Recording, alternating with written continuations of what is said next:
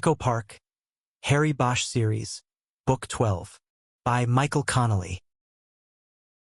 The High Tower, 1993. It was the car they had been looking for. The license plate was gone, but Harry Bosch could tell. A 1987 Honda Accord, its maroon paint long faded by the sun. It had been updated in '92 with the green Clinton bumper sticker, and now even that was faded. The sticker had been made with cheap ink, not meant to last. Back when the election was a long shot. The car was parked in a single-car garage so narrow it made Bosch wonder how the driver had been able to get out. He knew he would have to tell the forensics people to be extra diligent while checking for prints on the outside of the car and the garage's inner wall. The forensics people would bristle at being told this, but he would become anxious if he didn't. The garage had a pull-down door with an aluminum handle. Not good for prints, but Bosch would point that out to forensics as well. "Who found it?" he asked the patrol officers. They had just strung the yellow tape across the mouth of the cul-de-sac, which was made by the 2 rows of individual garages on either side of the street and the entrance of the High Tower apartment complex. "The landlord," the senior officer replied.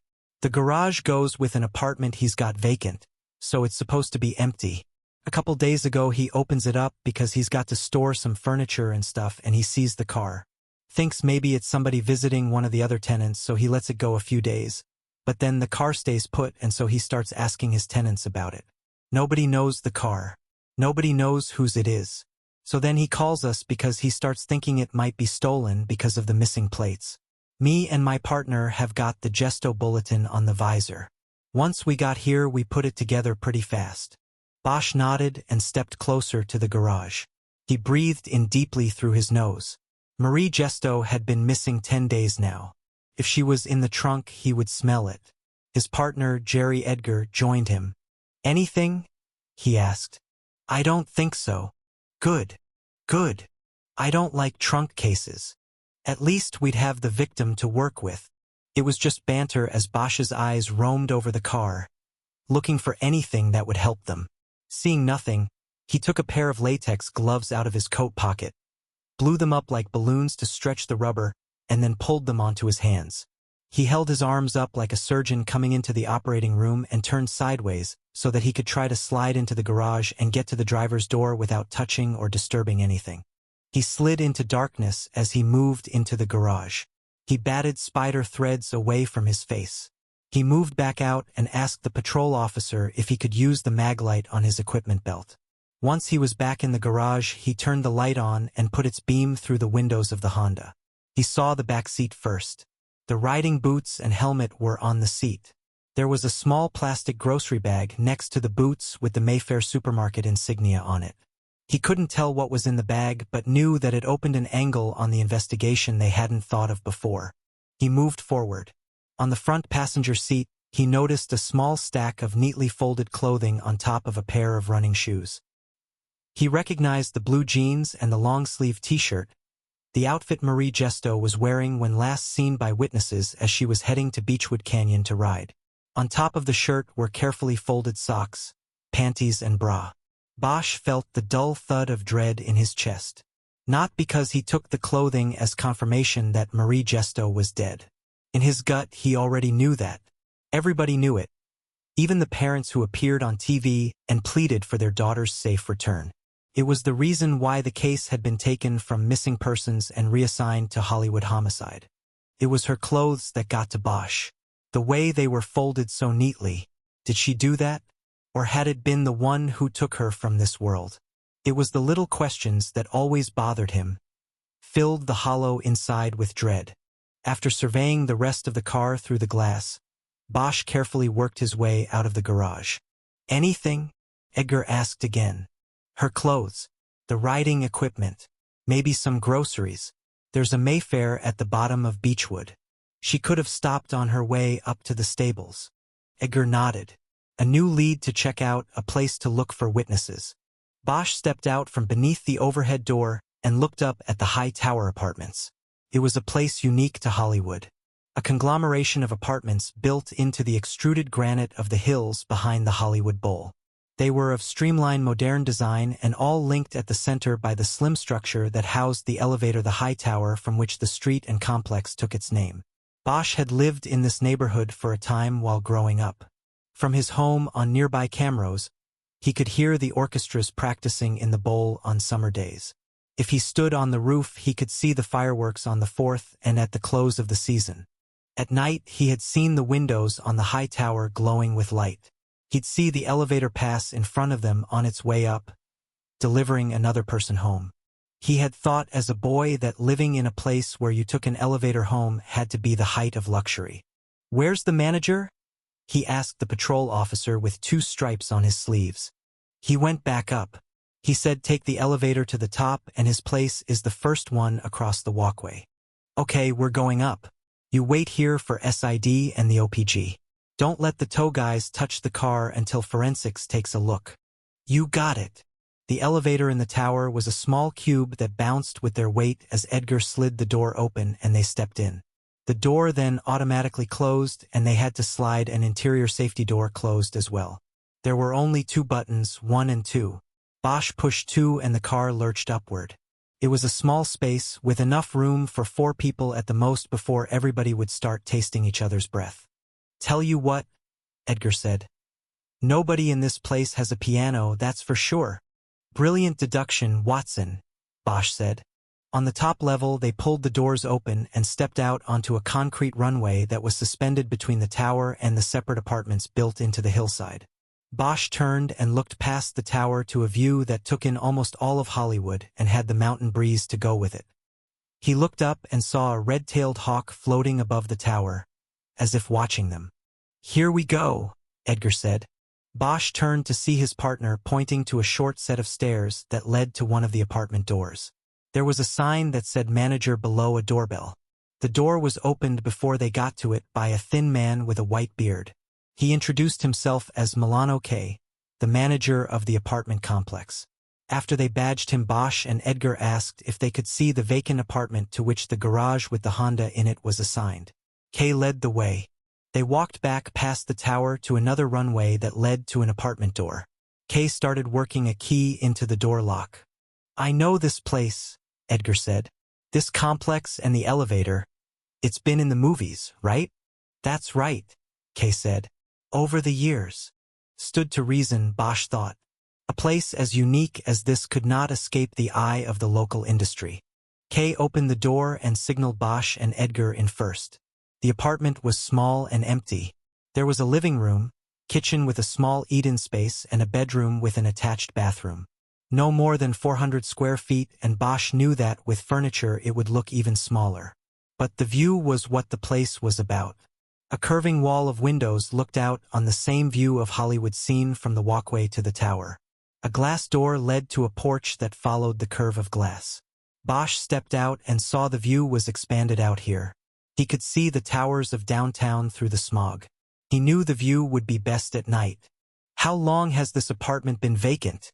he asked. 5 weeks, Kay answered. "I didn't see a for rent sign down there."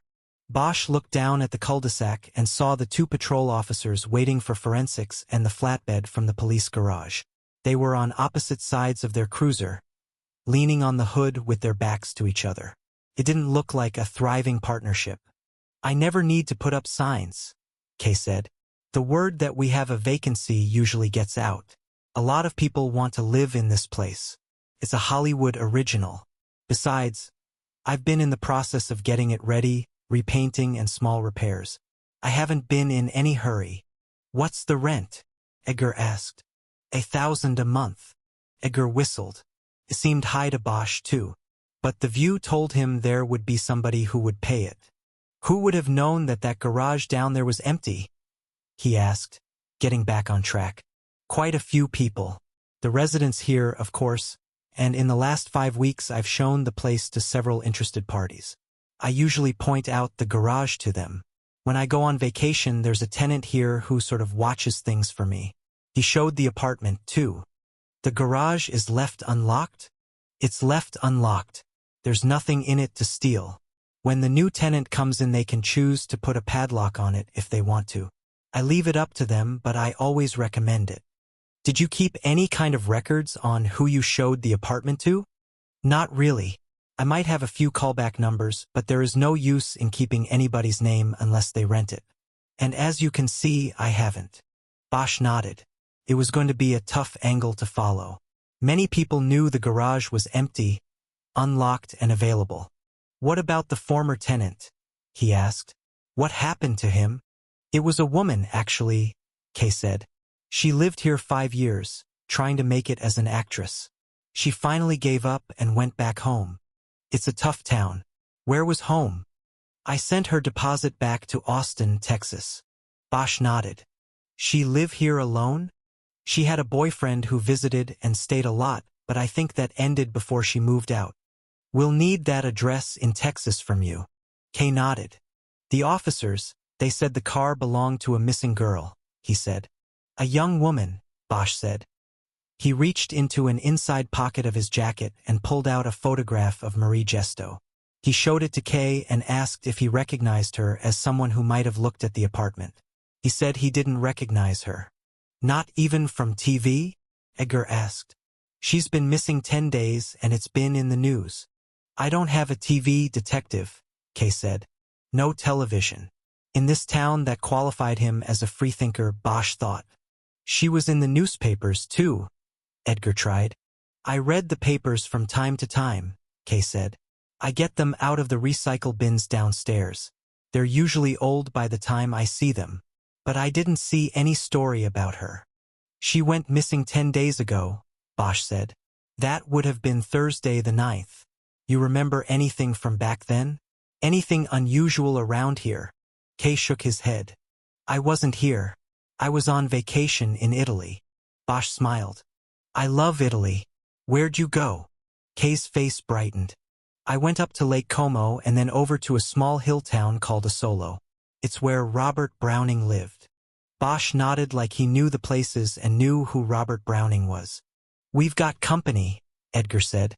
Bosch followed his partner's gaze down to the cul-de-sac.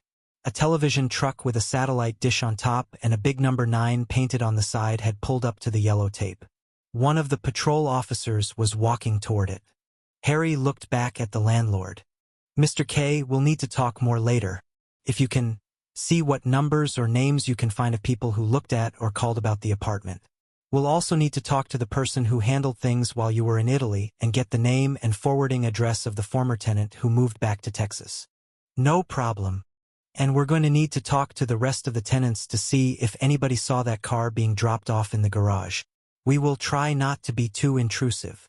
No problem with any of that. I'll see what I can dig up on the numbers. They left the apartment and walked with Kay back to the elevator. They said goodbye to the manager and went down, the steel cube lurching again before smoothing out on the descent. Harry, I didn't know you love Italy, Edgar said. I've never been. Edgar nodded, realizing it had been a tactic to draw Kay out, to put more alibi information on record. You thinking about him? He asked. Not really, just covering the bases. Besides, if it was him, why put the car in his place's own garage? Why call it in? Yeah, but then maybe he's smart enough to know we'd think he'd be too smart to do that. See what I mean? Maybe he's outsmarting us, Harry. Maybe the girl came to look at the place and things went wrong. He hides the body but knows he can't move that car because he might get pulled over by the cops. So he waits 10 days and calls it in like he thinks it might be stolen. Then maybe you should run his Italian alibi down, Watson. Why am I Watson? Why can't I be Holmes? Because Watson is the one who talks too much. But if you want, I'll start calling you Holmes. Maybe that would be better. What's bothering you, Harry? Bosch thought of the clothing neatly folded on the front seat of the Honda. He felt that pressure on his insides again, like his body was wrapped in wire being tightened from behind. What's bothering me is that I've got a bad feeling about this one. What kind of bad feeling? The kind that tells me we're never going to find her. And if we never find her, then we never find him. The killer. The elevator jerked to a hard stop, bounced once and came to a rest. Bosch pulled open the doors. At the end of the short tunnel that led to the cul-de-sac and the garages, he saw a woman holding a microphone and a man holding a television camera waiting for them. Yeah, he said. The Killer. Part 1. The Killer. 1. The call came in while Harry Bosch and his partner, Kis Ryder, were sitting at their desks in the open unsolved unit, finishing the paperwork on the Matarese filing. The day before, they had spent 6 hours in a room with Victor Matarese discussing the 1996 murder of a prostitute named Charisse Witherspoon. DNA that had been extracted from semen found in the victim's throat and stored for 10 years had been matched to Matarese. It was a cold hit. His DNA profile had been banked by the DOJ in 2002 after a forcible rape conviction. It had taken another 4 years before Bosch and Ryder came along and reopened the Witherspoon case, pulled the DNA and sent it to the state lab on a blind run. It was a case initially made in the lab. But because Charisse Witherspoon had been an active prostitute, the DNA match was not an automatic slam dunk. The DNA could have come from someone who was with her before her killer turned up and hit her repeatedly on the head with a 2x4. So the case didn't come down to the science. It came down to the room and what they could get from Matarese. At 8 a.m., they woke him up at the halfway house where he had been placed upon his parole in the rape case and took him to Parker Center. The first 5 hours in the interview room were grueling. In the 6th, he finally broke and gave it all up, admitting to killing Witherspoon and throwing in 3 more, all prostitutes he had murdered in South Florida before coming to L.A. When Bosch heard his name called out for line 1, he thought it was going to be Miami calling him back. It wasn't. "Bosch," he said after grabbing the phone. "Freddie Olivas, Northeast Division Homicide. I'm over in archives looking for a file, and they say you've already got it signed out." Bosch was silent a moment while his mind dropped out of the Matarese case. Bosch didn't know Olivas, but the name sounded familiar. He just couldn't place it. As far as signed-out files went, it was his job to review old cases and look for ways to use forensic advances to solve them. At any given time, he and Ryder could have as many as 25 files from archives. "I've pulled a lot of files from archives," Bosch said. "Which one are we talking about?" "Gesto. Marie Gesto. It's a 93 case." Bosch didn't respond right away. He felt his insides tighten. They always did when he thought about Gesto, even 13 years later. In his mind, he always came up with the image of those clothes folded so neatly on the front seat of her car. "Yeah, I've got the file. What's happening?" He noticed Ryder look up from her work as she registered the change in his voice. Their desks were in an alcove and pushed up against one another, so Bosch and Ryder faced each other while they worked. "It's kind of a delicate matter," Olivas said. "Eyes only. Relates to an ongoing case I've got, and the prosecutor just wants to review the file. Could I hop on by there and grab it from you?" "Do you have a suspect, Olivas?" Olivas didn't answer at first, and Bosch jumped in with another question. "Who's the prosecutor?" Again no answer. Bosch decided not to give in. "Look, the case is active, Olivas. I'm working it and have a suspect. If you want to talk to me, then we'll talk. If you've got something working, then I am part of it.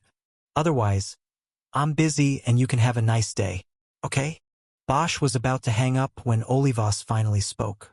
The friendly tone was gone from his voice. "Tell you what, let me make a phone call, hotshot. I'll call you right back." He hung up without a goodbye. Bosch looked at Ryder. "Marie Gesto," he said. "The DA wants the file. That's your own case. Who was calling?" "A guy from Northeast. Freddie Olivas. Know him?" Ryder nodded. "I don't know him, but I've heard of him.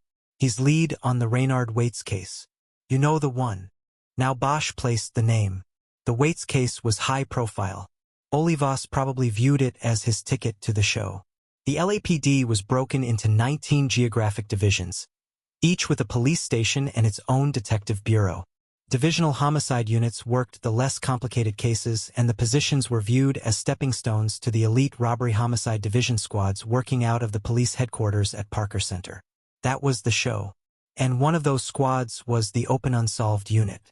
Bosch knew that if Olivas's interest in the Gesto file was even remotely tied to the Waits case, then he would jealously guard his position from RHD encroachment. "He didn't say what he has going?" Ryder asked. "Not yet, but it must be something. He wouldn't even tell me which prosecutor he's working with." "Ricochet." "What?" She said it slower. "Ricochet. He's on the Waits case. I doubt Olivas has anything else going." They just finished the prelim on that and are heading to trial. Bosch didn't say anything as he considered the possibilities. Richard Ricochet O'Shea ran the special prosecutions section of the DA's office. He was a hotshot and he was in the process of getting hotter. Following the announcement in the spring that the sitting district attorney had decided against seeking re-election, O'Shea was one of a handful of prosecutors and outside attorneys who filed as candidates for the job. He had come through the primary with the most votes but not quite a majority. The runoff was shaping up as a tighter race, but O'Shea still held the inside track. He had the backing of the outgoing DA, knew the office inside and out, and had an enviable track record as a prosecutor who won Big Cassessa's seemingly rare attribute in the DA's office in the last decade. His opponent was named Gabriel Williams. He was an outsider who had credentials as a former prosecutor, but he had spent the last 2 decades in private practice, primarily focusing on civil rights cases. He was black while O'Shea was white. He was running on the promise of watchdogging and reforming the county's law enforcement practices.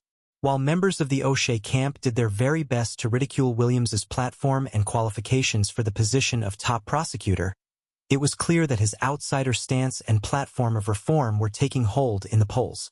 The gap was closing. Bosch knew what was happening in the Williams-O'Shea campaigns because this year he had been following local elections with an interest he had never exhibited before. In a hotly contested race for a city council seat, he was backing a candidate named Martin Maisel. Maisel was a 3-term incumbent who represented a West Side district far from where Bosch lived. He was generally viewed as a consummate politician who made backroom promises and was beholden to big-money interests to the detriment of his own district. Nevertheless, Bosch had contributed generously to his campaign and hoped to see his re-election. His opponent was a former deputy police chief named Irvin R. Irving, and Bosch would do whatever was within his power to see Irving defeated. Like Gabriel Williams, Irving was promising reform, and the target of his campaign speeches was always the LAPD. Bosch had clashed numerous times with Irving while he served in the department. He didn't want to see the man sitting on the city council. The election stories and wrap-ups that ran almost daily in the Times had kept Bosch up to date on other contests as well as the Maisel-Irving contest. He knew all about the fight O'Shea was involved in. The prosecutor was in the process of bolstering his candidacy with high-profile advertisements and prosecutions designed to show the value of his experience. A month earlier, he had parlayed the preliminary hearing in the Raynard Waits case into daily headlines and top-of-the-broadcast reports. The accused double murderer had been pulled over in Echo Park on a late-night traffic stop. Officers spied trash bags on the floor of the man's van with blood leaking from them. A subsequent search found body parts from 2 women in the bags. If ever there was a safe, slam-bang case for a prosecutor candidate to use to grab media attention, the Echo Park bagman case appeared to be it. The catch was that the headlines were now on hold. Waits was bound over for trial at the end of the preliminary hearing and, since it was a death penalty case, that trial and the attendant renewal of headlines were still months off and well after the election. O'Shea needed something new to grab headlines and keep momentum going. Now Bosch had to wonder what the candidate was up to with the Gesto case. "Do you think Gesto could be related to Waits?" Ryder asked. "That name never came up in '93, Bosch said. "Neither did Echo Park." The phone rang and he quickly picked it up. "Open unsolved. This is Detective Bosch. How can I help you?" "Olivas. Bring the file over to the 16th floor at 11 o'clock. You'll meet with Richard O'Shea. You're in, hotshot." "We'll be there." "Wait a minute. What's this we shit?" "I said you be there with the file." "I have a partner, Olivas. I'll be with her." Bosch hung up without a goodbye. He looked across at Ryder. "We're in at 11. What about Matarees?" "We'll figure it out." He thought about things for a few moments, then got up and went to the locked filing cabinet behind his desk. He pulled the Gesto file and brought it back to his spot. Since returning to the job from retirement the year before, he had checked the file out of archives 3 different times. Each time he read through it, made some calls and visits, and talked to a few of the individuals who had come up in the investigation 13 years before. Ryder knew about the case and what it meant to him. She gave him the space to work it when they had nothing else pressing. But nothing came of the effort. There was no DNA, no fingerprints, No lead on Jesto's whereabouts, though to him there still was no doubt that she was dead and no solid lead to her abductor. Bosch had leaned repeatedly on the one man who came closest to being a suspect and got nowhere. He was able to trace Marie Jesto from her apartment to the supermarket, but no further. He had her car in the garage at the Hightower Apartments, but he couldn't get to the person who had parked it there. Bosch had plenty of unsolved cases in his history. You can't clear them all, and any homicide man would admit it. But the Jesto case was one that stuck with him. Each time he would work the case for a week or so, hit the wall and then return the file to archives, thinking he had done all that could be done. But the absolution only lasted a few months, and then there he was at the counter filling out the file request form again. He would not give up. Bosch, one of the other detectives, called out. Miami on 2. Bosch hadn't even heard the phone ring in the squad room. I'll take it, Ryder said. Your head's somewhere else. She picked up the phone and once more Bosch opened the Jesto file. 2. Bosch and Ryder were 10 minutes late because of the backup of people waiting for elevators. He hated coming to the criminal courts building because of the elevators. The wait and the jostling for position just to get on one of them put a layer of anxiety on him that he could live without. In reception in the DA's office on the 16th floor, they were told to wait for an escort back to O'Shea's office. After a couple minutes, a man stepped through the doorway and pointed to the briefcase Bosch was holding. You got it? He asked. Bosch didn't recognize him. He was a dark-complected Latino in a gray suit. Olivas. Yeah. You brought the file. I brought the file. Then come on back, hotshot. Olivas headed back toward the door he had come through. Ryder made a move to follow, but Bosch put his hand on her arm. When Olivas looked back and saw they were not following him, he stopped. You coming or not? Bosch took a step toward him. Olivas, let's get something clear before we go anywhere. You call me hotshot again, and I'm going to shove the file up your ass without taking it out of my briefcase. Olivas raised his hands in surrender. Whatever you say. He held the door and they followed him into the internal hallway. They went down a long corridor and took 2 rights before coming to O'Shea's office. It was a large space, particularly by district attorney's office standards. Most of the time prosecutors shared offices, 2 or 4 to a room, and held their meetings in strictly scheduled interview rooms at the end of each hallway.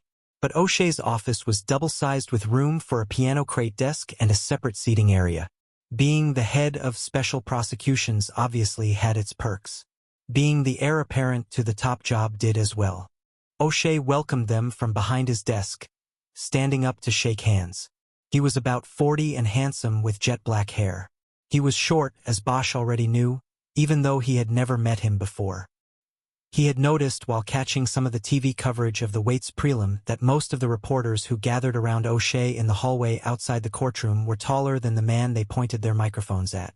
Personally, Bosch liked short prosecutors. They were always trying to make up for something, and usually it was the defendant who ended up paying the price.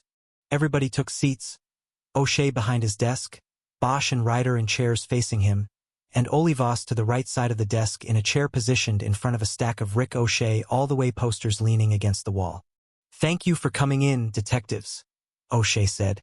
Let's start by clearing the air a little bit. Freddie tells me you 2 got off to a rough start. He was looking at Bosch as he spoke. I don't have any problem with Freddie, Bosch said.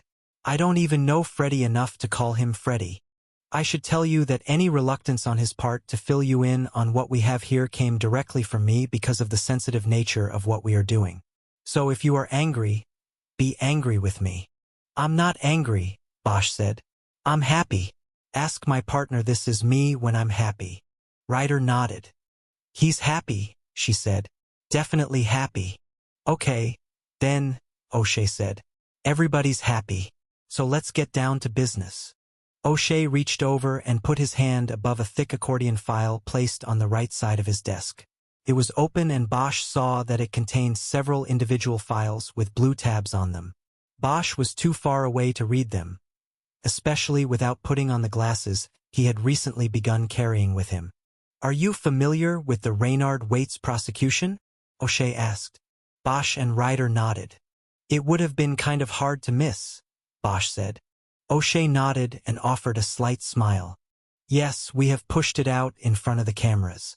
The guy's a butcher, a very evil man. We've said from the start that we are going for the death penalty on it. From what I've heard and seen, he's a poster boy for it, Ryder said encouragingly. O'Shea nodded somberly. That's one reason why you are here. Before I explain what we have going, let me ask you to tell me about your investigation of the Marie Gesto case. Freddie said you've had the file out of archives 3 times in the past year. Is there something active? Bosch cleared his throat after deciding to give first and then receive. You could say I've had the case for 13 years. I caught it back in '93, when she went missing. But nothing ever came of it? Bosch shook his head. We had no body.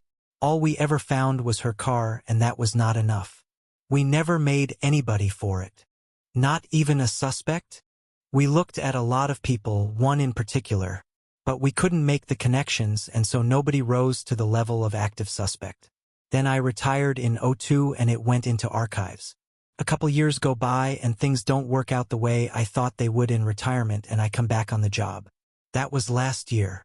Bosch didn't think it was necessary to tell O'Shea that he had copied the Gesto file and taken it with him, along with several other open cases, when he left his badge behind and walked out the door in 2002.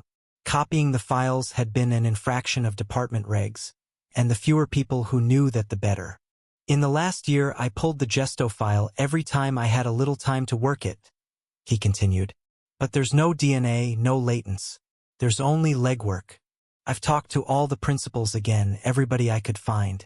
There's still the one guy out there who I always felt could be the guy, but I never could make anything out of it.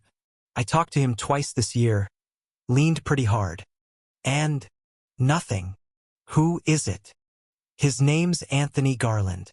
He comes from Hancock Park money. You ever heard of Thomas Rex Garland, the oilman? O'Shea nodded. Well, T. Rex, as he is known, is Anthony's father. What's Anthony's connection to Gesto? Connection might be too strong a word. Marie Gesto's car was found in a single garage attached to a Hollywood apartment building. The apartment it corresponded to was empty. Our sense of things at the time was that it wasn't just coincidence that the car ended up in there. We thought whoever hid the car there knew the apartment was vacant and that he'd get a decent ride out of hiding it there. Okay, Anthony Garland knew about the garage, or he knew Marie?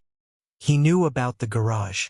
His former girlfriend had lived in the apartment. She had broken up with him and then moved back to Texas. So he knew the apartment and the garage were empty. That's pretty thin. That's all you had. Pretty much. We thought it was thin, too. But then we pulled the ex-girlfriend's DMV mug, and it turned out she and Marie looked a lot alike. We started to think that maybe Marie had been some sort of replacement victim. He couldn't get to his ex-girlfriend because she had left, so he got to Marie instead. Did you go to Texas? Twice. We talked to the ex, and she told us that the main reason she split with Anthony was because of his temper. Was he violent with her? She said no. She said she left before it got to that point. O'Shea leaned forward. So, did Anthony Garland know Marie? He asked. We don't know. We are not sure he did. Until his father brought his lawyer into it and he stopped talking to us, he denied ever knowing her. When was this? The lawyer, I mean.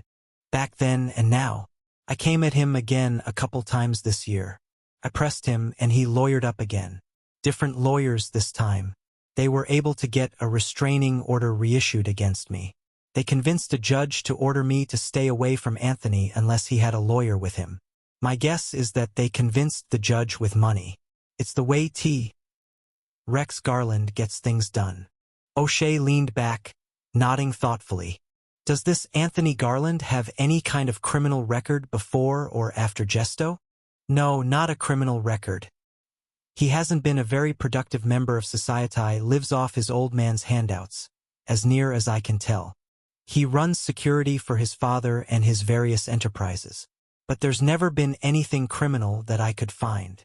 Wouldn't it stand to reason that someone who had kidnapped and killed a young woman would have other criminal activity on his record? These things usually aren't aberrations, are they? If you went with the percentages, yeah. But there are always exceptions to the rule. Plus, there's the old man's money. Money smooths a lot of things over, makes a lot of things go away. O'Shea nodded again like he was learning about criminals and crime for the first time. It was a bad act. What was your next move going to be? He asked. Bosch shook his head. I didn't have one. I sent the file back to archives and thought that was it. Then a couple weeks ago I went down and pulled it again. I don't know what I was going to do. Maybe talk to some of Garland's more recent friends. See if he ever mentioned Marie Gesto or anything about her. All I knew for sure was that I wasn't going to give up.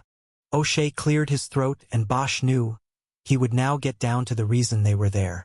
Did the name Ray or Reynard Waits ever come up in all these years of investigating Gesto's disappearance?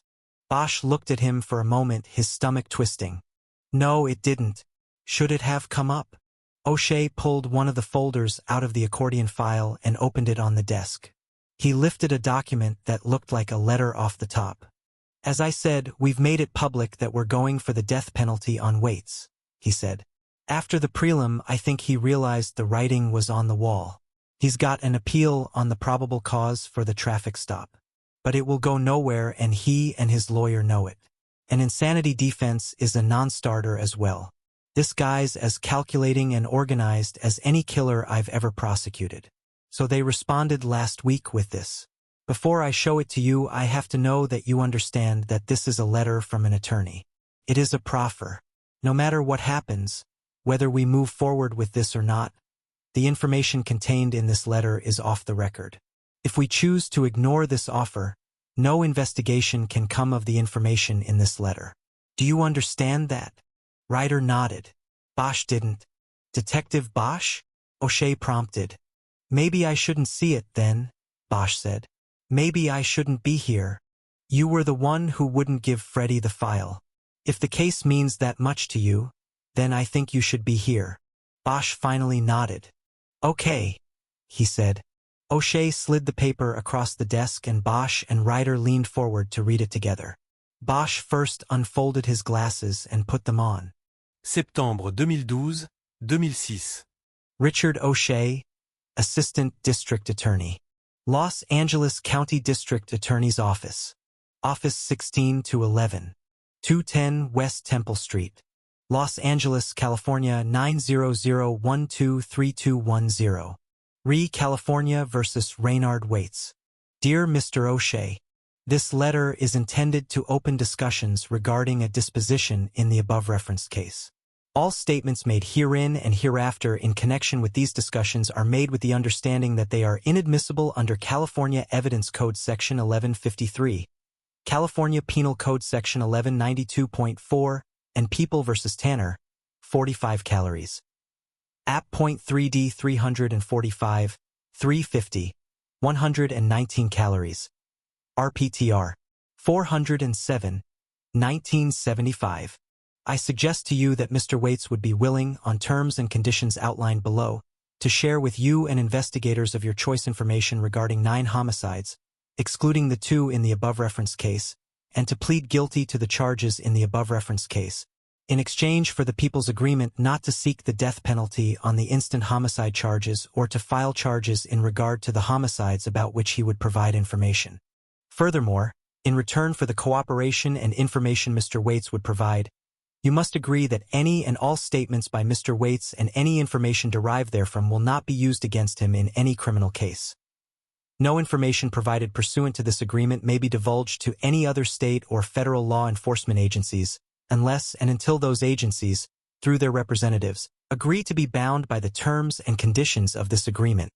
No statements made, or other information provided by Mr. Waits during any off-the-record proffer or discussion may be used against him in the prosecution's case in chief. Nor may you make derivative use of or pursue any investigative leads suggested by any statements made or information provided by the defendant. In the event the above-referenced case goes to trial, if Mr. Waits offers testimony materially different from any statements made or other information provided during any proffers or discussion, then you may, of course, impeach him concerning such prior inconsistent statements or information. I suggest that the families of 8 young women and 1 male victim will attain some form of closure with the knowledge of what transpired in regard to their loved ones and, in 8 of these instances, be able to conduct proper religious ceremonies and burials after Mr. Waits leads your investigators to the places where these victims now rest. Additionally, these families will find, perhaps, some comfort in knowing that Mr. Waits is serving a prison sentence of life without the possibility of parole. Mr. Waits offers to provide information in regard to 9 known and unknown homicides between 1992 and 2003. As an initial offer of credibility and good faith, he suggests that investigators review the investigation into the death of Daniel Fitzpatrick, 63, who was burned to death in his Hollywood Boulevard pawnshop on April 30, 1992. Investigative files will reveal that Mr. Fitzpatrick was armed and standing behind the roll-down security fence at the front of his store when he was set afire by an assailant using lighter fluid and a butane lighter. The can of Easy Light lighter fluid was left behind, standing upright in front of the security fence. This information was never made public. Further, Mr. Waits suggests that police investigative files in regard to the September 1993 disappearance of Marie Gesto be reviewed as an additional showing of his credibility and good faith. The records will reveal that while the whereabouts of Ms. Gesto were never determined, her car was located by police in a garage at a Hollywood apartment complex known as the High Tower. The car contained Ms. Gesto's clothing and equestrian equipment, plus a grocery bag containing a 1-pound package of carrots. Ms. Gesto intended to use the carrots to feed the horses she groomed in exchange for riding time at the Sunset Ranch stables in Beechwood Canyon. Again, this information was never made public. I would suggest that if an agreement of disposition could be achieved, such an agreement would fall within the exceptions to California's prohibition against plea bargaining serious felonies inasmuch as, absent Mr. Waits's cooperation, there are insufficient evidence and material witnesses to prove the people's case in regard to these 9 homicides. Moreover, the people's forbearance regarding the death penalty is entirely discretionary and does not represent a substantial change in sentence. California Penal Code Section 1192.7a. Please contact me at your earliest convenience if the foregoing is acceptable. Sincerely, Maurice Swan, P.A. 101 Broadway, Suite 2. Los Angeles, California 90013. Bosch realized he had read almost the entire letter without taking a breath. He now gulped down some air, but it did not displace the cold tightness that was forming in his chest. "You're not going to agree to this, are you?" he asked. O'Shea held his gaze for a moment before responding.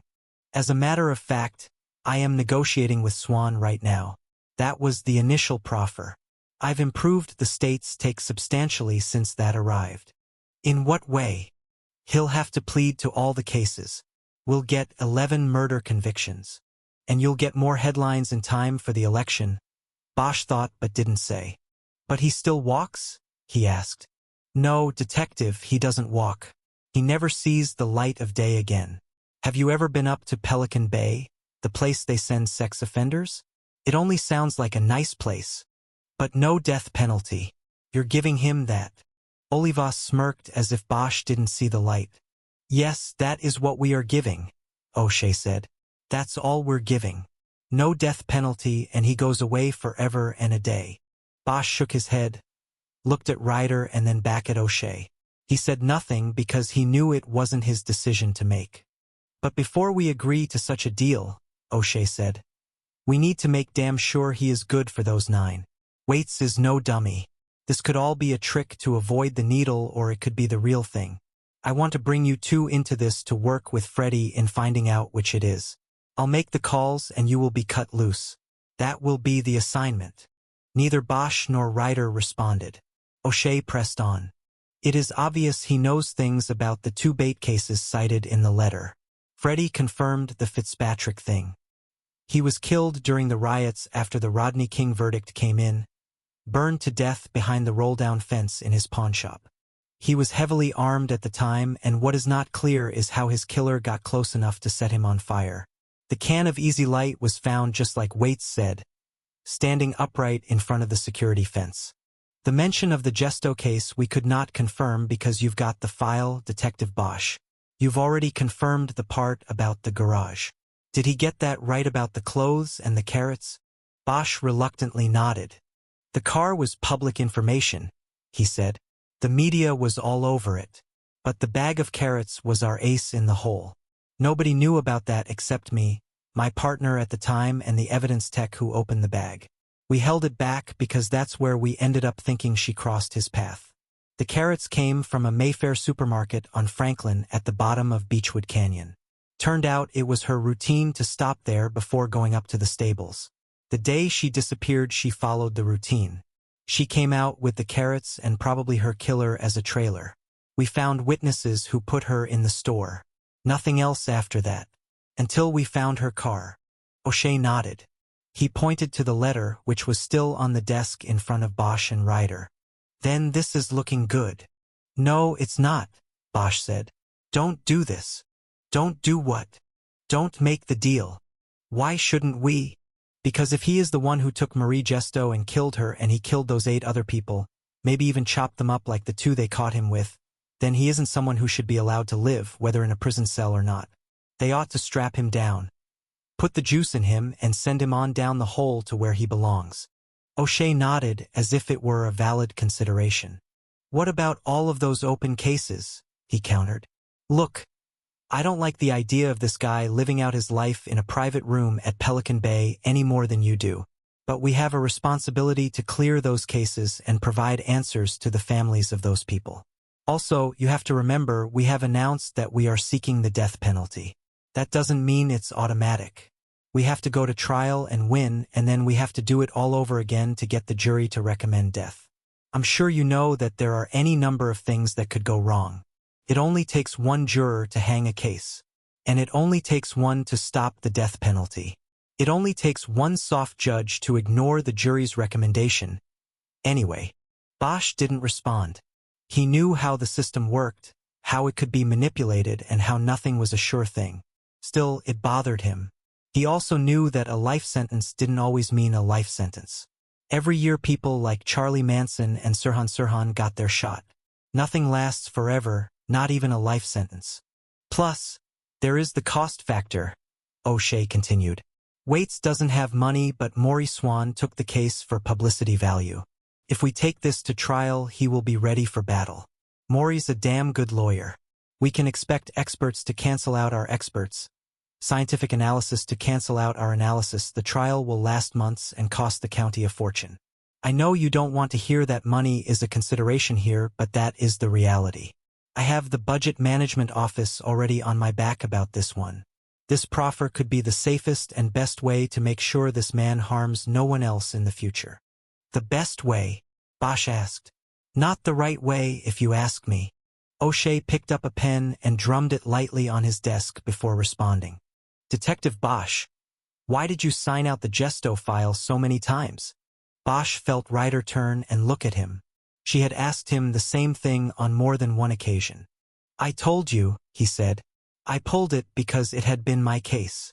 It bothered me that we never made anybody for it. In other words, it has haunted you.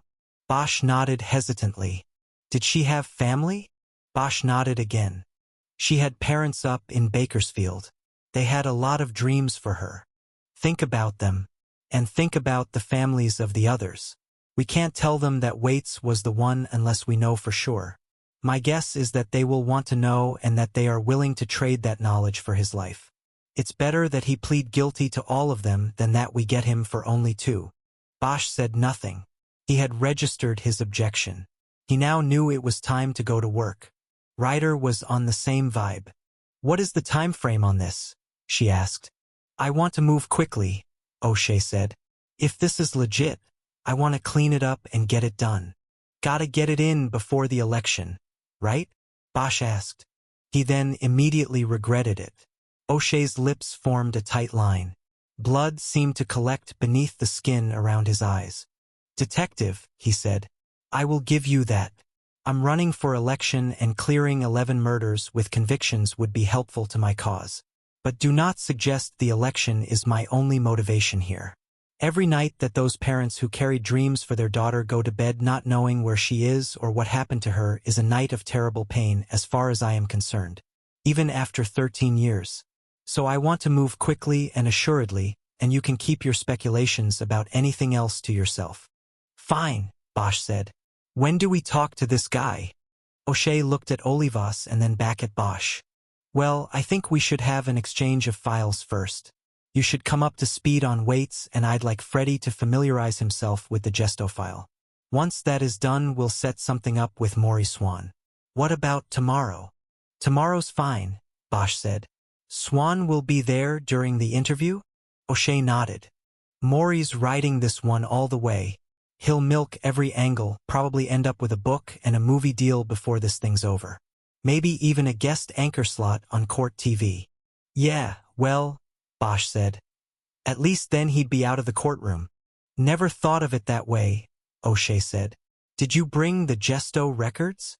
Bosch opened his briefcase on his lap and took out the investigation file, which was contained in a 3-inch thick binder generally known as a murder book.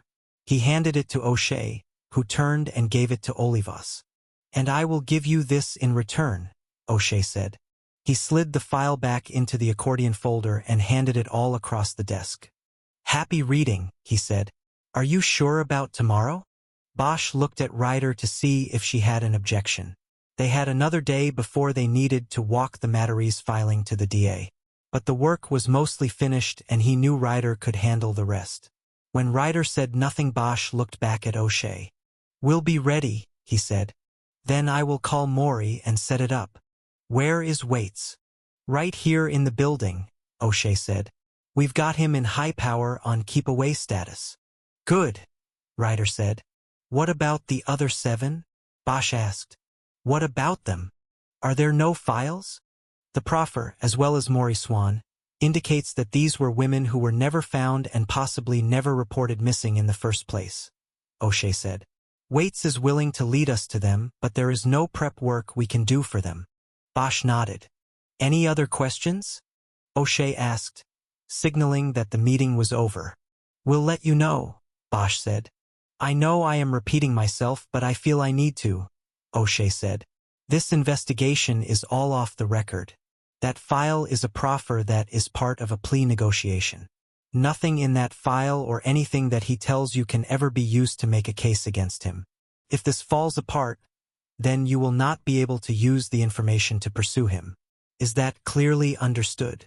Bosch didn't answer. It's clear, Ryder said. There is one exception that I have negotiated. If he lies, if you catch him at any time in a lie, or if any piece of information he gives you during this process proves to be knowingly false, all bets are off and we can go after him for all of it. He has been made quite aware of this, too. Bosch nodded. He stood up. Ryder did, too. Do you need me to call someone to free you two up? O'Shea asked. I can flex a muscle if needed. Ryder shook her head. I don't think so, she said. Harry was already working the gesto case. The 7 women might be unknown victims, but there's got to be a file in archives on the man in the pawn shop. It all cuts open unsolved in. We can handle our supervisor. Okay then. As soon as I have the interview set up, I will call. Meantime, all of my numbers are in the file. Freddie's too. Bosch nodded to O'Shea and threw a glance at Olivas before turning to the door. Detectives, O'Shea said. Bosch and Ryder turned back to him. He was standing now. He wanted to shake their hands. I am hoping you are on my side on this, O'Shea said. Bosch shook his hand, unsure whether O'Shea was talking about the case or the election. He said, If Waits can help me bring Marie Gesto home to her parents, then I'm on your side. It wasn't a completely accurate summation of his feelings, but it got him out of the office. 3. Back at Open Unsolved, they sat in their supervisor's office and brought him up to date on the day's developments. Abel Pratt was 4 weeks away from retirement after 25 years on the job. He was attentive to them, but not overly so. On the side of his desk was a stack of Fodor's guidebooks for Caribbean islands. His plan was to pull the pin, leave the city, and find an island to live on with his family. It was a common retirement dream among law enforcement officers to pull back from all the darkness witnessed for so long on the job. The reality, however, was that after about 6 months on the beach, the island got pretty boring. A Detective 3 from RHD named David Lamkin was set to be the squad's top after Pratt split. He was a nationally recognized sex crimes expert chosen for the job because so many of the cold cases they were working in the unit were sexually motivated. Bosch was looking forward to working with him and would have liked to be briefing him instead of Pratt, but the timing was off. They went with who they had, and one of the positive things about Pratt was that he was going to give them free rein until he was out the door. He just didn't want any waves, no blowback in his face. He wanted a quiet, uneventful last month on the job. Like most cops with 25 years in the department, Pratt was a throwback. He was old school. He preferred working on a typewriter over a computer. Rolled halfway up in the IBM Selectric next to his desk was a letter he had been working on when Bosch and Ryder stepped in. Bosch had grabbed a quick glance at it while he was sitting down and saw it was a letter to a casino in the Bahamas. Pratt was trying to line up a security gig in paradise, and that about said it all when it came to where his mind was at these days. After hearing their briefing, Pratt gave his approval for them to work with O'Shea and only became animated when he issued a warning about Reynard Waits's attorney, Maury Swan. "Let me tell you about Maury," Pratt said. "Whatever you do when you meet him, do not shake his hand." "Why not?" Ryder asked. "I had a case with him once. This is way back. It was a gangbanger on a 187. Every day when we started court, Maury made a big deal of shaking my hand and then the prosecutor's. He probably would have shaken the judge's hand, too, if he'd gotten the chance. So after his guy was convicted, he tried to get a reduced sentence by snitching out the others involved in the murder. One of the things he told me during the debriefing was that he thought I was dirty. He said that during the trial Maury had told him he could buy all of us. Me, the prosecutor, everybody. So the banger had his homegirl get him the cash, and Maury explained to him that every time he was shaking our hands he was paying us off. Passing the cash palm to palm. He always did those two-handed shakes, too. He was really selling it to his guy while all along he was keeping the cash. "Holy shit," Ryder exclaimed. "Didn't you guys work up a case on him?" Pratt dismissed the idea with a wave. "It was after the fact, and besides it was a bullshit he said case. It wouldn't have gone anywhere, not with Maury being a member of the bar in good standing and all. But ever since then I heard that Maury likes shaking hands a lot. So when you get in that room with him and Waits, don't shake his hand." They left Pratt's office, smiling at the story, and returned to their own workstation. The division of labor had been worked out on their walk back from the courthouse. Bosch would take Waits and Ryder would take Fitzpatrick.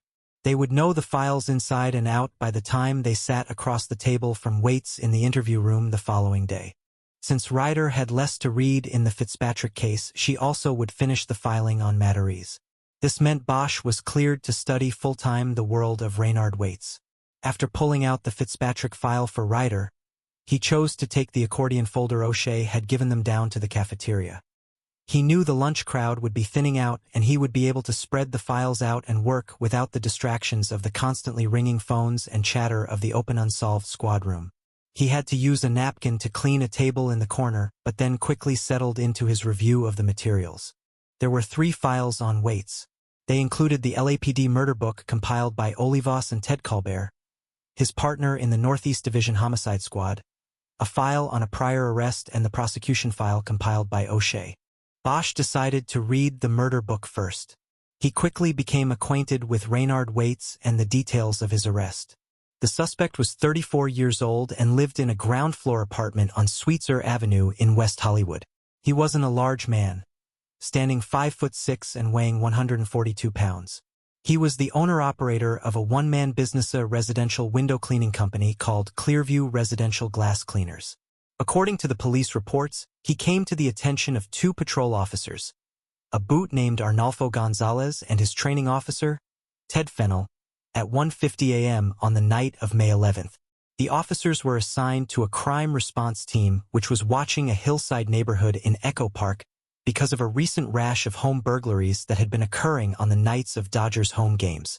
Though in uniform, Gonzalez and Fennell were in an unmarked cruiser near the intersection of Stadium Way and Chavez Ravine Place.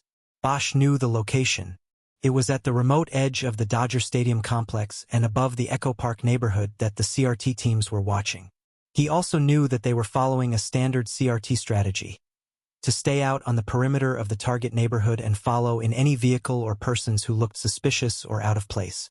According to the report filed by Gonzalez and Fennell, They grew suspicious as to why a van marked on the sides with signs that said Clearview Residential Glass Cleaners was out and about at 2 in the morning. They followed at a distance and Gonzalez used night vision binoculars to get the van's plate number. He then entered it into the car's mobile digital terminal, the officers choosing to use the onboard computer rather than the radio in case the burglar working the neighborhood was equipped with a police radio scanner. The computer kicked back a flag. The plate was registered to a Ford Mustang with an address out in Claremont. Believing that the license plate on the van was stolen and that they now had probable cause to stop it, Fennell accelerated, put on the UC car's grille lights and stopped the van on Figueroa Terrace near the intersection of Beaudry Avenue. The driver of the vehicle appeared agitated and leaned out of the van's window to talk to Officer Gonzalez, an effort to block the officer from conducting a visual survey of the interior of the vehicle. The arrest summary read, Officer Fennell approached the vehicle's passenger side and beamed his flashlight into the van. Without entering the vehicle, Officer Fennell was able to notice what appeared to be several black plastic trash bags on the floorboard in front of the front passenger seat of the vehicle. A substance appearing to be blood could be seen leaking from the cinched mouth of one of the bags and onto the floor of the van. According to the report, the driver was asked if that was blood leaking from one of the bags, and he stated that he had cut himself earlier in the day when a large plate glass window he was cleaning shattered. He stated that he had used several glass cleaning rags to clean up the blood. When asked to show where he was cut, the driver smiled and then suddenly made a move to restart the vehicle's ignition. Officer Gonzalez reached through the window to restrain him. After a short struggle, the driver was removed from the vehicle and placed on the ground and handcuffed. He was then moved to the back seat of the unmarked car. Officer Fennell opened the vehicle and inspected the bags. At this time, Officer Fennell found the first bag he opened contained human body parts. Investigative units were immediately summoned to the scene. The driver's license of the man taken out of the van identified him as Raynard Waits. He was booked into the holding tank at Northeast Division while an investigation of his van and the plastic trash bags carried on through the night on Figueroa Terrace. Only after Detectives Olivas and Colbert, the on-call team that night, took over the investigation and retraced some of the steps taken by Gonzalez and Fennell, was it learned that the rookie officer had typed the wrong license plate number into the MDT, typing an F for an E and getting the plate registration for the Mustang out in Claremont. In law enforcement terms, it was a good faith error, meaning the probable cause to have stopped the van should still hold because the officers had been acting in good faith when an honest mistake was committed. Bosch assumed that this was the point of the appeal Rick O'Shea had mentioned earlier. Bosch put aside the murder investigation file and opened the prosecution file. He quickly looked through the documents until he found a copy of the appeal. He scanned it quickly and found what he had expected. Waits was claiming that typing in the wrong plate number was a custom and practice within the LAPD and often employed when officers on specialty squads wanted to pull over and search a vehicle without legitimate probable cause to do so. Though a superior court judge found that Gonzalez and Fennell had acted on good faith and upheld the legality of the search, Waits was appealing that decision to the District Court of Appeal. Bosch went back to the investigative file. No matter the question of the legality of the traffic stop, the investigation of Raynard Waits had moved rapidly. The morning after the arrest, Olivas and Colbert obtained a search warrant for the apartment on Sweetser where Waits lived alone. A 4-hour search and forensics examination of the apartment produced several samples of human hair and blood taken from the bathroom's sink and tub traps, as well as a hidden space beneath the floor containing several pieces of women's jewelry and multiple Polaroid photos of nude young women who appeared to be sleeping, unconscious, or dead. In a utility room was an upright freezer which was empty, except for the 2 samples of pubic hair found by an SID tech. Meantime, the 3 plastic bags found in the van had been transported to the coroner's office and opened. They were found to contain the body parts of 2 young women, each of whom had been strangled and dismembered after death in the same way. Of note was the fact that the parts from one of the bodies showed indications of having been thawed after being frozen. Though no cutting tools were found in Waits's apartment or van, it was clear from the evidence gathered that while officers Gonzalez and Fennell were looking for a burglar, they had stumbled onto what appeared to be a serial killer at work. The belief was that Waits had already discarded or hidden his tools and was in the process of disposing of the bodies of the 2 victims when he drew the attention of the CRT officers. The indications were that there might be other victims as well. The reports in the file detailed the efforts made in the next several weeks to identify the two bodies as well as the other women in the Polaroids found in the apartment. Waits, of course, offered no help in this regard, engaging the services of Maury Swan on the morning of his capture and choosing to remain silent as the law enforcement processes continued, and Swan mounted an attack on the probable cause of the traffic stop. Only one of the two known victims was identified. Fingerprints taken from one of the dismembered women drew a hit on the FBI's latent database. She was identified as a 17-year-old runaway from Davenport, Iowa. Lindsay Mathers had left home 2 months before being found in Waits's van and had not been heard from during that time by her parents.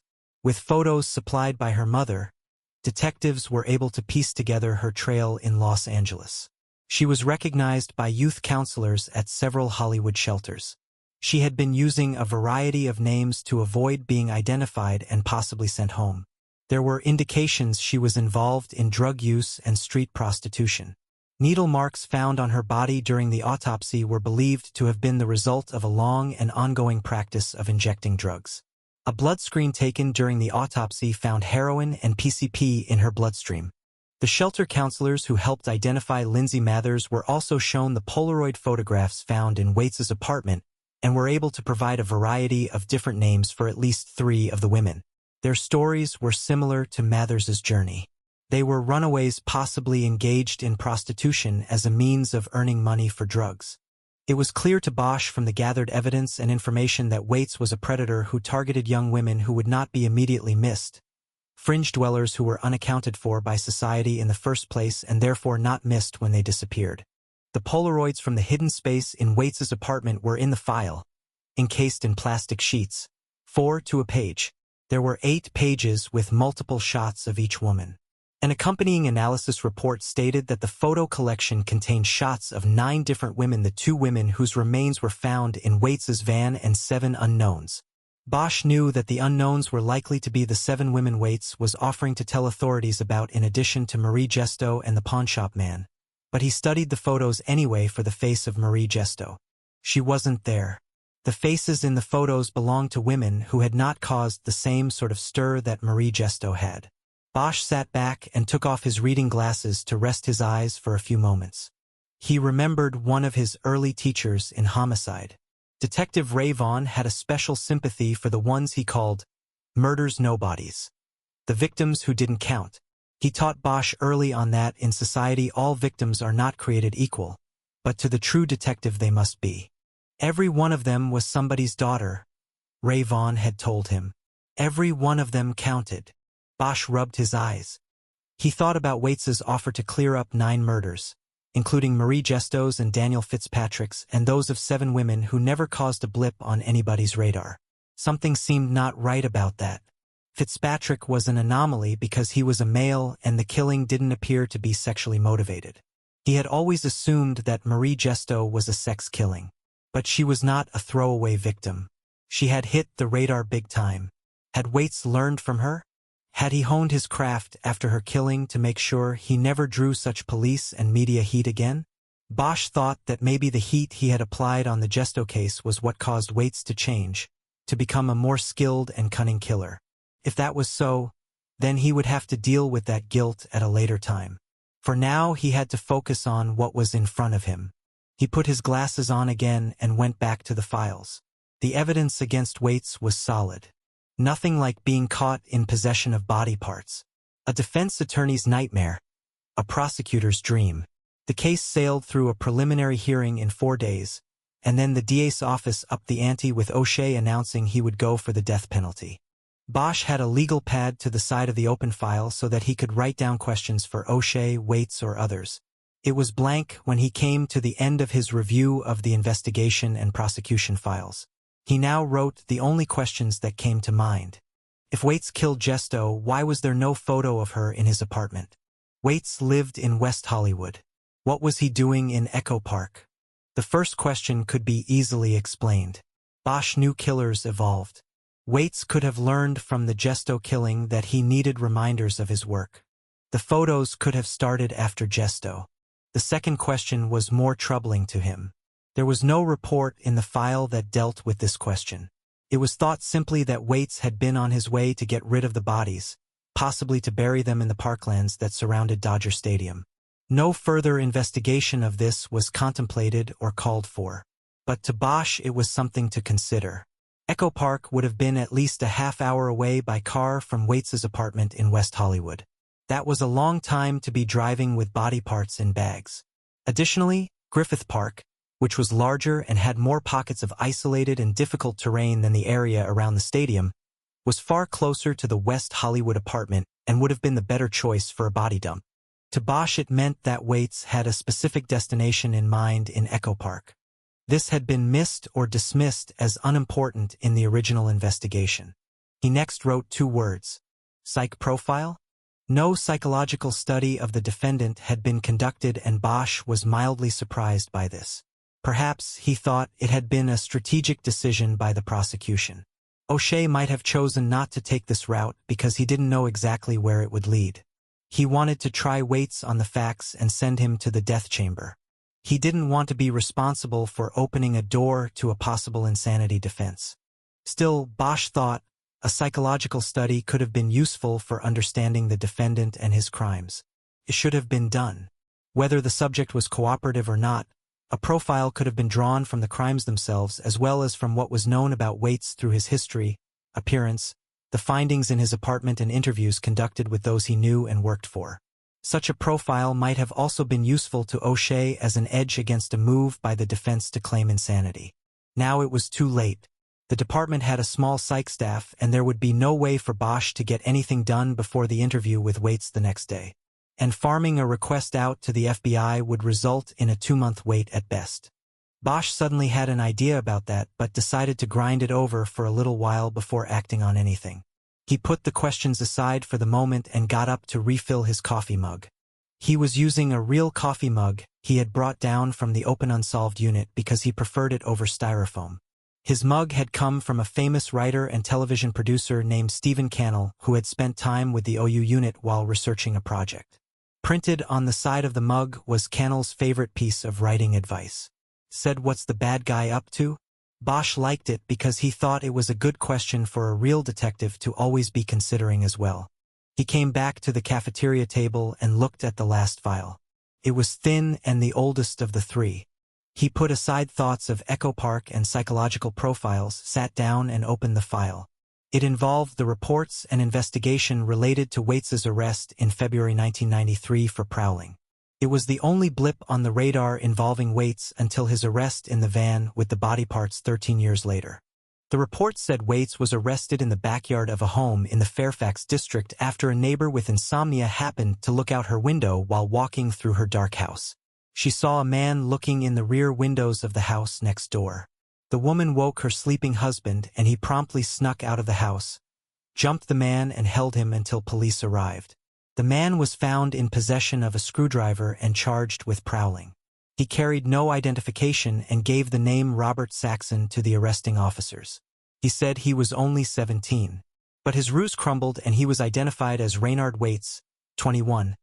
A short time later, when a thumbprint taken during the booking process scored a match in DMV records to a driver's license issued 9 months earlier to Raynard Waits.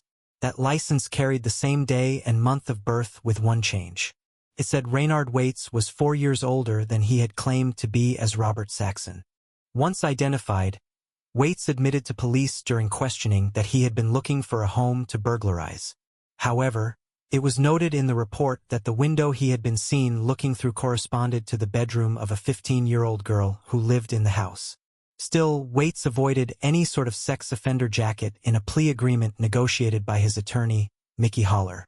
He was sentenced to 18 months probation, which, according to the reports, he completed with high marks and no violations. Bosch realized that the incident was an early warning of what was to come. But the system was too overburdened and inefficient to recognize the danger that was in Waits. He worked the dates and realized that while Waits was successfully completing probation in the eyes of the justice system, he was also graduating from prowler to murderer. Marie Gesto was taken before he cleared his tail. "How's it going?" Bosch looked up and quickly took off his glasses so he could focus on distance. Ryder had come down to get coffee. She was holding an empty "What's the bad guy up to?" mug. The writer had given one to everybody in the squad. Almost done, he said. How about you? I'm done with what O'Shea gave us. I called Evidence Archives for the box on Fitzpatrick. What's in there?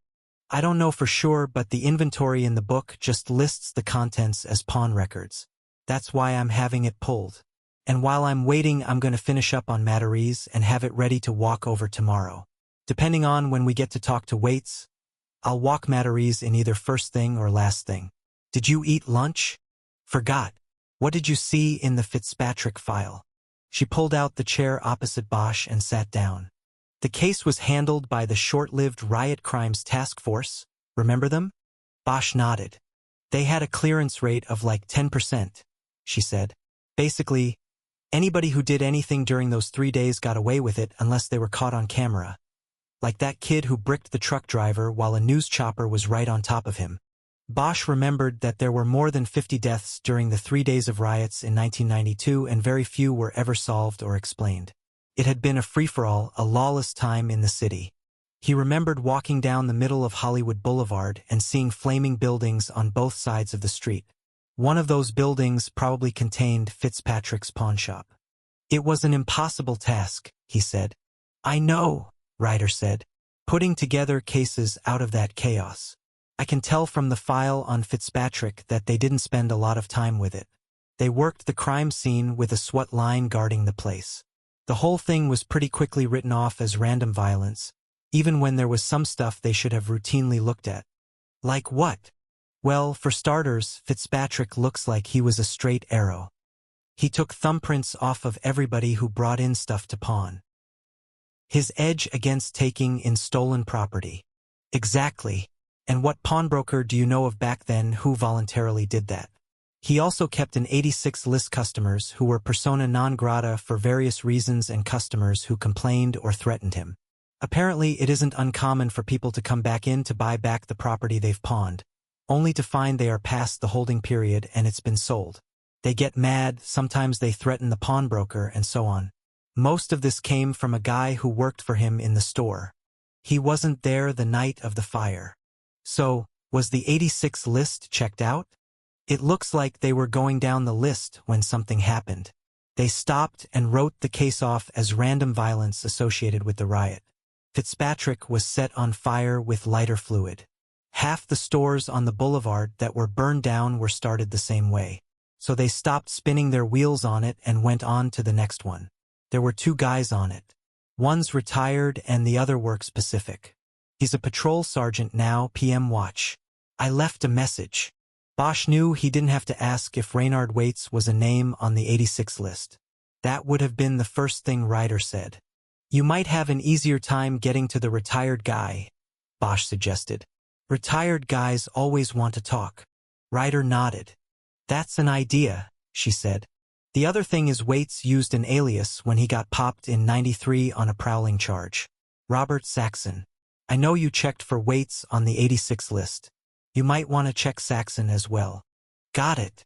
Look, I know you have all of that going, but do you have time to do an auto-track run on Waits today? The division of labor in their partnership had her doing most of the computer work. AutoTrack was a computer database that could provide an individual's address history through utility and cable hookups, DMV records, and other sources. It was tremendously useful in tracing people back through time. I think I can swing it. I just want to see where he's lived. I can't figure out why he was in Echo Park, and it looks like nobody else has given it much thought. To dump the bags, I thought. Right, yeah, we know that. But why Echo Park? He lived closer to Griffith Park, and that would have probably been a better place for burying or dumping bodies.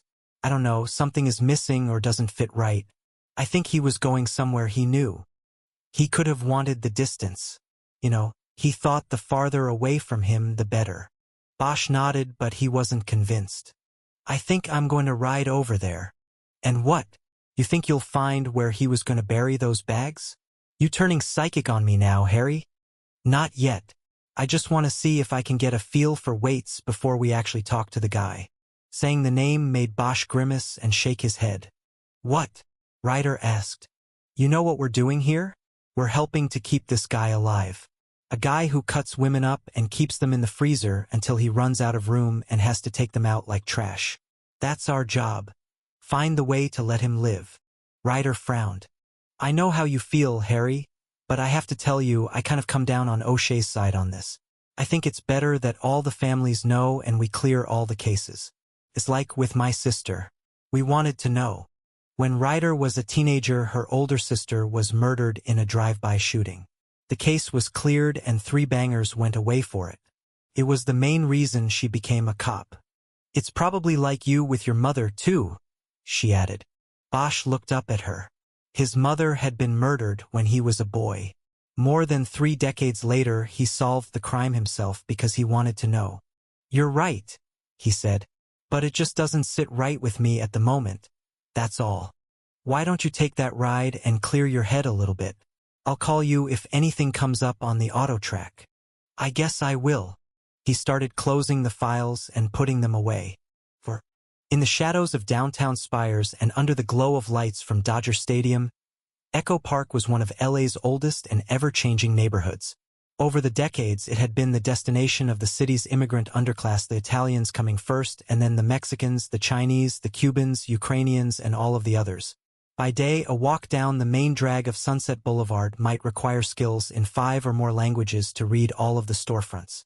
By night, it was the only place in the city where the air could be split by the sound of gang gunfire, the cheers for a home run ball, and the baying of the hillside coyotes all in the same hour. These days, Echo Park was also a favored destination of another class of newcomer, the young and hip. The cool. Artists, musicians, and writers were moving in. Cafes and vintage clothing shops were squeezing in next to the bodegas and Marisca stands. A wave of gentrification was washing across the flats and up the hillsides below the baseball stadium. It meant the character of the place was changing. It meant real estate prices were going up, pushing out the working class and the gangs. Bosch had lived for a short time in Echo Park when he was a boy, and many years back, there had been a police bar on Sunset called the Shortstop. But cops were no longer welcome there. The place offered valet parking and catered to the Hollywood crowd, 2 things sure to keep the off-duty officer away. For Bosch, the neighborhood of Echo Park had dropped off the radar. To him, it wasn't a destination. It was a drive-through neighborhood, a shortcut on his way to the medical examiner's office for work or to a Dodgers game for fun. From downtown, he took a quick jog on the 101 freeway north to Echo Park Road, and then took that north again toward the hillside neighborhood where Raynard Waits had been arrested. As he passed Echo Lake, he saw the statue known as the Lady of the Lake watching over the water lilies, her hands palms up like the victim of a holdup. As a boy, he had lived for almost a year with his mother in the Sir Palmer apartments across from the lake. But it had been a bad time for her and him, and the memory was all but erased. He vaguely remembered that statue, but almost nothing else. At sunset, he turned right and took it down to Beaudry. From there, he drove up the hillside to Figueroa Terrace. He pulled to the curb near the intersection where Waits had been pulled over. A few old bungalow homes built in the 30s and 40s were still there, but for the most part the houses were post-war concrete block construction. They were modest with gated yards and barred windows. The cars in the driveways were not new or flashy. It was a working-class neighborhood that Bosch knew would be largely Latino and Asian now. From the back of the homes on the west side, there would be nice views of the downtown towers with the DWP building front and center. The homes on the east side would have backyards that stretched up into the rugged terrain of the hills. And at the top of those hills would be the far parking lots of the baseball stadium complex. He thought about Waits's window-washing van and wondered again why he had been on this street in this neighborhood. It wasn't the kind of neighborhood where he would have customers. It wasn't the kind of street where a commercial van would be expected at 2 in the morning. Anyway, the 2 CRT officers had been correct in taking notice. Bosch pulled over and put the car in park. He stepped out and looked around and then leaned against the car as he contemplated the questions. He still didn't get it. Why had Waits chosen this place? After a few moments, he opened his cell phone and called his partner. "You run that auto track yet?" he asked. "Just did." "Where are you?" "Echo Park." "Anything come up near here?" I was just looking. The farthest east it puts him is the Montecito Apartments on Franklin." Bosch knew that the Montecito wasn't near Echo Park, but it was not far from the high tower apartments, where Marie Gesto's car had been found. When was he at the Montecito? He asked. After Gesto. He moved in, let's see, in '99 and out the next year. A 1-year stay. Anything else worth mentioning? No, Harry. Just the usual. The guy moved house every 1 or 2 years. Didn't like staying put, I guess. Okay, Kiz. Thanks. You coming back to the office? In a little while. He closed the phone and got back in the car. He took Figueroa Lane to Chavez Ravine Place and hit another stop sign. At one time, the whole area up here was known only as Chavez Ravine. But that was before the city moved all the people out and bulldozed the bungalows and shacks they had called home. A grand housing project was supposed to rise in the ravine, with playgrounds and schools and shopping plazas that would invite back those who had been displaced. But once they cleared it all out, the housing project was scratched from the city's plans, and it was a baseball stadium that went in instead. To Bosch it seemed that, as far back as he could remember in L.A., the fix was always in. Bosch had been listening lately to the Ry Cooder CD called Chavez Ravine. It wasn't jazz, but that was okay. It was its own kind of jazz. He liked the song, It's Just Work for Me. A dirge about a bulldozer driver who came to the ravine to knock down the poor people's shacks and refused to feel guilty about it. You got to go where they send you, when you're a dozer drive-in man. He took a left on Chavez Ravine, and in a few moments he came to Stadium Way and the spot where Waits had first drawn the attention of the CRT patrol as he passed on his way down into Echo Park. At the stop sign, he surveyed the intersection. Stadium Way was the feeder line to the stadium's huge parking lots. For Waits to have come into the neighborhood this way, as the arrest report stated, he would have to have come in from downtown, the stadium, or the Pasadena Freeway. This would not have been the way in from his home in West Hollywood.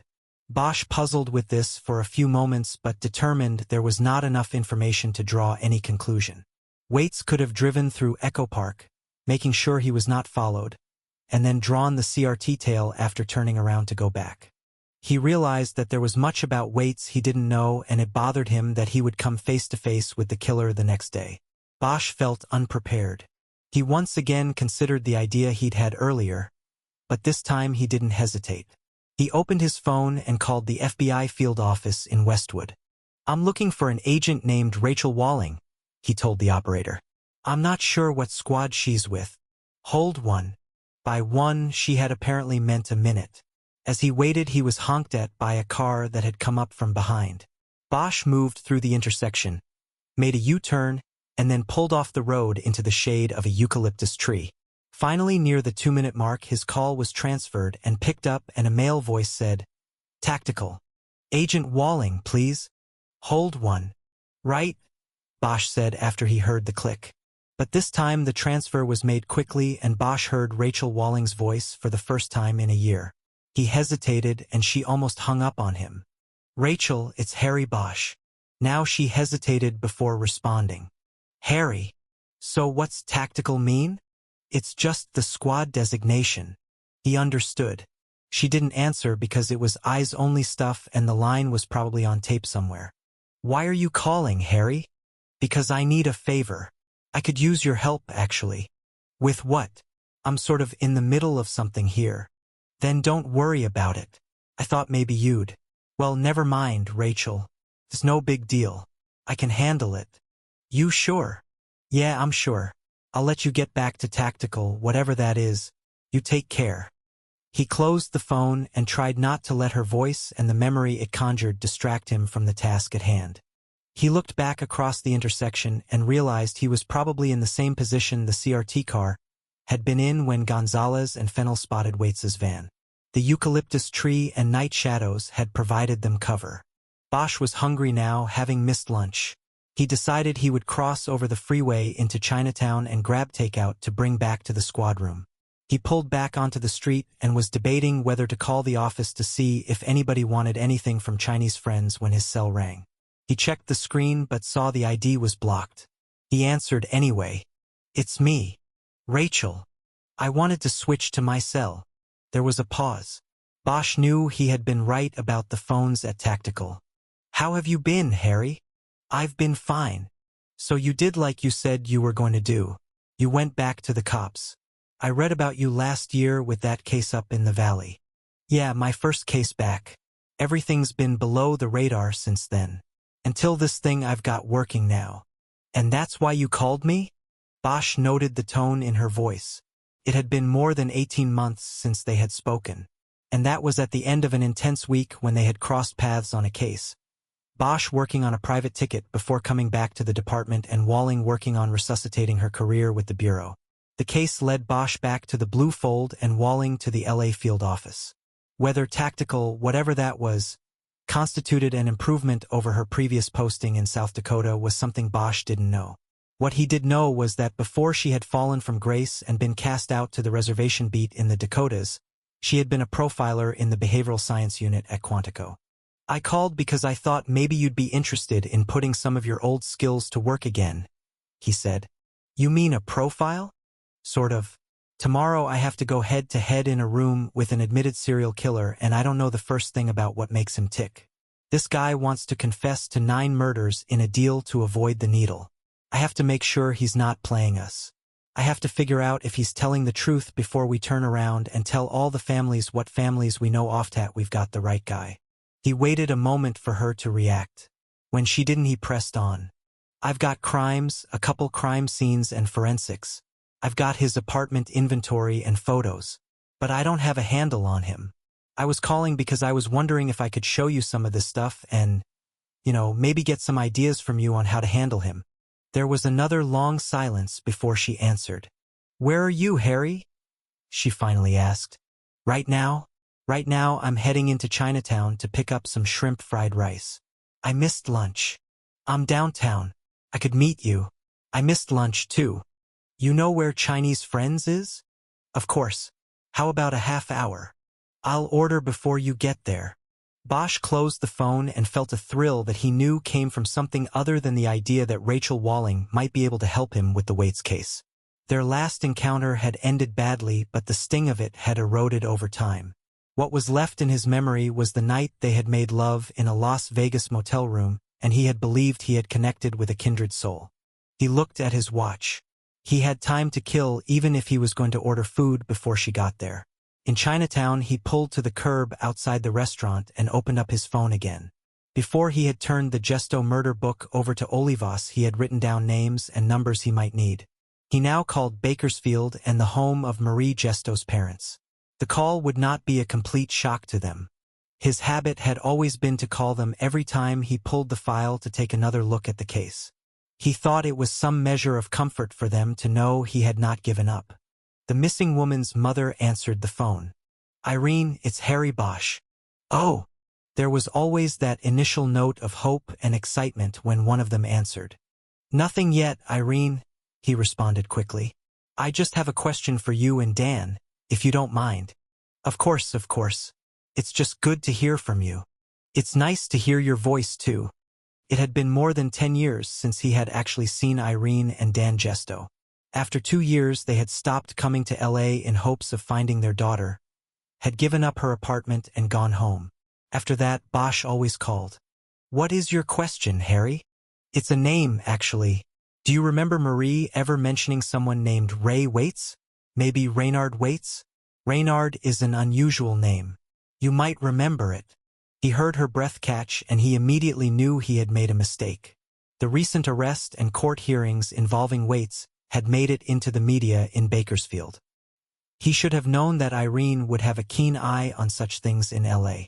She would know what Waits was accused of. She would know they were calling him the Echo Park bagman. Irene. He guessed that her imagination had taken terrible flight. Irene, it's not what you think. I'm just running some checks on this guy. It sounds like you've heard of him from the news. Of course. Those poor young girls. Ending up like that. He knew what she was thinking. Maybe not what she was feeling. Can you think back before you saw him on the news? The name. Do you remember if your daughter ever mentioned it? No, I don't remember it, thank God. Is your husband there? Can you check with him? He's not here. He's still at work. Dan Gesto had given everything of himself to the search for his missing daughter. After 2 years, when he had nothing left spiritually, physically, or financially, He went home to Bakersfield and went back to work at a John Deere franchise. Selling farmers their tractors and tools kept him alive now. Can you ask him when he comes home and then call me back if he remembers the name? I will, Harry. One other thing, Irene. Marie's apartment had that tall window in the living room. You remember that? Of course.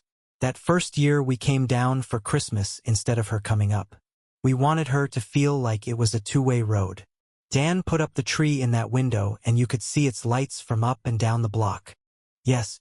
Do you know if she ever hired a window washer to keep that window clean? There was a long silence while Bosch waited.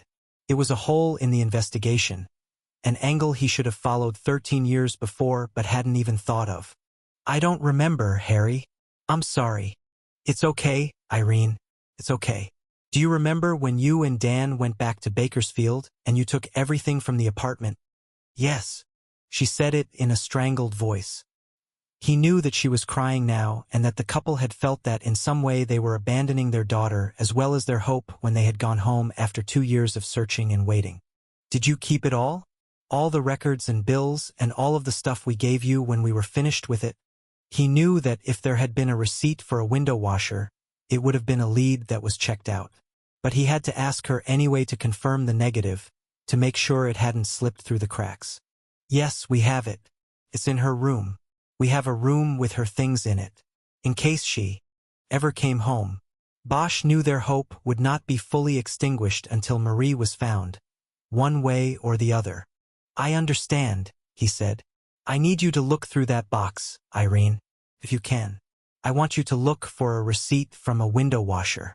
Go through her checkbooks and see if she paid a window washer.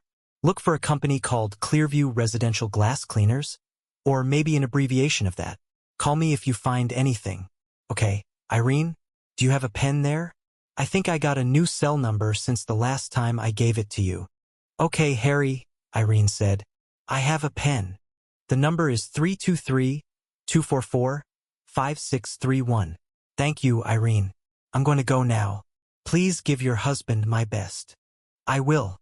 How's your daughter, Harry? He paused. Over the years, it seemed like he had told them everything about himself. It was a way of keeping solid the bond and his promise to find their daughter. She's fine. She's great. What grade now? 3rd. But I don't get to see her that much.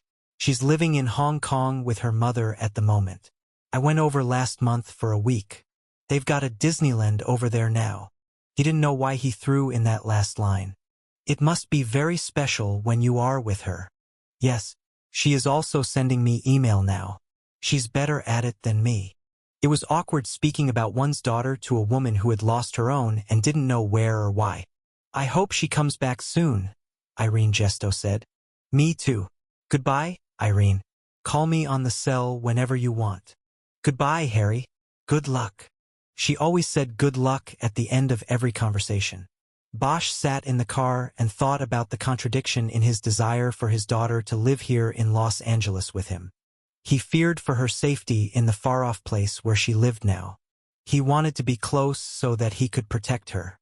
But would bringing her to a city where young girls disappeared without a trace or ended up in pieces in trash bags be a move toward safety?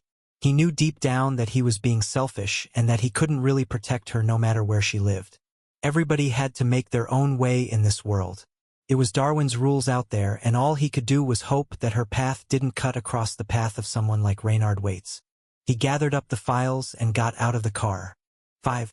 Bosch didn't see the closed sign until he got to the door of Chinese Friends.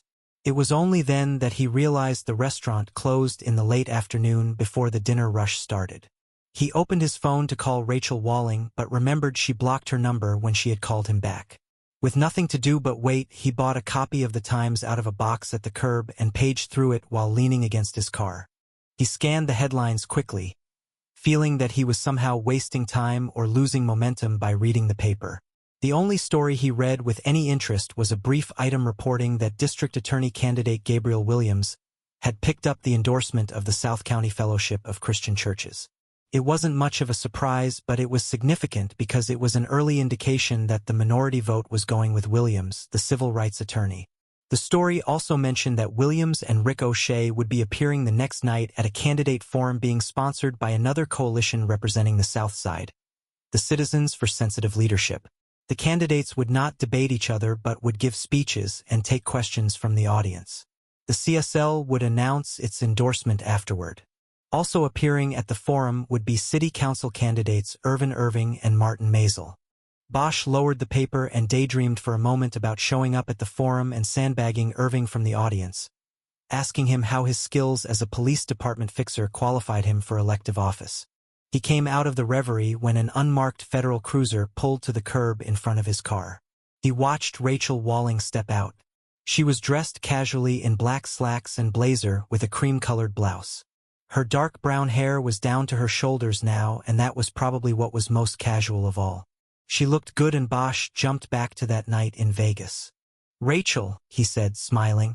"Harry." He walked toward her. It was an awkward moment.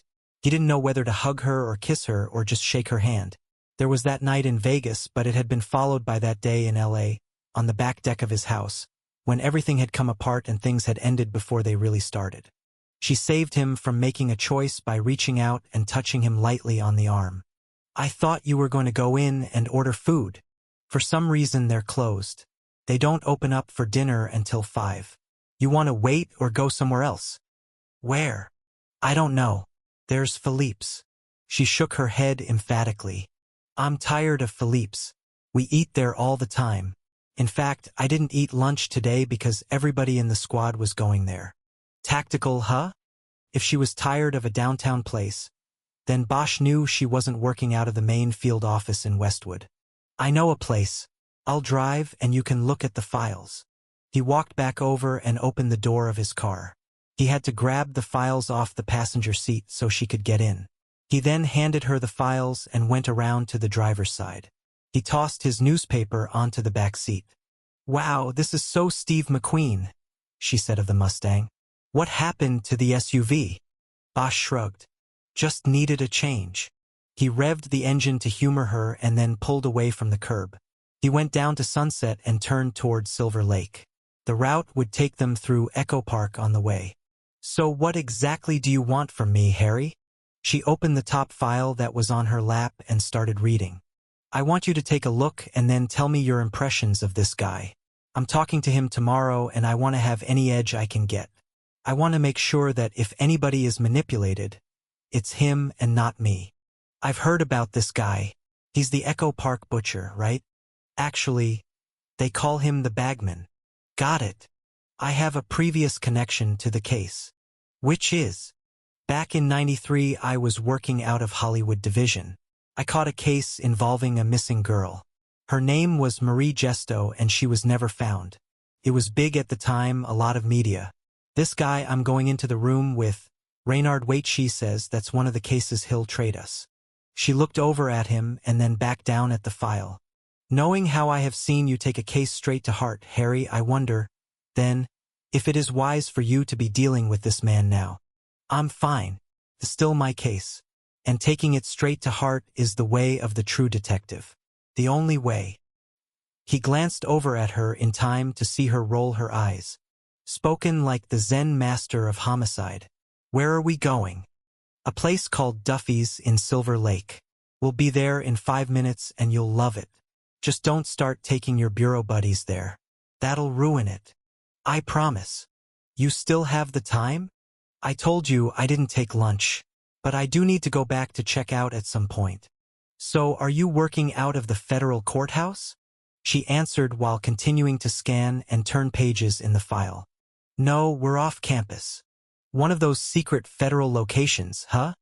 You know the story. If I told you I'd have to kill you." Bosch nodded at the joke. "That mean you can't tell me what tactical is?" "It's nothing. Short for tactical intelligence. We're gatherers. We analyze raw data we pull off the internet, cell transmissions, satellite feeds. It's actually quite boring. But is it legal? For now. Sounds like a terrorism gig. Except more often than not we end up feeding leads to the DEA. And last year we came up with more than 30 different internet scams involving hurricane relief. Like I said, it's raw data. It can lead anywhere. And you traded the wide-open spaces of South Dakota for downtown LA. As far as the career choice goes, it was the right move. I don't regret it, but I do miss some things about the Dakotas. Anyway, let me concentrate on this. You do want my take on it, right? Yes, sorry. Have at it. He drove silently for the last few minutes and then pulled to a stop in front of the small storefront restaurant. He brought the newspaper in with him. She told him to order her what he was having.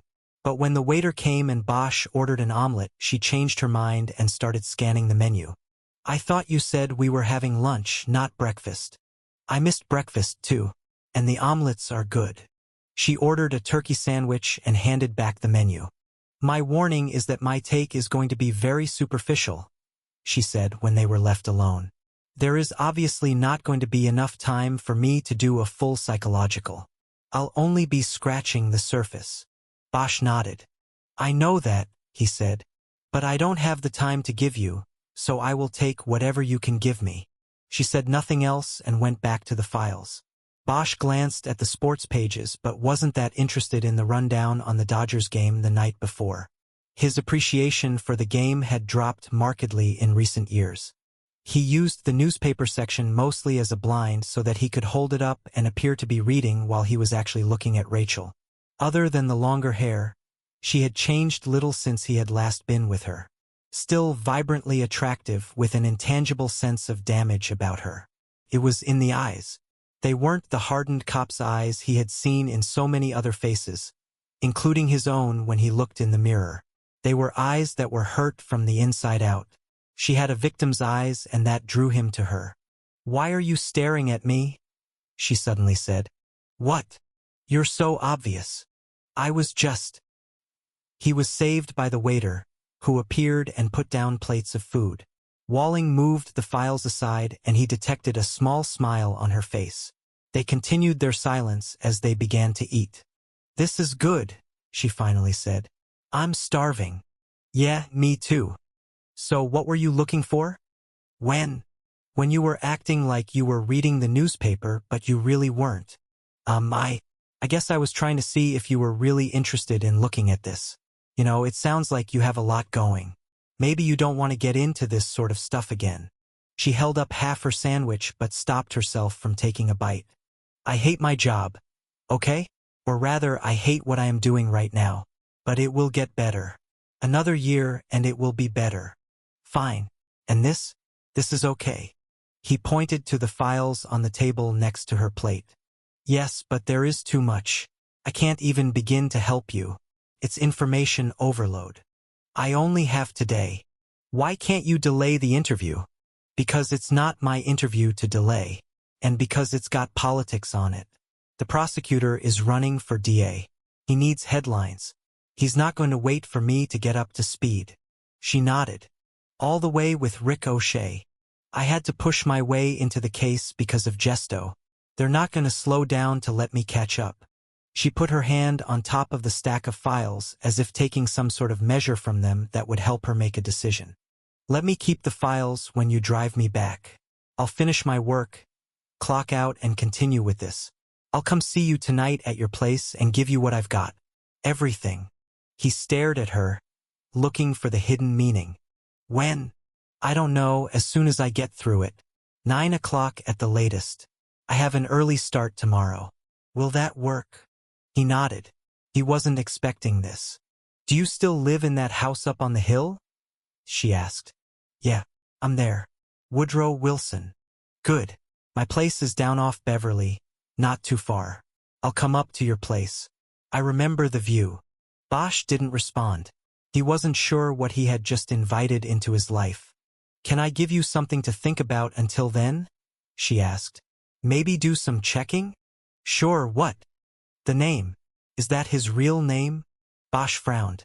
He had never considered the name. He assumed it was real. Waits was incarcerated. His fingerprints would have been run through the system to confirm identity. I assume so. His fingerprints matched a previous arrest. That previous time he tried to give a false name but a DMV thumbprint made him as Waits. Why? Do you know what a Reynard is? Reynard spelled R-E-Y instead of R-A-Y. Bosch shook his head. This was coming from left field. He hadn't even been thinking about the name. No, what is it? It's a name for a young male fox. A young female is a vixen and the male is a reynard. I studied European folklore in college back when I thought I wanted to be a diplomat. In medieval French folklore, there is a character that is a fox named Reynard. He is a trickster. There are stories and epics about the scheming fox named Reynard. The character has appeared repeatedly through the centuries in children's books mostly. You can Google it when you get back to the office and I am sure you will get many hits. Bosch nodded. He wasn't going to tell her he didn't know how to Google. He barely knew how to email his 8-year-old daughter. She tapped a finger on the stack of files. A young fox would be a small fox, she said. In the description, Mr. Waits is small in stature. You take it all in context of the full name and... The little fox waits, Bosch said. The young fox waits. The trickster waits. For the vixen. Maybe that's how he saw it with his victims. Bosch nodded. He was impressed. We missed that. I can do some checking on the ID as soon as I get back.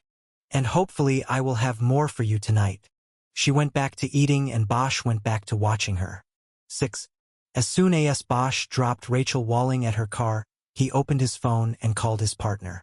Ryder reported that she was finishing up the paperwork on the Matarese case, and that they would soon be good to go on it and able to file charges at the DA's office the following day. Good. Anything else? I got the box on Fitzpatrick from Evidence Archives, and it turned out to be 2 boxes. Containing what? Mostly old pawn records that I can tell were never even looked at. They were sopping wet back then from when the fire was put out. The guys from Riot Crimes put them in plastic tubs and they've been moldering in them ever since. And man, do they stink. Bosch nodded as he computed this. It was a dead end and it didn't matter. Reynard Waits was about to confess to the killing of Daniel Fitzpatrick anyway. He could tell that Ryder was looking at it the same way. An uncoerced confession is a royal flush. It beats everything. Have you heard from Olivas or O'Shea? Ryder asked. Not yet. I was going to call Olivas but wanted to talk to you first. Do you know anybody in city licensing? No, but if you want me to call over there, I can in the morning. They're closed now. What are you looking for? Bosch checked his watch. He didn't realize how late it had gotten. He guessed that the omelet at Duffy's was going to count as breakfast, lunch, and dinner. I was thinking we should run Waits's business and see how long he's had it, whether there were ever any complaints, that sort of thing. Olivas and his partner should have done it, but there is nothing in the files about it. She was silent for a while before speaking. You think that could have been the connection to the high tower? Maybe. Or maybe to Marie. She had a nice big picture window in her apartment. It isn't something I remember coming up back then. But maybe we missed it. Harry, you never miss a thing. But I'll get on it right away. The other thing is the guy's name. Could be phony. How so? He told her about contacting Rachel Walling and asking her to look at the files. This was initially met with resounding silence because Bosch had crossed one of those invisible LAPD lines by inviting the FBI into the case without command approval, even if the invitation to Walling was unofficial. But when Bosch told Ryder about Reynard the fox, she dropped her silence and became skeptical. You think our window-washing serial killer was schooled in medieval folklore? I don't know, he answered. Walling says he could have picked it up from a children's book. Doesn't matter. There is enough there that I think we've got to look at birth certificates, make sure there is someone named Reynard Waits. In the first file, when he was popped for prowling in '93, he was booked under the name Robert Saxon, the name he gave, but then they got Reynard Waits when his thumbprint hit the DMV computer. What are you seeing there, Harry? If they had his thumb on file back then, I'm thinking maybe the name isn't phony after all. Maybe. But you know it isn't impossible to get a DL with a false name on it in this state. What if Saxon actually was his real name but the computer spit out his alias and he just went with it? We've seen it happen before. Then why keep the name after? He had a record under Waits. Why not go back to Saxon or whatever his real name is? Good questions. I don't know. But we've got to check it out. Well, we've got him no matter what his name is. I'll Google Reynard the Fox right now. Spell it with an E. He waited and could hear her fingers on the computer keyboard. Got it, she finally said. There's a lot of stuff about Reynard the fox. That's what Walling said. There was silence for a long moment while Ryder read. Then she spoke. Says here that part of the legend is that Reynard the fox had a secret castle that nobody could find. He used all kinds of trickery to draw his victims close. Then he would take them back to the castle and eat them. That hung out there untouched for a while. Finally Bosch spoke. Do you have time to run another auto track and see if you can get anything on Robert Saxon? Sure. There was not a lot of conviction in her tone. But Bosch wasn't going to let her off the hook. He wanted to keep things in motion. Read me his DOB off the arrest report, Ryder said. I can't. I don't have it here. Where is it? I don't see it on your desk. I gave the files to Agent Walling. I'll get them back later tonight. You'll have to go on the computer to pull the arrest report. A lengthy silence went by before Ryder responded. Harry, those are official investigative files. You know you shouldn't have parted with them. And we're going to need them tomorrow for the interview. I told you, I'll have them back tonight. Let's hope so. But I've got to tell you, partner, you're doing the cowboy thing again and I don't like it very much. 'Cause I'm just trying to keep things moving. And I want to be ready for this guy in that room tomorrow. What Walling is giving me will give us an edge. Fine. I trust you. Maybe at some point you will trust me enough to ask my opinion before you go off and make decisions that affect both of us. Bosch felt his cheeks flare hot, mostly because he knew she was right. He didn't say anything because he knew that apologizing for leaving her out of the loop wasn't going to cut it. Call me back if Olivas gives us a time for tomorrow, she said. You got it. After closing the phone, Bosch thought about things for a moment. He tried to move on from his embarrassment over Ryder's indignation. He focused on the case and what he had left out of the investigation so far. After a few minutes he reopened the phone, called Olivas and asked if a time and place had been set for the Waits interview. Tomorrow morning, 10 o'clock, Olivas said. Don't be late. Were you going to tell me, Olivas? Or was I supposed to pick it up telepathically? I just found out myself. You called me before I could call you. Bosch ignored his excuse. Where? The DA's office. We'll have him brought down from high power and set him up in an interview room here. You're at the DA's now? I had some things to go over with Rick. Bosch let that float out there without a response. Anything else? Olivas asked. Yeah, I have a question, Bosch said. Where's your partner in all of this, Olivas? What happened to Colbert? He's in Hawaii. He'll be back next week. If this thing carries over till then, he'll be part of it. Bosch wondered if Colbert even knew what was happening, or that he was missing out on a potentially career-making case while he was off on vacation. From everything Bosch knew about Olivas, there would be no surprise if he was scheming to ace out his own partner on a glory case. 10 o'clock then? Bosch asked. 10. Anything else I should know, Olivas? He was curious about why Olivas was at the DA's office but didn't want to directly ask why. Matter of fact, there is one more thing. Sort of a delicate thing, you could say. I've been talking to Rick about it. What's that? Well, take a guess at what I'm looking at here. Bosch blew out his breath. Olivas was going to string it out. Bosch had known him less than one day and already knew without a doubt that he didn't like the man and never would. I have no idea, Olivas. What? Your 51s from Gesto. He was referring to the investigative chronology, a master listing kept by date and time of all aspects of a case, ranging from an accounting of detectives' time and movements to notations on routine phone calls and messages to media inquiries and tips from citizens. Usually, these were handwritten with all manner of shorthand and abbreviations employed as they were updated throughout each day, sometimes hourly. Then, when a page became full, it was typed up on a form called a 51, which would be complete and legible when and if the case ever moved into the courts and lawyers, judges, and juries needed to review the investigative files. The original handwritten pages were then discarded. What about them? Bosch asked. I'm looking at the last line on page 14. The listing is for September 29, 1993. At 6:40 p.m. must have been quitting time. The initials on the entry are J.E. Bosch felt the bile rising in his throat. Whatever it was Olivas was getting at, he was enjoying milking it. Obviously, he said impatiently. That would have been my partner at the time, Jerry Edgar. What's the entry say, Olivas? It says, I'll just read it. It says, Robert Saxon DOB 11/3/71. Saw Times story. Was at Mayfair and saw MG alone. Nobody following. It gives Saxon's phone number and that's all it says. But that's enough, hotshot. You know what it means. Bosch did. He had just given the name Robert Saxon to his writer to background. It was either an alias or perhaps the real name of the man known currently as Reynard Waits. That name on the 51s now connected Waits to the Gesto case.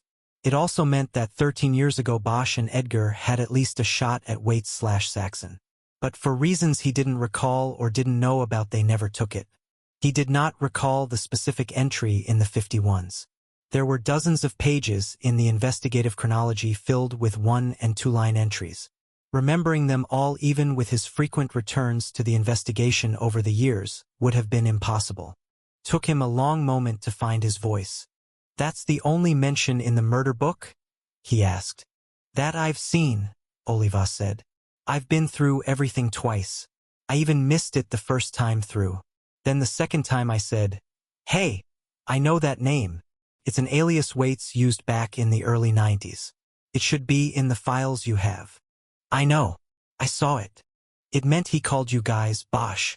The killer called you and your partner blew it. Looks like nobody ever followed up with him or ran his name through the box. You had the killer's alias and a phone number and didn't do anything. Of course, you didn't know he was the killer. Just some citizen calling in about what he saw. He must have been trying to play you guys in some way, trying to find out about the case. Only Edgar didn't play. It was late in the day and he probably wanted to get to that first martini. Bosch said nothing and Olivas was only too happy to continue to fill the void. Too bad, you know? Maybe this whole thing could have ended right then. I guess we'll ask Waits about it in the morning. Olivas and his petty world no longer mattered to Bosch. The barbs couldn't penetrate the thick, dark cloud that was already coming down on him. For he knew that if the name Robert Saxon had come up in the Gesto investigation, then it should have been routinely run through the computer. It would have scored a match in the alias database and taken them to Reynard Waits and his prior arrest for prowling. That would have made him a suspect. Not just a person of interest like Anthony Garland. A strong suspect, and that would have undoubtedly taken the investigation in a whole new direction. But that never happened. Apparently neither Edgar nor Bosch had run the name through the box. It was an oversight that Bosch now knew had probably cost the lives of the 2 women who ended up in trash bags and the 7 others Waits was going to tell them about the next day. Olivas, Bosch said. What, Bosch? Make sure you bring the book with you tomorrow. I want to see the 51s. Oh, I will. We'll need it to do the interview. Bosch closed his phone without another word. He felt the pace of his breathing increase. Soon he was close to hyperventilating. His back felt hot against the car seat and he was starting to sweat. He opened the windows and tried to slow the measure of each breath. He was close to Parker Center but pulled to a stop at the curb. It was every detective's nightmare. The worst-case scenario. A lead ignored or bungled, allowing something awful to be loose in the world. Something dark and evil, destroying life after life as it moved through the shadows. It was true that all detectives made mistakes and had to live with the regrets. But Bosch instinctively knew that this one was malignant. It would grow and grow inside until it darkened everything and he became the last victim, the last life destroyed. He pulled out from the curb and into traffic to get air moving through the windows. He made a screeching U-turn and headed home. 7. From the rear deck of his house, Bosch watched the sky start to dim. He lived up on Woodrow Wilson Drive in a cantilevered house that clung to the side of the hill like a cartoon character hanging on to the edge of a cliff. Sometimes Bosch felt like that character. Like on this night. He was drinking vodka sprinkled liberally over ice, the first time he'd gone with hard liquor since coming back on the job the year before. The vodka made his throat feel as though he had swallowed a torch. But that was okay. He was trying to burn away his thoughts and cauterize his nerve endings. Bosch considered himself a true detective, one who took it all inside and cared. Everybody counts or nobody counts. That's what he always said. It made him good at the job, but it also made him vulnerable. The mistakes could get to him, and this one was the worst of all mistakes. He shook the ice and vodka and took another deep drink until he finished the glass. How could anything so cold burn so intensely hot on the way down? He walked back inside the house to put more vodka on the ice. He wished he had some lemon or lime to squeeze in the drink, but he had made no stops on his way home. In the kitchen, with fresh drink in hand, he picked up the phone and called Jerry Edgar's cell phone. He still knew the number by heart. A partner's number was something you never forgot. Edgar answered and Bosch could hear TV noise in the background. He was at home. "Jerry, it's me. I gotta ask you something." "Harry? Where are you?" "Home, man. But I'm working on one of our old ones." "Oh, well, let me go down the list of Harry Bosch obsessions. Let's see. Fernandez? No. That kid. Spike whatever her name was? Nope. I give up, man. You've got too many ghosts for me to keep track of. Gesto. Shit, I should have gone with her first. I know you've been working it on and off since you've been back. What's the question?" "There's an entry in the 51s. It's got your initials on it. Says a guy named Robert Saxon called and said he saw her in the Mayfair." Edgar waited a moment before replying.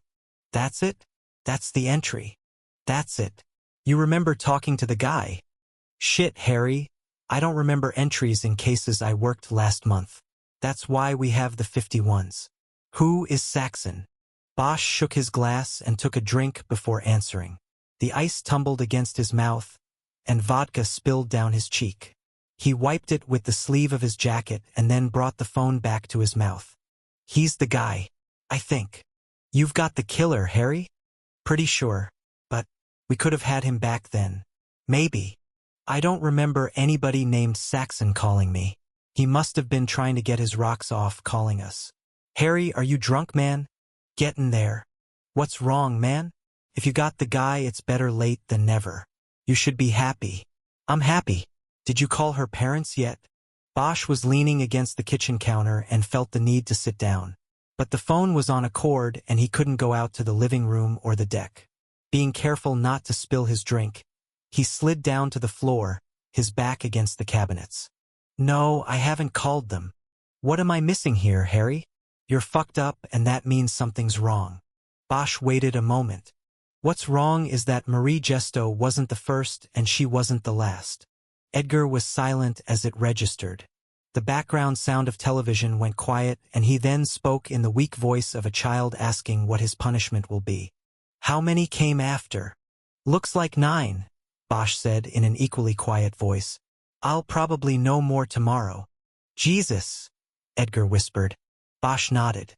Part of him was angry with Edgar and wanted to blame him for everything. But the other part said they were partners and they shared the good and the bad. Those 51s were in the murder book for both of them to read and react to. "So you don't remember the call?" "No, nothing. It's too far back. All I can say is that if there was no follow-up, then the call didn't sound legit or I got all there was to get from the caller. If he was the killer, he was probably just fucking with us anyway."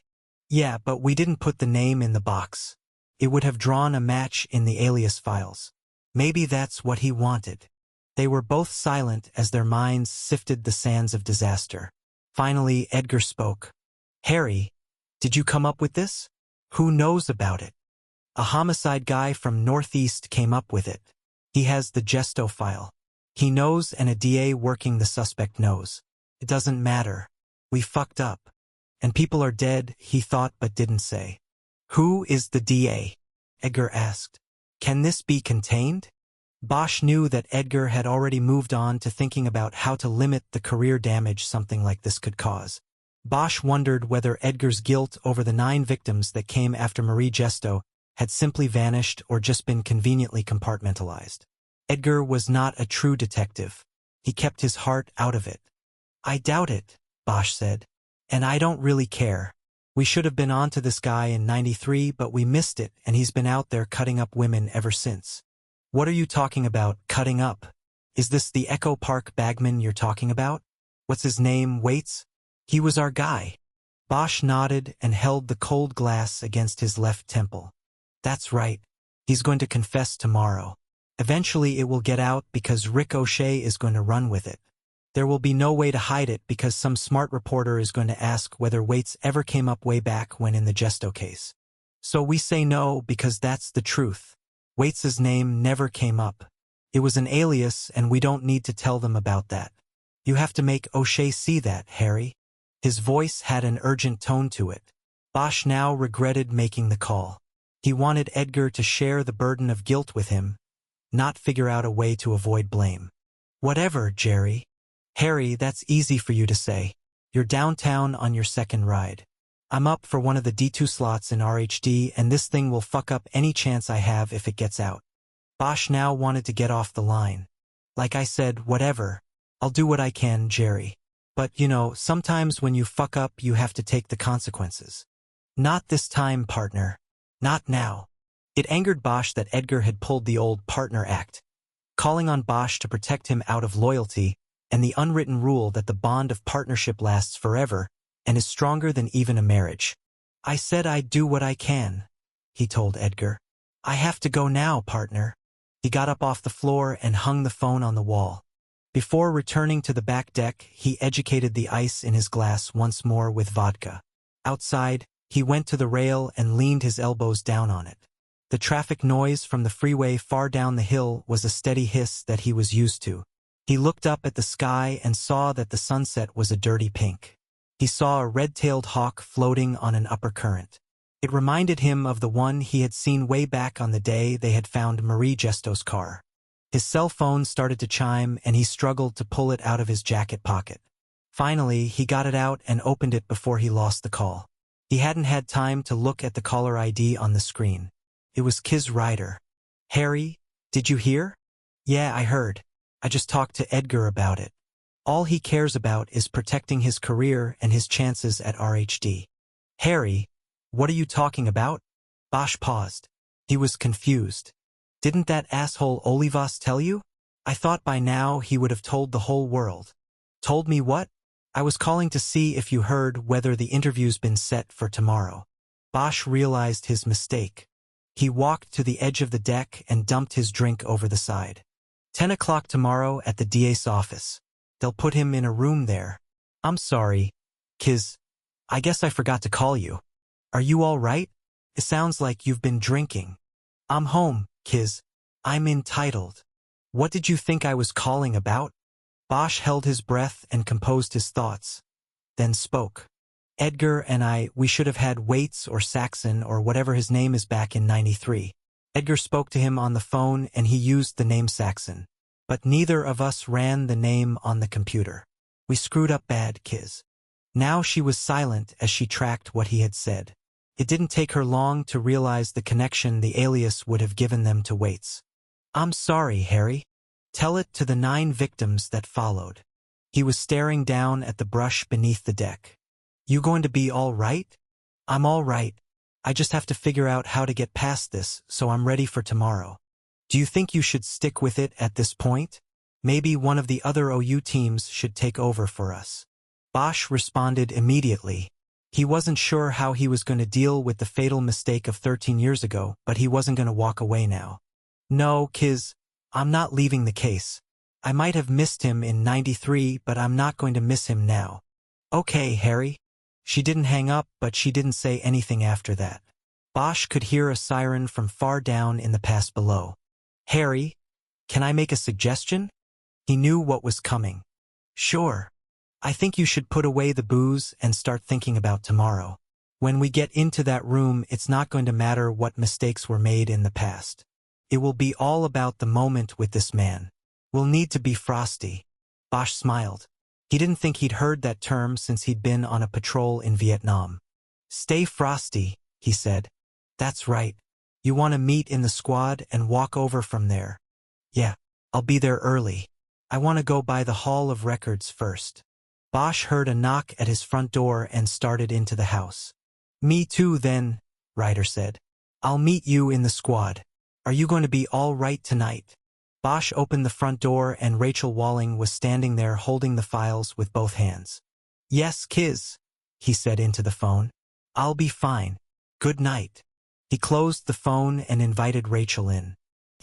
Since Rachel had been in his home before, She didn't bother looking around. She put the files down on the small table in the dining area and looked at Bosch. "What's wrong? Are you all right?" "I'm fine. I sort of forgot you were coming by. I can leave if—" "No, I'm glad you're here. Did you find more time to look at the stuff?" "A little bit. I have some notes and some thoughts that might help you tomorrow. And if you want me to be there, I can make arrangements to be there unofficially." Bosch shook his head. "Officially, unofficially doesn't matter. This is Rick O'Shea's ticket, and if I bring an FBI agent into it, then that will be my ticket out." She smiled and shook her head. "Everybody thinks that all the Bureau wants are the headlines. It's not always like that. I know, but I can't turn this into the test case for O'Shea. Do you want something to drink?" He gestured to the table so that she could sit down. "What are you having?" "I was having vodka. I think I'm going to switch to coffee now." "Can you make a vodka tonic?" He nodded. "I can make one without tonic," he said. "Tomato juice?" "Nope." "Cranberry juice?" "Just vodka." "Hardcore Harry. I think I'll have coffee." He went into the kitchen to get a pot brewing. He heard her pull out a chair at the table and sit down. When he came back, he saw that she had spread the files out and had a page of notes in front of her. "Did you do anything about the name yet?" she asked. "In motion. We'll start early tomorrow and hopefully we'll know something before we get into the room with this guy at 10. She nodded and waited for him to sit down across from her. "Ready?"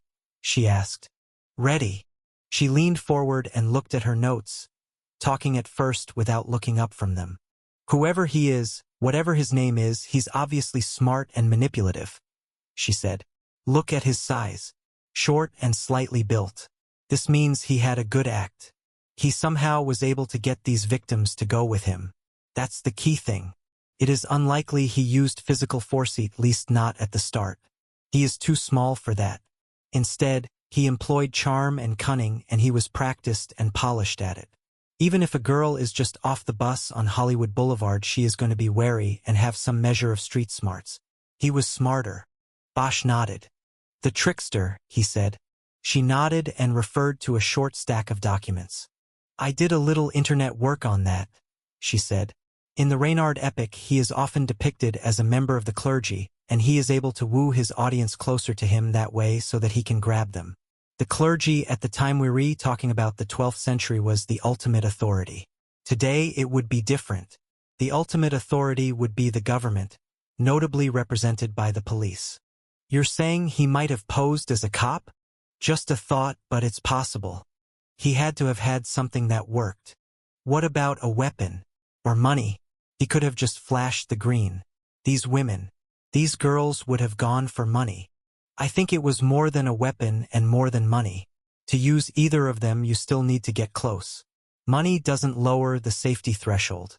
It had to be something else. His style or patter, something more than or in addition to money. When he got them close, then he would use the weapon."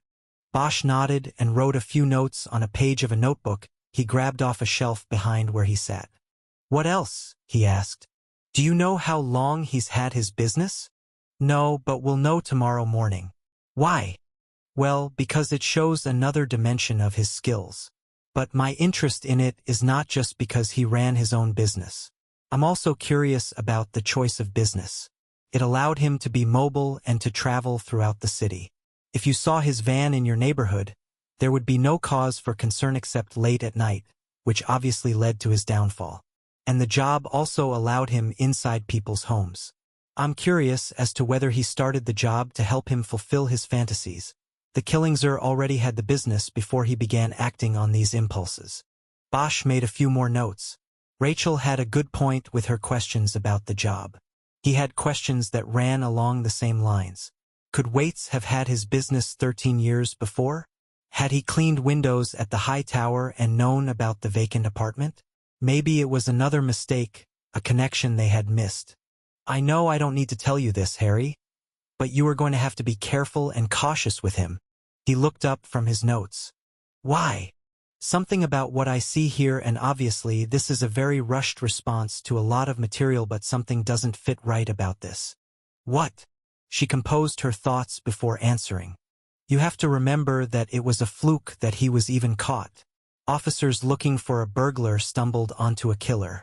Up until the moment those officers found the bags in his van, Waits was completely unknown to law enforcement.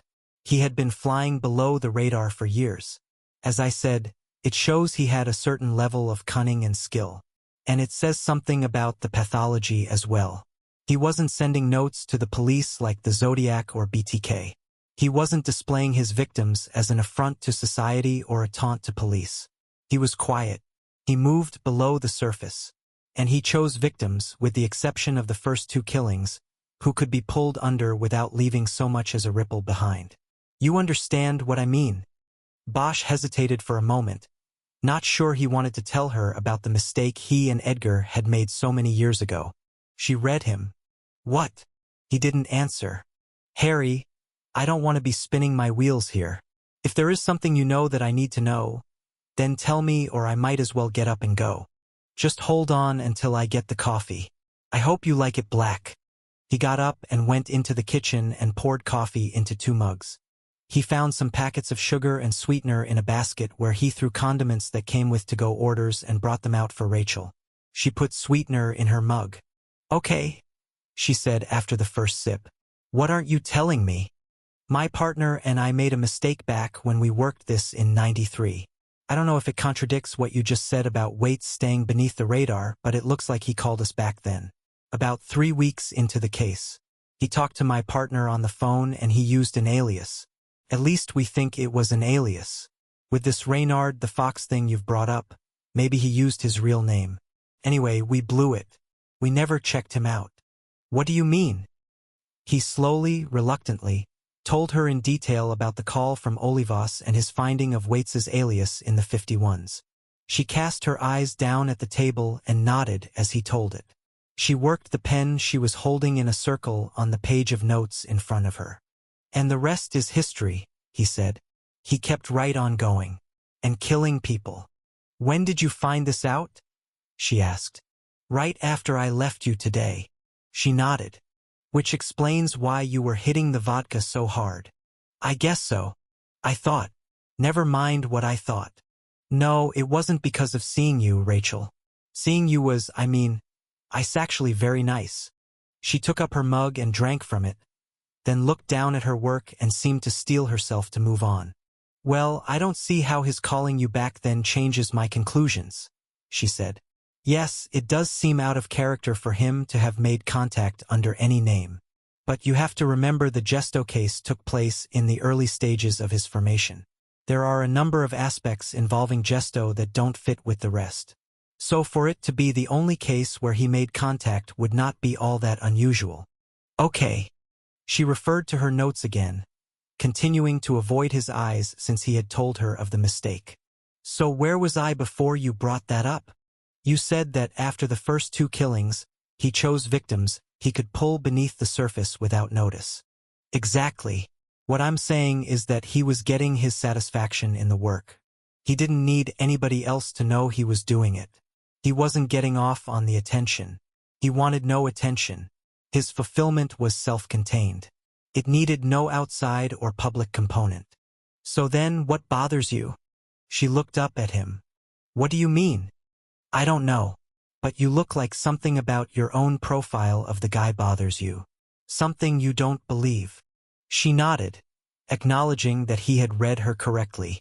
It's just that his profile doesn't support someone who would cooperate at this stage of the game, who would tell you about the other crimes. What I see here is someone who would never admit to it. Any of it. He would deny it, or at the very least keep quiet about it, until they put the needle in his arm. All right, so that's a contradiction. Don't all of these guys have contradictions? They're all messed up in some way. No profile is ever 100%, right? She nodded. That's true. But it still doesn't fit, and so I guess what I am trying to say is that from his point of view, there is something else. A higher goal, if you will, plan. This whole confession thing is indicative of manipulation. Bosch nodded like what she had said was obvious. Of course it is. He's manipulating O'Shea and the system. He's using this to avoid the needle. Maybe so, but there may be other motives as well. Be careful. She said the last two words sternly, as if she were correcting a subordinate or even a child. "Don't worry, I will," Bosch said. He decided not to dwell on it. "What do you think about the dismemberment?" he asked. "What's it say?" "I actually spent most of my time studying the autopsies. I have always believed that you learn the most about a killer from his victims. Cause of death in each case was determined to be strangulation. There were no stab wounds on the bodies. There was just the dismemberment. These are two different things. I think the dismemberment was simply part of the cleanup. It was a way for him to easily dispose of the bodies. Again, it shows his skills, planning, and organization. The more I read, the more I realized how lucky we were to get him that night." She ran a finger down the sheet of notes she had written and then continued. "I find the bags very intriguing. 3 bags for 2 women. One bag held both heads and all 4 hands. It was as if he possibly had a separate destination or plan for the bag containing the identifiers, the heads and the hands. Have they been able to determine where he was going when they pulled him over?" Bosch shrugged. "Not really. The assumption was that he was going to bury the bags somewhere around the stadium, but that doesn't really work because they saw him drive off of Stadium Way and into a neighborhood. He was driving away from the stadium and the woods and the places he could bury the bags.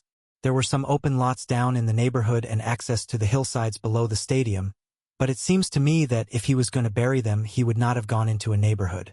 He would go deep into the park, where there was less chance of being noticed." "Exactly." She glanced at some of her other documents. "What?" Bosch asked. "Well, this Reynard the Fox thing might have nothing to do with all of this. It may all be coincidence. But in the epic, Reynard had a castle that was his secret hideaway." She raised her eyebrows.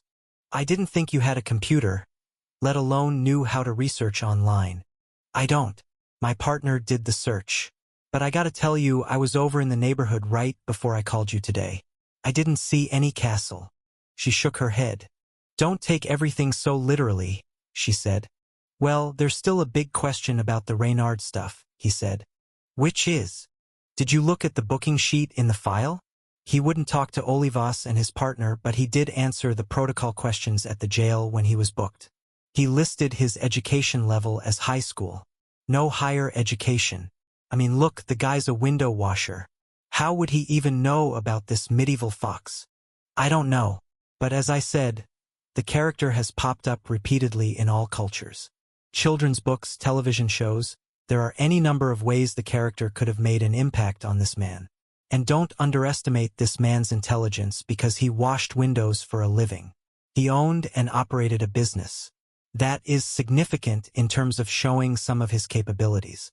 The fact that he operated as a killer with impunity for so long is another strong indicator of intelligence.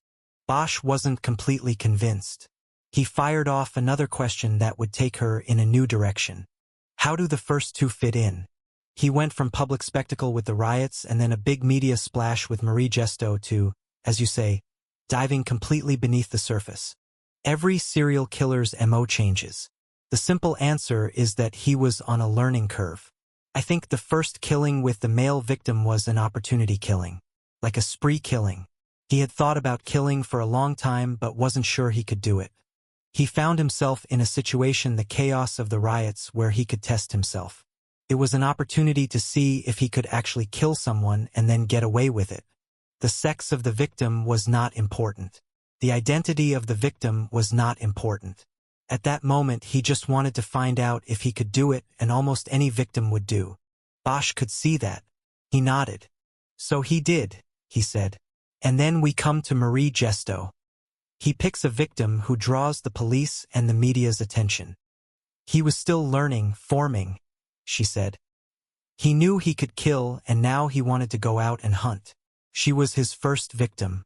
She crossed his path. Something about her fit his fantasy program, and she simply became prey. At that time, his focus was on victim acquisition and self-protection. In that case, he chose badly. He chose a woman who would be sorely missed and whose disappearance would draw an immediate response. He probably didn't know this going into it, but he learned from it, from the heat he brought upon himself. Bosch nodded. Anyway, after Gesto he learned to add a third element to his focus, victim backgrounding. He made sure that he chose victims who not only met the needs of his program, but who would also come from a societal fringe, where their comings and goings would not be cause for notice, let alone alarm. And he went beneath the surface. Exactly. He went under and he stayed there. Until we got lucky in Echo Park. Bosch nodded. All of this was helpful. It makes you wonder, doesn't it? He asked. About how many of these guys are out there. The under-the-surface killers. Walling nodded. Yes, sometimes it scares me to death. Makes me wonder how long this guy would have gone on killing if we hadn't gotten so lucky. She checked her notes and said nothing further. Is that all you've got? Bosch asked. Walling looked up at him sharply and he realized he had chosen his words poorly. I didn't mean it like that, he said quickly. This is all great and it's going to help me a lot. I just meant, is there anything else you wanted to talk about? She held his eyes for a moment before replying. Yes, there is something else. It's not about this, though. Then what is it? You've got to give yourself a break on that phone call, Harry. You can't let that bring you down. The work ahead is too important. Bosch nodded insincerely. It was easy for her to say that. She wouldn't have to live with the ghosts of all the women Reynard Waits would begin to tell them about the next morning. Don't just nod it off like that, Rachel said. Do you know how many cases I worked in behavioral where the guy kept killing? How many times we got calls and notes from these creeps, but still couldn't get to them before the next victim was dead? I know. We all have ghosts. It's part of the job. With some jobs, it's a bigger part than with others. I had a boss once, he used to say, if you can't stand the ghosts, get out of the haunted house. He nodded again, this time while looking directly at her. He meant it this time. How many murders have you solved, Harry? How many killers have you put away? I don't know. I don't keep track. Maybe you should. What's the point? The point is, how many of those killers would have done it again if you hadn't taken them down? More than a few, I bet. Probably. There you go. You're way ahead in the long run. Think about that. Okay. His mind flashed on one of those killers. Bosch had arrested Roger Boylan many years before. He drove a pickup with a camper shell on the back. He had used marijuana to entice a couple young girls into the back while parked up at Hanson Dam. He raped and killed them, injecting them with an overdose of a horse tranquilizer. He then threw their bodies into the dry bed of the nearby slough. When Bosch put the cuffs on him, Boylan had only one thing to say. Too bad. I was just getting started. Bosch wondered how many victims there would have been if he hadn't stopped him. He wondered if he could trade Roger Boylan for Reynard Waits and call it even. On the one hand, he thought he could. On the other hand, he knew it wasn't a zero-sum game. The true detective knew that coming out even in homicide work was not good enough. Not by a long shot. I hope I've helped, Rachel said. He looked up from the memory of Boylan to Rachel's eyes. I think you did. I think I'll know better who and what I am dealing with when I go into the room with him tomorrow. She stood up from the table. I meant about the other thing. Bosch stood. That too. You've helped a lot. He came around the table so he could walk her to the door. Be careful, Harry. I know. You said that. But you don't have to worry. It will be a full security situation. I don't mean the physical danger as much as I mean the psychological. Guard yourself, Harry. Please. I will, he said. It was time to go to the door, but she was hesitating. She looked down at the contents of the file spread across the table and then at Bosch. I was hoping you would call me sometime, she said. But not about a case.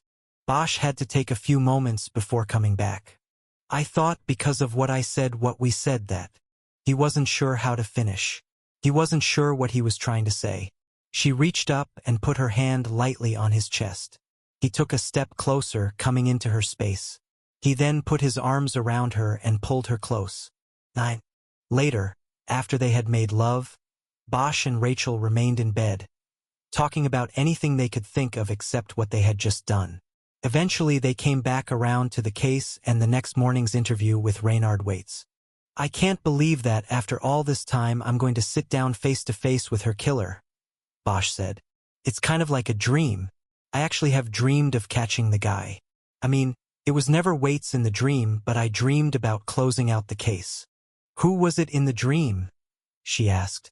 Her head was resting on his chest. He couldn't see her face, but he could smell her hair.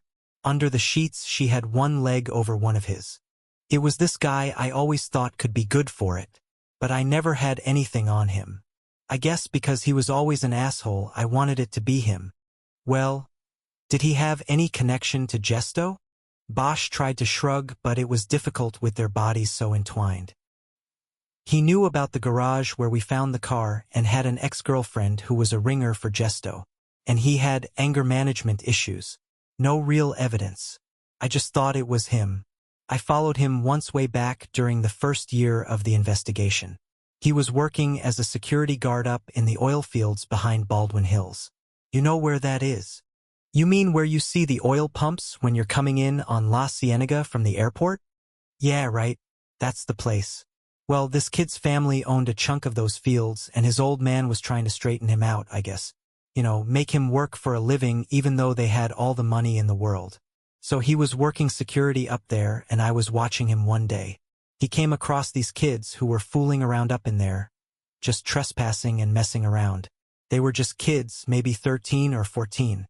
2 boys from the nearby neighborhood. What did he do to them?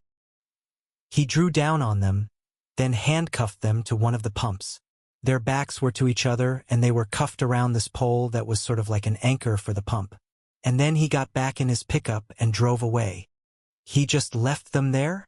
That's what I thought he was doing, but he was coming back. I was watching with binoculars from a ridge all the way across La Cienega and could see the whole oil field from up there.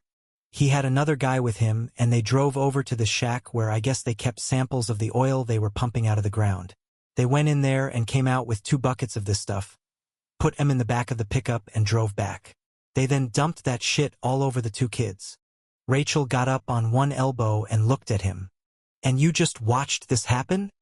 I told you, I was clear across La Cienega on the next ridge, before they built houses up there. If he went any further, I was going to try to intervene somehow.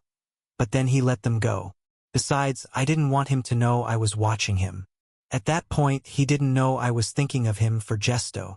She nodded like she understood and no longer questioned his lack of action. He just let them go? She asked. He uncuffed them, kicked one of them in the butt, and let them go. I could tell they were crying and scared. Rachel shook her head in disgust. What's this guy's name? Anthony Garland. His father is Thomas Rex Garland. You might have heard of him. Rachel shook her head, not recognizing the name. Well, Anthony might not have been Gesto's killer, but he sounds like a complete asshole. Bosch nodded. He is. You want to see him? What do you mean? I've got a greatest hits video. I've had him in an interview room 3 times in 13 years. Each interview was on tape. You have the tape here? Bosch nodded, knowing that she might find it strange or off-putting that he studied interrogation tapes at home. I had them copied onto one tape. I brought it home to watch the last time I worked the case.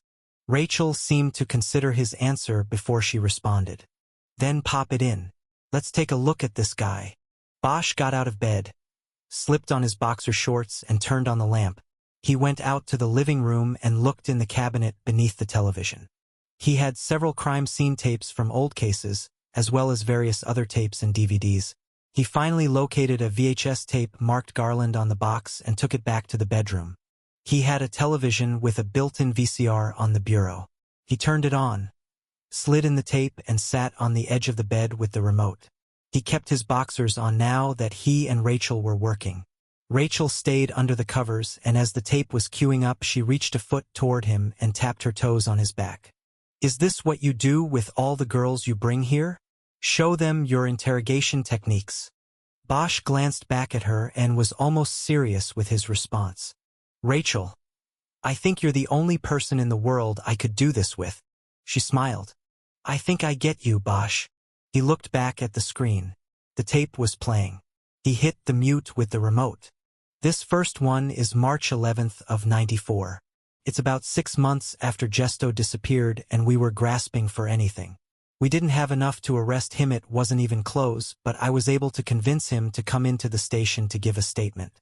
He didn't know I had the beat on him. He thought he was just going to talk about the apartment where his ex-girlfriend had lived. On the screen was a grainy color picture of a small room with a table at which two men sat. One was a much younger-looking Harry Bosch, and the other was a man in his early 20s with wavy surfer white hair. Anthony Garland. He was wearing a t-shirt that said Lakers across the chest. The sleeves were tight on his arms, and tattoo ink was visible on his left biceps. Black barbed wire wrapped the muscles of the arm. He came in voluntarily. He came in looking like he was headed to a day at the beach. Anyway, he brought up the sound.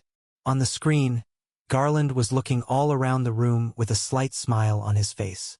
"So this is where it happens, huh?" he asked. "Where what happens?"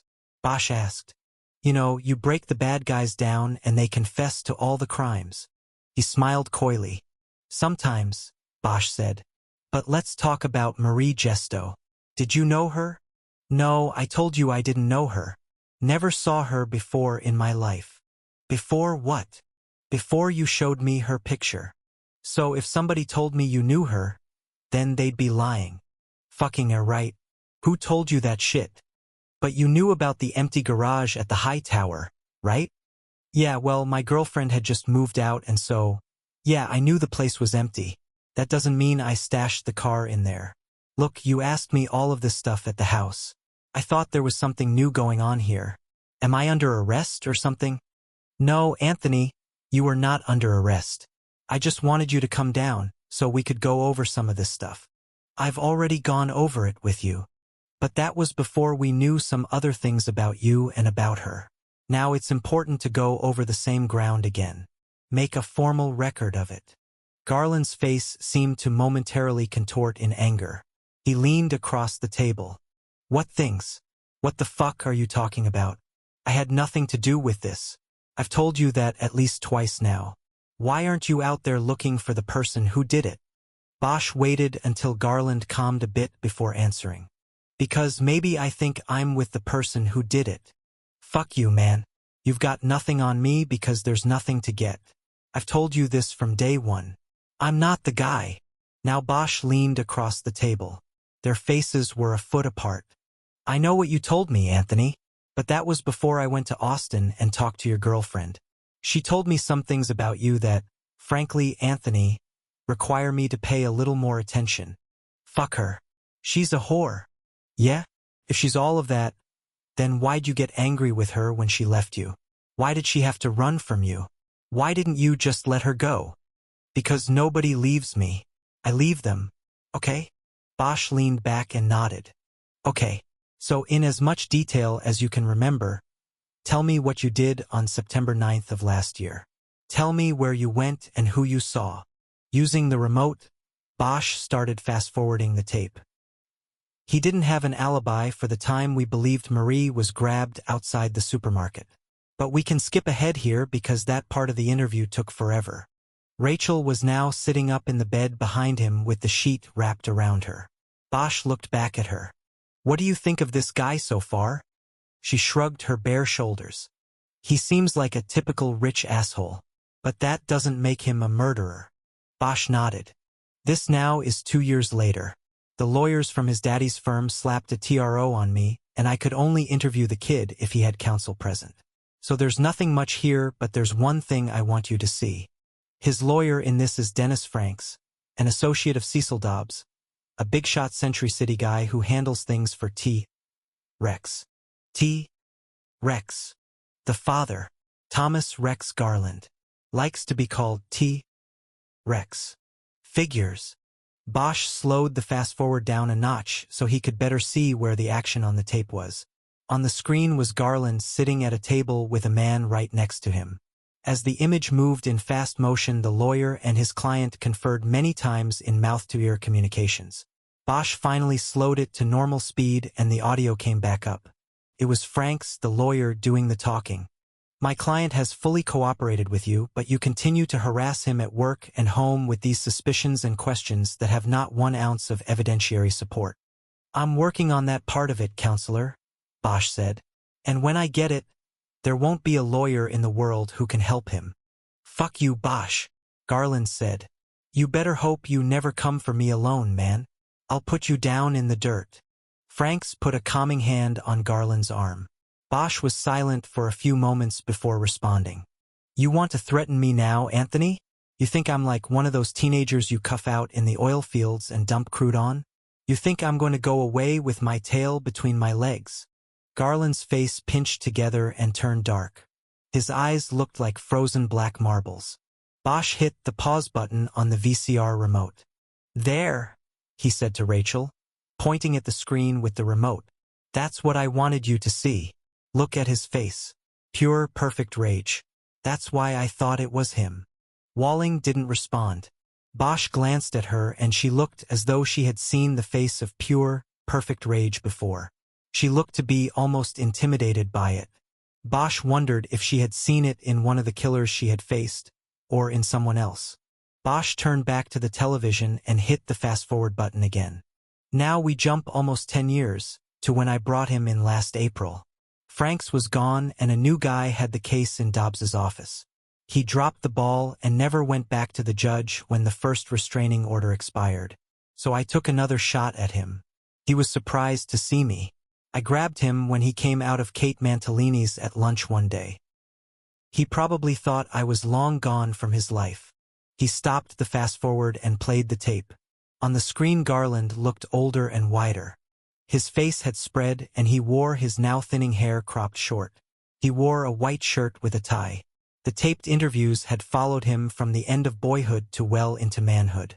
This time he sat in a different interview room. This one was at Parker Center. If I'm not under arrest, then I should be free to go, he said. Am I free to go? I was hoping you'd answer a few questions first, Bosch replied. I answered all your questions years ago. This is a vendetta, Bosch. You will not give up. You will not leave me alone. Am I free to go or not? Where did you hide her body?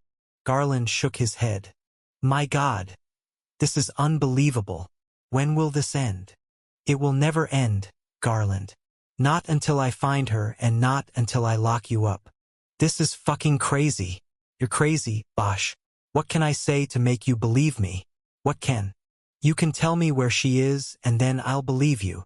Well, that's the one thing I can't tell you, because I don't. Bosch suddenly killed the TV with the remote. For the first time, he realized how case-blind he had been, going after Garland as relentlessly as a dog chasing a car. He was unaware of the traffic, unaware that right in front of him in the murder book was the clue to the real killer. Watching the tape with Walling had heaped humiliation upon humiliation. He had thought by showing her the tape she would see why he had focused on Garland. She would understand and absolve him of the mistake. But now seeing it through the prism of Waits's impending confession, he couldn't even absolve himself. Rachel leaned toward him and touched his back, her soft fingers tracing down his spine. It happens to all of us, she said. Bosch nodded. Not to me, he thought. I guess when this is all over I'm going to have to find him and apologize, he said. Fuck him. He's still an asshole. I wouldn't bother. Bosch smiled. She was trying to make it easy for him. You think. She pulled back the elastic waistband on his boxers and then snapped them against his back. I think I have at least another hour before I should be thinking about getting home. Bosch turned to look at her and she smiled. 10. The next morning Bosch and Ryder walked from the Hall of Records to the CCB, and despite the wait for an elevator still, got to the DA's office 20 minutes early. O'Shea and Olivas were ready for them. Everyone took the same seats as before. Bosch noticed that the posters that had been leaning against the wall were gone. They had probably been put to good use somewhere, maybe sent to the public hall where the candidates' forum was scheduled for that night. As he sat down, Bosch saw the Gesto murder book on O'Shea's desk. He took it without asking and immediately opened it to the chronological record. He combed through the 51s until he found the page for September 29, 1993. He looked at the entry Olivas had told him about the evening before. It was, as it had been read to Bosch, the last entry of the day. Bosch felt the deep sense of regret tug at him all over again. Detective Bosch, we all make mistakes, O'Shea said. Let's just move on from it and do the best we can today. Bosch looked up at him and eventually nodded. He closed the book and put it back on the desk. O'Shea continued. I am told that Maury Swan is in the interview room with Mr. Waits and is ready to go. I have been thinking about this and I want to take the cases one at a time and in order. We start with Fitzpatrick, and when we are satisfied by the confession, we move on to the Gesto case, and when we are satisfied there, we move on to the next one and so on. Everybody nodded except for Bosch. I am not going to be satisfied until we have her remains, he said. Now O'Shea nodded. He lifted a document off his desk. I understand that. If you can locate the victim based on the statements from Waits, then fine. If it is a matter of him leading us to the body, I have a release order ready to go to the judge. I would say that if we reach a point where we are taking this man out of lockup, then the security should be extraordinary. There will be a lot riding on this and we cannot have any mistakes. O'Shea took the time to look from detective to detective to make sure they understood the gravity of the situation. He would be gambling his campaign and political life on the security of Reynard Waits. We'll be ready for anything, Olivas said. The look of concern on O'Shea's face didn't change. You're going to have a uniformed presence, right? He asked. I don't think it is necessary. Uniforms draw attention, Olivas said. We can handle him, but if you want it, we'll have it. I think it would be good to have, yes. No problem then. We'll either get a car from Metro to go with us or a couple deputies from the jail. O'Shea nodded his approval. Then, are we ready to start? There's one thing, Bosch said. We're not sure who that is in the interview room waiting for us, but we're pretty sure his name isn't Reynard Waits. A look of surprise played off O'Shea's face and immediately became contagious. Olivas dropped his mouth open an inch and leaned forward. We made him on fingerprints, Olivas protested. On the prior. Bosch nodded. Yes, the prior. As you know, when he was popped 13 years ago for prowling, he first gave the name Robert Saxon along with the birth date of 11/3/75. This is the same name he used later that year when he called about Gesto, only then he gave the birth date of 11/3/71. But when he was pulled in on the prowling and they ran his prints through the computer, they matched the thumb to the DL of Reynard Waits, with a birth date of 11/3/71. So we keep getting the same month and day but different years. Anyway, when confronted with the thumbprint, he copped to being Reynard Waits, saying he had given the false name and year because he was hoping to be handled as a juvenile. This is all in the file. But where does all of it go? O'Shea said impatiently. Just let me finish. He got probation for the prowling because it was a first offense. In the probation report bio he said he was born and raised in LA. Okay? We just came from the Hall of Records. There is no record of Reynard Waits being born in LA on that date or any other. There have been a lot of Robert Saxons born in LA but none on November 3rd of either of the years mentioned in the files. The bottom line, Ryder said, is we don't know who the man we are about to talk to is. O'Shea pushed back from his desk and stood up. He paced around the spacious office as he thought and spoke about this latest information.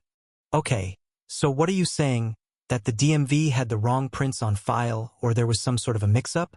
Bosch turned in his seat so he could look at O'Shea while he answered. I'm saying that this guy, whoever he really is, could have gone to the DMV 13, 14 years ago to set up a false ID. What do you need to get a driver's license? Proof of age. Back then, you could buy phony IDs and birth certificates on Hollywood Boulevard, no problem. Or he could have bribed a DMV employee, could have done a lot of things. The point is, there is no record of him being born here in LA, as he said he was. That puts all the rest in doubt. Maybe that's the lie, Olivas said. Maybe he is Waits and he lied about being born here. It's like when you're born out in Riverside, you tell everybody you're from LA. Bosch shook his head. He didn't accept the logic Olivas was slinging. The name is false, Bosch insisted. Reynard is a take on a character from medieval folklore known as Reynard the Fox. It's spelled with an E but it's pronounced the same. Put that with the last name and you have the little fox Waits. Get it? You can't convince me somebody gave him that name at birth. That brought a momentary silence to the room. I don't know, O'Shea said, thinking out loud. Seems a little far-fetched, this medieval connection. It's only far-fetched because we can't nail it down, Bosch countered. You ask me, it's more far-fetched that this would be his given name. So what are you saying? Olivas asked. That he changed his name and continued to use it, even after he had an arrest tail on it? That doesn't make sense to me. Doesn't make a lot of sense to me either, but we don't know the story behind it yet. Okay, so what are you suggesting we do? O'Shea asked. Not much, Bosch said. I'm just bringing it up. But I do think we ought to go on the record with it up there. Ask him to state his name, DOB, and place of birth. As if it is the routine way to start one of these interviews. If he gives us weights, then we might be able to catch him in the lie down the road and prosecute him for everything. You said that was the deal. If he lies, he fries. We can turn it all against him. O'Shea was standing by the coffee table behind where Bosch and Ryder sat. Bosch turned again to watch him take in the suggestion. The prosecutor was grinding it over and nodding. I don't see where it could hurt, he finally said. Just get it on the record, but let it go at that. Real subtle and routine. We can come back to him on it later if we find out more about this. Bosch looked at Ryder. You'll be the one starting out with him asking about the first case. Your first question can be about his name. Fine, she said. O'Shea came back around the desk. Okay then, he said. Are we ready? It's time to go. I will try to stay with it as long as my schedule allows. Don't be offended if I jump in from time to time with a question. Bosch answered by standing up. Ryder followed suit and then Olivas. One last thing, Bosch said. We picked up a Maurice Swan story yesterday that maybe you guys ought to know. Both Bosch and Ryder took turns telling the story Abel Pratt had told them. By the end, Olivas was laughing and shaking his head, and Bosch could tell by O'Shea's face that he was trying to count how many times he had shaken Maurice Swan's hand in court. Maybe he was worrying about potential political fallout. Bosch headed to the door of the office. He felt a mixture of excitement and dread rising. He was excited because he knew he was finally about to find out what had happened to Marie Gesto so long ago. At the same time, he dreaded finding out. And he dreaded the fact that the details he would soon learn would place a heavy burden on him. A burden he would have to transfer to a waiting mother and father up in Bakersfield. 11. Two uniformed sheriff's deputies stood at the door to the interview room in which sat the man who called himself Reynard Waits. They stepped aside and allowed the prosecutorial entourage to enter. The room contained one long table. Waits and his defense attorney, Maurice Swan, were sitting on one side of it.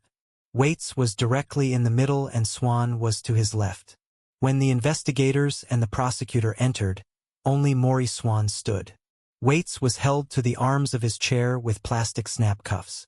Swan, a thin man with black-framed glasses and a luxurious mane of silver hair, offered his hand but no one shook it. Ryder took the chair directly across the table from Waits, and Bosch and O'Shea sat on either side of her. Since Olivas would not be up in the interview rotation for some time, he took the last remaining chair, which was next to the door. O'Shea handled the introductions, but again nobody bothered shaking anybody else's hand. Waits was in an orange jumpsuit that had black letters stenciled across the chest. LA County Jail. Keep away. The second line was not intended as a warning, but it was just as good as one. It meant that Waits was on keep-away status within the jail, indicating he was housed by himself and not allowed into the general inmate population. This status was taken as a protective measure for both Waits and the other inmates. As Bosch studied the man he had been hunting for 13 years, he realized that the most frightening thing about Waits was how ordinary he looked. Slightly built, he had an everyman's face. Pleasant, with soft features and short dark hair, he was the epitome of normality. The only hint of the evil that lay within was found in the eyes. Dark brown and deeply set, they carried an emptiness that Bosch recognized from other killers he had sat face to face with over the years. Nothing there. Just a hollowness that could never be filled, no matter how many other lives he stole. Ryder turned on the tape recorder that was on the table and started the interview perfectly, giving Waits no reason to suspect he was stepping into a trap with the very first question of the session. As was probably explained to you already by Mr. Swan, We are going to record each session with you and then turn the tapes over to your attorney, who will hold them until we have a completed agreement. Is that understood and approved by you? Yes, it is, Waits said. Good, Ryder said.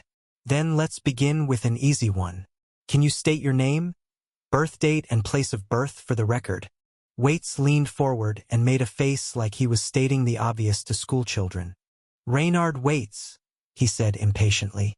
Born November 3rd, 1971, in the city of Angels. The city of angels. If you mean Los Angeles, could you please say it? Yes, Los Angeles. Thank you. Your first name is unusual. Could you spell it for the tape? Waits complied. Again, it was a good move by Ryder. It would make it even more difficult for the man in front of them to argue later that he had not knowingly lied during the interview. Do you know where the name came from? My father pulled it out of his ass, I guess. I don't know. I thought we were here to talk about dead people, not the piddly basic shit. We are, Mr. Waits. We are. Bosch felt an enormous sense of relief inside. He knew that they were about to sit through a retelling of horrors, but he felt they already had Waits caught in a lie that might spring a fatal trap on him. There was now a chance that he was not going to walk away from this to a private cell and a life of public maintenance and celebrity. We want to take these in order, Ryder said. Your attorney's proffer suggests that the first homicide you were ever involved in was the death of Daniel Fitzpatrick in Hollywood on April 30th, 1992. Is that correct? Waits answered with the sort of matter-of-fact demeanor one would expect from someone giving directions to the nearest gas station. His voice was cold and calm. Yes, I burned him alive behind his security cage.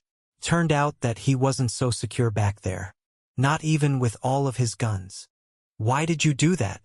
Because I wanted to see if I could. I had been thinking about it for a long time and I just wanted to prove myself. Bosch thought about what Rachel Walling had said to him the night before. She had called it a spree killing. It looked like she had been right. What do you mean by prove yourself, Mr. Waits? Ryder asked. I mean, there is a line out there that everybody thinks about but not many have the guts to cross. I wanted to see if I could cross it. When you say you had been thinking about it for a long time, had you been thinking about Mr. Fitzpatrick in particular? Annoyance flared in Waits's eyes. It was as if he were putting up with her. No, you stupid cunt, he replied calmly. I had been thinking about killing someone. You understand? All my life I had wanted to do it. Ryder shook off the insult without a flinch and kept moving. Why did you choose Daniel Fitzpatrick? Why did you choose that night? Well, because I was watching TV and I saw the whole city coming apart. It was chaos out there and I knew the police couldn't do anything about it. It was a time when people were doing just what they wanted. I saw a guy on the tube talking about Hollywood Boulevard and how places were burning and I decided to go out to see it. I didn't want the TV showing it to me. I wanted to see it for myself. Did you drive there? No, I could walk. Back then I lived on Fountain near La Brie. I just walked up. Ryder had the Fitzpatrick file open in front of her. She glanced down at it for a moment while collecting her thoughts and formulating the next set of questions. That gave O'Shea the opportunity to jump in. Where did the lighter fluid come from? He asked. Did you take it with you from your apartment? Waits shifted his focus to O'Shea. I thought the dyke was asking the questions, he said. We're all asking the questions, O'Shea said. And could you please keep the personal attacks out of your responses? Not you, Mr. District Attorney. I don't want to talk to you. Only her. And them. He pointed to Bosch and Olivas. Let me just back up a little bit before we get to the lighter fluid, Ryder said, smoothly pushing O'Shea to the side. You said you walked up to Hollywood Boulevard from Fountain. Where did you go and what did you see? Waits smiled and nodded at Ryder. I got that right, didn't I? He said. I can always tell. I can always smell it on a woman when she likes pussy. Mr. Swan, Ryder said. Can you please tell your client that this is about him answering our questions, not the other way around? Swan put his hand on Waits's left forearm, which was bound to the arm of his chair. Ray, he said, don't play games. Just answer the questions. Remember, we want this. We brought it to them. It's our show. Bosch saw a slow burn move across Waits's face as he turned and looked at his lawyer. But then it quickly disappeared and he looked back at Ryder. I saw the city burning. That's what I saw.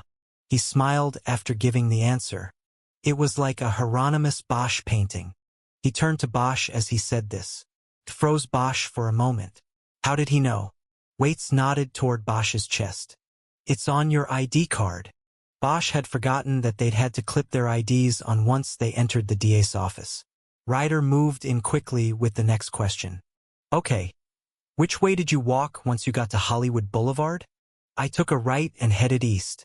The bigger fires were down that way. What was in your pockets? The question seemed to give him pause. I don't know. I don't remember. My keys, I guess. Cigarettes and a lighter, that was all. Did you have your wallet? No, I didn't want to have ID with me, in case the police stopped me. Did you already have the lighter fluid with you? That's right, I did. I thought I might join in the fun, help burn the city to the ground. Then I walked by that pawn shop and got a better idea. You saw Mr. Fitzpatrick? Yeah, I saw him. He was standing inside his security fence holding a shotgun. He also was wearing a holster like he was Wyatt Earp or something. Describe the pawn shop. Waits shrugged. A small place. It was called Irish Pawn. It had this neon sign out front that flashed a green three-leaf clover and then the three balls, that are like the symbol for a pawn shop, I guess. Fitzpatrick was standing there, watching me when I passed by. And you kept walking? At first I did. I passed by and then I thought about the challenge, How could I get to him without getting shot by that big fucking bazooka he was holding? What did you do? I took the can of Easy Light out of my jacket pocket and filled my mouth with it. Squirted it right in like those flame breathers do on the Venice boardwalk. I then put the can away and got out a cigarette and my lighter. I don't smoke anymore. It's a terrible habit. He looked at Bosch as he said this. Then what? Ryder asked. I went back to the asshole's shop and walked into the alcove in front of the security fence. I acted like I was just looking for a blind to try to light my smoke. It was windy that night, you understand? Yes. So he started yelling at me to get the fuck away. He came right up to the fence to yell at me. And I was counting on that. He smiled, proud of how well his plan worked. The guy hit the stock of his shotty against the steel fence to get my attention. You see, he saw my hands, so he didn't realize the danger. And when he was about 2 feet away, I got a flame on the lighter and looked him right in the eyes. I took the cigarette out of my mouth and spit all of that lighter fluid into his face. Of course, it hit the lighter on the way and I was a fucking flamethrower. He had a face full of flames before he knew what hit him. He dropped the shotty pretty fast so he could try to slap at the flames. But his clothes went up and pretty soon he was one crispy critter. It was like being hit by napalm, man. Waits tried to raise his left arm but couldn't. It was bound to the armrest at the wrist. He turned and raised his hand instead. Unfortunately, I burned my hand a little bit. Blisters, the whole thing. It really hurt too. I can't imagine what that asshole Wyatt Earp felt. Not a good way to go, if you ask me. Bosch looked at the upraised hand. He saw a discoloration in the skin tone, but not a scar. The burn had not gone deep. After a long measure of silence, Ryder asked another question. Did you seek medical attention for your hand? No, I didn't think that would be too smart, considering the situation. And from what I heard, the hospitals were overflowing. So I went on home and took care of it myself. When did you place the can of lighter fluid in front of the store? Oh, that was when I was walking away. I just took it out, wiped it off and put it down. Did Mr. Fitzpatrick call out for help at any time? Waits paused as if to ponder the question. Well, that's hard to say. He was yelling something, but I am not sure it was for help. He just kind of sounded like an animal to me. I closed the door on my dog's tail once when I was kid. It sort of reminded me of that. What were you thinking as you were walking home? I was thinking, far fucking out. I finally did it. And I knew I was going to get away with it, too. I felt like I was pretty goddamn invincible, if you want to know the truth. How old were you? I was 20, man. And I fucking did it. Did you ever think about the man you killed? Who you burned to death? No, not really. He was just there. There for the taking. Like the rest of them that came after. It was like they were there for me. Ryder spent another 40 minutes questioning him, eliciting smaller details that nonetheless matched those contained in the investigative reports. Finally, at 11:15 she seemed to relax her posture and pull back from her place at the table. She turned to look at Bosch and then at O'Shea. I think I have enough for the moment, she said. Maybe we could take a short break at this point. She turned off the tape recorder, and the three investigators and O'Shea stepped out into the hallway to confer. Swan stayed in the interview room with his client. What do you think? O'Shea said to Ryder. She nodded. I'm satisfied. I don't think there is any doubt that he did it. He solved the mystery of how he got to him. I don't think he's telling us everything, but he knows enough of the details. He either did it or he was right there. O'Shea looked at Bosch. Should we move on? Bosch thought about this for a moment. He was ready. As he had watched Ryder interview Waits, his anger and disgust had grown. The man in the interview room showed such a callous disregard for his victim that Bosch recognized it as the classic profile of a psychopath. As before, he dreaded what he would next hear from the man, but he was ready to hear it. Let's do it, he said. They all moved back into the interview room and Swan immediately suggested that they break for lunch. My client is hungry. Gotta feed the dog, Waits added with a smile. Bosch shook his head, taking charge of the room. Not yet, he said. He'll eat when we all eat. He took the seat directly across from Waits and turned the recorder back on. Ryder and O'Shea took the wing positions and Olivas sat once again in the chair by the door. Bosch had taken the gesto file back from Olivas but had it closed in front of him on the table. We're going to move on now to the Marie Gesto case, he said. Ah, sweet Marie, Waits said. He looked at Bosch with a brightness in his eyes. Your attorney's proffer suggests that you know what happened to Marie Gesto when she disappeared in 1993. Is that true? Waits frowned and nodded. Yes, I'm afraid so, he said with mock sincerity. Do you know the current whereabouts of Marie Gesto or the location of her remains? Yes, I do.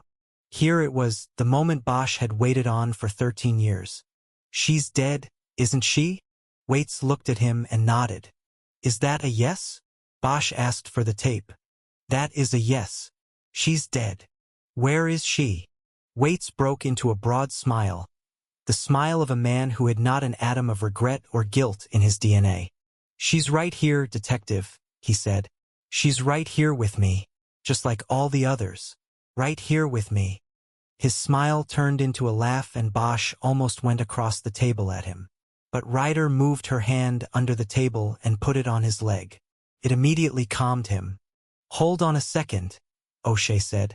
Let's step out again. And this time I would like you to join us, Maury. 12. O'Shea charged into the hallway first and managed to pace back and forth twice before all the others were out of the interview room. He then instructed the two deputies to go into the room and keep an eye on Waits. The door was then closed. What the fuck, Maury? O'Shea barked. We're not going to spend our time in there laying the groundwork for an insanity defense for you. This is a confession, not a defense maneuver. Swan turned his palms up in a what can I do gesture. The guy obviously has issues, he said. Bullshit. He's a stone-cold killer and he's in there vamping like Hannibal Lecter. This isn't a movie, Maury. This is real. You hear what he said about Fitzpatrick? He was more worried about a little burn on his hand than he was about the guy whose face he spit flames into. So I'll tell you what, you go back in there and take 5 minutes with your client. Set him straight or we walk away from this and everybody takes their chances. Bosch was unconsciously nodding. He liked the anger in O'Shea's voice. He also liked the way this was going. I'll see what I can do, Swan said. He went back into the interview room and the deputies came back out to give the attorney and his client privacy. O'Shea continued to pace while he cooled down. Sorry about that, he said to no one in particular. But I'm not going to let them control this thing. They already are, Bosch said. Waits is, at least. O'Shea looked at him, ready for a fight. What are you saying? I mean, we're all here because of him. The bottom line is, we are engaged in an effort to save his life at his own request. O'Shea emphatically shook his head. I'm not going to go back and forth on that issue with you again, Bosch. The decision has been made. At this point, if you're not on board, the elevator's right down the hall to the left. I'll handle your part of the interview. Or Freddie will. Bosch waited a beat before answering. I didn't say I wasn't on board. Gesto is my case and I will see it through. Nice to hear it, O'Shea said with full sarcasm. Too bad you weren't so attentive back in '93.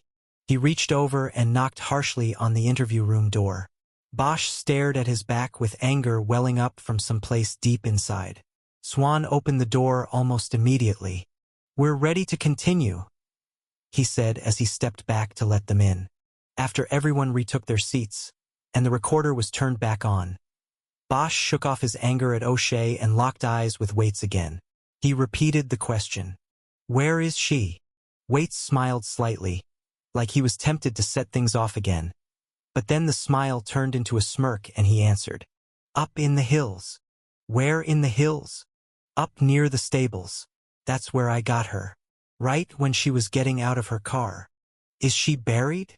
Yes, she is buried. Exactly where is she buried? I would have to show you. It's a place I know but I can't describe. I would just have to show you. Try to describe it. It's just a place in the woods near where she parked. You go in and there's a path and then I went off the path.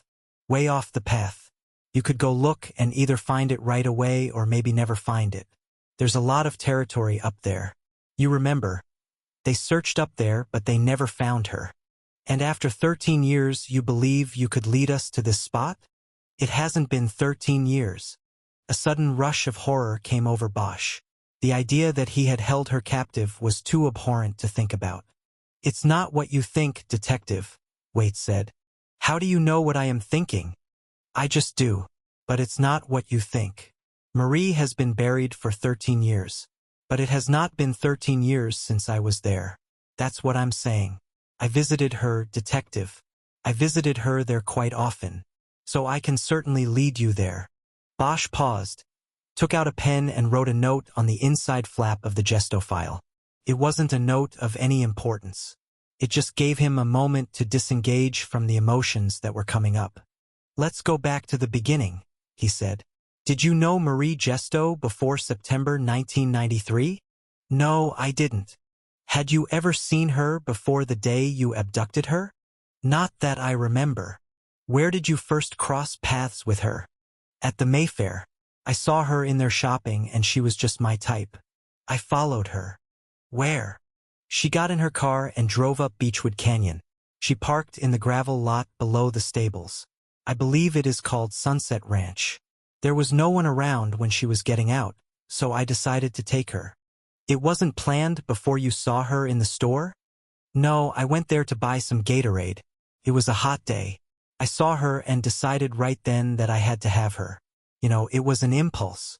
I couldn't do anything about it, detective. You approached her in the lot below the stables? He nodded. I pulled in right next to her in my van. She didn't think a thing about it. The parking area is down the hill from the ranch, from the stables. There was no one around, no one who could see. It was perfect. It was like God said I could have her. What did you do? I went into the back of the van and I opened the sliding door on the side where she was. I had a knife and I just stepped out and told her to get in. She did. It was a simple operation, really. She was no trouble at all. He spoke as if he were a babysitter reporting on a child's behavior when the parents have returned home. Then what? Bosch asked. I asked her to remove her clothes and she complied. She told me she would do whatever I wanted as long as I didn't hurt her. I agreed to that deal. She folded her clothes very nicely, as if she thought she would get the chance to put them back on again. Bosch rubbed a hand over his mouth. The most difficult part of his job were the times he was face to face with a killer, when he saw firsthand the intersection of their warped and terrifying world with reality. Go on, he said to Waits. Well, you know the rest. We had sex, but she was no good at it. She couldn't relax. So I did what I had to do. Which was what? Waits locked eyes with Bosch. I killed her, detective. I put my hands around her neck and I squeezed, and then I squeezed harder and I watched her eyes go still. Then I finished up. Bosch stared at him but couldn't bring himself to open his mouth. It was moments like these that made him feel inadequate as a detective, moments when he was cowed by the depravity that was possible in the human form. They stared at each other for a long moment until O'Shea spoke. "You had sex with her body?" he asked. "That's right. While she was still warm. I always say a woman is at her best when she is dead but still warm." Waits glanced at Ryder to see if he had gotten a reaction. She showed nothing. "Waits," Bosch said. "You are a worthless piece of trash." Waits looked back at Bosch and put the smirk back on his face. "If that is your best shot, Detective Bosch, then you'll have to do much better. Because it will only get worse for you from here. Sex is nothing. Alive or dead, it is transitory. But I took her soul and no one will ever get that back from me." Bosch looked down at the open file in front of him but did not see the words printed on the documents. "Let's move on," he finally said. "What did you do next?" "I tidied up the van. I always had plastic drop sheets in the back. I wrapped her up and prepared her for burial. I then got out and locked the van. I took her things back to her car. I had her keys too. I got in her car and drove it away. I thought that would be the best way to throw the police off." "Where did you go?" "You know where I went, Detective. The high tower. I knew there was an empty garage that I could use there. A week or so before, I had gone to look for work there, and the manager happened to mention there was an open apartment. He showed it to me because I acted like I was interested." "He showed you the garage too?" "No, just pointed it out. On my way out I noticed that there was no lock on the latch. So you drove Marie Gesto's car there and stashed it in the garage." "That's right. Did anyone see you? Did you see anyone?" "No and no. I was very careful. Remember, I had just killed someone." "What about your van? When did you go back up Beechwood to get it?" "I waited until that night. I thought that would be better because I had some digging to do. You understand, I'm sure." "Was this van painted with the name of your business?" "No, not then. I had just started and was not trying to draw attention yet. I worked mostly off referrals. I didn't have a city license yet. All of that came later. In fact, that was another van altogether. That was 13 years ago. I've gotten a new van since then." "How did you get back up to the stables to get your van?" "Took a cab." "You remember which cab company?" "I don't remember because I didn't call for it. After dropping off the car at the high tower, I walked over to a restaurant I used to enjoy when I lived on Franklin. Birdshave, you ever been there? Good roasted chicken. Anyway, it was a long walk. I had dinner and when it was late enough I had them call me a cab. I went up to my van, only I had him drop me up at the stables so it wouldn't look like the van was mine. When I was sure there was no one around I went to the van and I found a nice private spot to plant my little flower."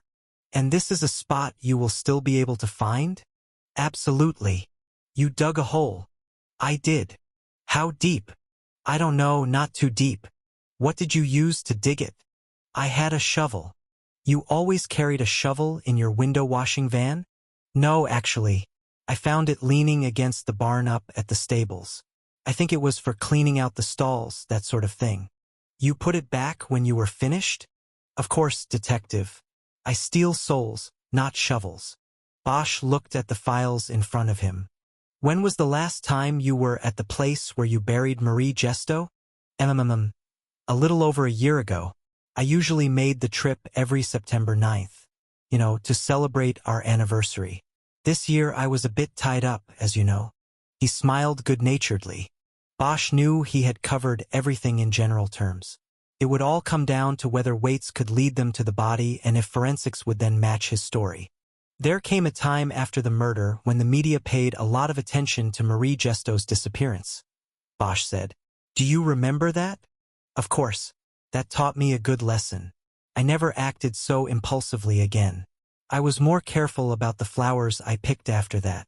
"You called the investigators on the case, didn't you?"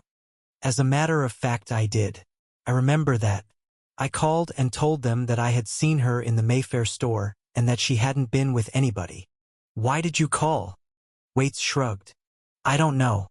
I just thought it would be fun. To actually talk to one of the men who was hunting me." "Was it you?" My partner.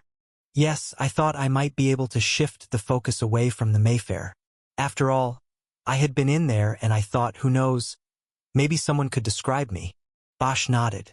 You gave the name Robert Saxon when you called. Why? Waits shrugged again. It was just a name I used from time to time. It's not your real name? No, detective, you know my real name. What if I told you I don't believe a fucking word you've said here today? What would you say to that? I would say, take me to Beechwood Canyon and I will prove every word of what I have said here. Yeah, well, we'll see about that. Bosch pushed back his chair and told the others he would like to confer with them in the hallway. Leaving Waits and Swan behind, they stepped out of the room into the cooler air of the hallway. Can you guys give us some space? O'Shea said to the two deputies. When everybody else was in the hallway and the interview room door was closed, O'Shea continued. Getting stuffy in there, he said. Yeah, with all of his bullshit, Bosch said. What now, Bosch? The prosecutor asked. What now is that I don't believe him. Why not?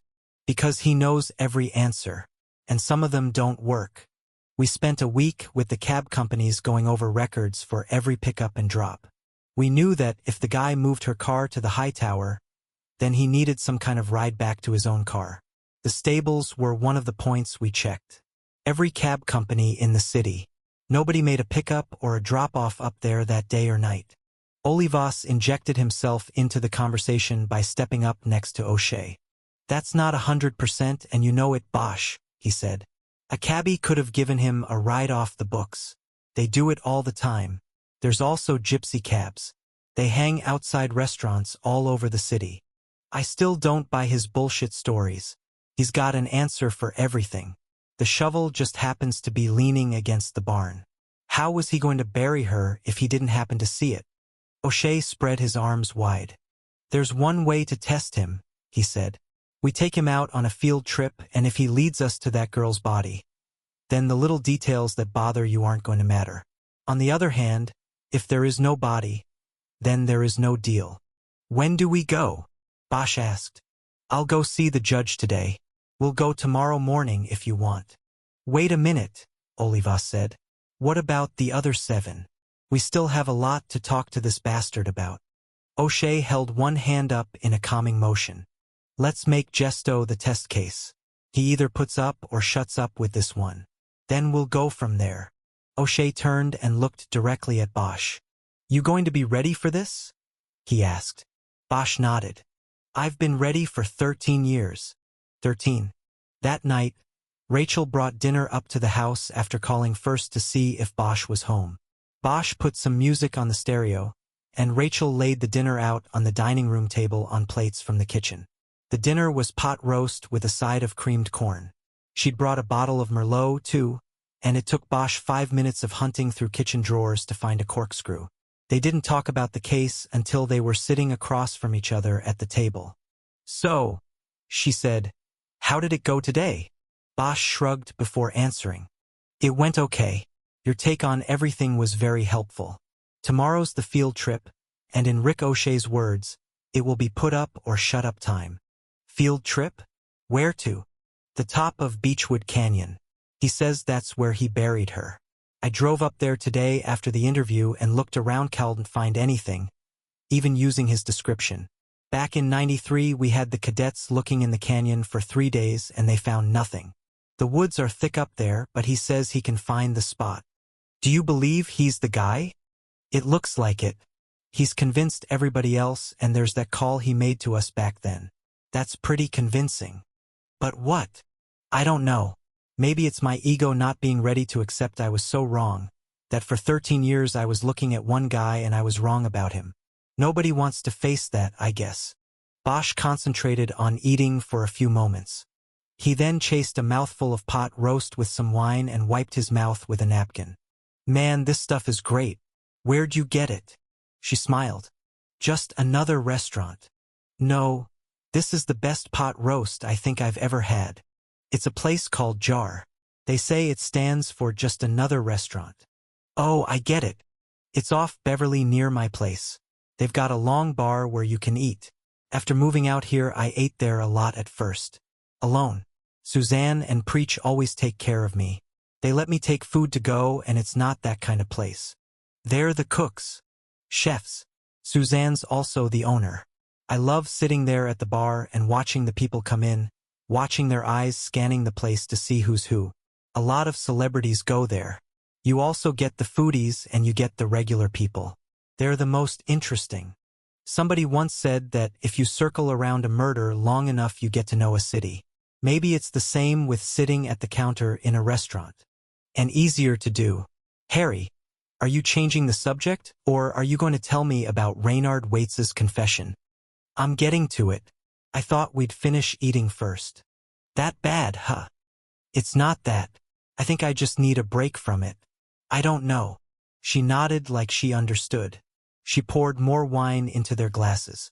I like the music. Who is this? Bosch nodded, his mouth full once again. I call this Miracle in a Box. It's John Coltrane and Thelonious Monk at Carnegie Hall. The concert was recorded in 1957 and the tape sat in an unmarked box in archives for almost 50 years. Just sat there, forgotten. Then some Library of Congress guy was going through all the boxes and performance tapes and recognized what they had there. They finally put this out last year. It's nice. It's more than nice. It's a miracle to think it was there all that time. Took the right person to find it, to recognize it. He looked at her eyes for a moment. He then looked down at his plate and saw he was down to his last bite. What would you have done for dinner if I hadn't called? Rachel asked. Bosch looked back at her and shrugged. He finished eating and started telling her about Reynard Wates's confession. He's lying, she said when he was finished. About the name? We've got that covered. No, about the plan. Rather, the lack of a plan. He tells you he just saw her in the Mayfair, followed her and grabbed her. No way. I don't buy that. The whole thing doesn't feel like a spur-of-the-moment thing. There was a plan to this, whether he's telling you or not. Bosch nodded. He had the same misgivings about the confession. We'll know more tomorrow, I guess, he said. I wish I could be there. Bosch shook his head. I can't make a federal case out of this. Besides, it's not what you do anymore.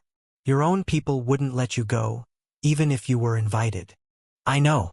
I can still wish. Bosch got up and started clearing the plates. They worked side by side at the sink, and after everything was cleaned and put away they took the bottle out on the deck. There was enough left for them each to have a half glass. The evening chill drew them close to one another as they stood at the railing and looked down at the lights in the Cahuenga Pass. Are you staying tonight? Bosch asked. Yes. You don't have to call, you know. I'll give you a key. Just come up. She turned and looked at him. He put his arm around her waist. That fast? Are you saying all is forgiven? There's nothing to forgive. The past is past and life's too short. You know, all of those cliches. She smiled and they sealed it with a kiss. They finished their wine and went inside to the bedroom. They made love slowly and quietly. At one point Bosch opened his eyes and looked at her and lost his rhythm. She noticed. What?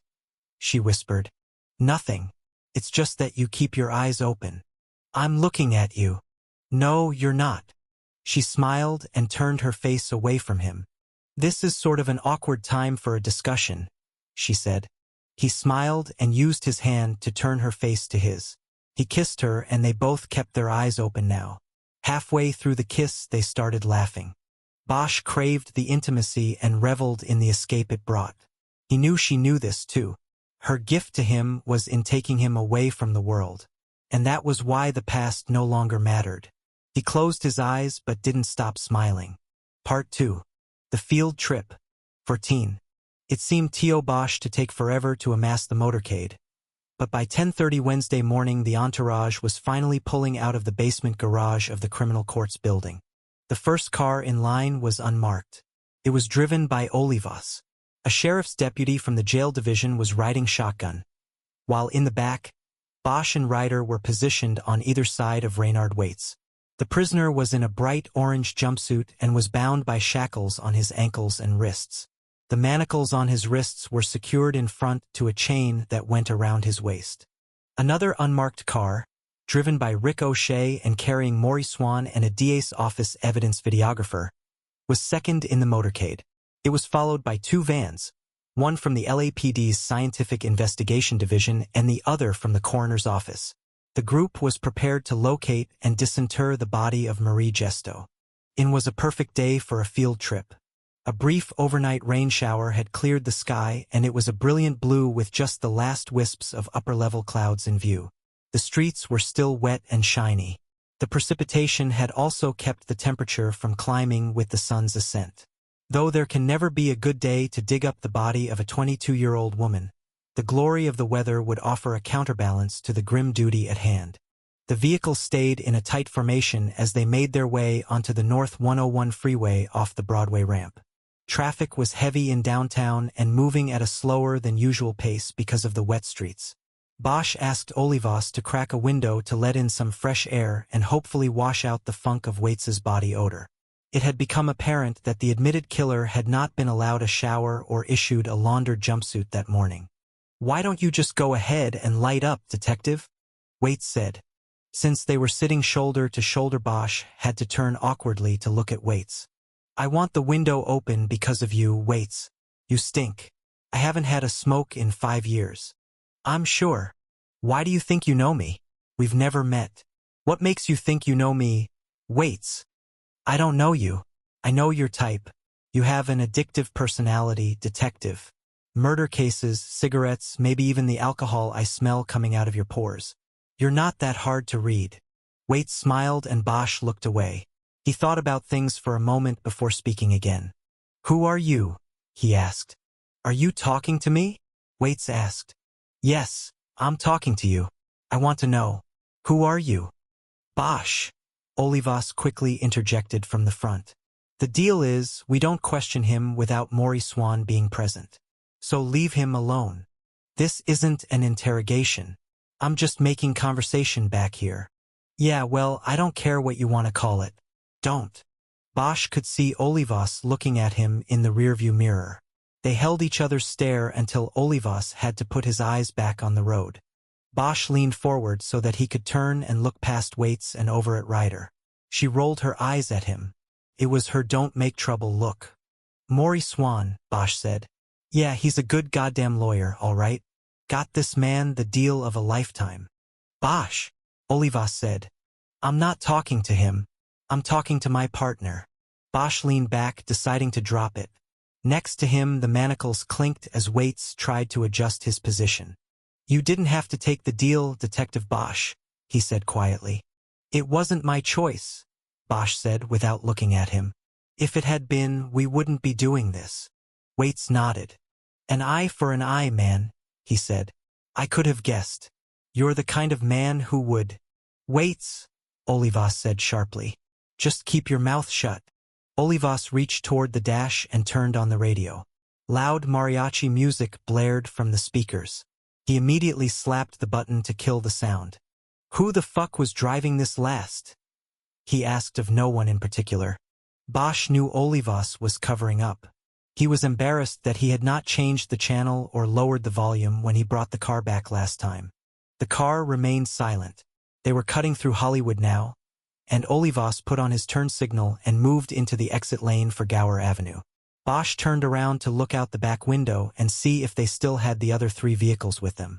The group remained intact, but Bosch could now see a helicopter trailing above the motorcade. It had a large number 4 on its white underbelly. Bosch jerked back around and looked at Olivas in the rearview. "Who called out the media, Olivas? Was that you or your boss?" "My boss? I don't know what you're talking about." Olivas glanced at him in the mirror but then quickly back at the road. It was too furtive a move. Bosch knew he was lying. "Yeah, right. What's in this for you? Ricochet's going to make you chief of investigations after he wins?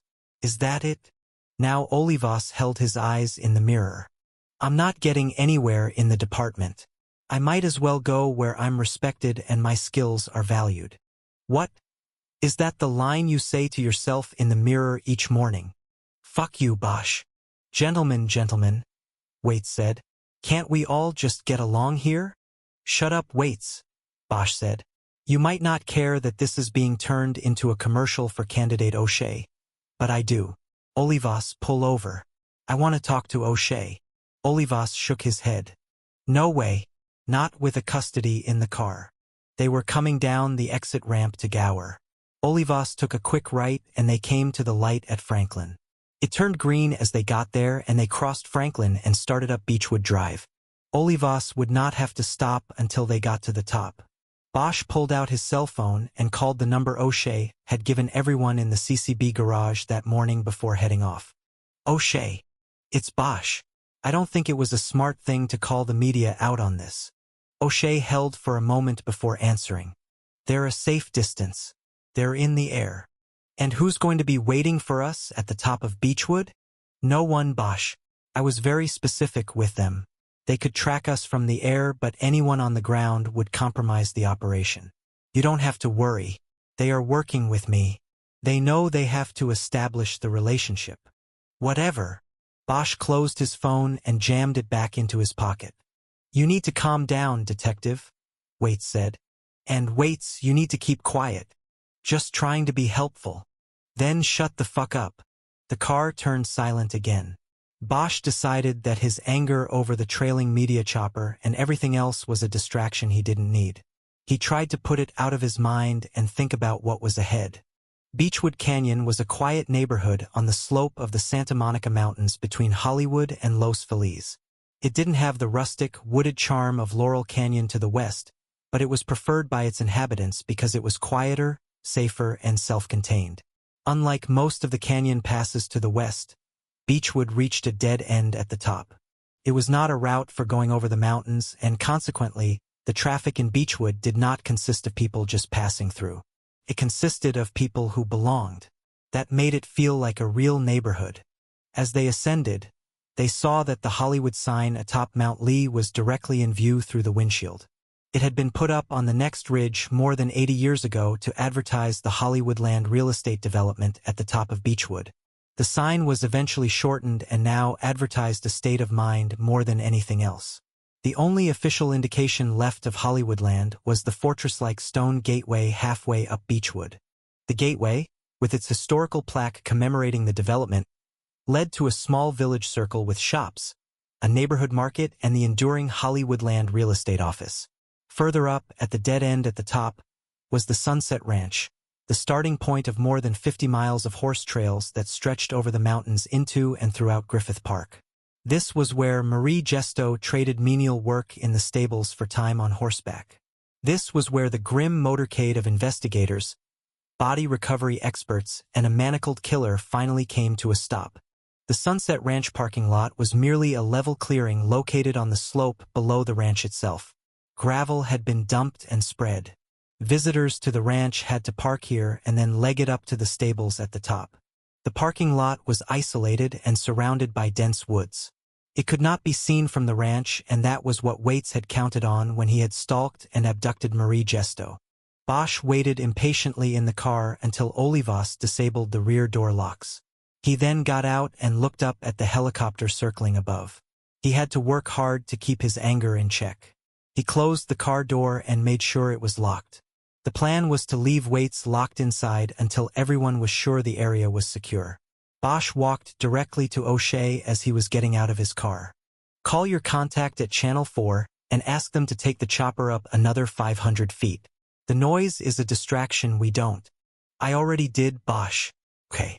Look, I know you don't like the media presence, but it is an open society we live in, and the public has a right to know what is going on here. Especially when it can help with your election, right? O'Shea spoke to him impatiently. Educating voters is what a campaign is all about. Excuse me, we have a body to find. O'Shea abruptly walked away from him and over to Olivas, who was maintaining a vigil next to the car containing Waits. Bosch noticed that the sheriff's deputy was also standing guard at the rear of the car. He was holding a shotgun at ready position. Ryder came up to Bosch. Harry, are you all right? Never better. Just watch your back with these people. He was watching O'Shea and Olivas. They were now conferring about something. The sound of the helicopter's rotor blades prevented Bosch from hearing their exchange. Ryder put her hand on his arm in a calming gesture. Let's just forget about the politics and get this over with, Ryder said. There's something more important than all of that. Let's find Marie and bring her home. That's what is important. Bosch looked down at her hand on his arm, realized she was right and nodded. Okay. A few minutes later, O'Shea and Olivas convened everyone except Waits in a circle in the gravel parking lot. In addition to the lawyers, investigators, and the sheriff's deputy, there were 2 body recovery experts from the coroner's office, along with a forensic archaeologist named Kathy Cole and an LAPD forensic tech, as well as the videographer from the DA's office. Bosch had worked with almost all of them before. O'Shea waited until the videographer had his camera going before he addressed the troops. Okay, people, we are here on a grim duty to find and collect the remains of Marie Gesto, he said somberly. Reynard Waits, the man in the car, is going to lead us to the place where he has told us he buried her.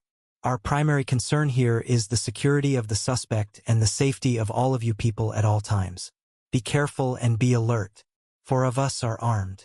Mr. Waits will be manacled and under the watchful eyes of the detectives and Deputy Doolin, with the shotgun. Mr. Waits will lead the way and we all will be watching his every move. I would like the video and the gas probe to go along with us while the rest of you wait here. When we find the location and confirm the body, we will back away until we can secure Mr. Waits, and then all of you will come to the location, which will, of course, be handled as the crime scene it is. Any questions so far? Maurice Swan raised his hand. I am not staying here, he said. I am going to be with my client at all times. That's fine, Mr. Swan, O'Shea said. But I don't think you are dressed for it. It was true. Inexplicably, Swan had worn a suit to a body excavation. Everyone else was dressed for the job. Bosch wore blue jeans, hiking boots, and an old academy sweatshirt with cut-off sleeves. Ryder wore similar attire. Olivas was in jeans, a t-shirt, and nylon windbreaker that said LAPD across the back. The others in the troop were dressed the same way. I don't care, Swan said. If I ruin my shoes, I'll write them off as a business expense. But I stay with my client. Not negotiable. Fine, O'Shea said. Just don't get too close or get in the way. Not a problem. Okay. Then people, let's do this. Olivas and the deputy went to the car to retrieve Waits. Bosch heard the noise of the circling helicopter getting louder as the news crew came down for a better angle and a closer look with their camera. After Waits was helped up out of the car, his manacles were checked by Olivas and he was led into the clearing. The deputy stayed 6 feet behind him at all times with the shotgun up and ready. Olivas kept a grip on Waits's upper left arm. They stopped when they reached the others in the group. Mr. Waits, fair warning, O'Shea said. If you make an attempt to run, these officers will shoot you down. Do you understand that? Of course, Waits said. And they would do it gladly, I'm sure. Then we understand each other. Lead the way. 15. Waits led them toward a dirt path that fed off the lower end of the gravel parking lot. It disappeared beneath a canopy created by a grove of acacia trees, white oaks and heavy brush. He walked without hesitation, like he knew just where he was going. Soon the troop was in shadow and Bosch figured the cameraman in the helicopter wasn't getting much usable video from above the canopy. The only one who spoke was Waits. Not too much farther, he said, as though he were a nature guide leading them to a secluded waterfall. The path became narrower as the trees and brush encroached and the trail evolved from the well-trodden to the seldom used. They were in a stretch where few hikers ventured. Olivas had to change position from holding Waits by the arm and walking next to him to following the killer, with a hand grasping the waist chain from behind. It was clear that Olivas was not going to let go of his suspect, and this was comforting to Bosch. What wasn't comforting was that the new position blocked everybody else's shot at Waits should he try to run. Bosch had traversed numerous jungles in his life. Most often they were the kind where you kept your eyes and ears on the distance, alert and waiting for ambush, and at the same time watched each step you took, wary of the booby trap. This time he kept his eyes focused on the 2 men moving in front of him, Waits and Olivas, without waver. The terrain grew more difficult as the path followed the downslope of the mountain. The soil was soft and moist from the overnight precipitation as well as all the rain in the past year. In some places Bosch felt his hiking boots sink and catch. And at one point, There was the sound of breaking branches behind him and then the thud of a body hitting the mud. Though Olivas and Deputy Doolin stopped and turned to see what the commotion was about, Bosch never moved his eyes from Waits. From behind him he heard Swan curse and the others ask if he was okay as they helped him up.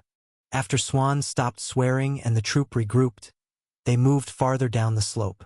Progress was slow, as Swan's mishap caused everyone to step even more carefully than before. In another 5 minutes they stopped at the precipice of a steep drop-off. It was a place where the weight of water that pooled in the ground had caused a small mudslide in recent months. The ground had sheared away next to an oak tree, exposing half of its root system. The drop was almost 10 feet down. "Well, this wasn't here last time I came," Waits said in a tone that indicated he was put out by the inconvenience. "Is that the way?" Olivas asked, pointing to the bottom of the drop-off. "Yes," Waits confirmed.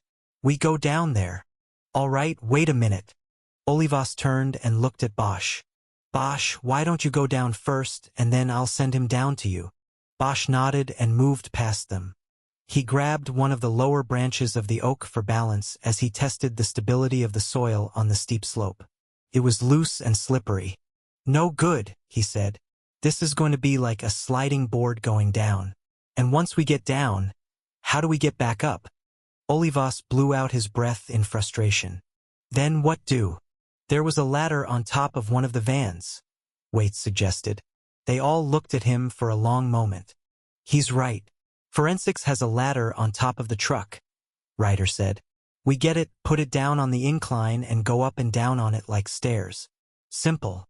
Swan broke into the huddle. "Simple, except my client is not going up and down that slope or up and down a ladder with his hands chained to his waist," he said. After a momentary pause, everyone looked at O'Shea. "I think we can work something out," he said. "Wait a minute," Olivas said. "We're not taking the—" "Then he's not going down there," Swan said. "It's that simple. I'm not allowing you to endanger him. He's my client and my responsibility to him is not only in the arena of the law but in all." O'Shea held his hands up in a calming manner. "One of our responsibilities is the safety of the accused," he said. "Maury makes a point. If Mr. Waits falls going down the ladder without being able to use his hands, then we're responsible. And then we've got a problem. I am sure that with all of you people holding guns and shotguns, we can control this situation for the 10 seconds it takes him to go down a ladder." "I'll go get the ladder," said the forensic tech. "Can you hold this?" Her name was Carolyn Caffarelli and Bosch knew most people called her Cal. She handed the gas probe, a yellow T-shaped device, to Bosch and started back through the woods. "I'll help her with it," Ryder said. "No," Bosch said. "Everybody carrying a weapon stays with Waits." Ryder nodded, realizing he was right. "I can handle it," Caffarelli called out. "It's lightweight aluminum. I just hope she can find her way back," O'Shea said after she was gone.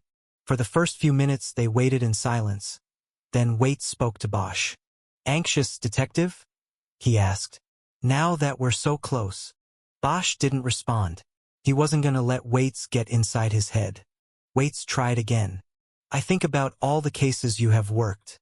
How many are like this one? How many are like Marie? I bet she—" "Waits, shut the fuck up," Olivas commanded. "Ray, please," Swan said in a soothing voice. "Just making conversation with the detective." "Well, make it with yourself," Olivas said. The silence returned until a few minutes later, when they all heard the sound of Caffarelli carrying the ladder through the woods. She banged it a few times on low-level limbs but finally got it to their position. Bosch helped her slide it down the slope and they made sure it was steady on the steep incline. When he stood up and turned back to the group, Bosch saw that Olivas was uncuffing one of Waits's hands from the chain running around the prisoner's waist. He left the other hand secured. "The other hand, detective," Swan said. "He can climb with one hand free," Olivas insisted. "I am sorry, detective, but I am not going to allow that. He has to be able to hold on and break a fall if he happens to slip. He needs both hands free. He can do it with one." While the posturing and debate continued, Bosch swung himself onto the ladder and went down the slope backwards. The ladder was steady. At the bottom he looked around and realized that there was no discernible path. From this point the trail to Marie Gesto's body was not as obvious as it had been above. He looked back up at the others and waited. "Freddie, just do it," O'Shea instructed in an annoyed tone. "Deputy, you go down first and be ready with that shotgun in case Mr. Waits gets any ideas. Detective Ryder, you have my permission to unholster your weapon. You stay up here with Freddie and be ready as well." Bosch climbed back up a few steps on the ladder so the deputy could carefully hand him the shotgun. He then stepped back down and the uniformed man came down the ladder. Bosch gave him back the weapon and returned to the ladder. "Toss me the cuffs," Bosch called up to Olivas. Bosch caught the cuffs and then took a position 2 rungs up on the ladder. Waits began to go down while the videographer stood at the edge and recorded his descent. When Waits was 3 rungs from the bottom, Bosch reached up and grabbed the waist chain to guide him the rest of the way to the lower ground. "This is it, Ray?" he whispered in his ear from behind. "Your only chance. You sure you don't want to make a run for it?" Safely at the bottom, Waits stepped off the ladder and turned to Bosch, holding his hands up for the cuffs. His eyes held on Bosch's. "No, Detective. I think I like living too much." "I thought so." Bosch cuffed his hands to the waist chain and looked back up the slope at the others. "Okay, we're secure." One by one the others came down the ladder. Once they had regrouped at the bottom, O'Shea looked around and saw that there was no longer a path. They could go in any direction. "Okay, which way?" he said to Waits. Waits turned in a half-circle as if seeing the area for the first time. Olivas almost lost it. "You better not be pulling." "That way," Waits said coyly as he nodded to the right of the slope. "Lost my bearings there for a second." "No bullshit, Waits," Olivas said. "You take us to the body right now or we go back, go to trial, and you get the hot shot of Jesus juice you've got coming." "You got that." "I got it. And like I said, this way." The group moved off through the brush with Waits leading the way, Olivas clinging to the chain at the small of his back and the shotgun never more than 5 feet behind. The ground on this level was softer and more muddy. Bosch knew that runoff from last spring's rains had likely gone down the slope and collected here. He felt his thigh muscles begin to tighten as every step was a labor to pull his work boots from the sucking mud. In 5 minutes they came to a small clearing shaded by a tall, fully mature oak. Bosch saw Waits looking up and followed his eyes. A yellowish-white hairband hung limply from an overhead branch. "It's funny," Waits said. "It used to be blue." Bosch knew that at the time of Marie Gesto's disappearance, she was believed to have had her hair tied back with a blue hairband known as a scrunchie. A friend who had seen her earlier on that last day had provided a description of what she was wearing. The scrunchie was not with the clothing found neatly folded in her car at the Hightower Apartments. Bosch looked up at the hairband. 13 years of rain and exposure had taken its color. Bosch lowered his eyes to Waits, and the killer was waiting for him with a smile. "We're here, Detective. You've finally found Marie." "Where?" Waits's smile broadened. "You're standing on her." Bosch abruptly stepped back a pace and Waits laughed. "Don't worry, Detective Bosch. I don't think she minds. What was it the great man wrote about sleeping the big sleep? About not caring about the nastiness of how you died or where you fell." Bosch looked at him for a long moment, wondering once again about the literary airs of the window washer. Waits seemed to read him. "I've been in jail since May, Detective. I've done a lot of reading." "Step back," Bosch said. Waits opened his cuffed hands in a surrender move and stepped toward the trunk of the oak. Bosch looked at Olivas. "You got him." "I got him." Bosch looked down at the ground. He had left footprints in the muddy earth, but it also looked like there was another, recent disturbance in the soil. It looked as though an animal had made a small dig in the ground, either foraging or burying its own dead. Bosch signaled the forensics tech over to the center of the clearing. Connelly stepped forward with the gas probe and Bosch pointed to the spot directly below the colorless hairband. The tech pushed the point of the probe into the soft soil and easily sank it a foot into the earth. She clicked on the reader and began studying the electronic display. Bosch stepped toward her to look over her shoulder. He knew that the probe measured the level of methane in the soil. A buried body releases methane gas as it decomposes. Even a body wrapped in plastic. "We're getting a read," Caffarelli said. "We're above normal levels." Bosch nodded. He felt strange inside, out of sorts. He had been with the case for more than a decade, and a part of him liked holding on to the mystery of Marie Gesto. But, while he didn't believe in something called closure, he did believe in the need to know the truth. He felt that the truth was about to reveal itself, and yet it was disconcerting. He needed to know the truth to move on. But how could he move on once he no longer needed to find and avenge Marie Gesto? He looked at Waits. "How far down is she?" "Not too far," Waits replied matter-of-factly. "Back in '93 we were in drought, remember? The ground was hard and man, I wore my ass out digging a hole for her. I was lucky she was just a little thing. But, anyway, that's why I changed it up. No more digging big holes for me after that." Bosch looked away from him and back at Caffarelli. She was taking another probe reading. She would be able to delineate the gravesite by charting the highest methane readings. They all watched the grim work silently. After taking several readings in a grid pattern, Caffarelli finally moved her hand in a north-south sweep to indicate how the body was likely positioned. She then marked the limits of the gravesite by dragging the point of the probe in the dirt. When she was finished, she had marked out a rectangle about 6 feet by 2 feet.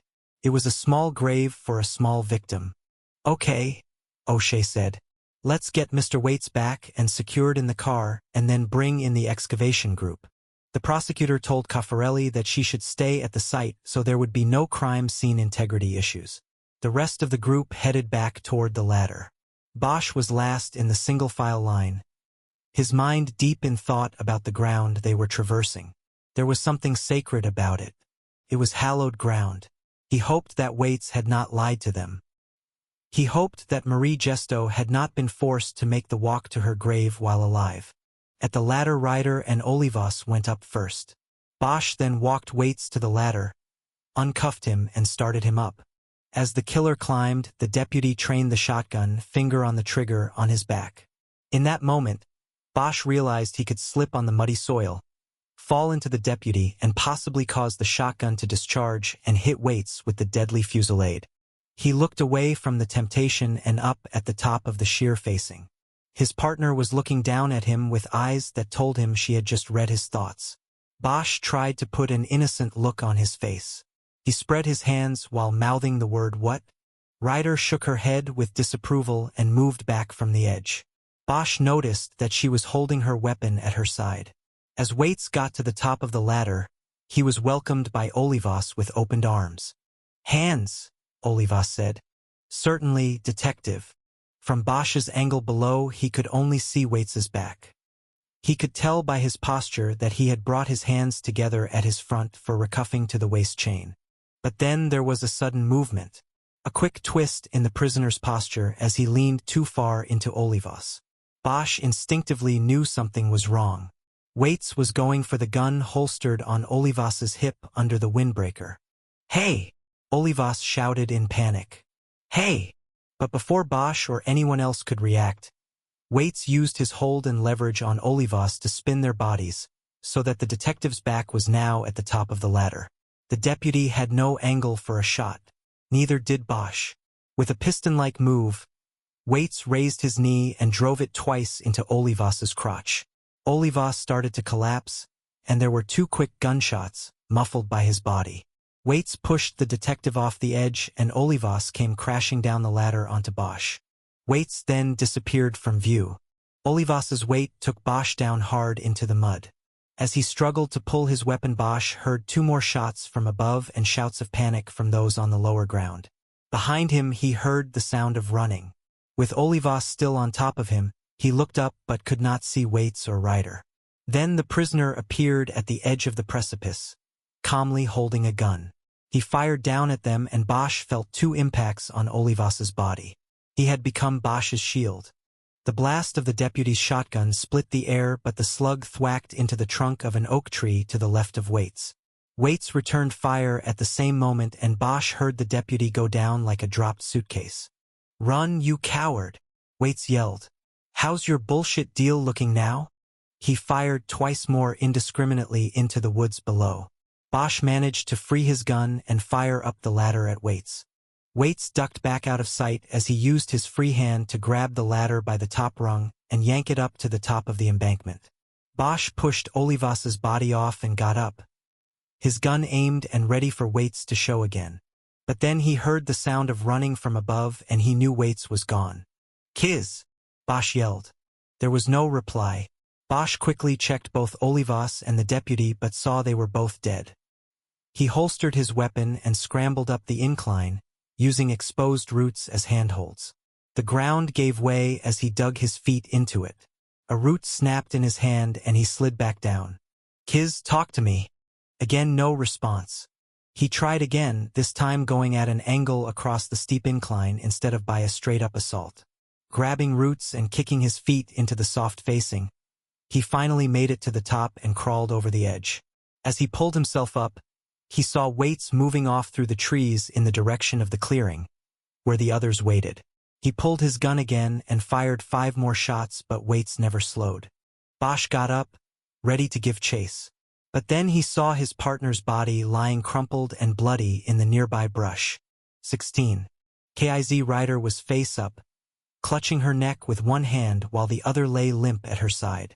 Her eyes were wide and searching but not focusing. It was as if she were blind. Her limp arm was so bloody it took a moment for Bosch to spot the bullet entrance in the palm of her hand, just below the thumb. It was a through-and-through shot and he knew it wasn't as serious as the neck wound. Blood was steadily seeping from between her fingers. The bullet must have hit the carotid artery, and Bosch knew that blood loss or depletion of oxygen in the brain could kill his partner in minutes, if not seconds. "Okay, Kiz," he said as he knelt next to her. "I'm here." He could see that her left hand, holding the wound on the right side of her neck, was creating insufficient pressure to stop the bleeding. She was losing the strength to hold on. "Let me take over here," he said. He moved his hand under hers and pressed against what he now realized were 2 wounds, bullet entry and exit. He could feel the blood pulsing against his palm. "O'Shea!" he shouted. "Bosch!" O'Shea called back from below the drop-off. "Where is he? Did you kill him?" "He's gone. I need you to get on Doolan's rover and get us a medevac up here. Now!" It took a moment before O'Shea responded, in a panicked voice. "Doolan's shot. So is Freddie. They're dead. O'Shea, you need to get on the radio. Ryder is alive and we need to get her." In the distance there were 2 gunshots, followed by a shout. It was a female voice and Bosch thought about Kathy Cole and the people up at the parking lot. There were 2 more shots and Bosch heard a change in the overhead sound of the helicopter. It was banking away. Waits was shooting at it. "Come on, O'Shea!" he shouted. "We're running out of time." When he heard nothing in response, he brought Ryder's hand back up and pressed in against the neck wounds again. "Hold it there, Kiz. Press as hard as you can and I'll be right back." Bosch jumped up and grabbed the ladder Waits had pulled up. He lowered it back into place between the bodies of Olivas and Doolan and quickly climbed down. O'Shea was on his knees next to Olivas's body. The prosecutor's eyes were as wide and as blank as those of the dead cop next to him. Swan was standing in the lower clearing with a dazed look on his face. Caffarelli had come from the grave site and was on her knees next to Doolan, trying to turn him over to get to the radio. The deputy had fallen chest down after being shot by Waits. "Cal, let me do it," Bosch ordered. "You go up and help Kiz. We've got to stop the bleeding from her neck." Without a word, the forensics tech scurried up the ladder and out of sight. Bosch turned Doolan over and saw that he had been hit in the forehead. His eyes were open and looked surprised. Bosch grabbed the radio off Doolan's equipment belt and made the officer down call and requested a medical airship and paramedics to the lower parking lot at Sunset Ranch. Once he was assured that medical help was on the way, he reported that an armed murder suspect had escaped custody. He gave a detailed description of Reynard Waits, then shoved the radio into his belt. He went to the ladder and as he climbed back up he called down to O'Shea, Swan and the videographer, who was still holding the camera up and recording the scene. "All of you get up here. We need to carry her out to the parking lot for the evac." O'Shea continued to look down in shock at Olivas. "They're dead," Bosch shouted from the top. "There's nothing we can do for them.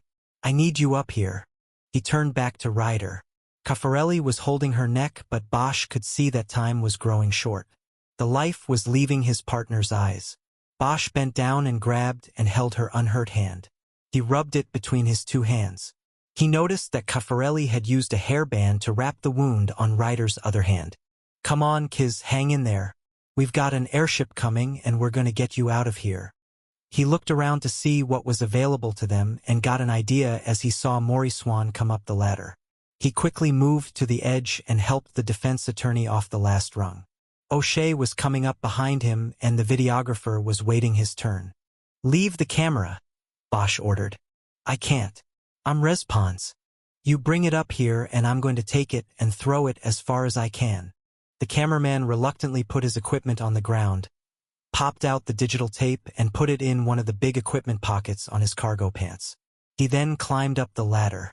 Once everyone was on top, Bosch pulled the ladder up and carried it over to Ryder. He put it down next to her. "Okay, we're going to use the ladder as a stretcher.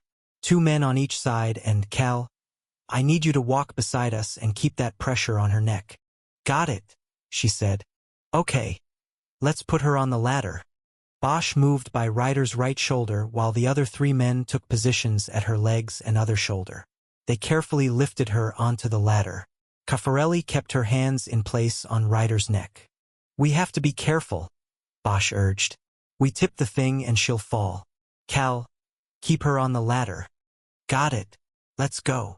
They raised the ladder and started moving back up the trail. Ryder's weight, distributed among the 4 carriers, was not a problem. But the mud was. 2 times Swan, in his courthouse shoes, slipped, and the makeshift stretcher almost went over. Each time Caffarelli literally hugged Ryder to the ladder and kept her in place. It took less than 10 minutes to get to the clearing. Bosch immediately saw that the coroner's van was now missing, but Kathy Cole and her 2 assistants were still there, standing unharmed by the SID van. Bosch scanned the sky for a helicopter but saw none. He told the others to put Ryder down next to the SID van. Carrying it the last distance with one hand hooked under the ladder, he used his free hand to operate the radio. "Where's my airship?" he yelled at the dispatcher. The response was that it was on the way with a 1-minute ETA.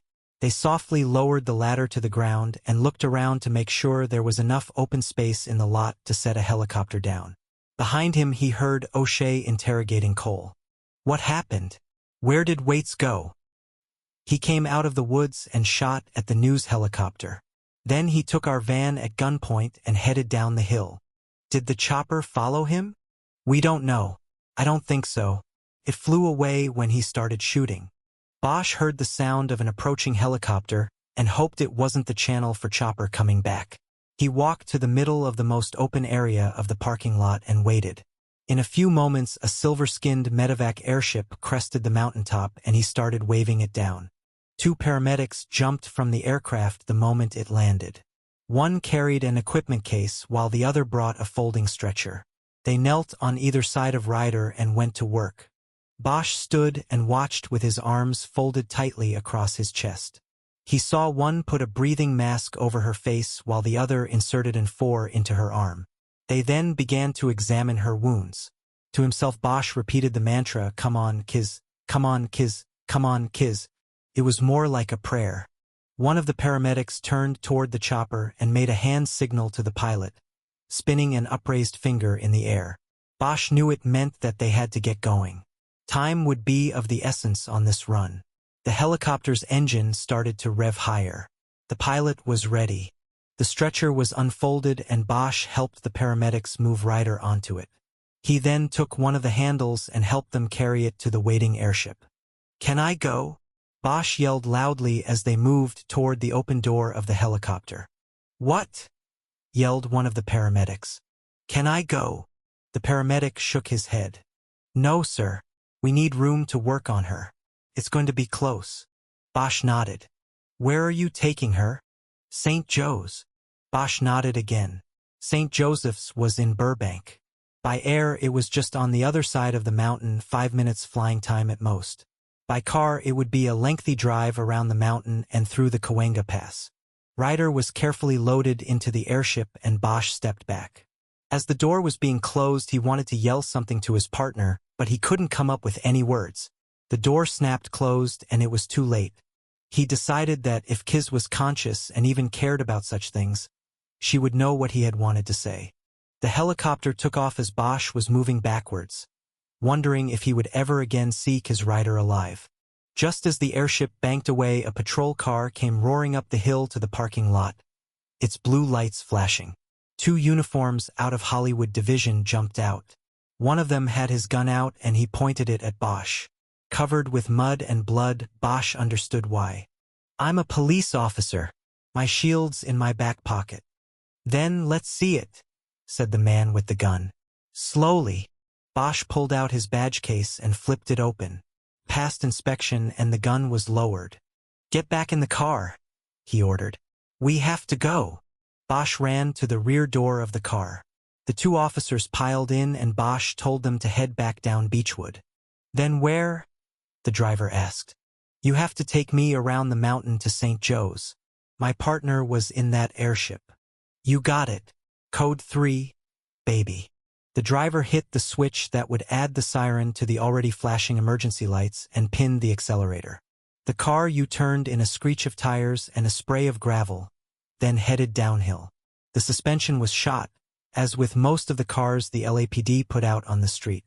The car swerved dangerously around the curves on the way down, but Bosch didn't care. He had to get to Kiz. At one point, they almost collided with another patrol car that was moving with the same speed up to the crime scene. Finally, halfway down the hill, the driver slowed when they were passing through the pedestrian-crowded shopping area of the Hollywood Land Village. "Stop!" Bosch yelled. The driver complied with screeching efficiency on the brakes. "Back it up. I just saw the van." "What van?" "Just back it up." The patrol car reversed and moved back past the neighborhood market. There in the side lot, Bosch saw the pale blue coroner's van parked in the back row. "Our custody got loose and got a gun. He took that van." Bosch gave them a description of weights and the warning that he was unhesitant about using the weapon. He told them about the 2 dead cops back up the hill in the woods. They decided to sweep the parking lot first and then enter the market. They called for backup but decided not to wait for it. They got out with their weapons drawn.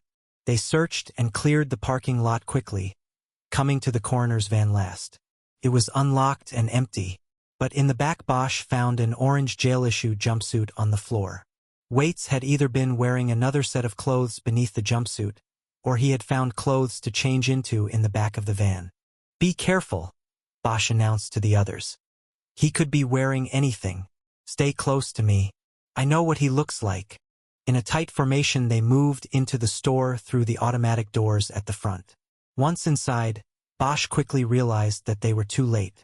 A man with a manager's tag on his shirt was consoling a woman who was crying hysterically and holding the side of her face. The manager saw the 2 uniforms and signaled them over. He didn't even seem to notice all the mud and blood on Bosch's clothes.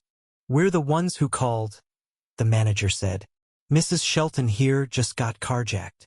Mrs. Shelton nodded tearfully. "Can you give us a description of your car and what the man who did this was wearing?" Bosch asked. "I think so," she whined. "Okay, listen," Bosch said to the 2 officers.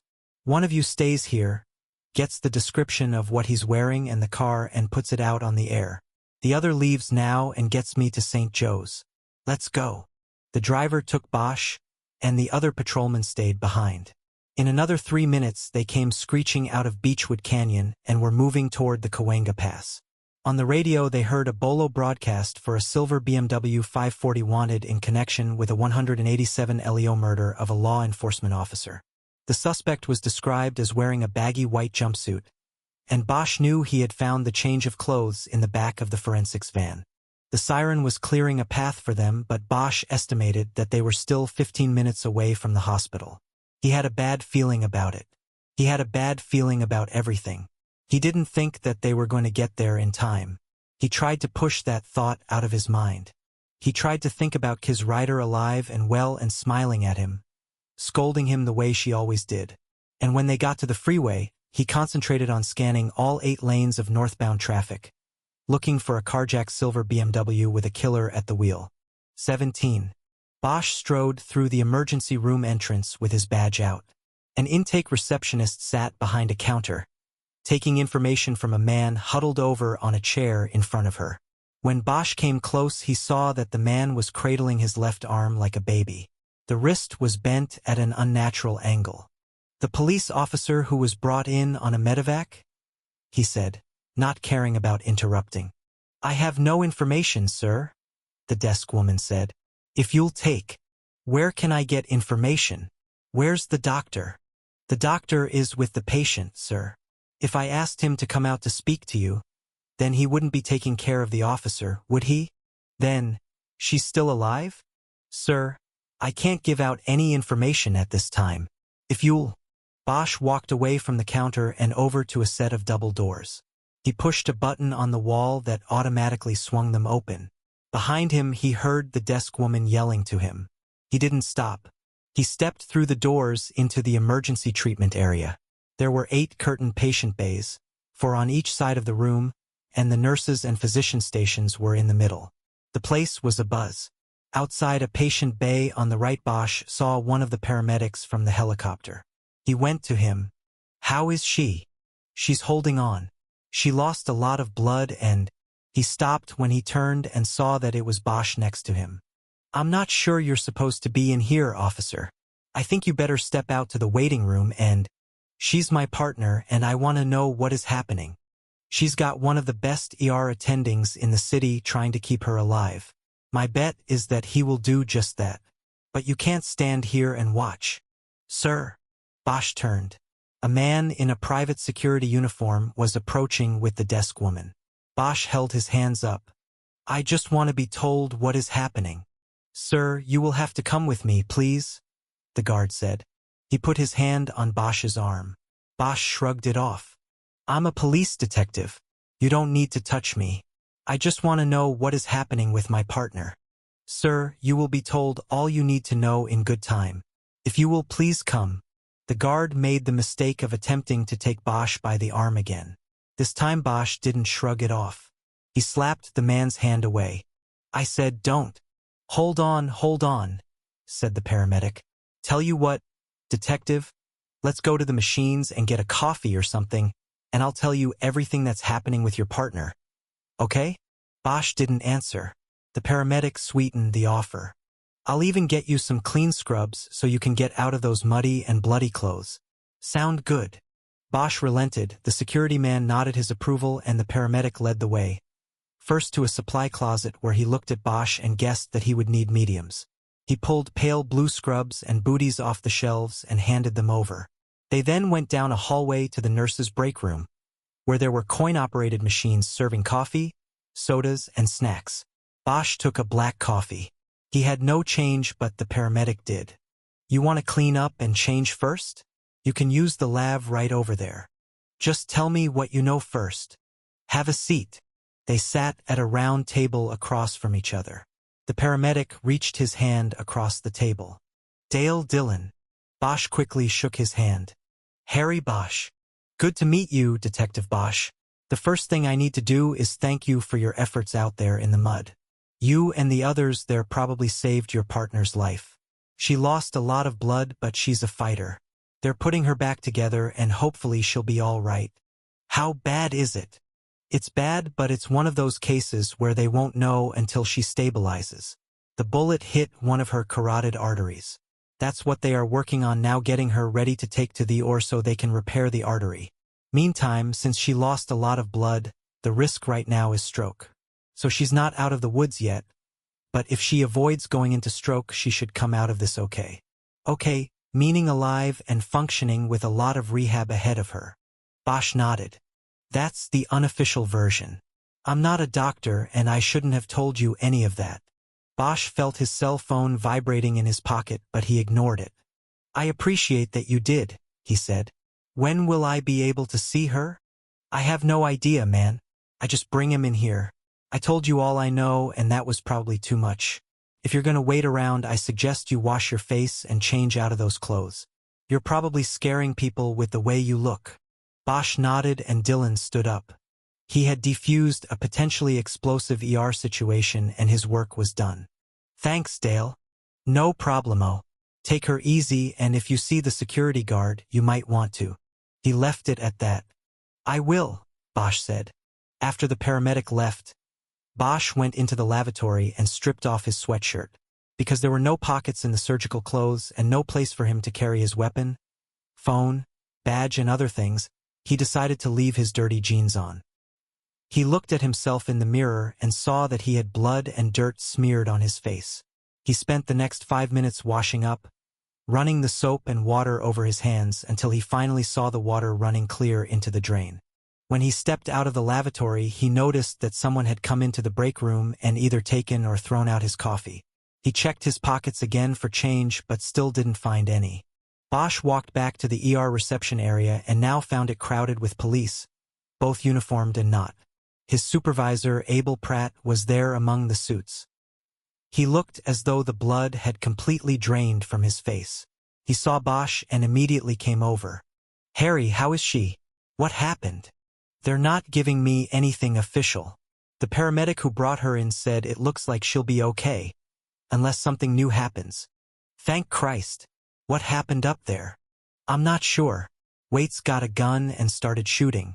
Anything on whether they've got a bead on him? He dumped the car he jacked by the Red Line station on Hollywood Boulevard. They don't know where the fuck he is. Bosch thought about that. He knew that if Waits had gone underground on the Red Line, he could have gone anywhere from North Hollywood to downtown.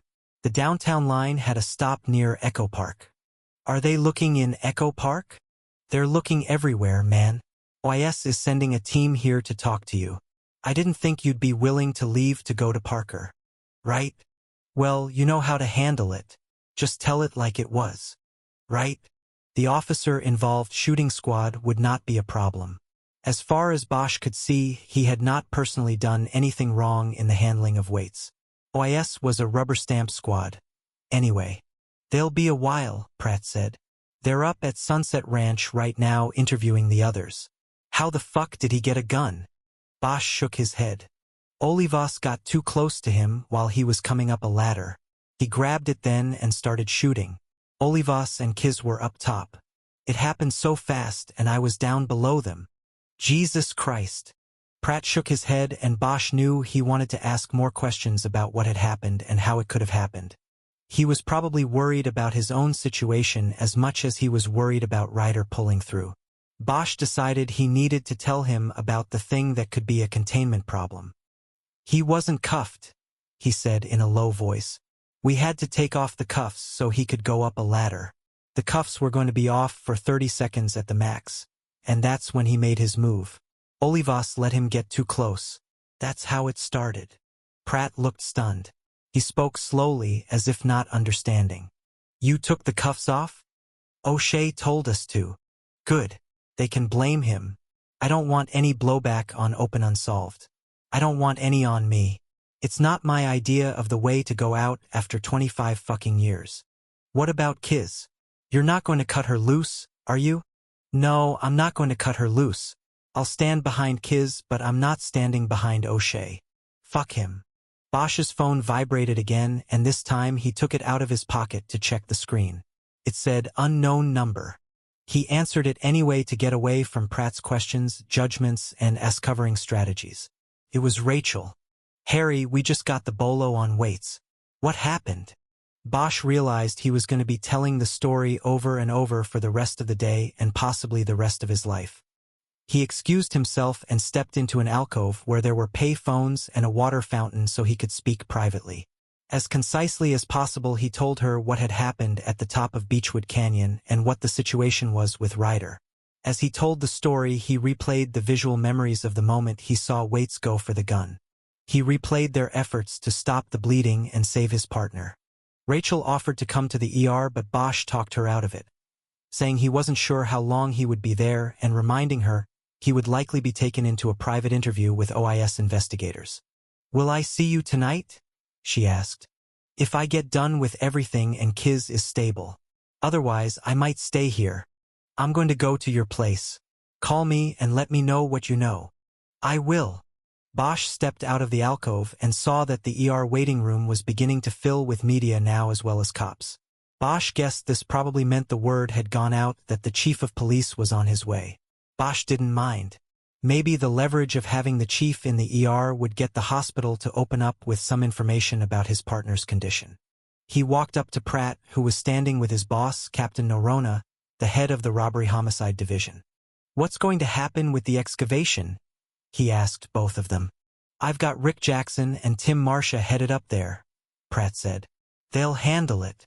"It's my case," Bosch said, a mild protest in his voice. "Not anymore," Norona said. "You're with OIS until they finish this thing up. You're the only one with a badge who was up there and is still able to talk about it. That's front burner. The Gesto dig is back burner and Marcia and Jackson will handle it." Bosch knew there would be no use arguing. The captain was right. Though there were 4 others present at the shooting who were unharmed, it would be Bosch's description and memory that would count the most. There was a commotion at the ER entrance as several men with TV cameras on their shoulders jostled one another for position on either side of the double doors. When the doors came open, an entourage entered with the chief of police at the center. The chief strode to the reception desk, where he was met by Norona.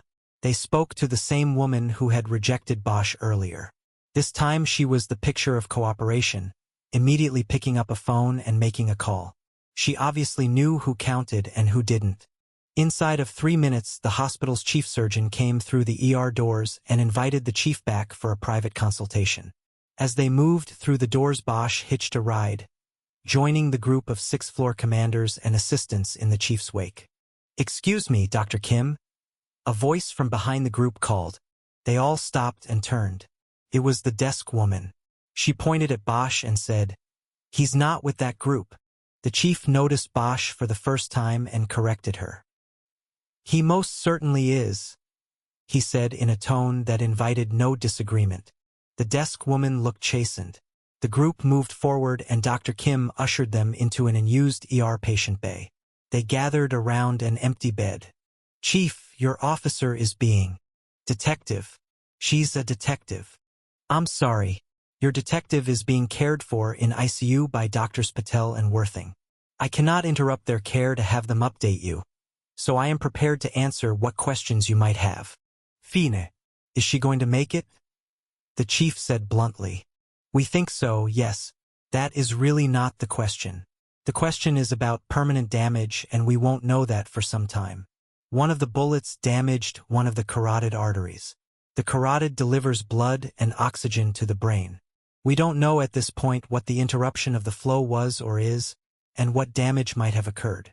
"Aren't there tests that can be conducted?" "Yes, sir, there are, and preliminarily we are seeing routine brain activity at this time. That is very good news so far." "Is she able to talk?" "Not at this time. She was anesthetized during surgery and it is going to be several hours before she might be able to talk." Accent on might.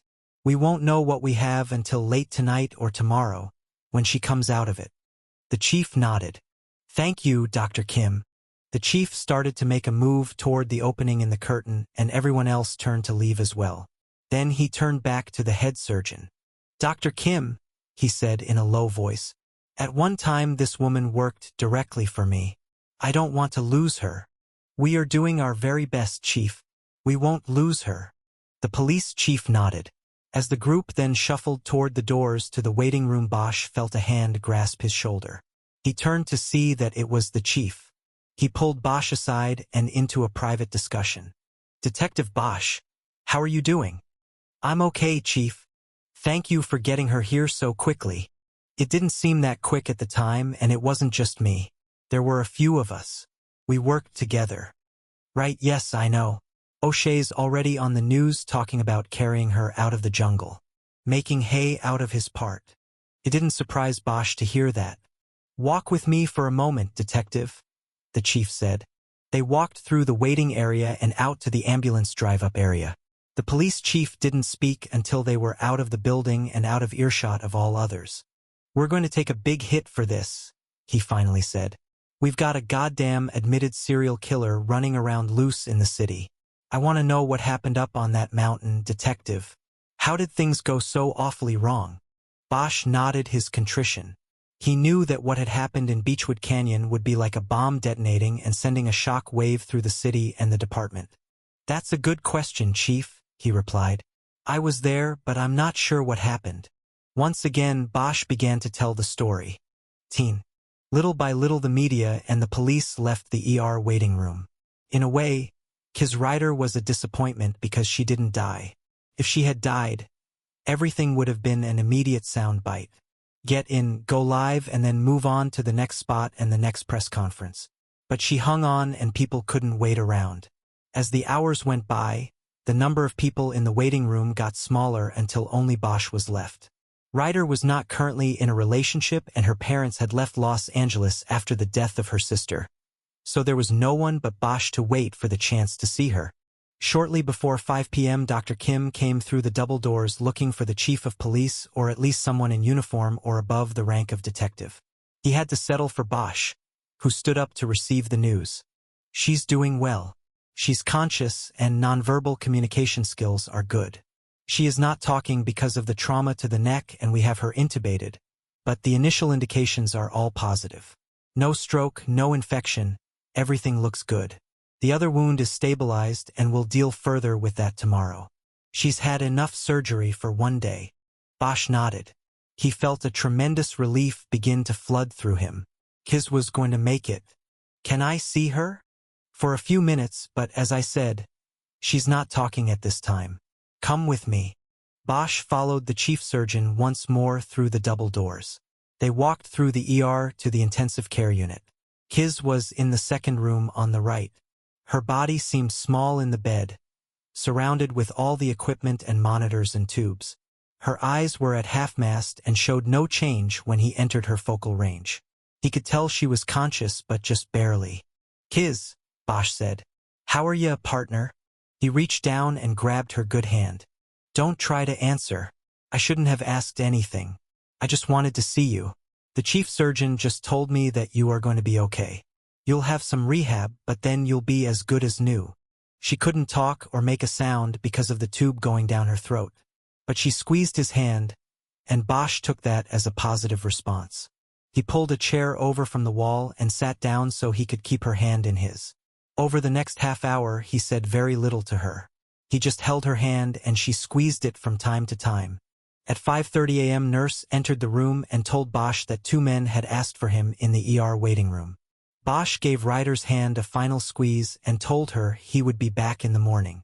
The 2 men waiting for him were OIS investigators. Their names were Randolph and Osani. Randolph was the lieutenant in charge of the unit. He had been investigating cop shootings so long that he had supervised the investigations the last 4 times Bosch had fired his weapon. They took him out to their car so they could speak privately. With a tape recorder on the seat next to him, he told his story, beginning with the start of his part of the investigation. Randolph and Osani asked no questions until Bosch began recounting that morning's field trip with weights. At that point, they asked many questions obviously designed to elicit answers that went with the department's preconceived plan for dealing with the day's disaster.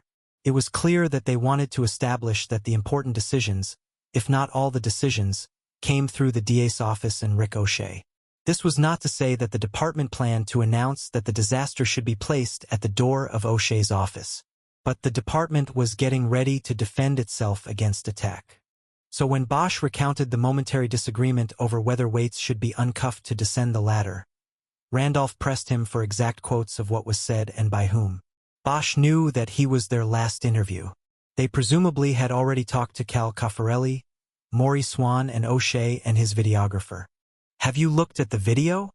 Bosch asked when he was finished telling his view of things. Not yet. We will. Well, it should have everything on it. I think the guy was rolling video when the shooting started. In fact, I'd like to see that tape myself. Well, to be honest, we are having a bit of a problem with that, Randolph said. Corvin says he must have lost the tape in the woods. Corvin's the camera guy? Right?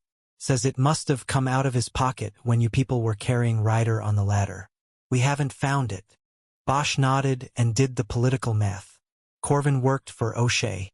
The tape would show O'Shea instructing Olivas to take the handcuffs off weights. Corvin's lying, Bosch said. He was wearing the kind of pants with all the pockets, right? For carrying equipment. Cargo pants. I definitely saw him pop the tape out of the camera and put it in one of those pockets with the flap on the side of his leg. It was when he was the last one left at the bottom. Only I saw it. But it wouldn't have fallen out. He closed the flap. He's got the tape. Randolph just nodded as though he'd assumed all along that what Bosch had said was the situation, as though being lied to was simply par for the course in the OIS unit.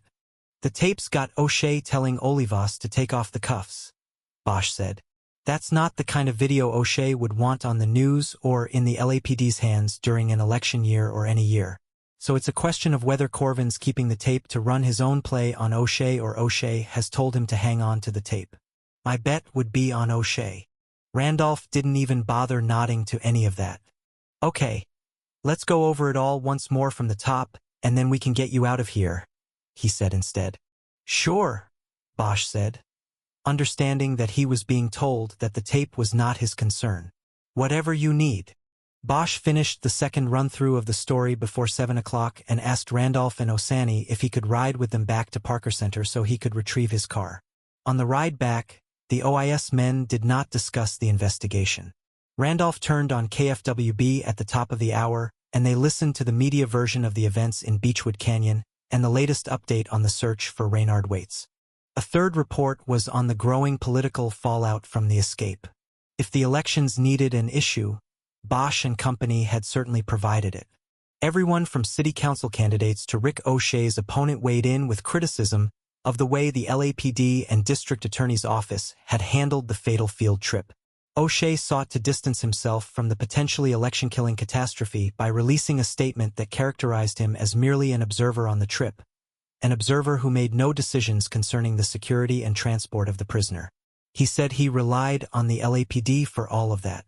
The report concluded with a mention of O'Shea's bravery in helping to save a wounded police detective, carrying her to safety while the armed fugitive was at large in the wooded canyon.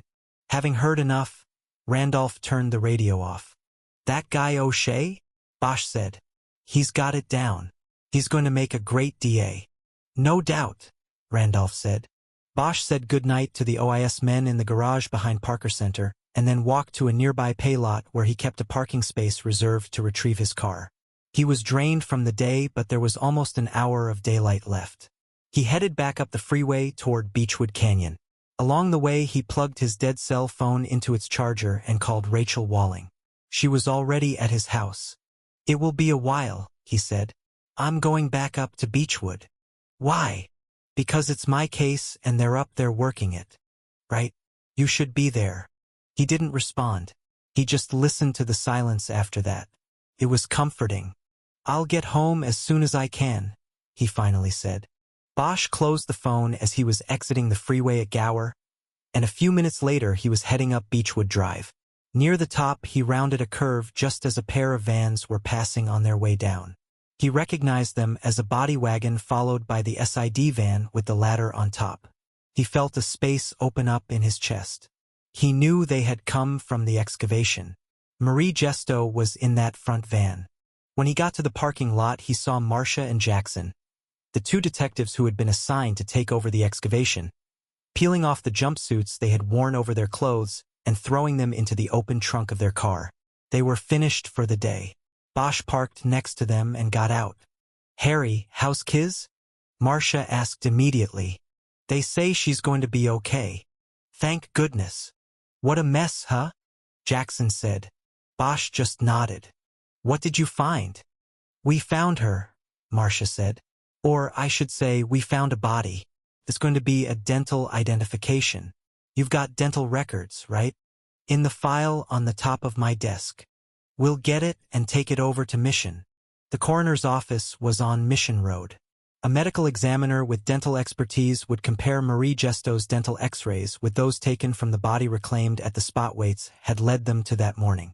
Marcia closed the trunk of the car and he and his partner looked at Bosch. You doing all right? Jackson asked. Long day, Bosch said. And from what I hear, they might get longer, Marcia said. Until they catch this guy. Bosch nodded. He knew they wanted to know how it could have happened. 2 cops dead and another in ICU. But he was tired of telling the story. Listen, he said. I don't know how long I'm going to be hung up on this. I'm going to try to get clear tomorrow, but obviously it's not going to be up to me. Either way, if you get the ID, I'd appreciate it if you'd let me make the call to the parents. I've been talking to them for 13 years. They'll want it to come from me. I want it to come from me. You got it, Harry, Marcia said. I've never complained about not having to make a notification, Jackson added. They spoke for another few moments, and then Bosch looked up and appraised the dying light of the day. In the woods, the path would already be in deep shadows. He asked if they had a flashlight in the car that he could borrow. I'll bring it back tomorrow, he promised, though they all knew he might not be back the following day. Harry, there's no ladder in the woods, Marcia said. SID took it with them. Bosch shrugged and looked down at his mud-caked boots and pants. I might get a little dirty, he said. Marcia smiled as he popped the trunk and reached in for a mag light. You want us to stick around? He asked as he gave Bosch the heavy light. You slip in there and break an ankle. It'll be just you and the coyotes all night. No, I'll be fine. I got my cell anyway. And, besides, I like coyotes. Be careful in there. Bosch stood by while they got into their car and drove off. He checked the sky again and headed down the path Waits had taken them on that morning. It took him 5 minutes to get to the drop-off where the shooting had occurred. He turned on the flashlight and for a few moments played the beam over the area. The place had been trampled by the coroner's people, OIS investigators, and forensics techs. There was nothing left to see. Eventually, he slid down the incline using the same tree route he had used to climb up that morning. In another 2 minutes he came to the final clearing, now delineated by yellow police line tape tied from tree to tree at the edges. In the center was a rectangular excavation hole no more than 4 feet deep. Bosch ducked under the tape and entered the hallowed ground of the hidden dead. Part 3. Hallowed Ground. 19. In the morning, Bosch was making coffee for Rachel and himself when he got the call. It was his boss, Abel Pratt. Harry, you're not coming in. I just got the word. Bosch had half expected it. From who? The 6th floor. OS hasn't wrapped it up, and because the thing is so hot with the media, they want you to cool it on the sidelines for a few days until they see how it's going to go. Bosch didn't say anything. The 6th floor was where the department administration was located. The they Pratt had referred to was a collective of groupthink commanders who became frozen whenever a case hit big on TV or in politics, and this one had hit both. Bosch wasn't surprised by the call, just disappointed. The more things changed, the more they stayed the same. Did you watch the news last night? Pratt asked. No, I don't watch the news. Maybe you should start. We've now got Irving all over the box weighing in on this mess, and he's zeroed in on you specifically.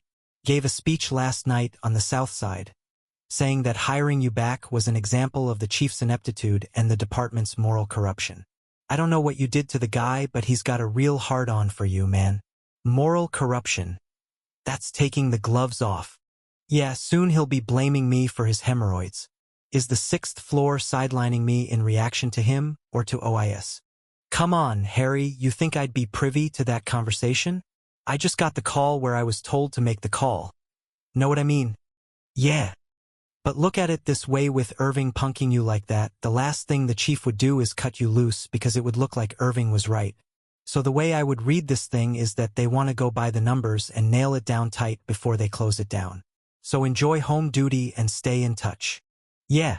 And what do you hear about Kiz? Well, they don't have to worry about home duty with her. She's not going anywhere. That's not what I mean. I know what you mean.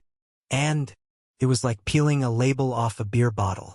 It never came all at once. And I think Kiz could be in some trouble. She was up on top with Olivas when Waits made his move. The question is, why didn't she take his ass out when she had the chance? It looks like she froze, Harry. And that means she could get hurt in this thing. Bosch nodded. Pratt's political take on the situation seemed on target. It made Bosch feel bad. Right now, Ryder had to fight to stay alive. Later, she'd have to fight to keep her job. He knew that no matter what the fight was, he would stand beside her the whole way. Okay, he said. Anything new on Waits? Nothing, man. He's in the wind. Probably down in Mexico by now. If that guy knows what's best for him, he'll never raise his head above sea level again. Bosch wasn't so sure about that but didn't express his disagreement.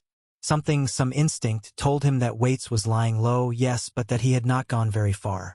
He thought about the Red Line subway Waits had apparently disappeared into and its many stops between Hollywood and downtown. He remembered the legend of Reynard the Fox and the secret castle. "Harry, I gotta go," Pratt said. "You cool?" "Yeah, right, cool. Thanks for running it down for me." "Top. All right, man.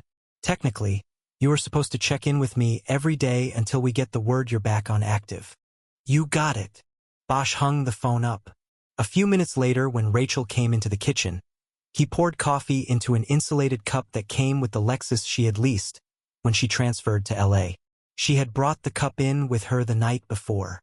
She was dressed and ready for work. "I don't have anything here for breakfast," he said. "We could go down the hill to Dupar's if you have time." "No, that's okay. I need to get going."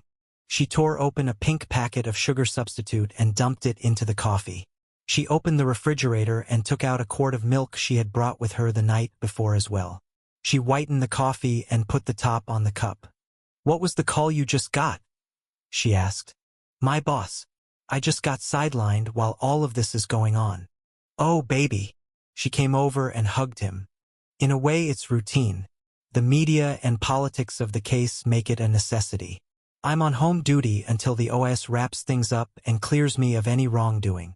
"You going to be okay?" "I already am." "What are you going to do?" "I don't know.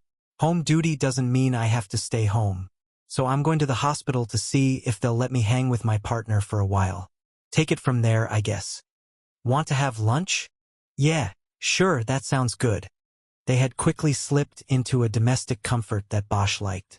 It was almost as though they didn't have to talk. "Look, I'm fine," he said.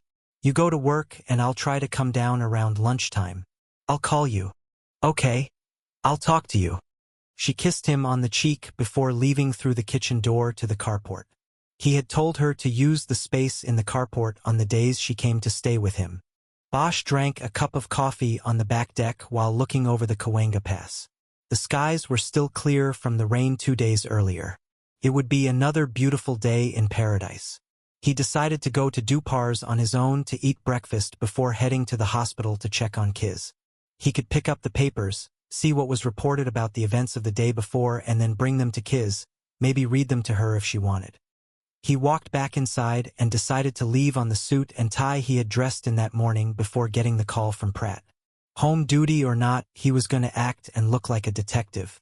He did, however, go into the closet in the bedroom and from the shelf above pull down the box containing the case file copies he had made 4 years earlier, when he had retired.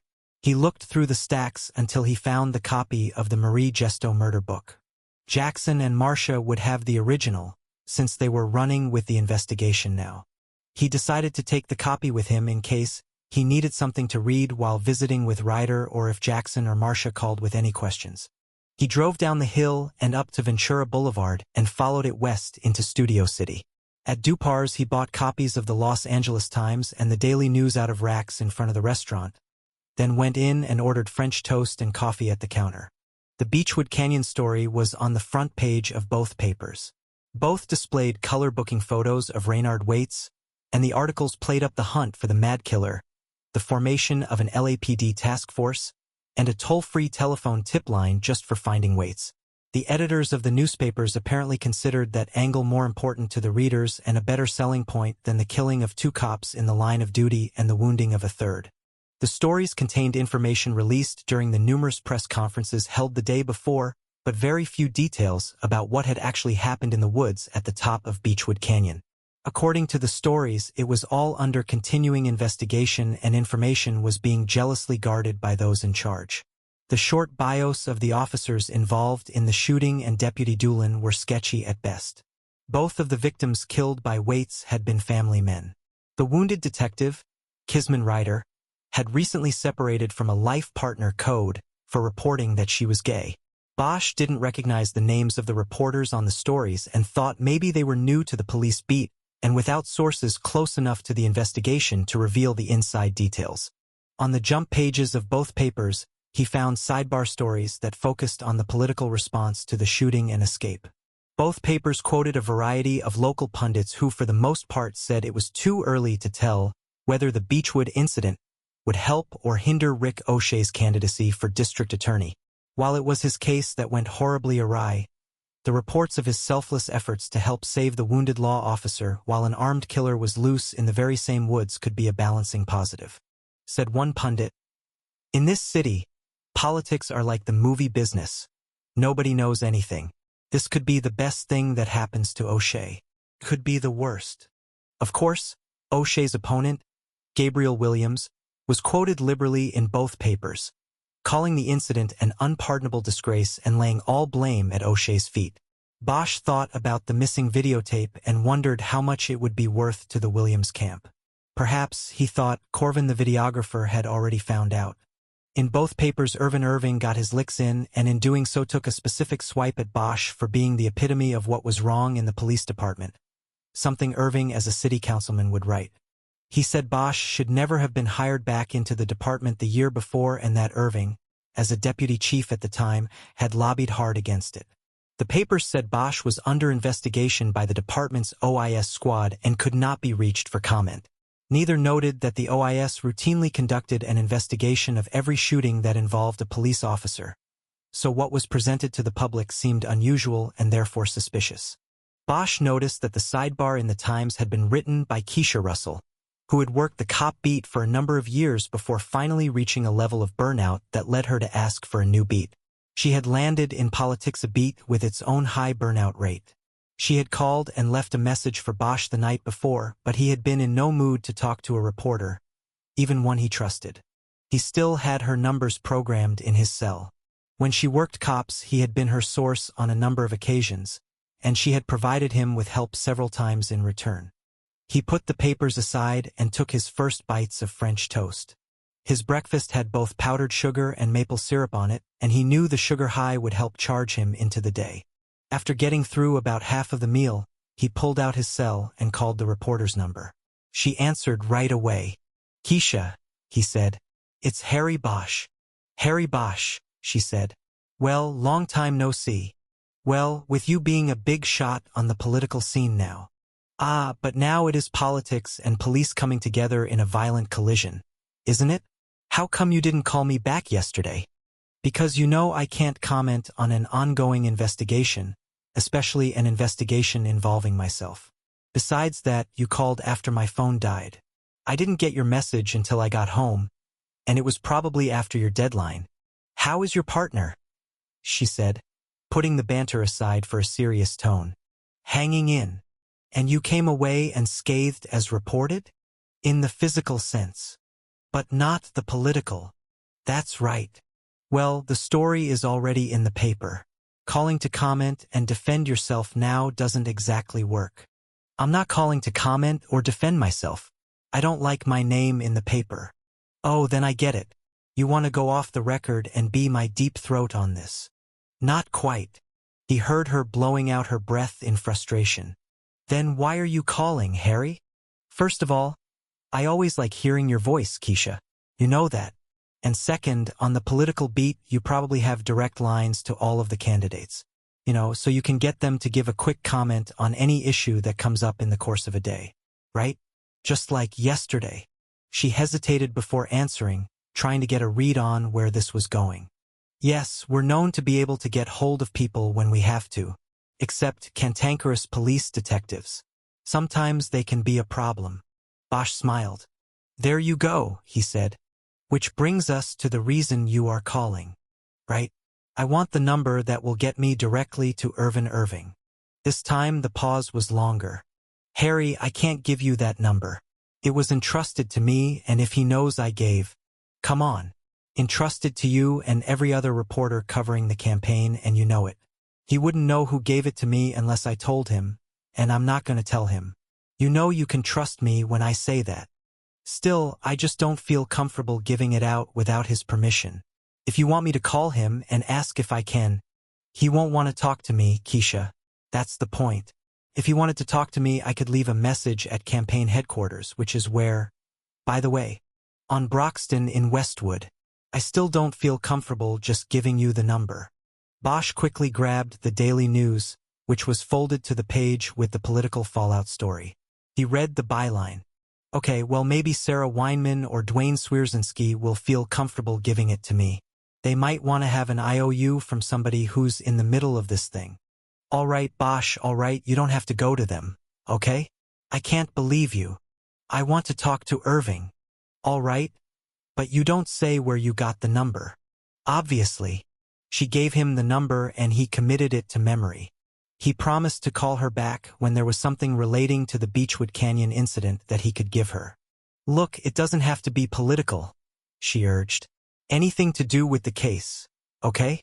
I can still write a cop story if I'm the one who gets the story. Got it, Keisha. Thanks. He closed his phone and left money for the bill and tip on the counter. As he stepped out of the restaurant, he reopened the phone and punched in the number the reporter had just given him. Irving answered after 6 rings without identifying himself. Irving? Yes. Who is this? I just wanted to thank you for confirming everything I always thought about you. You are nothing but a political opportunist and hack. That's what you were in the department and that's what you are out of it. Is this Bosch? Is this Harry Bosch? Who gave you this number? One of your own people. I guess somebody in your own camp doesn't like the message you're putting out. Don't worry about it, Bosch. Don't worry about a thing. When I get in, you can start counting the days until you... Message delivered. Bosch closed his phone. It felt good to have said what he said, and to not worry that Irving was a superior officer who could say and do whatever he wanted without retribution from those he slighted. Happy with his response to the newspaper stories, Bosch got in his car and drove to the hospital. 20. On the way down the hallway in ICU, Bosch passed a woman who had just left Kis Ryder's room. He recognized her as Ryder's former lover. They had met briefly a few years earlier when Bosch happened to see Ryder at the Playboy Jazz Festival at the Hollywood Bowl. He nodded to the woman as she passed, but she didn't stop to talk. He knocked once on Ryder's door and went in. His partner looked much better than she had the day before, but still not even close to 100%. She was conscious and alert when Bosch entered her room and her eyes tracked him to the side of her bed. There was no longer a tube in her mouth, but the right side of her face drooped, and Bosch immediately feared that she had suffered a stroke during the night. "Don't worry," she said in slow, slurred words. "They've made my neck numb and it's working on half of my face too." He squeezed her hand. "Okay," he said. "Other than that, how do you feel?" "Not so good. It hurts, Harry. It really hurts." He nodded. "Yeah. I have surgery on my hand in the afternoon. That's going to hurt too. But then you'll be on the road to recovery. Rehab and all of that good stuff." "I hope so." She sounded depressed and Bosch didn't know what to say. 14 years earlier, when he had been about her age, Bosch had woken up in the hospital after taking a bullet in his left shoulder. He still remembered the screaming pain that had set in every time the morphine started to wear off. "I brought the papers," he said. "You want me to read 'em to you?" "Yeah. Nothing good, I suppose." "No, nothing good." He held the Times front page up so she could see the mugshot of Waits. He then read the lead story and then the sidebar. When he was finished, he looked over at her. She looked distressed. "You okay? You should have left me, Harry, and gone after him." "What are you talking about?" "In the woods. You could have gotten him. Instead you saved me. Now look at the shit you're in. It comes with the territory, Kis. The only thing I could think about out there was getting you to the hospital. I feel really guilty about everything." "What exactly do you have to feel guilty about?" "A lot. When I came out of retirement last year, I made you leave the chief's office and partner with me again. You wouldn't have been there yesterday if I..." "Oh, please. Would you shut your fucking mouth?" He didn't remember ever hearing her use such language. He did what she told him. "Just shut up," she said. "No more of that. What else did you bring me?" Bosch held up the copy of the Gesto murder book. "Oh, nothing. I brought this for me. To read if you were asleep or something. It's the copy of the Gesto file I made back when I retired the first time." "So what are you going to do with that?" "Like I said, I was just going to read it. I keep thinking there's something we missed." We? Me. Something I missed. I've been listening a lot lately to a recording of Coltrane and Monk playing together at Carnegie Hall. It was right there in the Carnegie archives for like 50 years until somebody found it. The thing is, the guy who found it had to know their sound to know what they had in that box in the archives. And that relates to the file how? Bosch smiled. She was in a hospital bed with 2 bullet wounds and she was still giving him shit. I don't know. I keep thinking there's something in here and I'm the only one who can find it. Good luck. Why don't you sit on that chair and read your file? I think I'm gonna go to sleep for a while. Okay, Kiz. I'll be quiet. He pulled the chair away from the wall and brought it closer to the bed. As he sat down, she spoke again. I'm not coming back, Harry. He looked at her. It was not what he wanted to hear, but he wouldn't object. Not now, at least. Whatever you want, Kiz. Sheila, my old girl, was just visiting. She saw the news and came in. She says she'll take care of me until I get better. But she doesn't want me going back to the cops. Which explained why she hadn't wanted to talk to Bosch out in the hallway. That was always a point of contention with us, you know? I remember you told me, look, you don't have to tell me any of this stuff now. It's not just Sheila, though. It's me. I shouldn't be a cop. I proved that yesterday. What are you talking about? You are one of the best cops I know. He saw a tear roll down her cheek. I froze out there, Harry. I fucking froze and I let him. Just shoot me. Don't do this to yourself, Kiz. Those men are dead because of me. When he grabbed Olivas, I couldn't move. I just watched. I should have put him down, but I just stood there. I just stood there and I let him shoot me next. Instead of raising my gun, I raised my hand. No, Kiz. You didn't have an angle on him. If you had fired, you might have hit Olivas. After that, it was too late. He hoped she understood that he was telling her what to say when the OIS came around. No, I have to own up to it. Kiz, you want to quit, that's fine. I'll back you 100%. But I won't back you on this other shit. You understand. She tried to turn her face away from him, but the bandages on her neck prevented her from turning. Okay, she said. More tears came down and Bosch knew that she had wounds that were far deeper than those in her neck and hand. You know, you should have gone up top, she said. What are you talking about? Out there with the ladder. If you had been up top instead of me, none of this would have happened. Because you wouldn't have hesitated, Harry. You would have blown his shit away. Bosch shook his head. Nobody knows how they're going to react in a situation until they're in that situation. I froze.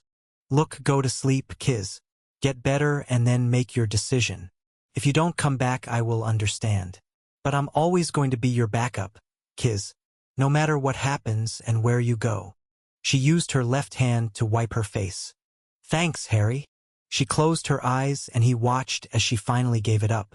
She mumbled something he couldn't understand and then was asleep. Bosch watched her for a while and thought about not having her as a partner anymore. They had worked well together like family. He would miss it. He didn't want to think about the future right now. He opened the murder book and decided to start reading about the past.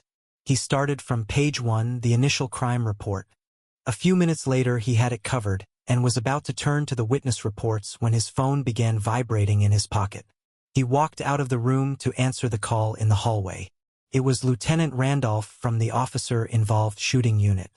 Sorry, we're holding you off active while we take our time with this thing, he said. It's all right. I know why. Yeah, a lot of pressure. What can I do for you, Lieutenant? I was hoping maybe you'd take a ride down here to Parker Center and look at this videotape we've got. You have the tape from O'Shea's cameraman? There was a pause before Randolph answered. We have a tape from him, yes. I'm not sure it's a complete tape, and that's what I want you to look at. You know, tell us what might be missing. Can you come down? I'll be there in 45 minutes. Good. I'll be waiting. How's your partner? Bosch wondered if Randolph knew where he was. She's still hanging in. I'm at the hospital now, but she's still out of it. He hoped to delay Ryder's OIS interview as long as possible. In a few days, once she was off the painkillers and clear of mind, maybe she'd think better of volunteering that she had frozen when Waits made his move. We're waiting to hear when we can interview her, Randolph said. Probably be a few days, I would think. Probably. Anyway, see you soon. Thanks for coming down. Bosch closed the phone and went back into the room. He picked the murder book up off the chair where he had left it and checked on his partner. She was asleep. He quietly left the room.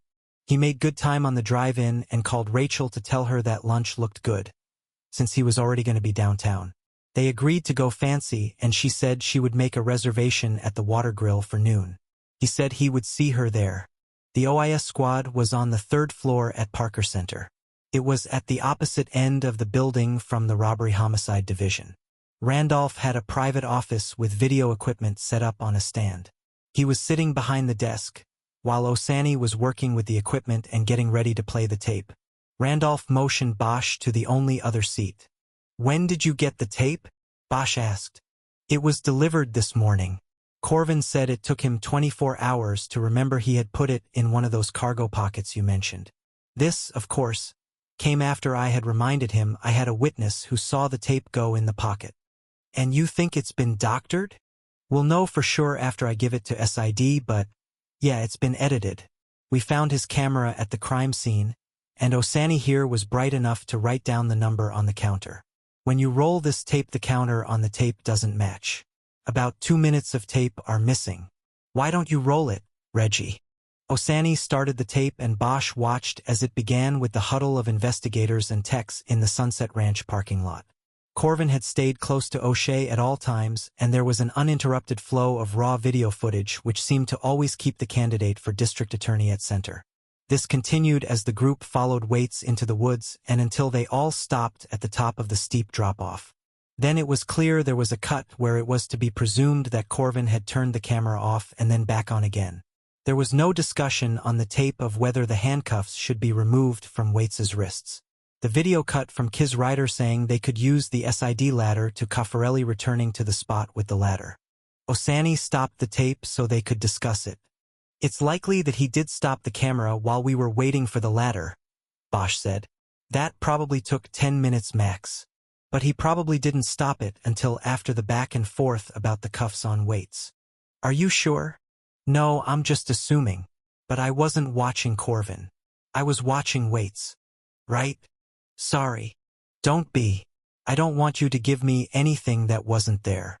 "Did any of the other witnesses back me on this? Did they say they heard the discussion about uncuffing him?" "Caffarelli, the SID tech, heard it. Corvin said he didn't and O'Shea said it never happened. So you got 2 from the LAPD saying yes and 2 from the DA's office saying no. And no tape to back it up either way. Classic pissing match. What about Maury Swan?" "He'd be the tiebreaker except he's not talking to us.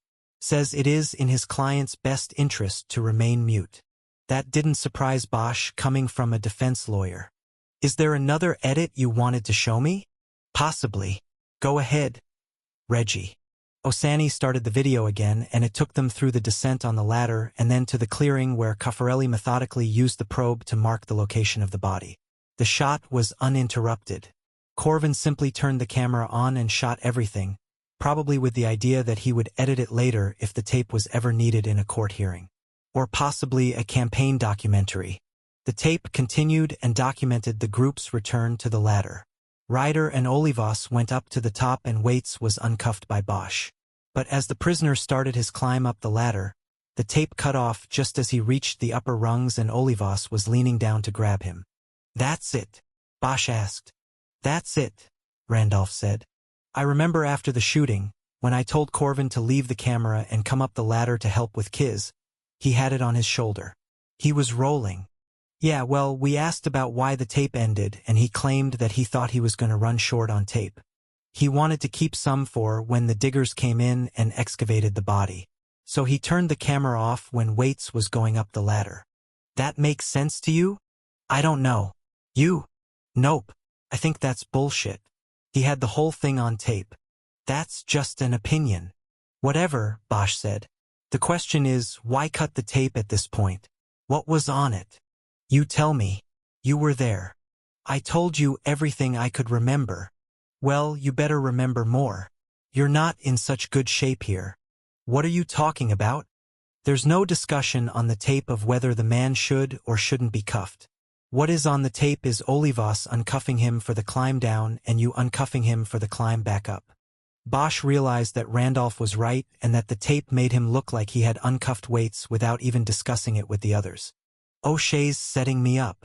I don't know if anyone is setting anyone up. Let me ask you something. When the shit hit the fan out there and Waits grabbed the gun and started shooting, do you remember seeing O'Shea at that point? Bosch shook his head. I ended up on the ground with Olivas on top of me. I was worried about where Waits was, not O'Shea. I don't know where O'Shea was. All I can tell you is that he wasn't in my picture. He was behind me somewhere. Maybe that's what Corvin had on the tape. O'Shea running away like a coward. Randolph's use of the word coward sparked something in Bosch. He now remembered. From on top of the embankment, Waits had called someone, presumably O'Shea, a coward. Bosch remembered hearing the sound of running behind him. O'Shea had run. Bosch thought about this. First of all, O'Shea had no weapon with which to protect himself from the man he was going to put in prison for life. By all rights, running from the gun would not be unexpected or unreasonable. It would have been an act of self-preservation, not cowardice. But since O'Shea was a candidate for top prosecutor in the county, running away under any circumstances would probably not look so good, especially if it was on video on the 6 o'clock news. I remember now, Bosch said. Waits called somebody a coward for running. It must have been O'Shea. Mystery solved, Randolph said. Bosch turned back to the monitor. Can we back it up and look at that last part again? He asked. Just before it cuts off, Osani worked the video and they watched it silently from the moment Waits was uncuffed for the second time. Can you stop it right before the cut? Bosch asked. Osani froze the image on the screen. It showed Waits past the halfway point on the ladder and Olivas reaching down to grab him. The angle of Olivas's body had caused his windbreaker to fall open. Bosch could see his pistol in a pancake holster on his left hip, grips out so that he could take the gun with an across-the-body pull. Bosch stood up and walked to the monitor. He took out a pen and tapped it on the screen. You noticed that? He said. It looks like he's got the snap on his holster open. Randolph and Osani studied the screen. The safety snap was something they obviously hadn't noticed before. Could have been that he wanted to be ready if the prisoner made a move, Osani said. It's within regs. Neither Bosch nor Randolph responded. Whether it fell within department regulations or not, it was a curiosity that could not be explained, since Olivas was dead. You can turn it off, Reg, Randolph finally said. No. Can you show it one more time? Bosch asked. Just this part at the ladder. Randolph nodded to Osani and the tape was backed up and replayed. Bosch tried to use the images on the monitor to build momentum and carry him into his own memory of what happened when Waits got to the top. He remembered looking up and watching Olivas being swung around so that his back was to those below and there was no clear shot at Waits. He now remembered wondering where Kiz was and why she wasn't reacting. Then there were shots and Olivas was falling backwards down the ladder toward him. Bosch raised his hands to try to lessen the impact. On the ground with Olivas on top of him, he heard more shots and then the yelling. The yelling, forgotten in all the adrenaline rush and panic. Waits had come to the precipice and fired down at them. And he had yelled. He called O'Shea a coward for running. But he had said more than just that. Run, you coward.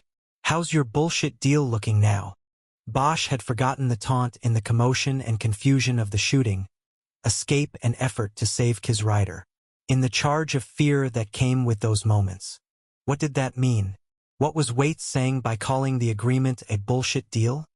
What is it? Randolph asked.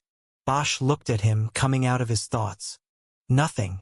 I was just trying to concentrate on what happened during the moments where there's no tape. It looked like you remembered something.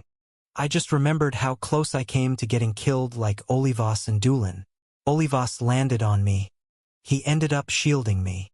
Randolph nodded. Bosch wanted to get out of there. He wanted to take his discovery, how's your bullshit deal looking now? And work it. He wanted to grind it down to a powder and analyze it under the microscope. Lieutenant, you have anything else for me right now? Not right now. Then I'm going to go. Call me if you need me. You call me when you remember what you can't remember. He gave Bosch a knowing look. Bosch looked away. Right? Bosch left the OIS office and went out to the elevator lobby. He should have left the building then. But instead he pushed the button to go up. 21. Remembering what Waits had yelled changed things. To Bosch it meant something had been going on up there in Beechwood Canyon, and it was something he'd had no clue about. His first thought now was to retreat and consider everything before making a move. But the appointment at OIS had given him a reason to be in Parker Center, and he planned to make the most of it before leaving. He entered room 503, the offices of the Open Unsolved Unit, and headed toward the alcove where his desk was located. The squad room was almost vacant. He checked the workstation shared by Marcia and Jackson and saw that they were out. Bosch had to walk by the open door of Abel Pratt's office to get to his own workstation, so he decided to be upfront. He stuck his head in the door and saw his boss ensconced at his desk. He was eating raisins out of a little red box that looked like it was meant for a child. He looked surprised to see Bosch. "Harry, what are you doing here?" he asked. "OIS called me down to look at the video O'Shea's guy took of the Beechwood field trip." "He's got the shooting on it?" "Not quite. He claimed the camera was off." Pratt's eyebrows arched. "Randolph doesn't believe him?" "Hard to tell. The guy sat on the tape until this morning and it looks like it might have been altered. Randolph's going to have SID check it. Anyway, listen, I thought that while I was here I would take a bunch of files and stuff back to archives so it's not all lying around. Kiz had some files out too, and it will be a while before she gets back to them." "That's probably a good idea." Bosch nodded. "Hey," Pratt said, his mouth full of raisins. "I just heard from Tim and Rick. They're leaving Mission right now. The autopsy was this morning and they got the ID. Marie Gesto confirmed. They got it on the dental." Bosch nodded again as he considered the finality of this news. The search for Marie Gesto was over. "I guess that's it then. They said you were going to make the next of kin call on it. You wanted to do it." "Yeah, but I'll probably wait until tonight when Dan Gesto comes home from work. It'll be better if both parents are together. However you want to handle it, we'll keep the lid on it from this end. I'll call the me and tell them not to put it out until tomorrow." "Thanks. Did Tim or Rick tell you if they got a cause of death?" "Looks like manual strangulation. Hyoid was fractured." He touched the front of his neck in case Bosch didn't remember where the fragile hyoid bone was located. Bosch had only worked about 100 strangulation cases in his time, but he didn't bother saying anything. "Sorry, Harry. I know you're close to this one. When you started pulling the file every couple of months, I knew it meant something to you." Bosch nodded more to himself than to Pratt. He went to his desk, thinking about the confirmation of the body's identification and remembering how 13 years earlier he had been all but convinced that Marie Gesto would never be found. It was always strange how things turned out. He started gathering all the files associated with the Waits investigation. Marcia and Jackson had the Gesto murder book, but this didn't bother Bosch because he had his own copy in his car. He walked around to his partner's desk to gather the files she had on Daniel Fitzpatrick, the Hollywood pawnbroker Waits said he murdered during the 1992 riots, and saw 2 plastic cartons on the floor. He opened one and found it contained the pawn records salvaged from the burned-out pawnshop. Bosch remembered Ryder mentioning these. The musty smell of the once-wet documents hit him, and he quickly snapped the top back on the carton. He decided he would take these as well, but it would mean 2 trips past Pratt's open door to get everything down to his car, and that would give his boss 2 opportunities to become curious about what Bosch was really up to. Bosch was considering leaving the cartons behind when he got lucky. Pratt stepped out of his office and looked over at him. "I don't know who decided raisins are a good snack food," he said. "I'm still hungry. You want anything from downstairs, Harry? A donut or something?" "No thanks, I'm fine. I'm going to take this stuff over and then get out of here." Bosch noticed that Pratt was holding one of the guidebooks usually stacked on his desk. It said West Indies on the cover. "Doing some research?" he asked. "Yeah, checking things out. You ever heard of a place called Nevis?" Bosch had heard a few of the places Pratt asked about during his researches. "Says here you can buy an old sugar mill on 8 acres for less than $400. Shit, I'll clear more than that on my house alone. It was probably true. Bosch had never been to Pratt's home but knew that he owned a property up in Sun Valley that was big enough to keep a couple horses on. He'd lived there nearly 20 years and was sitting on a gold mine in real estate value. There was only one problem, though. A few weeks earlier, Ryder had been at her desk and had overheard Pratt on the phone in his office asking questions about child custody and communal property. She told Bosch about the call, and they both assumed that Pratt had been talking to a divorce lawyer. "You want to make sugar?" Bosch asked. "No, man, it's just what the property was used for at one time. Now you'd probably buy it, fix it up, and make it a bed and breakfast or something." Bosch just nodded. Pratt was moving into a world he knew and cared nothing about. "Anyway," Pratt said, sensing he didn't have an audience, "I'll see you. And by the way, it's nice that you got dressed up for the OIS. Most guys on home duty would have slogged in here in jeans and a t-shirt, looking more like a suspect than a cop." "Yeah, no problem." Pratt left the office and Bosch waited 30 seconds for him to get the elevator. He then put a stack of files on one of the evidence cartons and carried it all out the door. He was able to take it down and out to his car and get back before Pratt returned from the cafeteria. He then took the second carton and left. No one questioned what he was doing or where he was going with the materials. After pulling out of the pay lot, Bosch checked his watch and saw that he had less than an hour to kill before he was supposed to meet Rachel for lunch. It wasn't enough time to drive home, drop the documents, and come back. Besides, that would be a waste of time and gas. He thought about canceling the lunch so he could go home right away and get going on the review of the records, but he decided against it because he knew Rachel would be a good sounding board and might even have some ideas about what Waits had meant when he yelled during the shooting. He could also get to the restaurant early and start his review while waiting at the table for Rachel. But he knew that might cause a problem if a customer or waiter happened to catch a glimpse of some of the photos in the murder books. The city's main library was located in the same block as the restaurant, and he decided he would go there. He could do some file work in one of the private cubicles and then meet Rachel on time at the restaurant. After parking in the garage beneath the library, he carried the murder books from the Gesto and Fitzpatrick cases with him onto the elevator. Once inside the confines of the sprawling library, he found an open cubicle in a reference room and set to work reviewing the documents he had brought. Since he had begun rereading the Gesto files in Ryder's hospital room, he decided to stick with them and finish his review. Moving through the book in the order the documents and reports were filed, he didn't reach the investigative chronology usually filed at the back of a murder book until the end. He casually read through the 51 forms, and nothing about the investigative moves made, the subjects interviewed, or the calls received hit him as any more important than when they had been originally added to the chrono. Then suddenly he was struck by what he had not seen in the chronology. He quickly flipped pages backwards until he came to the 51 for September 29, 1993, and looked for the entry on the call Jerry Edgar had taken from Robert Saxon. It wasn't there.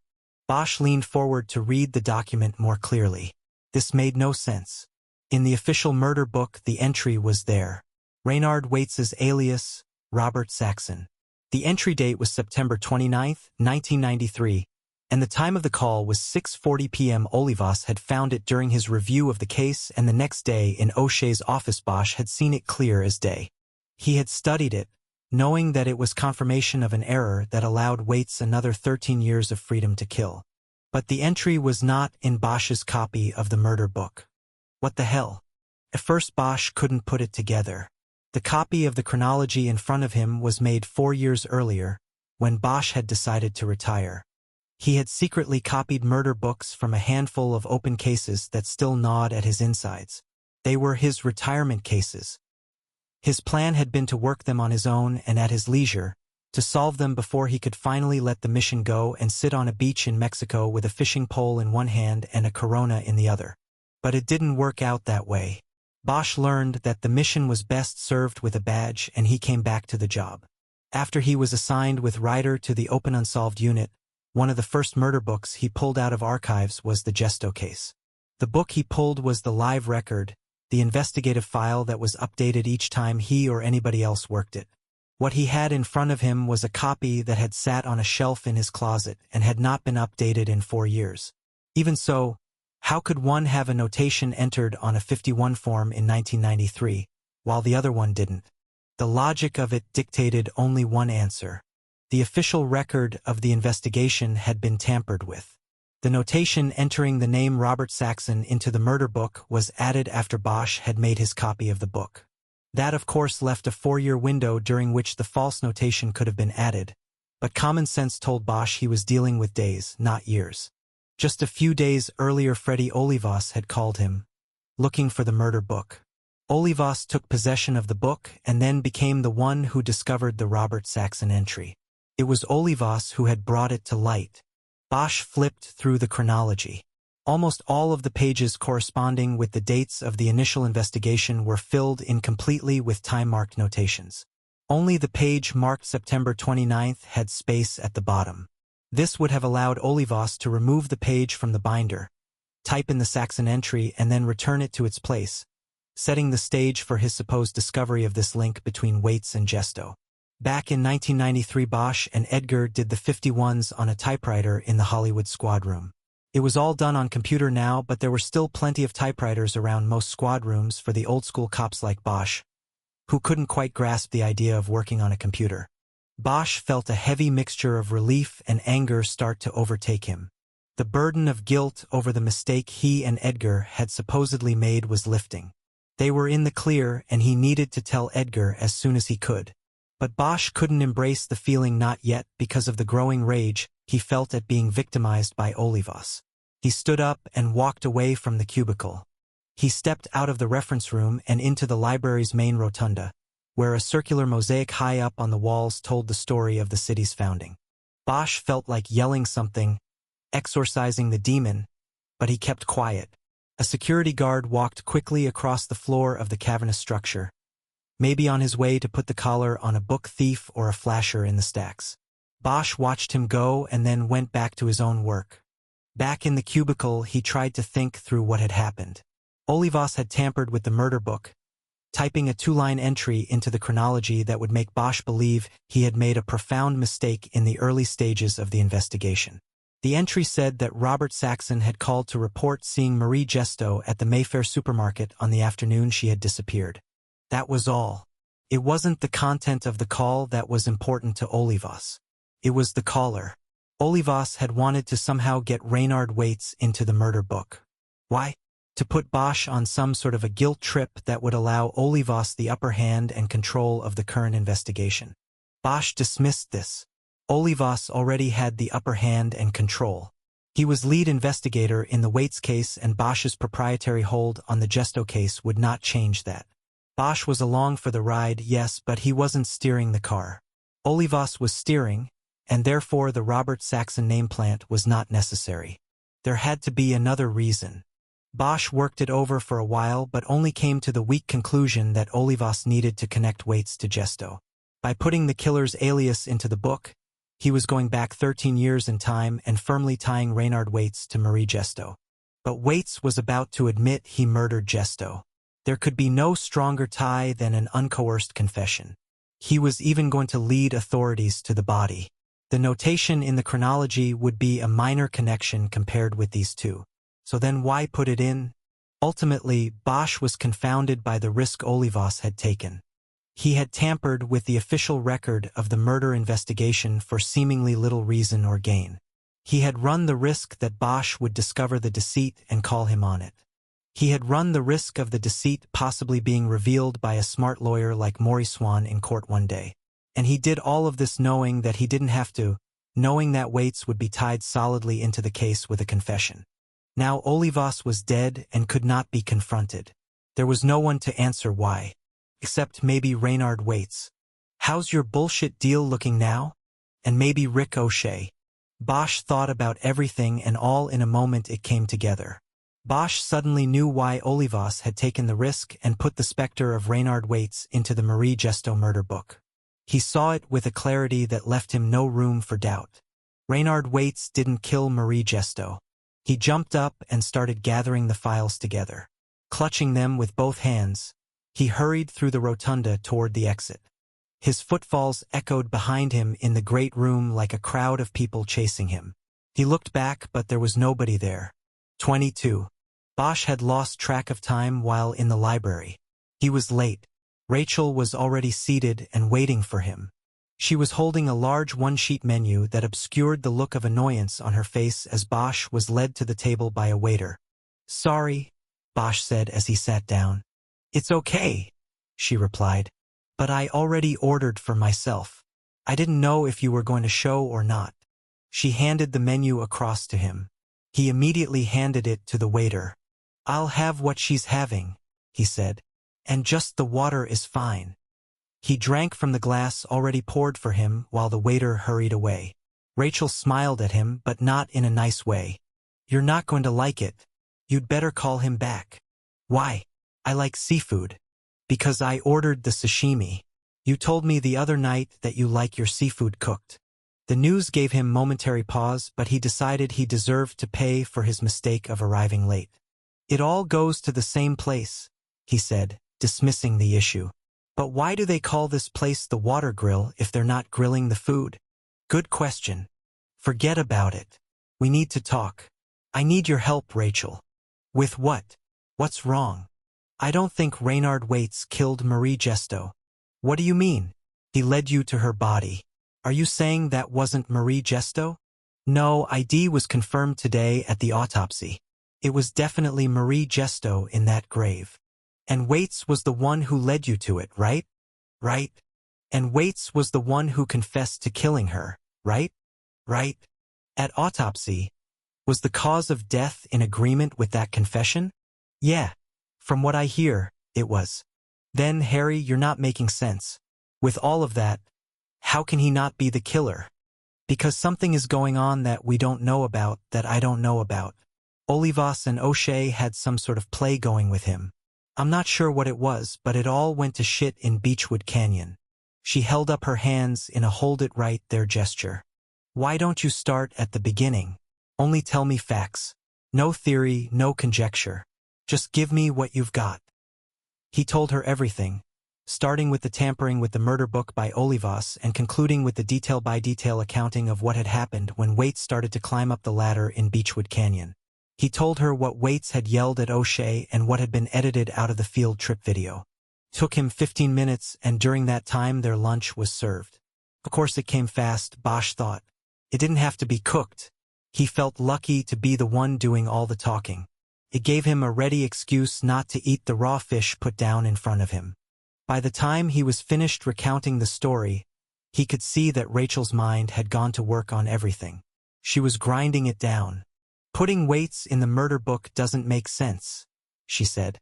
"It connects him to the case, yes, but he is already connected through his confession and his leading you to the body. So why bother with the murder book?" Bosch leaned across the table to respond. "Two things. One, Olivas thought he might need to sell the confession. He had no idea if I'd be able to punch holes in it, so he wanted some insurance. He put Waits in the file. And it put me in a position of being preconditioned to believe the confession." "Okay, and two?" "This is where it gets tricky," he said. "Putting Waits in the book was a way of preconditioning me, but it was also about knocking me off my game." She looked at him, but what he was saying didn't register. "You'd better explain that." "This is where we go off the known facts and talk about what the facts might mean. Theory, conjecture, whatever you want to call it. Olivas put that line in the chronology and then threw it in my face. He knew that if I saw it and believed it, then I would believe that my partner and I had horribly messed up back in '93, that I would believe people were dead because of our mistake. The weight of all those women Waits killed since then would be on me. Okay. And it would connect me with Waits on an emotional level of pure hate. Yes, I've wanted the guy who killed Marie Gesto for 13 years. But adding in all those other women and putting their deaths on me would bring things to a raw edge when I finally came face to face with the guy. It would distract me." "From what?" "From the fact that Waits didn't kill her. He was confessing to killing Marie Gesto, but he didn't kill her. He made some sort of deal with Olivas and probably O'Shea to take the fall for it because he was already going down for all the others. I was so overcome with my hatred that I didn't have my eyes on the prize. I wasn't paying attention to the details, Rachel. All I wanted to do was jump across the table and choke the guy out." "You are forgetting something." "What?" Now she leaned across the table, keeping her voice down so as not to disturb the other diners. He led you to her body. If he didn't kill her, how did he know where to go in the woods? How did he lead you right to her? Bosch nodded. It was a good point, but one he had already thought about. It could have been done. He could have been schooled in his cell by Olivas. It could have been a Hansel and Gretel trick. A trail marked in such a way that only he would notice the markers. I'm going back up to Beechwood this afternoon. My guess is that when I go through there this time, I'll find the markers. Bosch reached over and took her empty plate and exchanged it with his untouched plate. She didn't object. So you're saying that the whole field trip was a setup to convince you, she said. That Waits was fed the basic information about the Marie Gesto murder, and he just regurgitated it all in the confession. Then happily led you like Little Red Riding Hood through the woods to the spot where she was buried. He nodded. Yeah, that's what I am saying. When you boil it all down to that, it sounds a little far-fetched, I know, but more than a little. What? More than a little far-fetched. First of all, how did Olivas know the details to give Waits? How did he know where she was buried so he could mark a trail for Waits to follow? Are you saying Olivas killed Marie Gesto? Bosch shook his head emphatically. He thought she was going over the top with her devil's advocate logic, and he was getting annoyed. No, I'm not saying that Olivas was the killer. I am saying he was gotten to by the killer. He and O'Shea. The real killer came to them and made some sort of a deal. Harry, this just sounds so. She didn't finish. She pushed the sashimi on her plate around with her chopsticks but ate very little of it. The waiter used the moment to approach the table. You didn't like your sashimi? He said to her in a trembling voice. No, She stopped when she realized she had almost a full portion on the plate in front of her. I guess I wasn't very hungry. She doesn't know what she's missing, Bosch said, smiling. I thought it was great.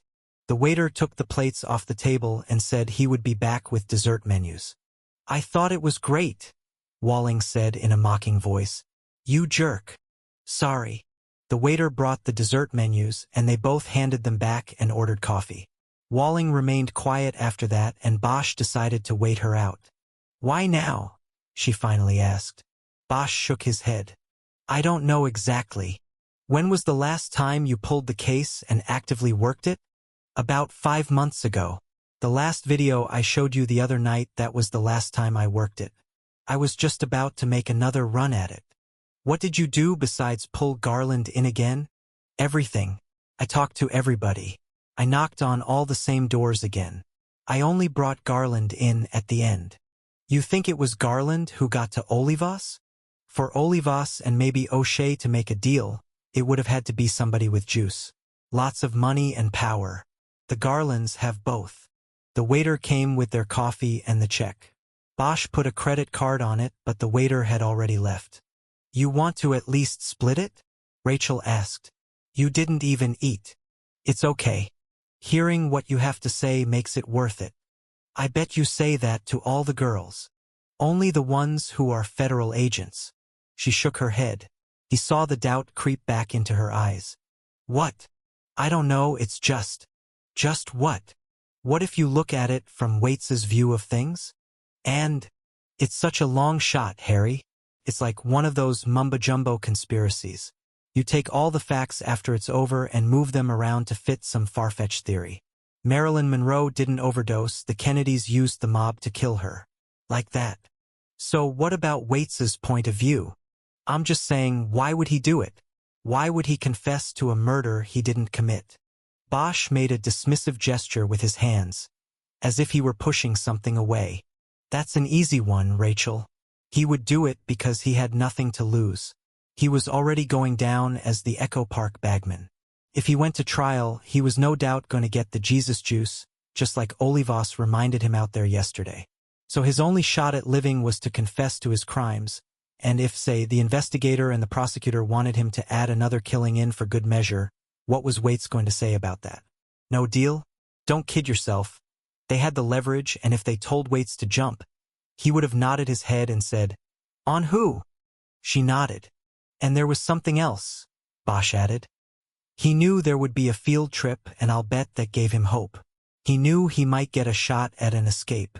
Once they told him that he'd be leading us through the woods, That shot got a little bigger and no doubt his cooperation got a little better. His whole motivation was probably getting to the field trip. She nodded again. He couldn't tell whether he had convinced her of anything. They were silent for a long moment. The waiter came and took his credit card. Lunch was over. "So what are you going to do?" she asked. "Like I told you, next stop Beechwood Canyon. After that, I'm going to find the man who can explain everything to me." "O'Shea? He'll never talk to you." "I know. That's why I'm not going to talk to him. Not yet, at least." "You're going to find Waits?" He could hear the doubt in her voice. "That's right. He's long gone, Harry. You think he would stay around here? He killed 2 cops. His life expectancy in LA is 0. You think he'd stick around with every person with a gun and badge in this county looking for him with a license to kill?" He nodded slowly. "He's still here," he said with conviction. "Everything you said is right, except you forgot one thing. He's got the leverage now. When he escaped, the leverage shifted to Waits. And if he is smart, and it appears he is, he'll use it. He'll stick around and he'll use O'Shea to maximum potential." "You mean blackmail?" "Whatever. Waits carries the truth. He knows what went down. If he can make it believable that he's a danger to O'Shea and his whole election machine, and if he can contact O'Shea, he can now make the candidate do the jumping." She nodded. "You raise a good point about leverage," she said. "What if this grand conspiracy of yours had gone down as planned? Waits takes the fall for Gesto and all the others and heads off to Pelican Bay or San Quentin to do his life without. Then the conspirators have this guy sitting in a cell and he has all the answers and the leverage. He's still a danger to O'Shea and his whole political machine. Why would the future district attorney of Los Angeles County put himself in that position?" The waiter brought back the credit card and the final bill. Bosch added a tip and signed it. It had to be the most expensive lunch he had never eaten. He looked up at Rachel when he was finished scribbling his name. "Good question, Rachel. I don't know the exact answer to it, but I assume O'Shea or Olivas or somebody had a plan for an endgame. And maybe that's why Waits decided to run." She frowned. "You can't be talked out of this, can you?" "Not yet." "Well, good luck. I think you are going to need it." "Thanks, Rachel." He stood up and so did she. "Did you valet?" she asked. "No, I'm over in the library garage." It meant they would leave the restaurant by different doors. "Will I see you tonight?" he asked. "If I'm not held up. There's word of a case coming our way from Washington headquarters. How about if I call you?" He said that was fine and walked with her to the door that led to the garage where the valets waited. He hugged her there and said goodbye. 23.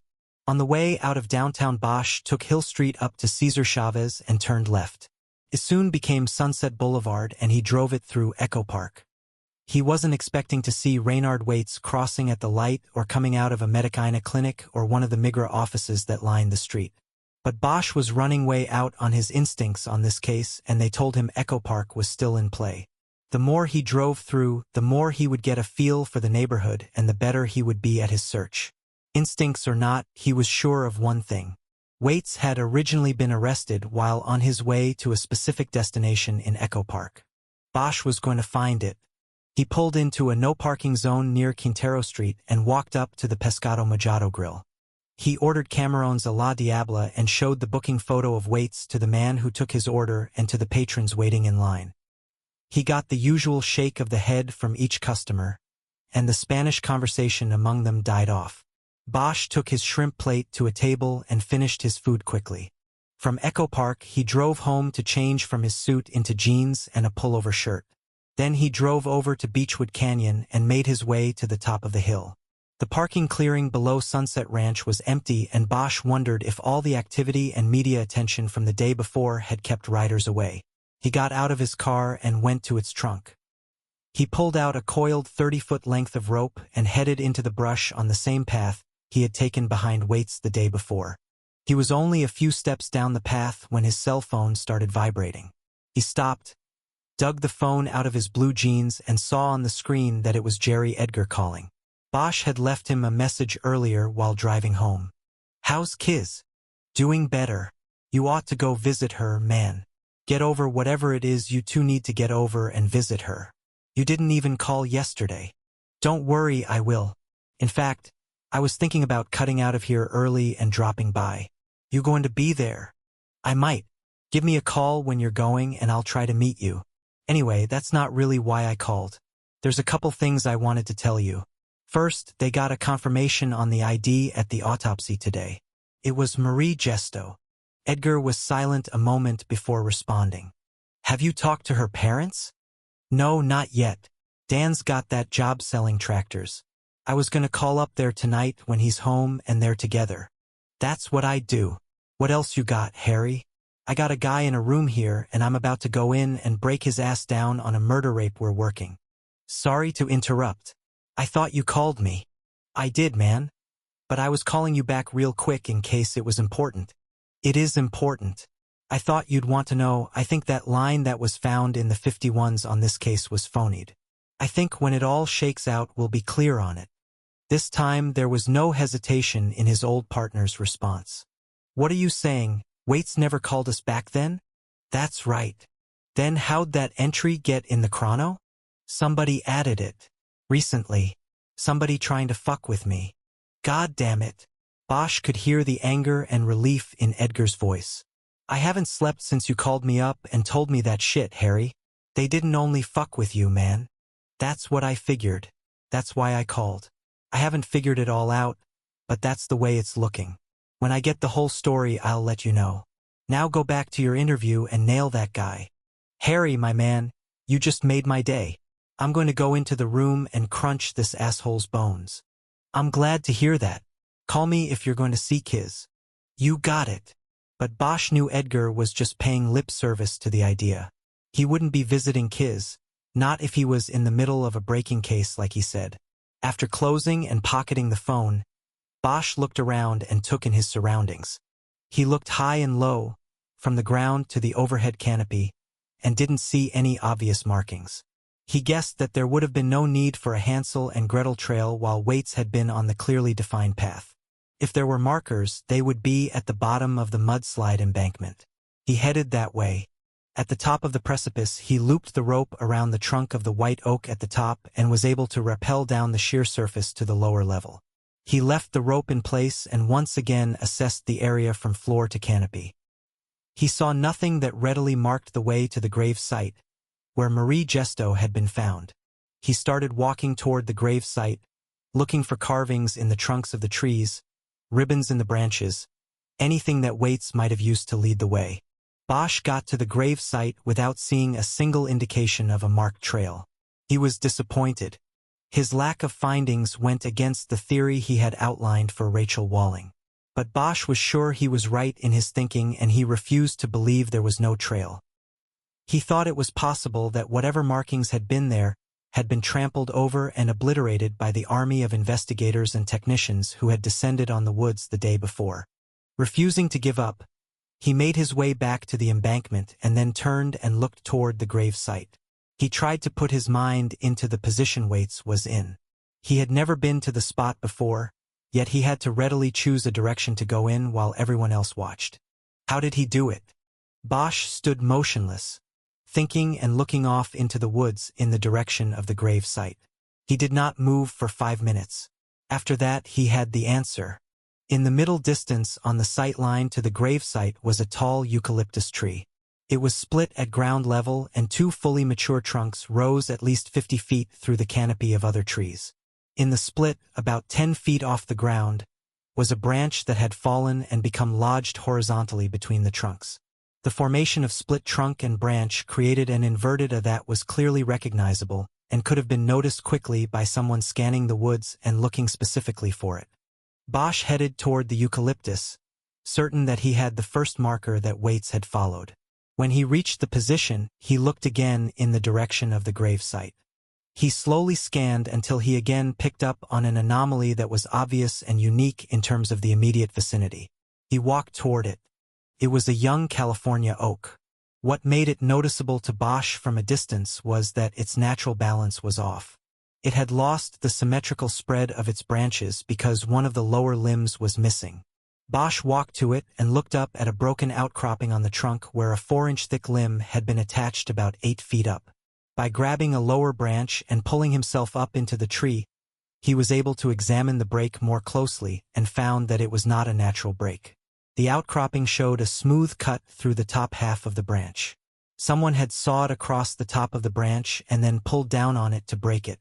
Bosch was no tree surgeon, but he thought the cut and break looked recent. The exposed inner wood was light in color, and there was no indication of regrowth or natural repair. Bosch dropped to the ground and looked around in the brush. The fallen limb was nowhere to be found. It had been dragged away so as not to be noticed and cause suspicion. To him, it was further proof that a Hansel and Gretel trail had been left for Waits to follow. He turned and looked in the direction of the final clearing. He was less than 20 yards from the grave site, and he was easily able to pick out what he believed to be the last marker. High up in the oak tree that shaded the gravesite was a nest that looked like the home of a large bird, an owl or a hawk. He walked to the clearing and looked up. The hair scrunchy Waits had said marked the spot had been removed by the forensics team. Looking further up into the tree, Bosch could not see the nest from directly beneath. Olivas had planned it well. He had used 3 markers recognizable only from a distance. Nothing that would draw a second glance from those following Waits, yet 3 markers that could easily lead him to the gravesite. As his eyes dropped to the open grave at his feet, he remembered that he had noticed a disturbance in the soil the day before. He had credited it to animals foraging in the dirt. Now he believed the disturbance had been left by the first digging into the soil to confirm the gravesite. Olivas had been out here before any of them. He had come out to mark the trail and confirm the grave. He had either been told where to find it or had been led to it by the real killer. Bosch had been staring at the grave and putting the scenario together for several seconds before he realized he was hearing voices. At least 2 men in conversation, their voices approaching. Bosch could hear them moving through the brush, their footfalls heavy in the mud and on the bed of fallen leaves. They were coming from the same direction Bosch had come from. He moved quickly across the small clearing and got behind the massive trunk of the oak tree. He waited, and soon he could tell that the men had reached the clearing. "Right here," said the first voice. "She was right here for 13 years. No shit. This is spooky." Bosch didn't dare look around the tree and risk exposing himself. No matter who it was, media, cops, or even tourists, she didn't want to be seen here. The 2 men stayed in the clearing and batted meaningless conversation back and forth for a few moments.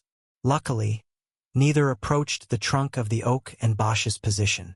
Then finally Bosch heard the first voice say, "Well, let's go get this done and get out of here." The men trod off in the direction from which they had come. Bosch looked around the tree and caught a glimpse of them just before they disappeared back into the brush. He saw Osani and another man he assumed was also from the OIS unit. After giving them a head start, Bosch moved from around the tree and crossed the clearing.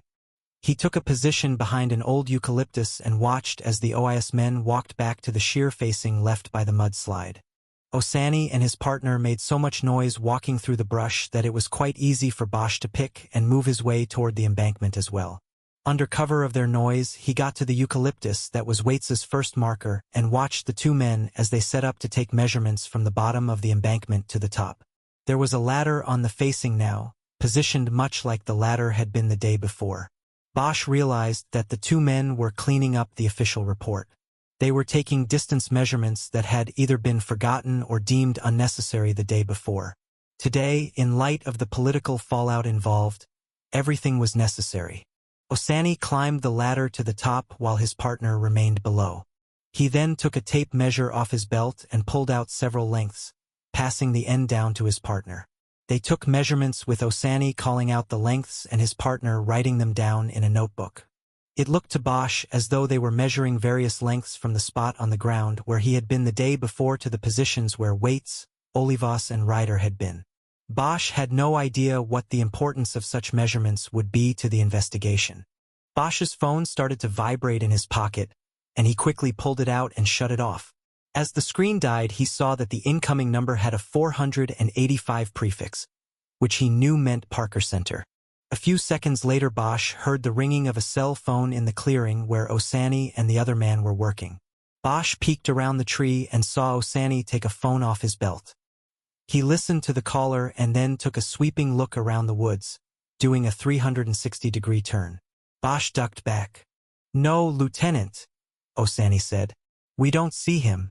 The car's in the lot, but we don't see him. We don't see anybody out here."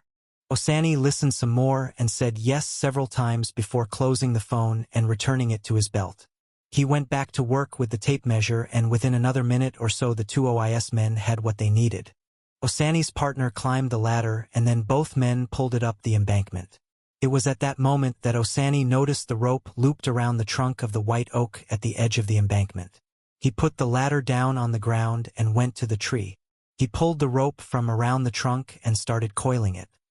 He looked out into the woods as he did this, and Bosch moved back behind one of the eucalyptus's two trunks. A few minutes later they were gone, loudly trudging back through the woods to the parking clearing, the ladder carried between them. Bosch went to the embankment but waited until he could no longer hear the OIS men before using the roots as handholds to climb up. When he got to the parking clearing, there was no sign of Osani and his partner. Bosch turned his phone back on and waited for it to boot up. He wanted to see if the caller from Parker Center had left a message. Before he could listen, the phone started vibrating in his hand. He recognized the number as one of the lines from the open unsolved unit. He took the call. "This is Bosch. Harry, where are you?" It was Abel Pratt. There was an urgency in his voice. "Nowhere." "Why? Where are you?" Something told Bosch that Pratt knew exactly where he was. "I'm in Beechwood Canyon." "What's going on?" There was a moment of silence before Pratt responded, the urgent tone replaced with one of annoyance. "What's going on is that I just got a call from Lieutenant Randolph at OIS. He says there's a Mustang registered to you sitting in the lot up there. I tell him that's really strange, because Harry Bosch is on home duty and is supposed to be staying 1,000,000 miles away from the investigation in Beechwood Canyon." Thinking quickly, Bosch came up with what he thought was a way out. "Look, I'm not investigating anything. I'm looking for something. I lost my challenge coin out here yesterday. I'm just looking for it." "What?" "My RHD chip. It must have come out of my pocket when I was sliding down the embankment or something. I got home last night and it wasn't in my pocket." As he spoke, Bosch reached into his pocket and pulled out the coin he was claiming to have lost. It was a heavy metal coin about the size and width of a casino chip. One side showed a gold detective's badge, and the other side showed the caricature of a detective suit, hat, gun, and exaggerated chin set against an American flag background. It was known as a challenge coin or chip and was a carryover from the practice of elite and specialized military units. Upon acceptance into the unit, a soldier is given a challenge coin and is expected to carry it always. At any time or place, a fellow unit member can ask to see the coin. This most often takes place in a bar or canteen. If the soldier fails to be carrying the coin, then he picks up the tab. The tradition had been observed for several years in the RHD. Bosch had been given his coin upon returning from retirement. "Fuck the coin, Harry," Pratt said angrily. "You can replace it for $10. Stay away from the investigation. Go home and stay home until you hear from me. Am I clear?" "You're clear. Besides, what the fuck? If you lost your coin out there, the forensics people would have found it already. They went over that scene with a metal detector looking for cartridges." Bosch nodded. "Yeah, I sort of forgot about that." "Yeah, Harry, you forgot? Are you bullshitting with me?" "No, Top, I'm not. I forgot. I was bored and decided to come look for it. I saw Randolph's people and decided to keep my head down. I just didn't think they'd call in my plate. Well, they did. And then I got the call. I don't like blowback like this, Harry. You know that. I'm going home right now." "Good. Stay there." Pratt didn't wait for Bosch's response. He clicked off and Bosch closed his phone. He flipped the heavy coin into the air, caught it in his palm, badge side up, and pocketed it. He then walked to his car. 24. Something about being told to go home made Bosch not go home. After leaving Beechwood Canyon, he made a stop at St. Joe's to check in on Kiz Ryder. She had changed locations again. She was now out of ICU and on a regular patient floor. She didn't have a private room, but the other bed in the room was empty. They often did that for cops. Speaking was still difficult for her, and the malaise of depression she exhibited that morning had not lifted. Bosch didn't stay long.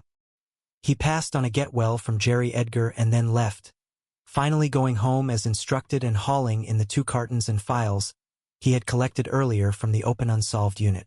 He put the cartons on the floor in the dining room and spread the files out on the table. There was a lot, and he knew he could probably occupy himself for at least a couple days with what he had taken from the office. He went over to the stereo and turned it on.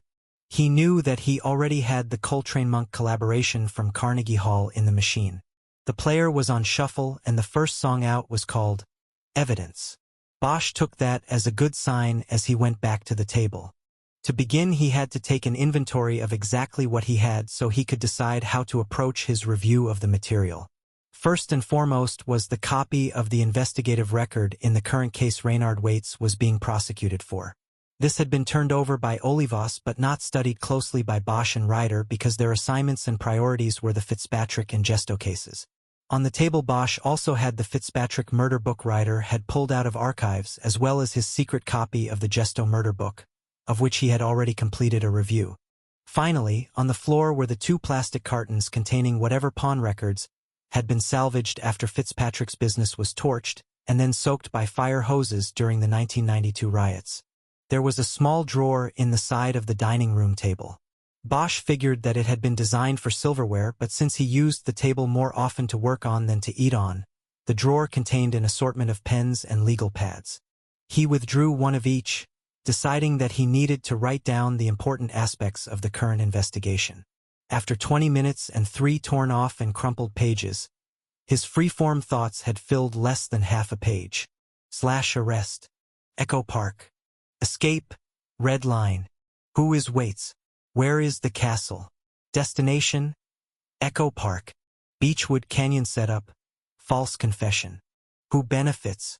Why now? Bosch studied the notes for a few moments.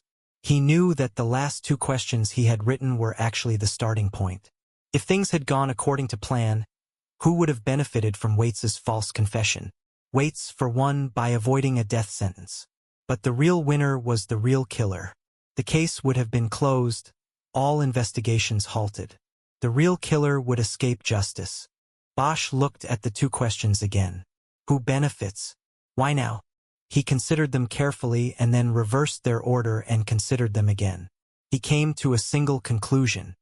His continued investigations of the Marie Gesto case had created a need for something to be done now. He had to believe that he had knocked too hard on someone's door, and that the entire Beechwood Canyon plan had come about because of pressure he was continuing to exert on the case. This conclusion led to the answer to the other question at the bottom of the sheet. Who benefits? Bosch wrote, Anthony Garland Hancock Park. For 13 years Bosch's instinct had told him Garland was the one. But beyond his instincts there was no evidence directly connecting Garland to the murder. Bosch had not yet been made privy to the evidence, if any, that was developed during the excavation of the body and the autopsy, but he doubted that after 13 years there would be anything usablino DNA or forensics that could tie the killer to the body. Garland was a suspect under the replacement victim theory. That is, his rage toward the woman who had dropped him led him to kill a woman who reminded him of her. The shrinks would call it a long-shot theory, but Bosch now moved it front and center. Do the math, he thought. Garland was the son of Thomas Rex Garland, wealthy oil baron from Hancock Park. O'Shea was in a highly contested election battle, and money was the gasoline that kept a campaign engine running. It was not inconceivable that a quiet approach had been made to T. Rex. A deal struck and a plan enacted. O'Shea gets the money he needs to win the election. Olivas gets the head investigator nod in O'Shea's office, and Waits takes the fall for Gesto while Garland takes a ride on it. It was said that L.A. was a sunny place for shady people. Bosch knew that better than most. He had no hesitation in believing Olivas had been part of such a scheme. And the thought of O'Shea, a career prosecutor, selling his soul for a shot at the top slot didn't give him pause for very long either. Run, you coward. How's your bullshit deal looking now? He opened his phone and called Keisha Russell at the Times. After several rings, he checked his watch and saw it was a few minutes after 5. He realized she was probably on deadline and ignoring her calls. He left a message at the prompt. asking her to call back. Since it was so late in the day, Bosch decided he had earned a beer. He went to the kitchen and got an Anchor Steam out of the box. He was happy he had gone high-end the last time he bought beer. He took the bottle out on the deck and watched as the heart of rush hour gripped the freeway below.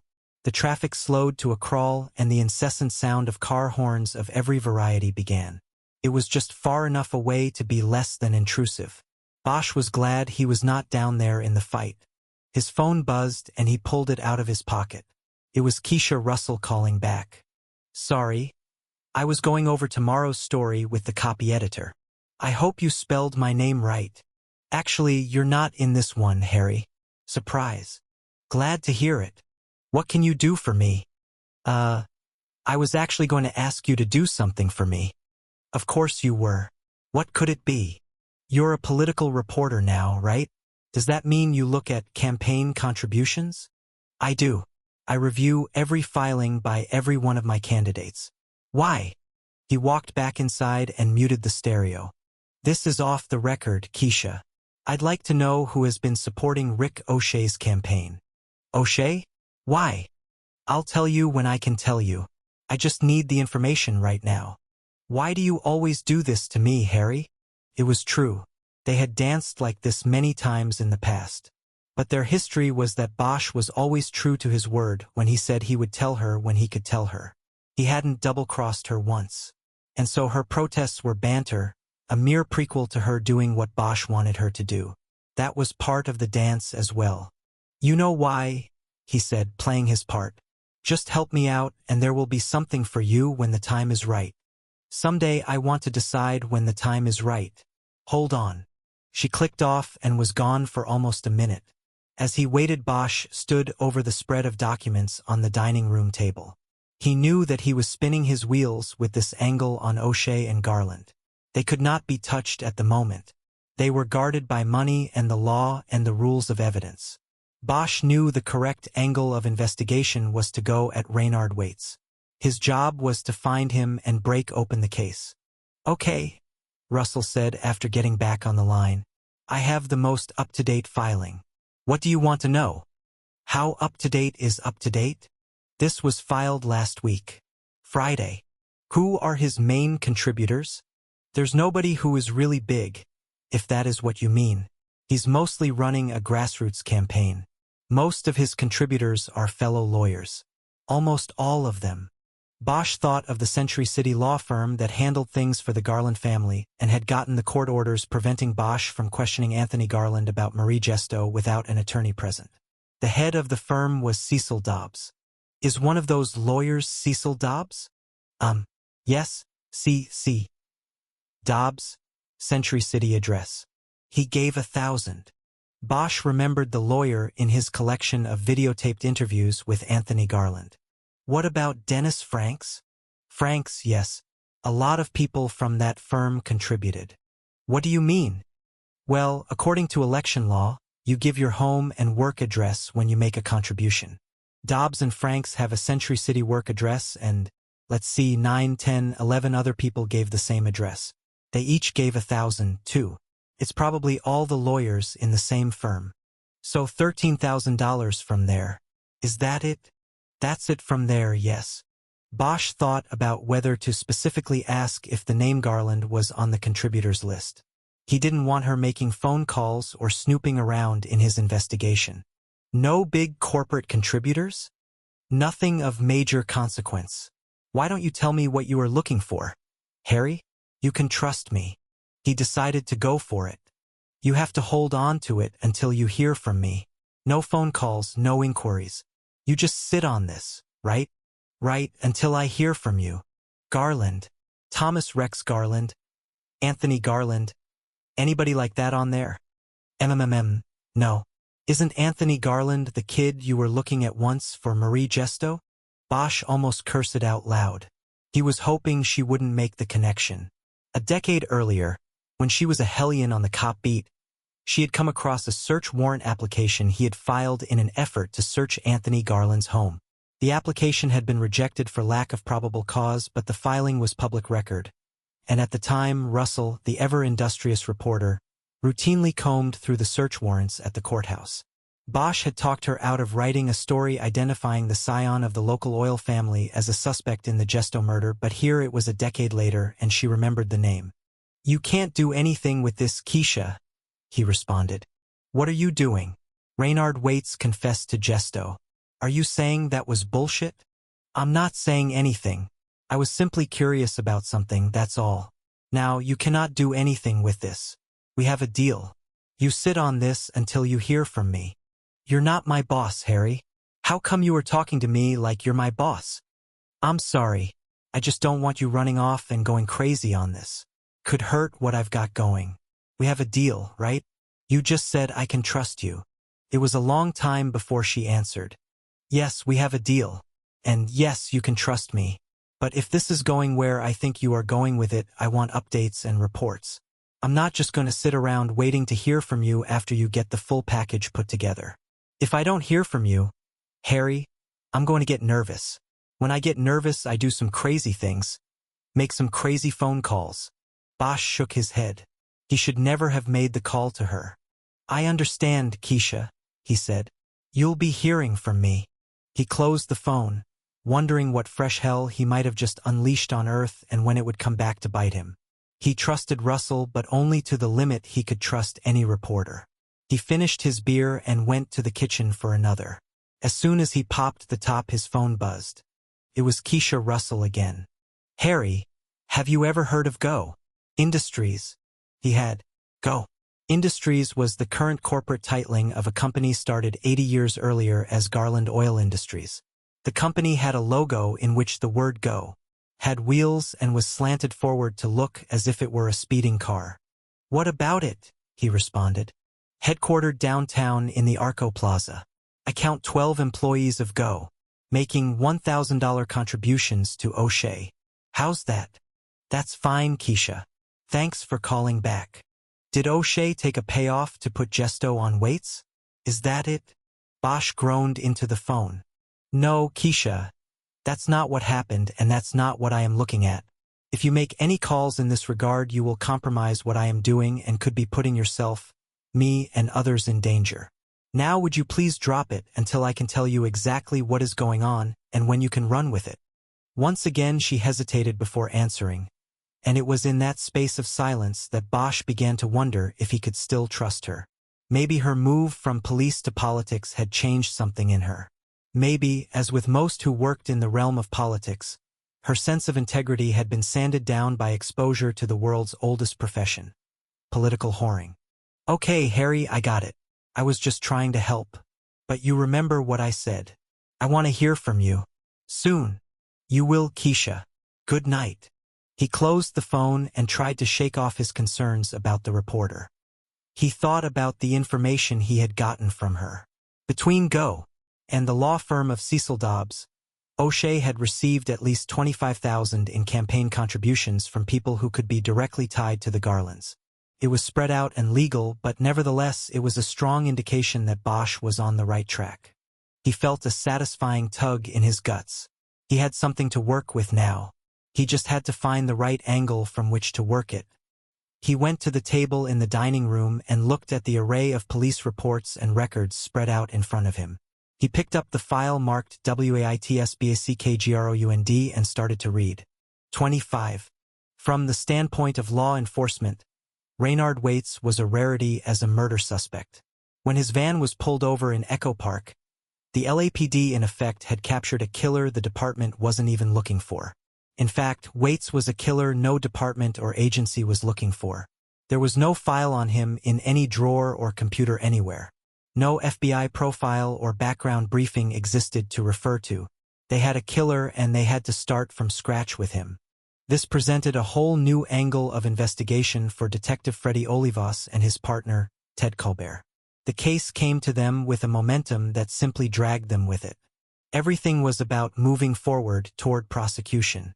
There was little time or inclination to go backwards. Waits was arrested in possession of bags containing the parts of 2 murdered women. It was a slam dunk, and that precluded the need to know exactly who they had in custody and what had brought him to be in that van on that street at that time. Consequently, little in the file on the present case helped Bosch. The file contained records of the investigative work related to attempts to identify the victims and drawing the physical evidence together for the impending prosecution. The background information in the file was simply basic data on weights either provided by the suspect himself or culled by Olivas and Colbert during routine computer searches. The bottom line was that they knew little about the man they were prosecuting, but what they knew was enough. Bosch completed his read-through of the file in 20 minutes. When he was finished, once again he had less than a half-page of notes on his pad. He had constructed a short timeline that charted the suspect's arrests, admissions, and use of the names Reynard Waits and Robert Saxon. April 30th, 92. Daniel Fitzpatrick murdered, Hollywood. May 18th, 92. Reynard Waits, DOB November 3rd, 71. DL issued, Hollywood. February 1st, 93. Robert Saxon, DOB 11/3/75 arrested, prowling. ID'd as Reynard Waits, DOB November 3rd, 71. Through DL thumbprint. September 9th, 93. Marie Gesto abducted, Hollywood. May 11th, 06. Reynard Waits, DOB November 3rd, 71. Arrested 187 Echo Park. Bosch studied the timeline. He found two things worth noting. Waits supposedly didn't get a driver's license until he was 20, and no matter which name he used, he always gave the same month and day of birth. While he once offered 1975 as his year of birth in an attempt to be considered a juvenile, he uniformly gave 1971 at other times.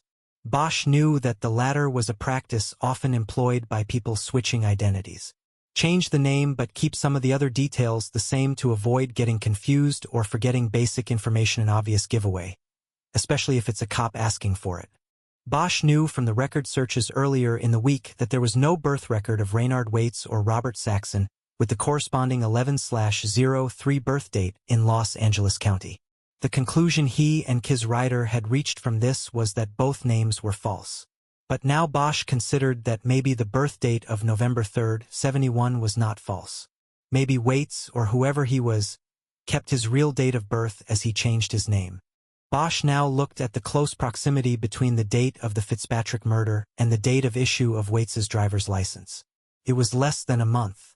He added to this the fact that according to the records, Waits did not apply for a driver's license until he was 20. He thought it was unlikely that a boy growing up in the Autotopia of LA would wait until he was 20 to get his driver's license.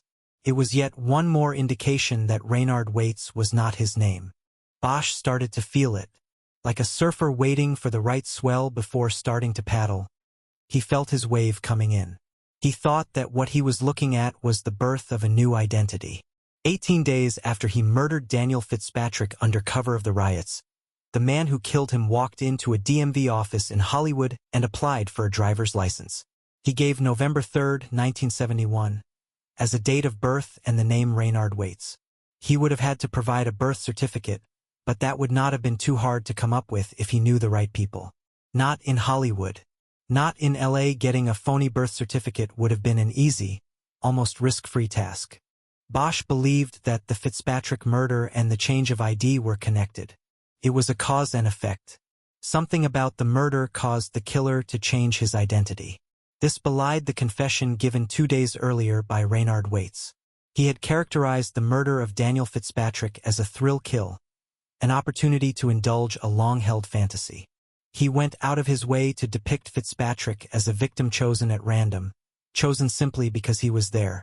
But if that was truly the case, and if the killer had no previous connection to the victim, then why did the killer act almost immediately to reinvent himself with a new identity? Within 18 days, the killer procured a false birth certificate and got a new driver's license. Reynard Waits was born. Bosch knew there was a contradiction in what he was considering. If the killing of Fitzpatrick had taken place as Waits had confessed, then there would have been no reason for him to quickly create a new identity. But the facts, the timeline of the murder, and the issuance of the driver's license contradicted this. The conclusion to Bosch was obvious. There was a connection. Fitzpatrick was not a random victim. He could, in fact, be linked in some way to his killer. And that was why his killer changed his name. Bosch got up and took his empty bottle to the kitchen. He decided that 2 beers was enough. He needed to stay sharp and up on the wave. He went back out to the stereo and put in the masterpiece. Kind of Blue. It never failed to give him the charge. All Blues was the first song out of the shuffle, and it was like being dealt blackjack at a $25 table. It was his favorite and he let it ride. Back at the table he opened the Fitzpatrick murder book and started to read. His writer had handled it earlier, but she had simply been engaged in a review to prepare for taking Waits's confession. She wasn't looking for the hidden connection Bosch was now seeking. The investigation of Fitzpatrick's death had been carried out by 2 detectives temporarily assigned to the Riot Crimes Task Force. Their work was cursory at best. Few leads were followed, because there weren't many to follow in the first place and because of the overriding pall of futility that fell over all the cases associated with the riots. Almost all acts of violence associated with the 3 days of widespread unrest were random. People robbed, raped, and murdered indiscriminately and at will simply because they could. No witnesses to the attack on Fitzpatrick were located. No forensic evidence was found other than the can of lighter fluid, and it had been wiped clean. Most of the shop's records had been destroyed by fire or water. What was left was put in 2 cartons and ignored. The case was treated as a dead end from the moment it was born. It was orphaned and archived. The murder book was so thin that Bosch finished his front-to-back read-through in less than 20 minutes. He had taken no notes, gotten no ideas, seen no connections. He felt the tide ebbing. His ride on the wave was coming to an end. He thought about getting another beer out of the box and attacking the case all over again the next day. Then the front door opened and Rachel Walling walked in, carrying takeout cartons from Chinese friends. Bosch stacked the reports on the dining room table so there would be room to eat. Rachel brought plates from the kitchen and opened the cartons. Bosch got the last 2 anchors out of the refrigerator. They small-talked for a while and then he told her what he had been doing since lunch and what he had learned. He could tell by her reserved comments that she was not convinced by his description of the trail he had found in Beechwood Canyon. But when he showed her the timeline he had worked up, she readily agreed with his conclusions about the killer's changing of ID after the Fitzpatrick murder. She also agreed that, while they didn't have the killer's real name, they might have his real birth date. Bosch looked down at the 2 plastic cartons on the floor. "Then I guess it's worth the shot," he said. She leaned to the side so she could see what he was looking at. "What are those?" "Pawn slips mostly. All the records salvaged after the fire. Back in '92 they were all wet. They dropped them in these boxes and forgot about them. Nobody's ever looked through them all." "Is that what we're doing tonight, Harry?" He looked up at her and smiled. He nodded. After they were finished eating they decided that they would take a carton each. Bosch suggested that they take them out onto the back deck because of the musty smell that would come from the cartons once they were opened. Rachel readily agreed. Bosch lugged the cartons out and then got 2 empty cardboard boxes from the carport. They sat down in deck chairs and began the work. Taped to the top of the carton Bosch chose was a 3x5 card that said Main File Cabinet. Bosch took the top off and used it to try to wave away the fumes that came out. The carton contained mostly pink pawn slips and 3x5 cards that had been haphazardly put in the container as if with a shovel. There was nothing ordered or neat about the records. Water damage was high. Many of the slips had stuck together while wet, and the ink on others was smeared and unreadable. Bosch looked over at Rachel and saw her dealing with the same issues. "This is bad, Harry," she said. "I know. Just do the best you can. It might be our last hope." There was no way to begin but simply to dig in. Bosch pulled out a wad of slips, brought them up to his lap and started going through them, attempting to make out the name, address, and birth date of each customer who had pawned something through Fitzpatrick. Each time he looked at a slip, he checked the top corner with a red pencil from the dining room table drawer and dropped it into the cardboard box on the other side of his chair. They were at it a solid half hour, working without conversation, when Bosch heard the phone in the kitchen ring. He thought about letting it go but knew it might be a call from Hong Kong. He got up. "I didn't even know you had a landline," Walling said. "Not many people do." He grabbed the phone on the 8th ring. It wasn't his daughter. It was Abel Pratt. "Just checking on you," he said. "I figure if I get you on the house line and you say you are home, then you're really home." "What, am I under house arrest now?" "No, Harry. I'm just worried about you. That's all. Look, there will be no blowback from me. Okay? But home duty does not mean I have to be at home 24/7. I checked with the union. I know. But it does mean you do not take part in any job-related investigation. Fine. What are you doing, then? I'm sitting on the back deck with a friend. We're having a beer and enjoying the night air. Is that okay with you, Top? Anybody I know? I doubt it. She doesn't like cops. Pratt laughed, and it seemed that Bosch had finally put him at ease about what he was doing. Then I'll let you get back to it. Have a good one, Harry. I will if I can stay off the phone. I'll call in tomorrow. I'll be there. And I'll be here. Good night. He hung up, checked the refrigerator for hidden or lost beers, and returned to the deck empty-handed. Rachel was waiting for him with a smile on her face and a water-stained 3x5 card in her hand. Attached to it with a paper clip was a pink pawn slip. Got it, she said. She handed it to him and Bosch stepped back inside the house, where the lighting was better. He read the card first. It was written on with blue ink that was partially smeared by water but still legible. Unsatisfied customer 02/12/92. Customer complained that property was sold before 90-day pawn period expired. Shown pawn slip and corrected. Customer complained that 90 days should not have included weekends and holidays. Cursed/slam door. DGF. The pink pawn slip attached to the complaint card carried the name Robert Foxworth, the DOB November 3rd, 71, and an address on Fountain in Hollywood. The item pawned on October 8, 1991, was listed as an heirloom medallion. Foxworth had been given $80 for it. There was a fingerprint square at the bottom right corner of the slip. Bosch could see the ridges of a fingerprint, but the ink had either worn away or leached out of the paper because of the moisture contained in the storage carton. The DOB is a match, Rachel said. Plus the name connects on 2 levels. What do you mean? Well, he took Robert forward when he used the name Robert Saxon, and he took the Fox in Foxworth forward when he used Reynard. Maybe that's where this whole Reynard thing came from. If his real name is Foxworth, maybe when he was a kid, his parents told him stories about a fox named Reynard. If his real name is Foxworth, Bosch repeated.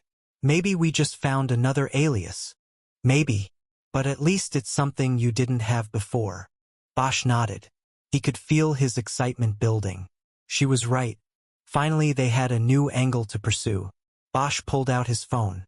I'm going to run the name and see what happens. He called Central Dispatch and asked a service operator to run the name and birth date they had found on the pawn slip. Came back clean and with no record of a current driver's license. He thanked the operator and hung up. Nothing, he said. Not even a driver's license. But that's good, Rachel said. Don't you see? Robert Foxworth would be about to turn 35 right now. If there's no history or current license, then that is further confirmation that he is no more, that he's either dead or he became someone else. Reynard waits. She nodded. I guess I was hoping for a DL with an Echo Park address, Bosch said. I guess that's too much to ask for. Maybe not. Is there a way in this state to check defunct drivers' licenses? Robert Foxworth, if that's his real name, probably got a license when he turned 16 in 1987. When he switched identities, it would have expired. Bosch considered this. He knew that the state did not start requiring a thumbprint from licensed drivers until the early 90s. It meant Foxworth could have gotten a driver's license in the late 80s, and there would be no way to connect him to his new identity as Reynard Waits. I could check with DMV in the morning. It's not something I can get through communications dispatch tonight. There is something else you can check tomorrow, she said. Remember the quick and dirty profile I did the other night? I said these early crimes weren't aberrations. He built up to them. Bosch understood. A juvie jacket. She nodded. You might find a juvenile record on Robert Foxworth again, if that's his real name. It wouldn't have been accessible through dispatch either. She was right. State law kept juvenile records from trailing an offender into adulthood. The name may have come up clean when Bosch called dispatch to run it, but that didn't mean it was squeaky clean. As with the driver's license information, Bosch would have to wait until morning, when he could get into the juvenile records at the Department of Probation. But as soon as his hopes were lifted, he knocked them down again. "Wait a minute, that doesn't work," he said. His prints would have drawn a match. When they ran his prints as Reynard Waite's, they would have hit the prints taken from Robert Foxworth as a juvenile. His record might not be available, but the prints stay in the system. Maybe not. Two separate systems. Two separate bureaucracies. The crossover doesn't always work.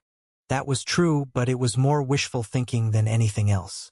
Bosch now reduced the juvenile angle to a long shot.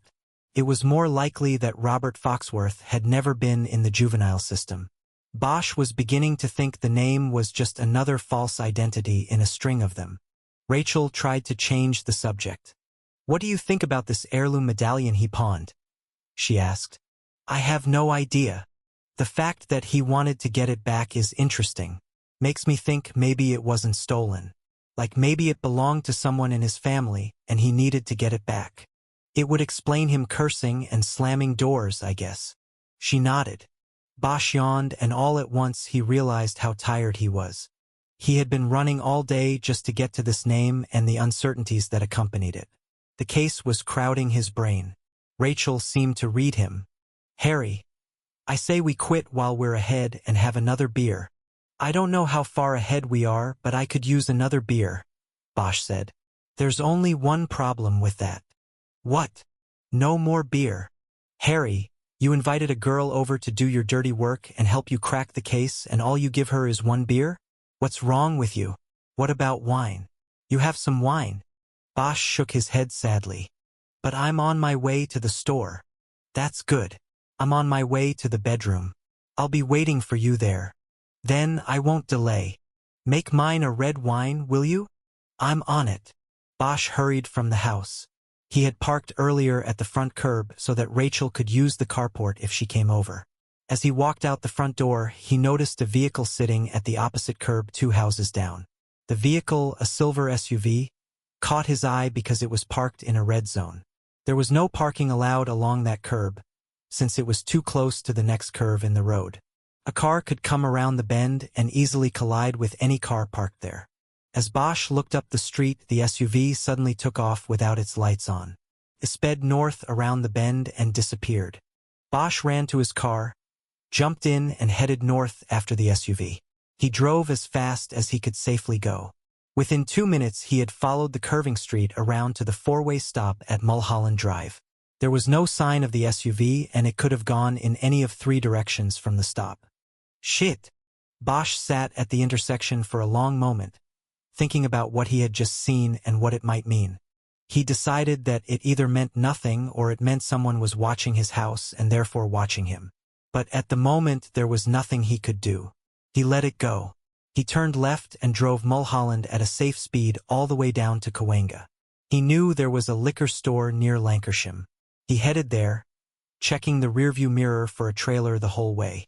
26. Home duty or not, Bosch dressed in a suit the next morning before heading out. He knew it would give him an aura of authority and confidence while dealing with government bureaucrats. And by 20 minutes after 9, it had paid off. He had a solid lead. The Department of Motor Vehicles Archives had produced a driver's license issued to a Robert Foxworth on November 3, 1987, the day he turned 16 and was eligible to drive.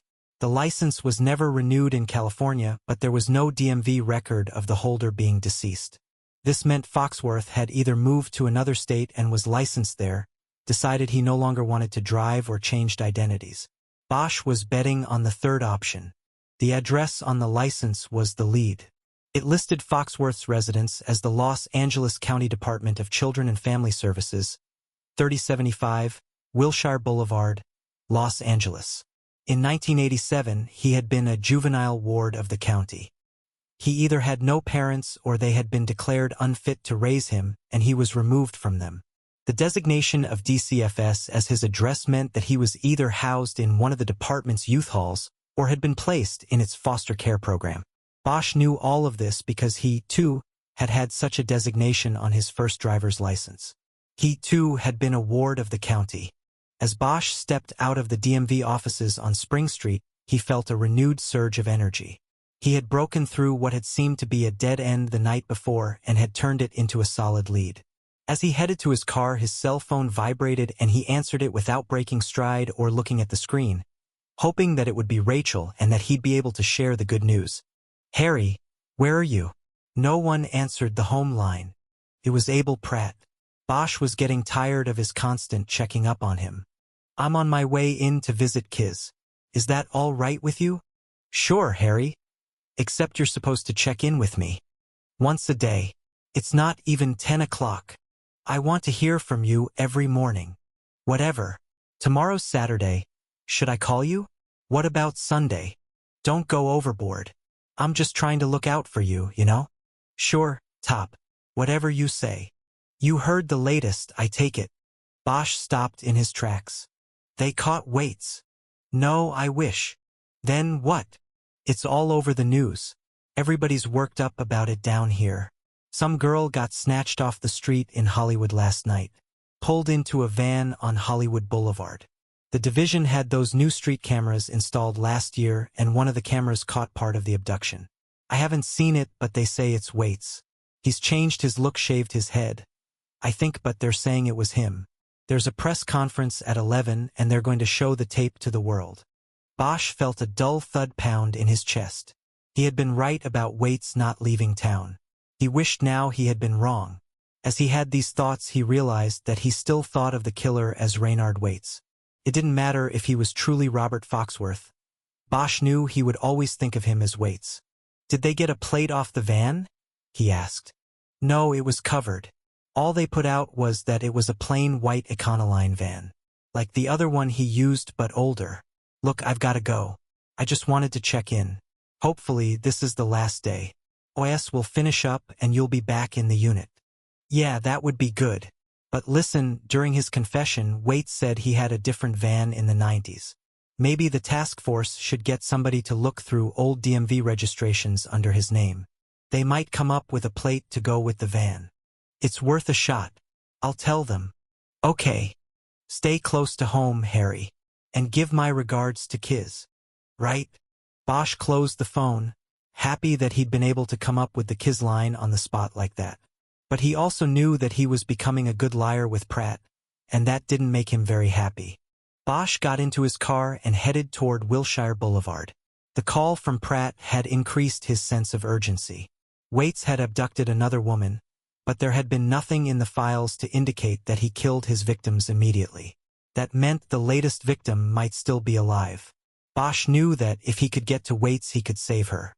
The DCFS offices were crowded and loud. He waited at a records counter for 15 minutes before he got the attention of a clerk. After taking Bosch's information and typing it into a computer, she told him that there was indeed a juvenile file relating to Robert Foxworth, DOB November 3, 71, but that to see it he would need a court order authorizing his search of the records. Bosch just smiled. He was too excited by the fact that a file was actually still in existence to be upset by one more frustration. He thanked her and told her he would be back with the court order. Bosch stepped back out into the sunlight. He knew he was at a crossroads now. Dancing around the truth of where he was during phone calls with Abel Pratt was one thing. But if he was to apply for a search warrant seeking the DCFS records without departmental approval coming in the form of a supervisor's okay, then he would be completely going off the reservation. He would be conducting a rogue investigation and committing a firing offense. He figured he could take what he had into Randolph at OIS or the Fugitive Task Force and let them run with it, or he could go the rogue route and accept the possible consequences. Since coming back from retirement, Bosch had felt less constricted by the rules and regulations of the department. He had already walked out the door once and knew that if push came to shove, he would be able to do it again. The second time would be easier. He didn't want it to come to that, but he could do it if he had to. He pulled out his phone and made the one call he knew might save him from making a choice between two bad options. Rachel Walling answered her cell on the second ring. "So what's happening over there in Tactical?" he asked. "Oh, we always have something happening here. How did it go downtown? Did you hear that Waits abducted another woman last night?" She had a habit of asking more than one question at a time, especially when she was excited. Bosch told her that he had heard about the abduction and then related the tale of his morning's activities. So what are you going to do? Well, I'm thinking about seeing if the FBI might be interested in joining the case. And what about the case would carry it across the federal threshold? You know, corruption of public officials, campaign finance violations, kidnapping, cats and dogs living together, the usual stuff. She stayed serious. I don't know, Harry. You open that door and there's no telling where it will go. But I've got an insider. Somebody who will watch out for me and safeguard the case. Wrong. They probably wouldn't let me anywhere near this. It's not my group and there's the conflict of interest. What conflict? We've worked together before. I'm just telling you how this will likely be received. Look, I need a search warrant. If I go off the reservation to get one, I probably won't be able to come back on again. I know it will be the last straw with Pratt, that's for sure. But if I can say that I was brought into a federal investigation, then that would give me a valid explanation. It would give me an out. All I want is to look at Foxworth's DCFS file. I think it will lead us to whatever's in Echo Park. She was quiet for a long moment before responding. Where are you right now? I'm still at DCFS. Go get a donut or something. I'll be there as soon as I can. You sure? No. But that's what we're going to do. She hung up the phone. Bosch closed his and looked around. Instead of a donut, he went over to a newspaper box and got the morning edition of the Times. He took a seat on the planter that ran along the front length of the DCFS building and looked through the paper for stories on the Raynard Waits and Beechwood Canyon investigations. There was no story on the abduction on Hollywood Boulevard because that had occurred during the night and long after the paper's deadline. The coverage of the Waits story had moved off the front page to the state and local section, but it was still extensive. There were 3 stories in all. The most prominent report was on the so far unsuccessful nationwide search for the escaped serial killer. Most of the information had already been rendered obsolete by the events of the night. There was no nationwide search anymore. Waits was still here in the city. This story jumped inside the section and was framed by 2 sidebars. One was an update on the investigation that filled in some of the details of what had happened during the shootout and escape, and the other story was a political update. This latter story was written by Keisha Russell, and Bosch quickly scanned it to see if anything they had discussed about Rick O'Shea's campaign financing had gotten into the paper. Luckily, there was nothing, and he felt his trust in her rising. Bosch finished reading the stories, and there was still no sign of Rachel. He moved into other sections of the paper, studying the box scores of sporting events he cared nothing about and reading reviews of movies he would never see. When there was nothing left for him to read, he put the paper aside and started pacing in front of the building. He became anxious, worried that he'd lose the edge the morning's discoveries had given him. He got out his phone to call her, but decided instead to call St. Joseph's Hospital and check on Kiz Ryder's condition. He was transferred to the 3rd-floor nursing station and was then put on hold. While he was waiting to be connected, he saw Rachel finally pull up in a federal cruiser. He closed the phone, crossed the sidewalk, and met her as she was getting out. "What's the plan?" he said by way of greeting. "What? No, how are you doing?" or "Thanks for coming." "Thanks for coming. What's the plan?" They started walking into the building. "The plan is the federal plan. I go in and draw down on the man in charge the full force and weight of the government of this great country. I raise the specter of terrorism and he gives us the file." Bosch stopped. "You call that a plan? It's worked pretty well for us for more than 50 years. She didn't stop. He now had to hurry to catch up. "How do you know it's a man in charge?" "Because it always is." "Which way?" He pointed straight ahead in the main hallway. Rachel didn't break stride. "I didn't wait around for 40 minutes for this, Rachel. You have a better idea?" "I had a better idea. A federal search warrant, remember? That was a non-starter, Bosch. I told you I open that door and you get trampled. This is better. In and out. If I get you the file, I get you the file. Doesn't matter how." She was 2 paces in front of him now, moving with federal momentum. Bosch secretly started to believe. She moved through the double doors beneath the sign that said records with an authority and command presence that could not be questioned. The clerk Bosch had dealt with was at the counter speaking with another citizen. Walling stepped right up and didn't wait for an invitation to speak. She drew her credentials from her suit jacket pocket in one smooth move. FBI. I need to see your office manager in regard to a matter of urgency. The clerk looked at her with an unimpressed face. I will be with you as soon as I fin. You're with me now, honey. Go get your boss or I'll go get him. This is life or death urgent. The woman made a face that seemed to indicate she had never encountered such rudeness before. Without a word to the citizen in front of her or anyone else, she stepped away from the counter and walked to a door behind a row of cubicles. They waited less than a minute. The clerk stepped back out through the door, followed by a man wearing a white, short-sleeved shirt and a maroon tie. He came directly to Rachel Walling. I'm Mr. Osborne. How can I help you? We need to step into your office, sir. This is a highly confidential matter. Over this way, please. He pointed to a swing door at the far end of the counter. Bosch and Walling walked down to it and its lock was buzzed open. They followed Osborne back through the rear door to his office. Rachel let him get a look at her credentials once he was seated behind a desk festooned with Dusty Dodgers memorabilia. There was a wrapped sandwich from Subway front and center on his desk. What's this all? Mr. Osborne, I work for the Tactical Intelligence Unit here in Los Angeles. I'm sure you understand what that means. And this is Detective Harry Bosch of the LAPD. We're working a joint investigation of high importance and urgency. We've learned from your clerk that there exists a file pertaining to an individual named Robert Foxworth. Date of birth 11/3/71. It is vitally important that we be allowed to review that file immediately. Osborne nodded, but what he said didn't go with a nod. I understand. But here at DCFS we work under very precise laws. State laws that protect the children. The records of our juvenile wards are not open to the public without court order. My hands are. Sir, Robert Foxworth is no longer a juvenile. He is 34 years old. The file might contain information that will lead us to the containment of a very grave threat to this city. It will undoubtedly save lives. I know, but you have to understand that we are not. I do understand. I understand perfectly that if we don't see that file now, we could be talking about a loss of human life. You don't want that on your conscience, Mr. Osborne, and neither do we. That's why we are on the same team.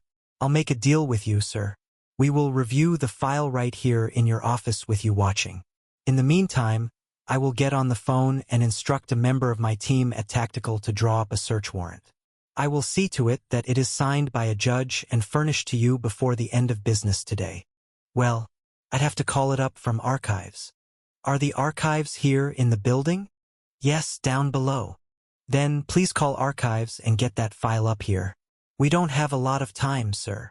Just wait here. I will handle it personally. Thank you, Mr. Osborne. The man left the office and Walling and Bosch sat down in chairs in front of his desk. Rachel smiled. Now let's hope he doesn't change his mind, she said. You're good, he responded. I tell my daughter that she could talk a zebra out of its stripes. I think you could talk a tiger out of its. If I get this, you owe me another lunch at Water Grill. Fine. Just no sashimi. They waited for Osborne's return for nearly 15 minutes. When he came back to the office, he was carrying a file folder that was nearly an inch thick. He presented it to Walling, who took the file as she was standing up. Bosch took the cue and stood as well. We'll get this back to you as soon as possible, she said. Thank you, Mr. Osborne. Wait a minute. You said you were going to look at it here. Rachel was heading toward the office door, gathering that momentum again. There's no longer time, Mr. Osborne. We have to move. You'll have the file back by tomorrow morning. She was already through the door. Bosch followed, closing it behind him on Osborne's final words. What about the court order? As they passed behind the clerk, Walling asked her to buzz them out. Rachel kept a two-pace lead on Bosch as they headed out into the hallway. He liked walking behind her and admiring how she handled herself. Command presence in spades. Is there a Starbucks around here where we could sit and look at this thing? I'd like to look before heading back. There's always a Starbucks around. Out on the sidewalk, they walked east until they came to a tiny luncheonette that had a small inside counter with stools. It beat looking for a Starbucks, so they went in. While Bosch ordered 2 coffees from the man behind the counter, Rachel opened the file. By the time the coffees were put down on the counter and paid for, she had a 1-page lead on him. They sat side by side and she passed each page to him after she was finished with her review of it. They worked silently and neither one drank their coffee. Buying the coffee had merely bought them the workspace at the counter. The first document in the file was a copy of Foxworth's birth certificate. He was born at Queen of Angels Hospital. The mother was listed as Rosemary Foxworth, DOB June 21, 54, Philadelphia, Pennsylvania, and the father was listed as unknown. The mother's address was an apartment on Orchid Avenue in Hollywood. Bosch placed the address in the middle of what was now called the Kodak Center, part of the Hollywood renovation and rebirth plan. It was all glitz and glass and red carpets now, but back in 1971 it would have been a neighborhood patrolled by streetwalkers and hypes. The birth certificate also listed the doctor who delivered the child and a hospital social worker involved in the case. Bosch did the math. Rosemary Foxworth was 17 years old when she gave birth to her son. No father listed or in attendance. No father known. The listing of a social worker meant the county was picking up the tab on the delivery, and the home address did not bode well for a happy start for baby Robert. All of this led to a picture developing like a Polaroid in Bosch's mind. He guessed that Rosemary Foxworth had been a runaway from Philadelphia, that she hit Hollywood and shared a flop apartment with others like her. She probably worked the nearby streets as a prostitute. She probably used drugs. She gave birth to the boy and then the county eventually stepped in and took him away. As Rachel passed him more documents, the sad story was borne out. Robert Foxworth was removed from his mother's custody at age 2 and taken into the DCFS system. For the next 16 years of his life, he was in and out of foster homes and youth halls. Bosch noted that among the facilities where he had spent time was the McLaren Youth Hall in El Monte, a place where Bosch himself had spent a number of years as a child. The file was replete with psychiatric evaluations conducted annually or upon Foxworth's frequent returns from foster care homes. In total, the file charted the journey of a broken life. Sad, yes. Unique, no. It was the story of a child taken from his one parent and then equally mistreated by the institution that had taken him. Foxworth floated from place to place. He had no real home or family. He probably never knew what it was like to be wanted or loved. Reading through the pages brought up memories in Bosch. 2 decades before Foxworth's journey through the system, Bosch had charted his own path. He had survived with his own set of scars, but the damage was nothing compared with the extent of Foxworth's injuries. The next document Rachel handed him was a copy of a death certificate for Rosemary Foxworth. She died March 5, 1986, of complications stemming from drug use and hepatitis C. She had died in the jail ward at County USC Medical Center. Robert Foxworth would have been 14. Here we go, Rachel suddenly said. What? His longest stay in any foster home was in Echo Park. And the people he stayed with? Harlan and Janet Saxon. What's the address? 710 Figueroa Lane. He was there from 83 to 87. Almost 4 years total. He must have liked them, and I guess they liked him back. Bosch leaned over to look at the document in front of her.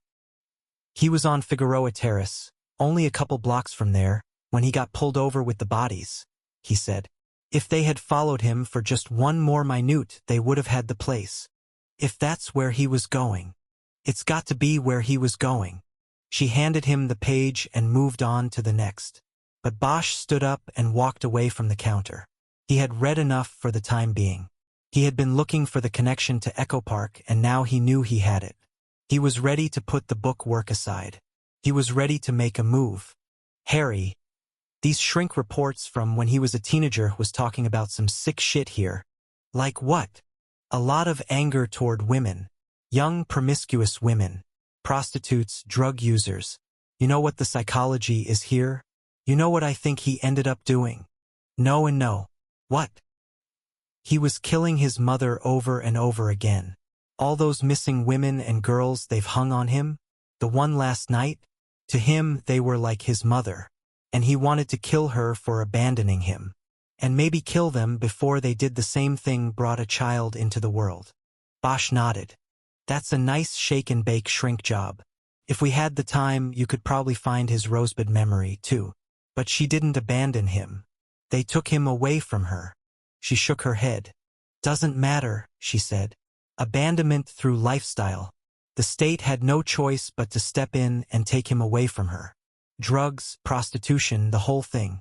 By being an unfit mother, she abandoned him to this deeply flawed institution where he was trapped until he was old enough to walk away on his own. In his brain chart, that constituted abandonment. Bosch nodded slowly. He guessed that she was right, but the whole situation made him uncomfortable. It felt too personal to Bosch, too close to his own path. Except for a turn here or there, Bosch and Foxworth had made similar journeys. Foxworth was doomed to kill his own mother over and over again. A police shrink had once told Bosch that he was doomed to solve his own mother's murder over and over again. What is it? Bosch looked at her. He had not yet told Rachel his own sordid history. He didn't want her profiling skills turned on him. Nothing, he said. I'm just thinking. You look like you've seen a ghost, Bosch. He shrugged. Walling closed the file on the counter and finally raised her coffee cup to sip from it. So what now? She asked. Bosch looked at her for a long moment before answering. Echo Park, he said. What about backup? I'm going to check it out first, then call backup. She nodded. I'm going with you. Part 4. The Dog You Feed. 27. Bosch and Walling used Bosch's Mustang, since it would give them at least a small degree of cover compared with her federal cruiser, which screamed law enforcement. They drove to Echo Park but did not approach the Saxon house at 710 Figueroa Lane. There was a problem. Figueroa Lane was a short turnaround street that extended for a block off the end of Figueroa Terrace and curved up along the ridge below Chavez Ravine. There was no cruising by it without being obvious about it. Even in a Mustang. If Waits was there and watching for law enforcement, he would have the advantage of seeing them first. Bosch stopped the car at the intersection of Beaudry and Figueroa Terrace and drummed his fingers on the steering wheel. He picked a good place for the secret castle, he said. There's no getting close to it without being picked up on radar, especially in daylight. Rachel nodded. Medieval castles were built on hilltops for the same reason. Bosch looked to his left, toward downtown, and saw the tall buildings rising over the roofs of the homes on Figueroa Terrace. One of the closest and tallest buildings was the Department of Water and Power headquarters. It was directly across the freeway. I've got an idea, he said. They drove out of the neighborhood and back into downtown. Bosch entered the DWP garage and parked in one of the visitor slots. He popped the trunk and went to the surveillance kit he always kept in the car. He got out a pair of high-powered binoculars, a surveillance camera, and a rolled-up sleeping bag. What are you going to take pictures of? Walling asked. Nothing, but it's got a long lens and you might want to look through it while I use the binocs. And the sleeping bag? We might be lying on the roof.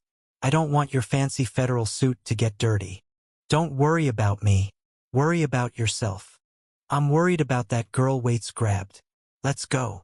They headed across the garage floor toward the elevators. Did you notice that you still call him Waits, even though we are now sure his name is Foxworth? She asked when they were going up. Yeah, I have noticed. I think it's because when we were face to face he was Waits. When he started shooting, he was Waits. And it just sort of stuck. She nodded and didn't say anything else about it, though he guessed that she probably had a psychological angle on it. When they reached the lobby, Bosch went to an information desk, showed his badge and credentials, and asked to see a security supervisor. He told the desk man that it was urgent. In less than 2 minutes, a tall black man in gray pants and a navy blazer over his white shirt and tie came through a door and directly toward them. This time Bosch and Walling both showed their creds, and the man appeared properly impressed by the federal-local tandem. Hieronymus, he said, reading Bosch's police ID. Do you go by Harry? That's right. The man put out his hand and smiled. Jason Edgar. I believe you and my cousin were partners once. Bosch smiled, not just because of the coincidence but because he knew it meant that he would have this man's cooperation. He put the sleeping bag under his other arm and shook his hand. That's right. He told me he had a cousin with DWP. You used to get him billing info when we needed it. Nice to meet you. Likewise, man. What do we have here? If the FBI's involved, are we talking about a terrorism situation? Rachel raised a hand in a calming gesture. Not quite, she said. Jason, we're just looking for a place where we can look down on a neighborhood across the freeway in Echo Park. There's a house we're interested in and we can't get close to it without being obvious about it. Know what I mean? We were thinking that maybe from one of the offices here or from the roof we could get an angle and just see what's happening over there. I've got just the spot, Edgar said without hesitation. Follow me. He led them back to the elevators and had to use a key to get the 15th floor button to light. On the way up, he explained that the building was going through a floor-by-floor renovation. At the moment, the work had moved to the 15th floor. The floor had been gutted and was empty, waiting for the contractor to come in to rebuild according to the renovation plan. You can have the whole floor to yourselves, he said. Pick any angle you want for an OP. Bosch nodded. OP as in observation point. That told him something about Jason Edgar. Where'd you serve? He asked. Marines, Desert Storm, the whole shebang. That's why I didn't join the PD. Had my fill of war zones. This gig is pretty much 9 to 5, low stress and just interesting enough, if you know what I mean. Bosch didn't but nodded anyway. The elevator doors opened and they stepped out onto a floor that was wide open from glass exterior to glass exterior. Edgar led them toward the glass wall that would look down on Echo Park. What's the case about, anyway? Edgar asked as they approached. Bosch knew it would come to this. He was ready with an answer. There's a place down there we think is being used as a safe house for fugitives. We just want to see if there is anything there to be seen. You know what I mean? Sure do. There's something else you can do to help us, Walling said. Bosch turned to her along with Edgar. He was just as curious. What do you need? Edgar said. Could you run the address through your computers and tell us who is paying for utilities? Not a problem. Let me just get you situated here first. Bosch nodded to Rachel.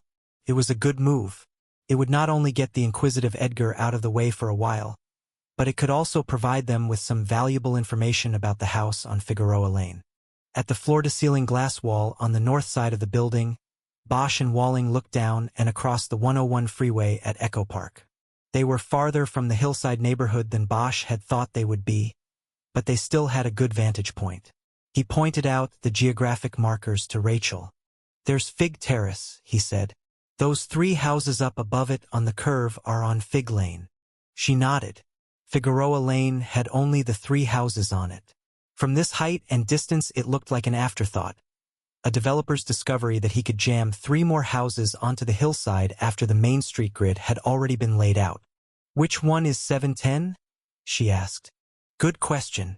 Bosch dropped the sleeping bag and raised the binoculars. He studied the 3 houses, looking for an address.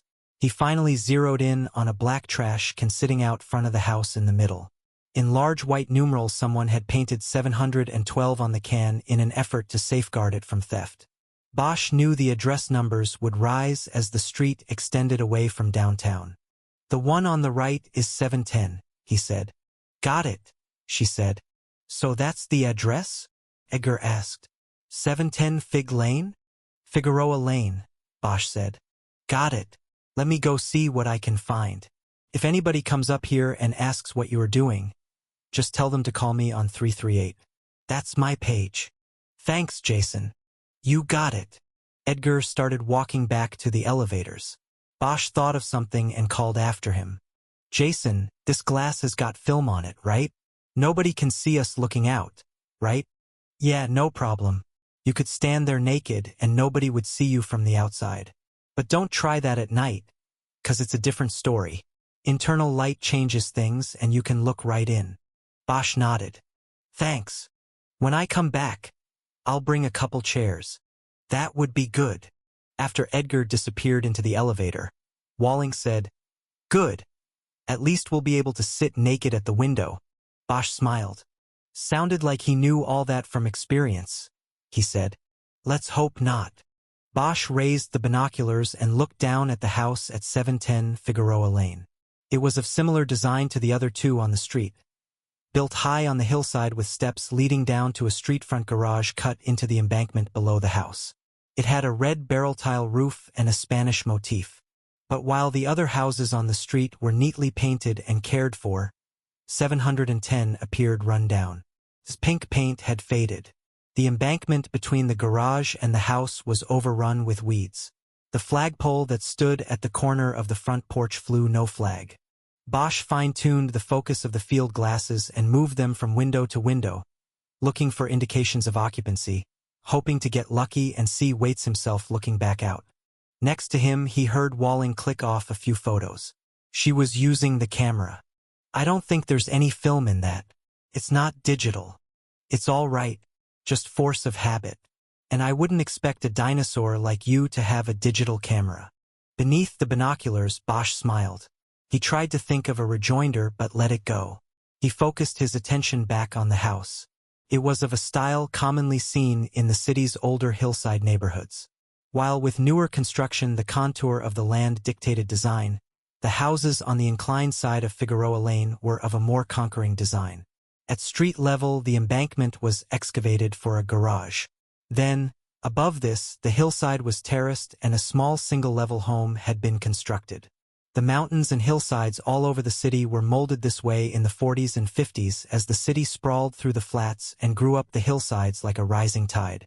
Bosch noticed that at the top of the stairs that ran from the side of the garage up to the front porch there was a small metal platform. He checked the stairs again and saw the metal guide rails. "There's a lift on the stairs," he said. "Whoever's living there now is in a wheelchair." He saw no movement behind any window viewable from the angle they had. He dropped his focus down to the garage. It had a pedestrian entrance door and double garage doors that had been painted pink a long time before. The paint, what was left of it, was gray now and the wood was splintering in many places from direct exposure to the afternoon sun. One garage door looked as though it had closed at an uneven angle to the pavement. It didn't look operational anymore. The pedestrian entrance door had a window, but a shade was pulled down behind it. Across the top panel of each of the garage doors was a row of small square windows, but they were being hit with direct sunlight and the dazzling reflection prevented Bosch from seeing in. Bosch heard the elevator ding and put the binoculars down for the first time. He checked behind him and saw Jason Edgar carrying 2 chairs toward them. "Perfect," Bosch said. He took one of the chairs and positioned it near the glass so he could sit on it backwards and prop his elbows on the seat back classic surveillance form. Rachel positioned her chair so she could sit normally in it. "Did you get a chance to check with records, Jason?" she asked. "I did," Edgar said. "Services to that address are billed to a Janet Saxon and have been for 21 years. "Thank you." "No problem. I take it that's all you need from me right now." Bosch looked up at Edgar. "Jerry, Jason, you've been a great help. We appreciate it. We'll probably stick around a little bit and then split.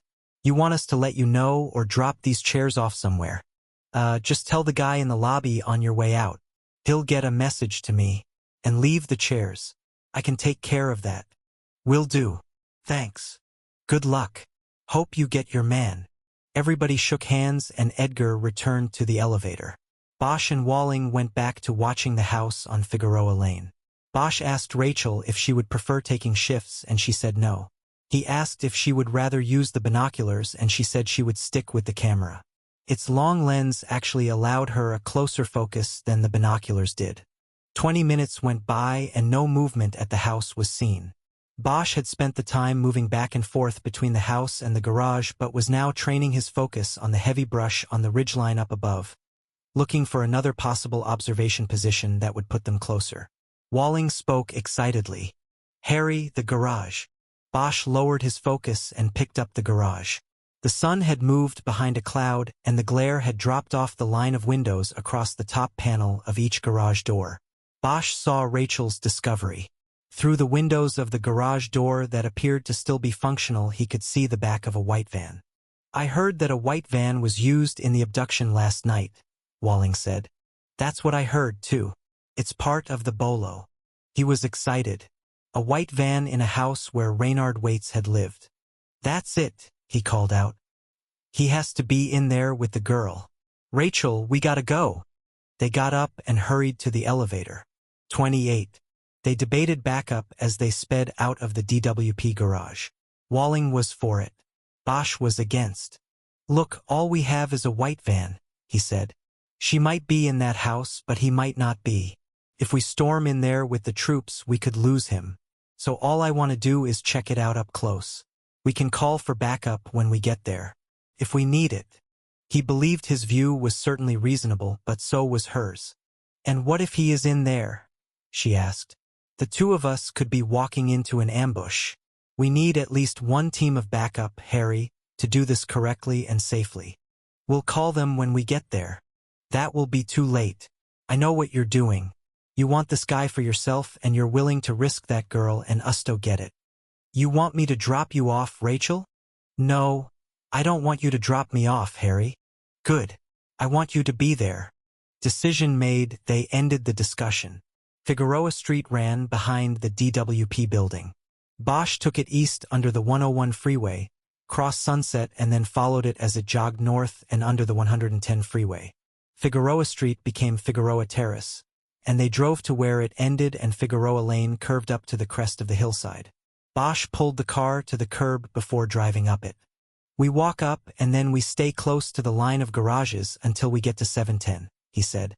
"If we stay in close, he won't have an angle on us from the house. What if he isn't in the house? What if he's in the garage waiting for us? Then we deal with it.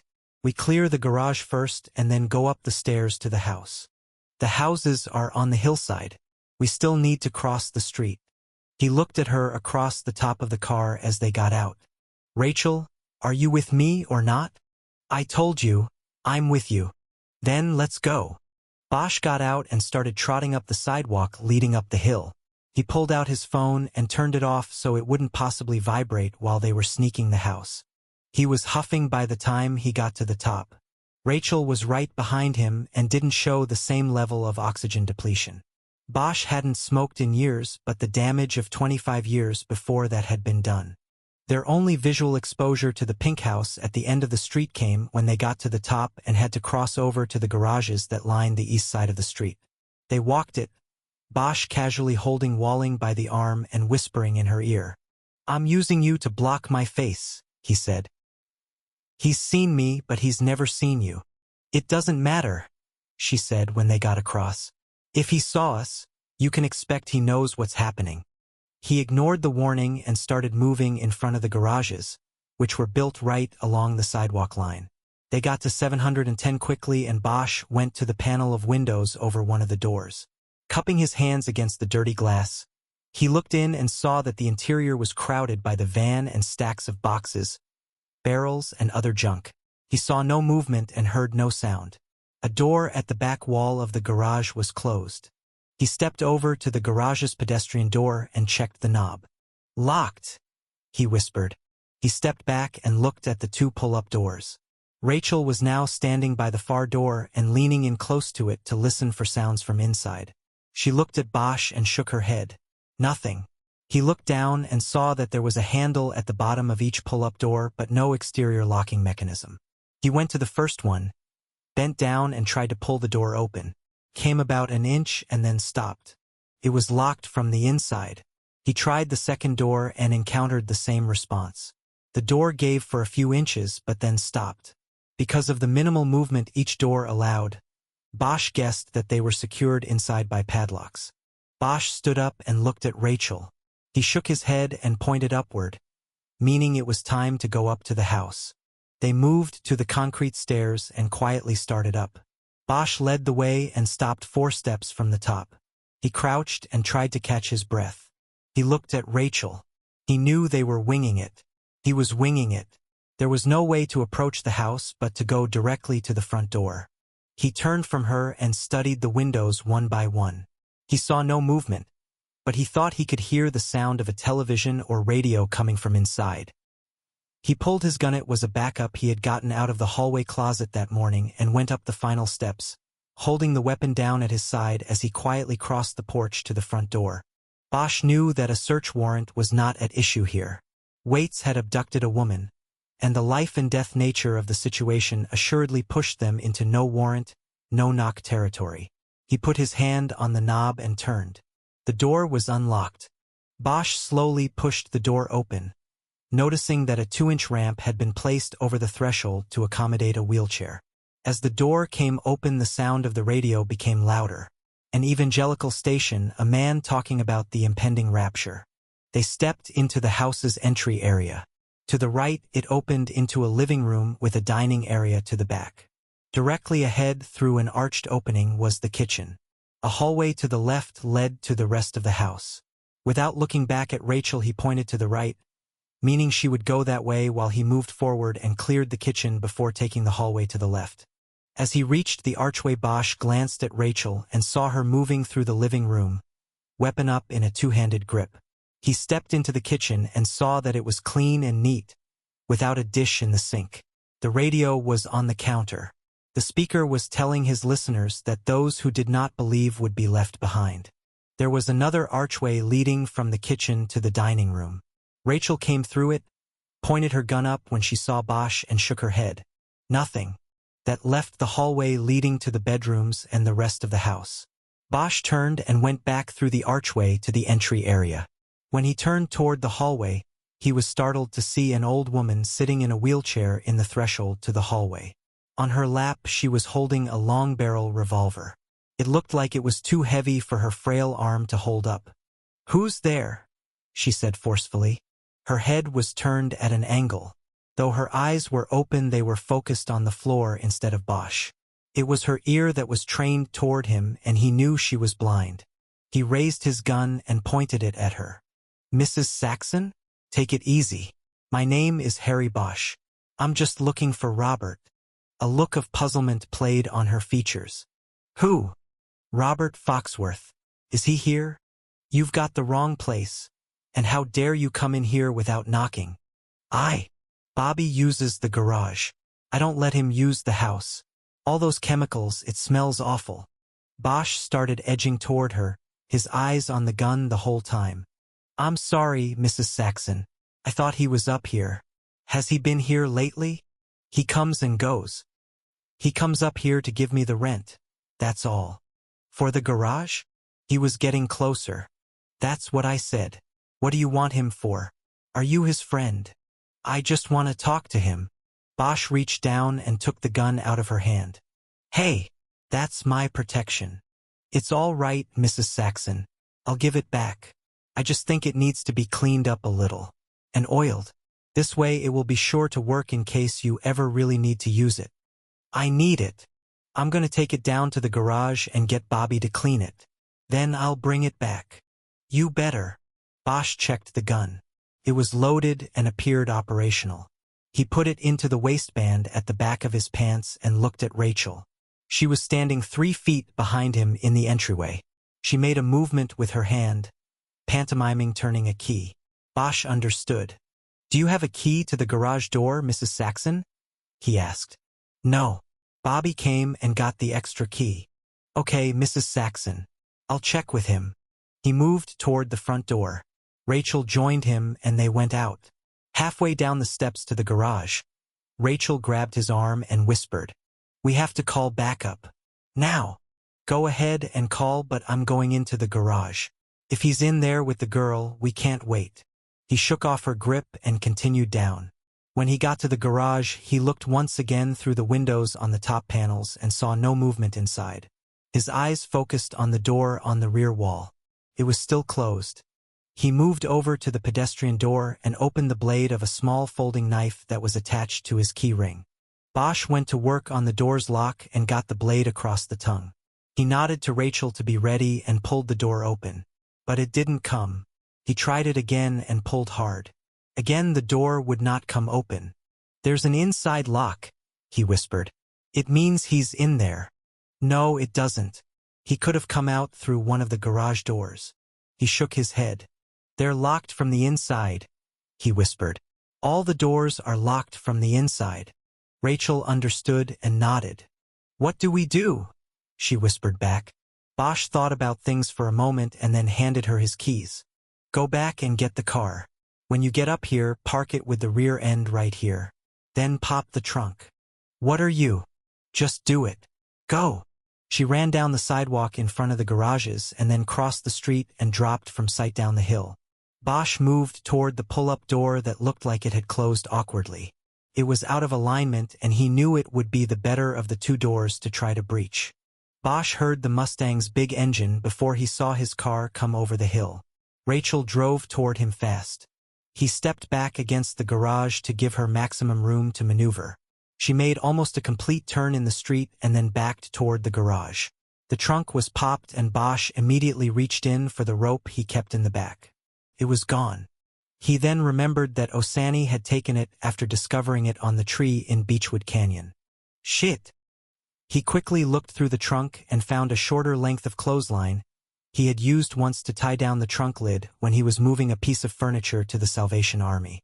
He quickly tied one end of the cord to a steel towing loop underneath the car's bumper, and then the other end to the handle at the bottom of the garage door. He knew that something would have to give. The door, the handle, or the rope. They had a 1 in 3 shot at getting the door open. Rachel had gotten out of the car. "What are you doing?" she asked. Bosch quietly closed the car's trunk. "We're going to pull it open. Get back in the car and go forward. Go slow. A sudden jerk will snap the line. Go ahead, Rachel. Hurry." Without a word, she got back in the car, dropped it in drive, and started moving forward. She watched in the rear view, and he rolled a finger to keep her moving. The cord pulled taut, and then Bosch could hear the sound of the garage door groaning as the pressure mounted. He stepped back and at the same time drew his gun again. The garage door gave way all at once and popped up and out 3 feet. "Stop!" Bosch yelled, knowing there was no longer any need for whispers. Rachel stopped pulling, but the line remained taut and the garage door was held open. Bosch moved forward quickly and used his momentum to duck and roll beneath it. He came up inside the garage with his gun up and ready. He swept the space but saw no one. Keeping his eyes on the door at the rear wall, he sidestepped over to the van. He jerked one of the side doors open and quickly checked the interior. It was empty. Bosch moved toward the back wall, making his way around an obstacle course of upright barrels, rolls of plastic, bales of towels, squeegee blades, and other window washing equipment. There was a strong smell of ammonia and other chemicals. Bosch's eyes were beginning to water. The hinges on the door at the rear wall were visible and Bosch knew it would swing toward him when he opened it. "FBI!" Walling yelled from outside. "Coming in." "Clear!" Bosch yelled back. He heard her scrabble under the garage door but kept his attention on the door in the back wall. He moved toward it, listening all the time for any sound. Taking a position to the side of the door, Bosch put his hand on the doorknob and turned it. It was unlocked. He looked back for the first time at Rachel. She was in a combat stance at an angle from the door. She nodded, and in one quick move he flung the door open and moved across the threshold. The room was dark and windowless, and he saw no one. He knew he was a target standing in the light in the doorway and quickly sidestepped into the room. He saw a string from an overhead light and reached out and yanked on it. The string snapped in his hand, but the light came on, the hanging bulb jumping and swinging in response. He was in a crowded work and storage room that was about 10 feet deep. There was no one in the room. "Clear!" Rachel entered, and they stood there scanning the room. A bench cluttered with old paint cans, household tools, and flashlights was on the right. 4 old and rusting bikes were stacked against the left wall, along with folding chairs and a pile of collapsed cardboard boxes. The back wall was concrete block. Hung on it was the dusty old flag for the pole up on the front terrace of the house. On the floor in front of it was a stand-up electric fan, its blades caked with dust and crud. It looked like at one time somebody had tried to blow the fetid, damp smell out of the room. "Shit," Bosch said. He lowered his gun, turned and walked past Rachel back into the garage. She followed him. Bosch shook his head and tried to rub some of the chemical sting out of his eyes. He didn't understand. Were they too late? Were they following the wrong lead altogether? "Check the van," he said. "See if there is any sign of the girl." Rachel crossed behind him to the van, and Bosch went to the pedestrian door to check for the flaws in his belief that someone had to be in the garage. He had to be right. There was a deadbolt on the door, meaning it could only have been locked from the inside. He moved over to the garage doors and stooped down to look at their locking mechanisms. He was right again. Both had padlocks on interior slide locks. He tried to puzzle it out. All 3 doors had been locked from the inside. It meant that either someone was inside the garage, or there was an exit point he hadn't identified yet. But this seemed impossible. The garage was dug directly into the hillside embankment. There was no possibility of a rear exit. He was checking the ceiling, wondering if it was possible that there was a passageway up to the house, when Rachel called from inside the van. "I've got a roll of duct tape," she said. "I've got used strips on the floor with hair." It boosted Bosch's belief that they had the right place. He stepped over to the open side door of the van. He looked in at Rachel while he pulled out his phone. He noticed the wheelchair lift in the van. "I'll call for backup and forensics," he said. "We missed him." He had to turn the phone back on, and while he waited for it to boot up, he realized something. The stand-up fan in the back room wasn't pointed toward the garage doors. If you were going to air the room out, you would point the fan toward the door. His phone buzzed in his hand and it distracted him. He looked down at the screen. Told him he had a message waiting. He clicked a button to check the call record and saw that he had just missed a call from Jerry Edgar. He'd get to it later. He punched in a number for communications and told the dispatcher to connect him with the Raynard Waite's fugitive task force. An officer identifying himself as Freeman picked up. "This is Detective Harry Bosch. I have..." "Harry! Gun!" It was Rachel who had yelled. Time slowed down. All in a second, Bosch looked at her in the van's doorway, her eyes focused over his shoulder at the back of the garage. Without thinking, he jumped forward and into her, pulling his arms around her and taking her to the floor of the van in a crushing tackle. For shots came from behind him, followed by the instantaneous sound of bullets striking metal and glass breaking. Bosch rolled off Rachel and came up with his gun in hand. He caught a glimpse of a figure ducking into the rear storage room. He fired 6 shots through the doorway and raking across the wall to its right. "Rachel, okay?" "I'm okay. Are you hit?" "I don't think so." "It was him." "Waits." They paused and watched the door to the rear room. No one came back through. "Did you hit him?" Rachel whispered. "I don't think so. I thought we cleared that room." "I thought we did too." Bosch stood up, keeping his aim on the doorway. He noticed that the light from within was now off. "I dropped my phone," he said. "Call for backup." He started moving toward the door. "Harry, wait." He could. "Call for backup. And remember to tell them I'm in there." He cut to his left and approached the door from an angle that would give him the widest vision of the interior space. But without the overhead light, the room was cast in shadows and he could see no movement. He started taking small steps, using his right foot first and maintaining a firing position. Behind him, he heard Rachel on her phone identifying herself and asking for a transfer to LAPD dispatch. Bosch got to the threshold and swung the gun across his body to cover the part of the room he had not had an angle on. He stepped in and sidestepped to the right. There was no movement, no sign of Waits. The room was empty. He looked at the fan and confirmed his mistake. It was pointed toward the flag hanging on the back wall. It had not been used to blow damp air out. The fan had been used to blow air in. Bosch took 2 steps toward the flag. He reached forward, grabbed it by the edge and ripped it down. In the wall, 3 feet off the ground, was a tunnel entrance. About a dozen concrete blocks had been removed to create an opening 4 feet square, and the excavation into the hillside continued from there. Bosch crouched to look into the opening from the safety of the right side. The tunnel was deep and dark, but he saw a glimmer of light 30 feet in. He realized that the tunnel made a turn and that there was a source of light around the bend. Bosch leaned closer and realized he could hear a sound from the tunnel. It was a low whimpering. It was a terrible sound, but it was beautiful just the same. It meant that no matter what horrors she had experienced through the night, the woman Waits had abducted was still alive. Bosch reached back over to the workbench and picked up the shiniest flashlight he saw. He turned it on. It was dead. He tried another and got a weak beam of light. It would have to do. He flashed the beam into the tunnel and confirmed that the first leg was clear. He took a step toward the tunnel. "Harry, wait." He turned and saw Rachel in the doorway. "Backup's on the way," she whispered. Bosch shook his head. "She's in there. She's alive." He turned back to the tunnel and flashed the light in once more. It was still clear up to the turn. He turned the light off to conserve it. He glanced back at Rachel and then stepped into the darkness. 29. Bosch hesitated a moment in the mouth of the tunnel to let his eyes adjust.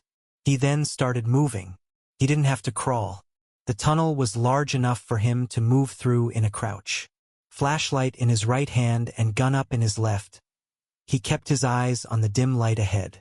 The sound of the woman crying grew louder as he moved forward. 10 feet into the tunnel, the musty smell that he had noticed outside turned into the deeper stench of decay.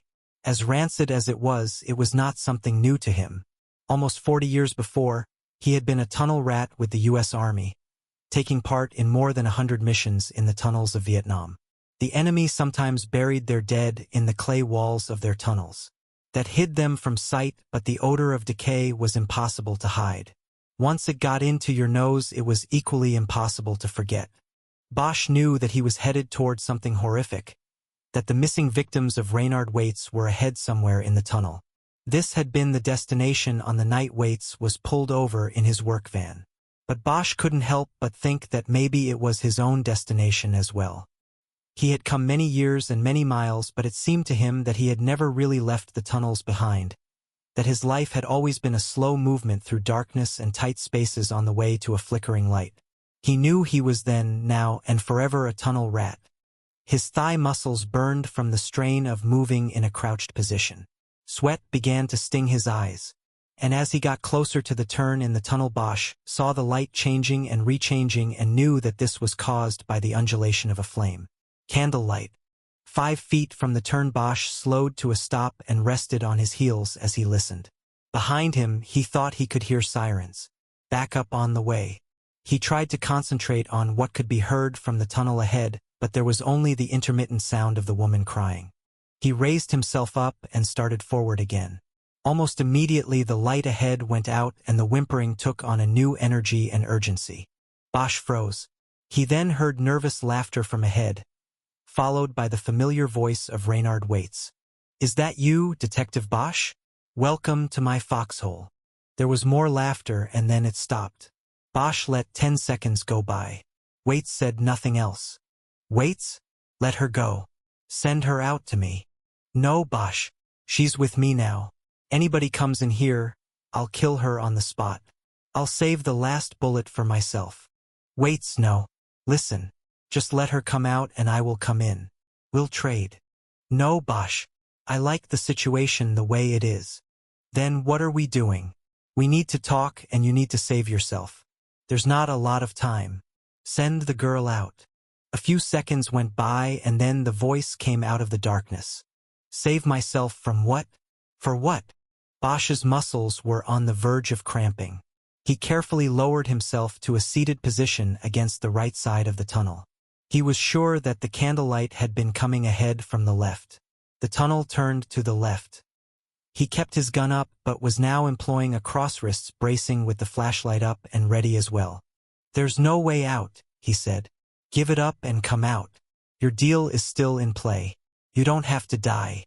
Neither does the girl." "I don't care about dying, Bosch. That's why I'm here. Because I don't fucking care. I just want it to be on my own terms. Not the state's or anybody else's. Just mine." Bosch noticed that the woman had gone silent. He wondered what had happened. Had Waits silenced her? Had he just... "Waits, what's wrong? Is she all right?" "She passed out. Too much excitement, I guess." He laughed and then was silent. Bosch decided that he needed to keep Waits talking. If he was engaged by Bosch, he would be distracted from the woman and what was assuredly being planned outside the tunnel.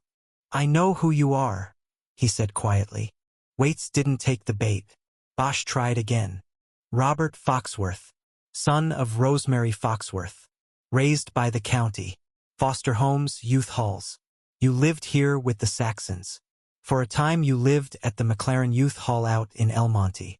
"So did I, Robert." Bosch was met with a long silence. But then the voice came quietly out of the darkness. "I'm not Robert Foxworth anymore. I understand. I hated that place, McLaren. I hated them all. They closed it down a couple years ago, after some kid died in there. Fuck them and fuck that place. How did you find Robert Foxworth? Bosch felt a rhythm building in the conversation. He understood the cue Waits was giving by speaking of Robert Foxworth as someone other than himself. He was Reynard Waits now. It wasn't that hard, Bosch answered. We figured it out through the Fitzpatrick case. We found the pawn slip in the records and matched birth dates. What was the heirloom medallion that had been pawned? There was a long silence before an answer. It was Rosemary's. It was all he had from her. He had to pawn it, and when he went back to get it, that pig Fitzpatrick had already sold it. Bosch nodded. He had Waits answering questions, but there wasn't a lot of time. He decided to jump to the present. Reynard, tell me about the setup. Tell me about Olivas and O'Shea. There was only silence. Bosch tried again. They used you. O'Shea used you, and he's going to just walk away from it. Is that what you want? You die here in this hole, and he just walks away. Bosch put the flashlight down so he could wipe the sweat out of his eyes. He then had to feel around on the floor of the tunnel to find it again. I can't give you O'Shea or Olivas, Waits said in the darkness. Bosch didn't get it. Was he wrong? He doubled back in his head and started at the beginning. Did you kill Marie Gesto? There was a long silence. No, I didn't, Waits finally said. Then how was this set up?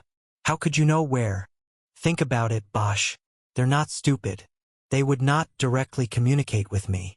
Bosch nodded. He understood. Maury Swan, he said. He brokered the deal. Tell me about it. What's to tell? It was a setup, man. He said the whole thing was to make you a believer. He said you were bothering the wrong people and had to be convinced. What people? He didn't tell me that. This is Maury Swan saying this? Yes, but it doesn't matter. You can't get to him either. This is communication between a lawyer and his client. You can't touch it. It's privileged. Besides, it would be my word against his. That won't go anywhere, and you know it. Bosch did know it. Maury Swan was a tough lawyer and a respected member of the bar. He was also a media darling. There was no way to go after him with just the words of a criminal client and a serial killer at that. It had been a masterstroke by O'Shea and Olivas to use him as the go-between. I don't care, Bosch said. I want to know how it all went down. Tell me. A long silence went by before Waits responded. Swan went to them with the idea of making a deal. My clearing the books in exchange for my life. He did this without my knowledge. If he had asked me, I would have said, don't bother. I'd rather take the needle than 40 years in a cell. You understand that, Bosch? You're an eye for an eye guy. I like that about you. Believe it or not. He ended it there, and Bosch had to prompt him again. So then what happened? One night in the jail, I was taken to the attorney room, and there was Maury. He told me there was a deal on the table. But he said it would only work if I threw in a freebie. Admit to one I didn't do. He told me that there would be a field trip and I would have to lead a certain detective to the body. This detective had to be convinced, and leading him to the body would be the only way to do it. That detective was you, Bosch. And you said yes. When he said there would be a field trip, I said yes. That was the only reason. It meant daylight. I saw a chance at daylight. And you were led to believe that this offer, this deal, that it came directly from Olivas and O'Shea? Who else would it come from? Did Maury Swan ever use their names in connection with the deal? He said this is what they wanted me to do. He said it came directly from them. They would not make a deal if I didn't throw in the freebie. I had to throw in Gesto and take you to her, or there was no fucking deal. You get it? Bosch nodded. Yeah, I got it. He felt his face getting hot with anger. He tried to channel it, put it aside so that it was ready to be used, but not at this moment. How did you get the details you gave me during the confession? Swan. He got them from them. He said they had the records from the original investigation. And he told you how to find the body up there in the woods? Swan told me there were markers in the woods. He showed me pictures and told me how to lead everybody there. It was easy. The night before my confession, I studied up on everything. Bosch was silent as he thought about how easily he had been led down the path. He had wanted something so badly and for so long that it had made him blind. And what were you supposed to get out of all of this, Reynard? You mean what was in it for me from their point of view? My life, man. They were offering me my life. Take it or leave it. But the truth is, I didn't care about that. I told you, man, when Maury said there'd be a field trip, I knew that I might have a chance to get away. And to visit my foxhole one last time. That was enough for me. I didn't care about anything else. I didn't care if I died trying either. Bosch tried to think of what he should do or ask next. He thought about using his cell to call the district attorney or a judge and have Waits confess over the phone. He put the flashlight down again and reached into his pocket, but then he remembered he had dropped his phone when he had jumped onto Rachel as the shooting broke out in the garage. Are you still there, detective? I'm here. What about Marie Gesto? Did Swan tell you why you had to confess to the Marie Gesto killing? Waits laughed. He didn't have to. It was pretty obvious that the fix was in. Whoever did Gesto was trying to get you off his back. No name was mentioned? No name. Bosch shook his head. He had nothing. Nothing on O'Shea or Anthony Garland or anybody else. He looked down the tunnel in the direction of the garage. He could see nothing, but he knew that there would be people there. They had blacked out that end to prevent backlighting. He knew they would be coming at any moment. What about your escape? He asked in order to keep the dialogue going. Was that planned or were you just improvising? A little of both. I met with Swan the night before the field trip. He told me how I would lead you to the body. He showed me the photos and told me about the markings in the trees and how they would begin after we came to where there had been a mudslide and we would have to climb down. That's when I knew. I knew I might have a chance then. So I told him to make them uncuff me if I had to do any climbing. I told him that I wouldn't follow through on the deal if I had to do any climbing with my hands cuffed to my sides. Bosch remembered O'Shea overruling Olivas and telling him to take the cuffs off. Olivas's reluctance had all been a play for Bosch's benefit. Everything had been a play for his benefit. Everything was phony and he had been played perfectly. Bosch heard the sound of men crawling behind him in the tunnel. He turned the flashlight on and saw them. It was the SWAT team. Black Kevlar, automatic rifles, night vision goggles. They were coming. Any moment they would launch a flashbang grenade into the tunnel and start coming. He turned the light out. He thought about the woman. He knew Waits would kill her the moment they made the move. Were you really at McLaren? Waits asked. I was there. It was before your time, but I was there. I was in B dorm. It was closest to the baseball fields, so we always got there first at rec time and got the best equipment. It was a you-had-to-be-there story, the best Bosch could think of in the moment. He had spent most of his life trying to forget about McLaren. Maybe you were there, Bosch. I was. And look at us now. You went your way and I went mine. I guess I fed the wrong dog. What do you mean? What dog? You don't remember. At McLaren they used to pass around that saying about every man having two dogs inside. One good and one bad. They fight all the time because only one can be the alpha dog, the one in charge. And the one that wins is always the dog you chose to feed. I fed the wrong one. You fed the right one. Bosch didn't know what to say. He heard a click from behind him in the tunnel. They were going to launch the grenade. He quickly stood up, hopeful that they would not shoot him in the back. Waits, I'm coming in. No, Bosch. I'll give you my gun. Watch the light. I'll give you my gun. He switched on the flashlight and played its beam on the turn in the tunnel ahead. He moved forward and when he got to the turn extended his left hand into the cone of light. He held his gun by the barrel so Waits could see it was no threat. I'm coming in now. Bosch took the turn and entered the final chamber of the tunnel. The space was at least 12 feet wide but still not tall enough for him to stand in. He dropped to his knees and swept the chamber with his light. The dim amber beam revealed a ghastly sight of bones and skulls and decaying flesh and hair. The stench was overpowering and Bosch had to hold himself from gagging. The beam came to the face of the man Bosch had known as Reynard Waits. He was propped against the far wall of his foxhole, sitting on what looked like a throne carved into the rock and clay. To his left the woman he had abducted lay naked and unconscious on a blanket. Waits held the barrel of Freddie Olivas's gun to her temple. Easy now, Bosch said. I'll give you my gun. Just don't hurt her anymore. Waits smiled, knowing he was in complete control of the situation. Bosch, you are a fool to the end. Bosch lowered his arm and tossed the gun to the right side of the throne. As Waits reached down to grab it, he lifted the muzzle of the other gun off the woman. Bosch dropped the flashlight and reached behind him at the same time, his hand finding the grip of the revolver he had taken from the blind woman. The long barrel made his aim true. He fired twice, hitting Waits in the center of the chest with both rounds. Waits was knocked back against the wall. Bosch saw his eyes go wide. Then they lost that light that separates life from death. His chin dropped and his head tilted forward. Bosch crawled to the woman and checked her for a pulse. She was still alive. He covered her with the blanket she was lying on. He then called out to the others in the tunnel. This is Bosch RHD. It's clear. We are clear.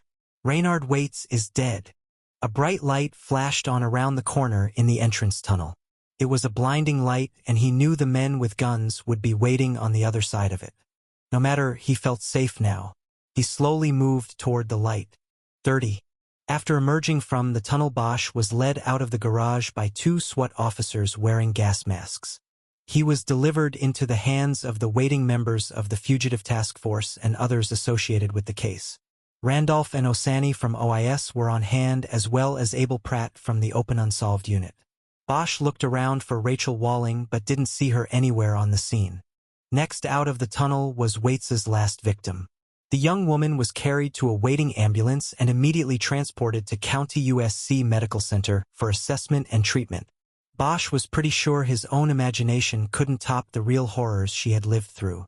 But he knew the important thing was that she was alive. The task force leader wanted Bosch to sit in a van and tell his story, but Bosch said he didn't want to be in a closed space. Even out in the open air on Figueroa Lane, he couldn't get the smell of the tunnel out of his nose, and he noticed that the task force members who had crowded around him at first had now all taken a step or two back. He saw a garden hose attached to a faucet alongside the stairway of the house next to 710. He went over, turned it on, and then bent over as he ran the water through his hair, on his face and down his neck. Pretty much soaked his clothes, but he didn't care. It washed away a good deal of the dirt and sweat and stench, and he knew the clothes were trash now anyway. The task force top was a sergeant named Bob McDonald who had been pulled in from Hollywood Division. Luckily, Bosch knew him from past days in the division, and that set the stage for a cordial debriefing. Bosch realized it was just a warm-up. He would have to submit to a formal interview with Randolph and the OIS before the end of the day. "Where's the FBI agent?" Bosch asked. "Where's Rachel Walling?" "She's being interviewed," McDonald said.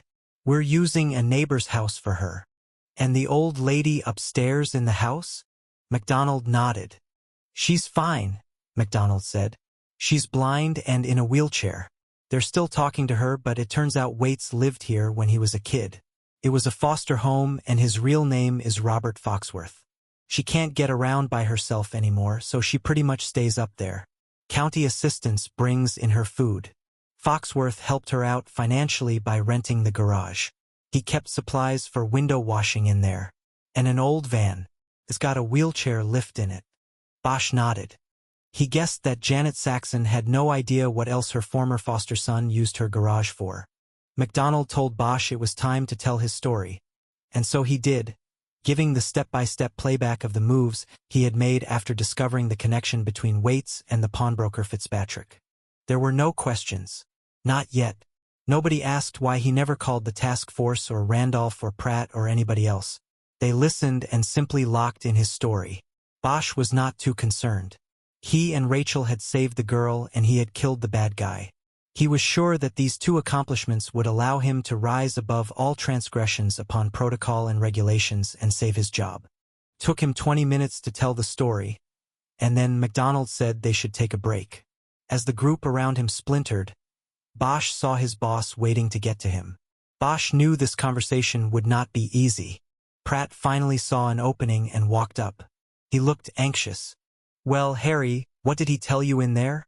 Bosch was surprised Pratt wasn't jumping all over him for acting on his own, without authority. But he wasn't going to complain about it. In abbreviated form, he outlined what he had learned from Waits about the setup in Beechwood Canyon. He told me it was all orchestrated through Swan, he said.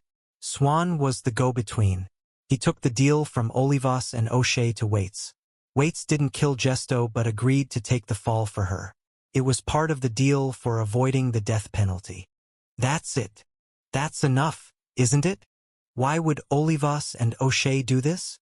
The oldest reasons in the book. Money and power. And the Garland family has plenty of both. Anthony Garland was the person of interest on Gesto, right? The guy who got the court orders keeping you away. Yeah. Until Olivas and O'Shea used Waits to convince me otherwise. You got anything besides what Waits said in there? Bosch shook his head. Not much. I traced $25,000 in contributions to O'Shea's campaign back to T. Rex Garland's lawyers and oil company. But it was all done legally. It proves a connection, nothing else. 25 seems cheap to me. It is. But the 25 is all we know about. We do some digging and there'll probably be more. You tell all of this to MacDonald and his crew? Only what Waits told me in there. I didn't tell them about the contributions. Only what Waits said. You think they'll go after Maury Swan for this? Bosch thought a moment before answering. Not a chance. Whatever was said between them was privileged information. Besides that, nobody would go after him based on the word of a dead madman like Waits. Pratt kicked the ground. He had nothing else to say or ask. Look, Top, I'm sorry about this, Bosch said. About not being upfront with you on what I was doing, the home duty and everything. Pratt waved it off. It's okay, man. You got lucky. You ended up doing some good and taking out the bad guy. What am I going to say to that? Bosch nodded his thanks. Besides, I'm coasting, Pratt continued. Another 3 weeks and you'll be someone else's problem. He can decide what to do with you. Whether Kis Ryder came back or not, Bosch didn't want to leave the unit. He'd heard that David Lampkin, the new top coming up from RHD, was a good man to work for. Bosch hoped when all of this shook out, he'd still be part of the open unsolved unit. Holy shit, Pratt whispered. Bosch followed his eyes to a car that had just parked on the perimeter near where the media trucks were and the reporters were setting up for stand-ups and sound bites. Rick O'Shea was getting out of the passenger side. Bosch felt the bile immediately rise in his throat. He made a move to walk toward the prosecutor, but Pratt caught his arm. Harry, take it easy. What the fuck is he doing here? It's his case, man. He can come if he wants. And you better play it cool. Don't show your hand with him, or you might never be able to get to him. And what? Meantime, he does his dance in front of the cameras and turns this into another campaign commercial. Bullshit. What I ought to do is go over there and kick his ass right in front of the cameras. Yeah, that would be real smart, Harry. Very subtle. That will help the situation a lot. Bosch broke free of Pratt's grasp but simply stepped over and leaned against one of the police cars. He folded his arms and kept his head down until he was calmer. He knew Pratt was right. Just keep him away from me. That will be kind of hard because he's coming right to you. Bosch looked up just as O'Shea and the 2 men that made up his entourage got to him. Detective Bosch, are you okay? Never better. Bosch kept his arms folded across his chest. He didn't want one of his hands getting loose and involuntarily taking a swing at O'Shea. Thank you for what you have done here today. Thank you for saving the young woman.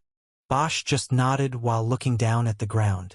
O'Shea turned to the men with him and to Pratt, who had remained nearby in case he had to pull Bosch off the prosecutor. Could I speak to Detective Bosch alone? O'Shea's minions walked off. Pratt hesitated until Bosch nodded to him, telling him everything was cool. Bosch and O'Shea were left to themselves. Detective, I've been briefed on what Waits, I should say, Foxworth revealed to you in the tunnel. Good. I hope you do not give any credence to what an admitted and confirmed serial killer would say about the men who were prosecuting him, especially one who cannot even be here to defend himself. Bosch stepped away from the patrol car's fender and finally dropped his arms to his sides. His hands were balled into fists. You're talking about your pal Olivas? Yes, I am. And I can tell by your posture that you actually believe what Foxworth allegedly told you. Allegedly? What? Now I'm the one making it up. Someone is. Bosch leaned a few inches toward him and spoke in a low voice. O'Shea, get away from me. I might hit you. The prosecutor took a step backwards as if he had already been punched. You're wrong, Bosch. He was lying. He was confirming what I already knew before I even went into that tunnel. Olivas was dirty. He put the entry in the murder book that falsely tied Reynard Waits to Gesto. He went out there and marked a trail for Waits to follow and lead us to the body. And he wouldn't have done any of it without somebody telling him to do it. He wasn't that kind of guy. He wasn't smart enough. O'Shea stared at him for a long moment. The implication in Bosch's words was clear. I can't dissuade you from this bullshit, can I? Bosch looked at him and then looked away. Dissuade? Not a chance. And I don't care what it does or doesn't do for the campaign, Mr. Prosecutor. Those are the undisputed facts and I don't need Foxworth or what he said to prove them. Then, I guess I'll have to appeal to a higher authority than you. Bosch took half a step closer to him. This time he really got into his space. You smell that? You smell that on me? That's the fucking putrid smell of death. I've got it all over me, O'Shea. But at least I can wash it off. What is that supposed to mean? Whatever you want it to mean. Who's your higher authority? You gonna call T. Rex Garland up in his shiny office. O'Shea took a deep breath and shook his head in confusion. Detective, I don't know what happened to you in that tunnel, but you aren't making much sense. Bosch nodded. Yeah, well, it will make sense soon enough. Before the election, that's for sure. Help me out, Bosch. What exactly am I missing here? I don't think you're missing anything. You know it all, O'Shea, and before it's all over, so will the whole wide world. Somehow, someway, I'm gonna take down you and the Garlands and everybody else who had a part in this. Count on it. Now O'Shea took a step toward Bosch. Are you saying that I did this, that I set all of this up, for T. Rex Garland? Bosch started laughing. O'Shea was the consummate actor to the end. You're good, he said. I'll give you that. You're good. T. Rex Garland is a valid contributor to my campaign. Upfront and legal. How you can tie that into. Then, why the fuck didn't you mention he was a valid and legal contributor when I brought up his son the other day and told you he was my suspect on Gesto? Because it would have complicated things. I have never met or even spoken to either of the Garlands. T. Rex contributed to my campaign. So what? The guy spreads money through every election in the county. For me to bring it up at that point would have been to invite your suspicion. I didn't want that. Now I see I have it anyway. You are so full of shit. You. Fuck you, Bosch. There is no connection. Then we've got nothing else to say. Yes, we do. I've got something to say. Take your best shot with this bullshit and we'll see who comes out at the end still standing. He turned and walked away, barking an order to his men. He wanted a telephone with a secured line. Bosch wondered who the first call would go to. T. Rex Garland or the chief of police. Bosch made a snap decision. He would call Keisha Russell and turn her loose. He would tell her she was clear to look into those campaign contributions Garland had funneled to O'Shea. He put his hand into his pocket and then remembered that his phone was still somewhere in the garage.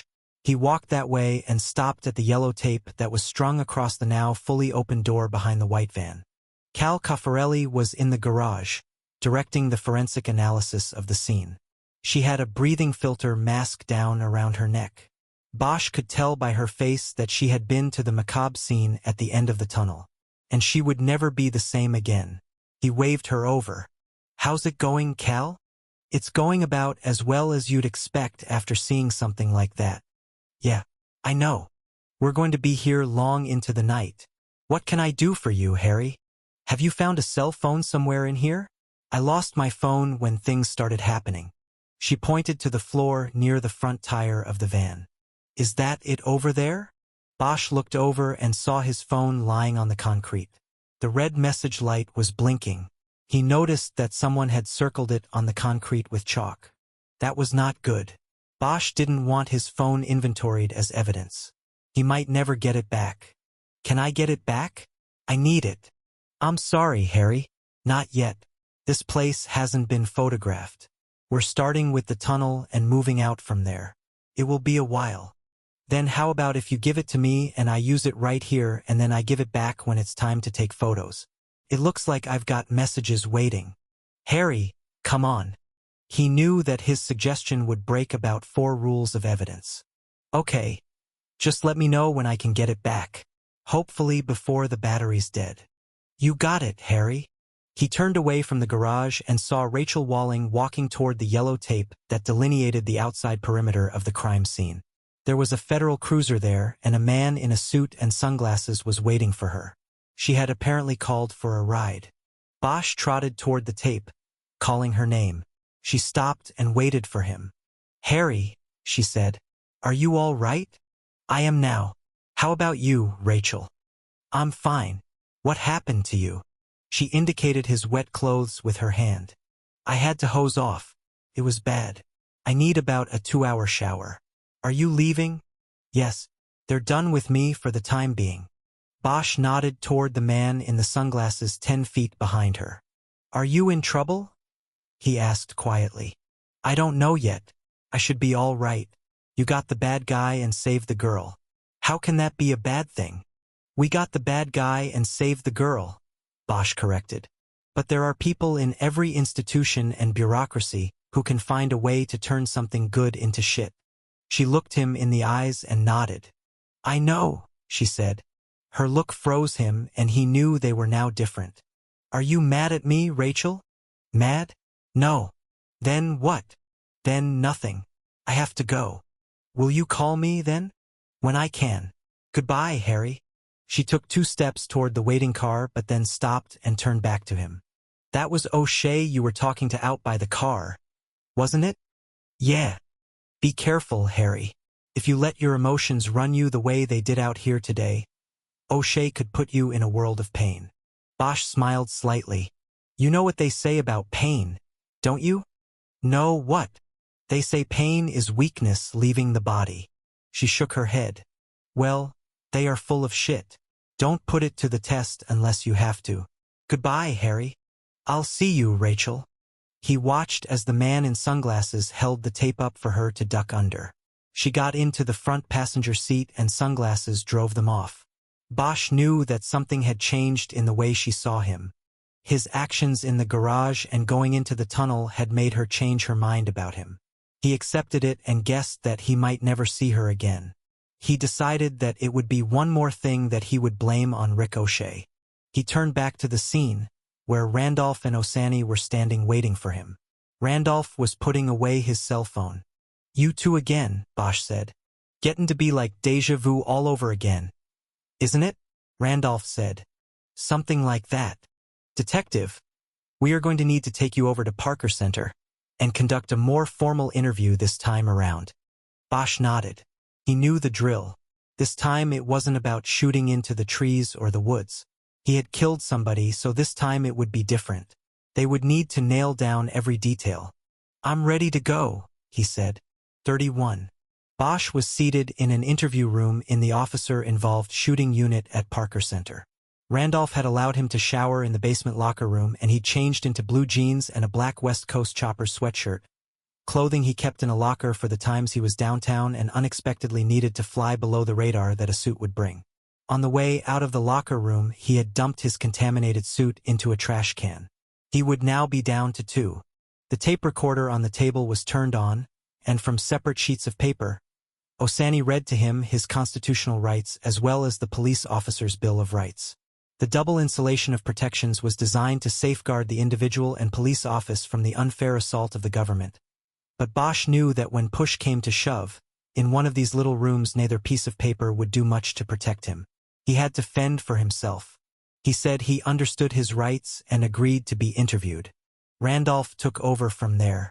At his request, Bosch once more told the story of the shooting of Robert Foxworth, aka Raynard Waits, beginning with the discovery made during the review of records from the Fitzpatrick case and ending with the 2 bullets he fired into Foxworth's chest. Randolph asked few questions until Bosch was finished going through the story. Then he asked many detailed questions about the moves Bosch had made in the garage and then the tunnel.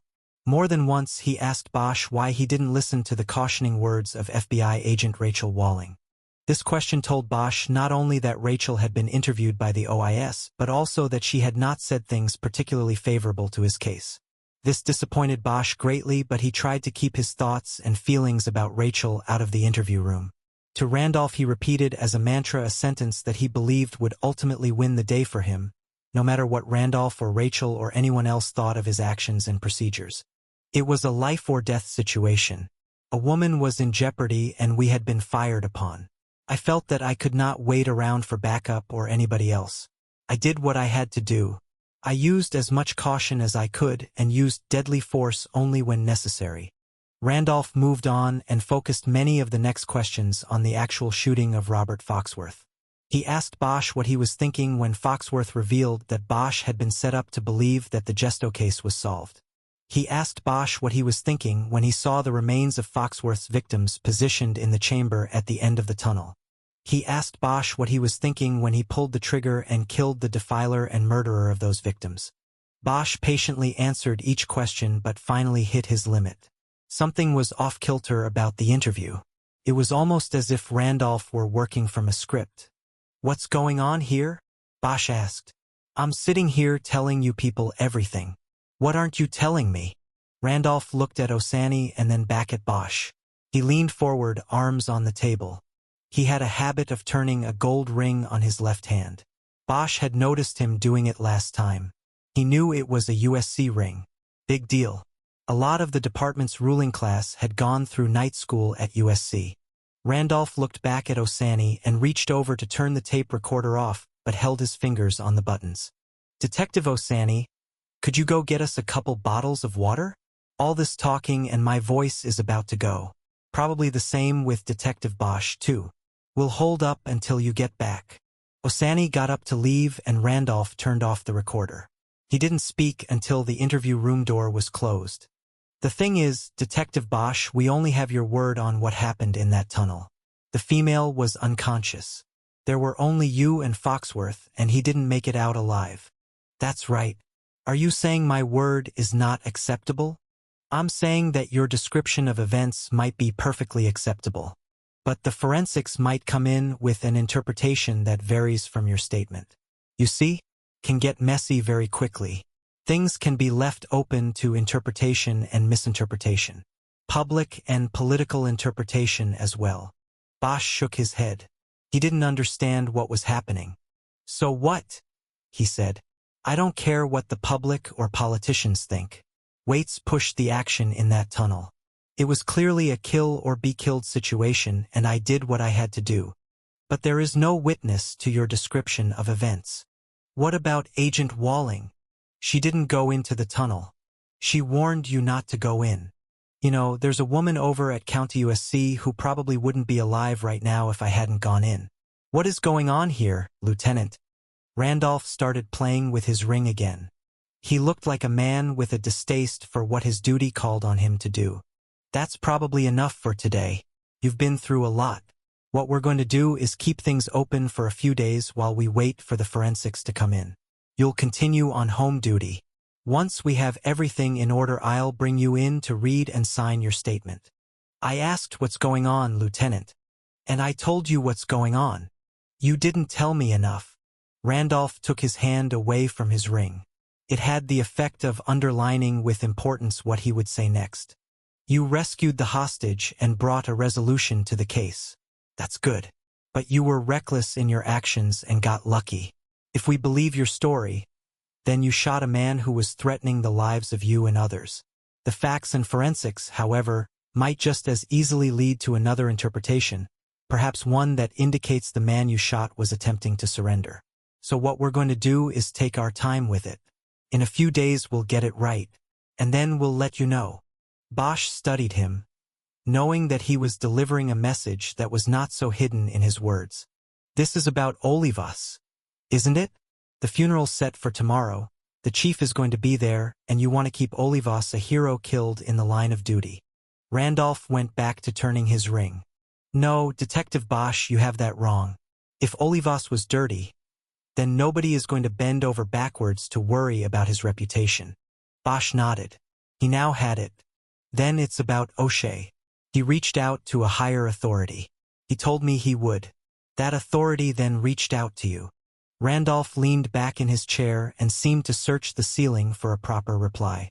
There are a great number of people in this department, as well as the community, who believe Rick O'Shea would make a fine district attorney, he said.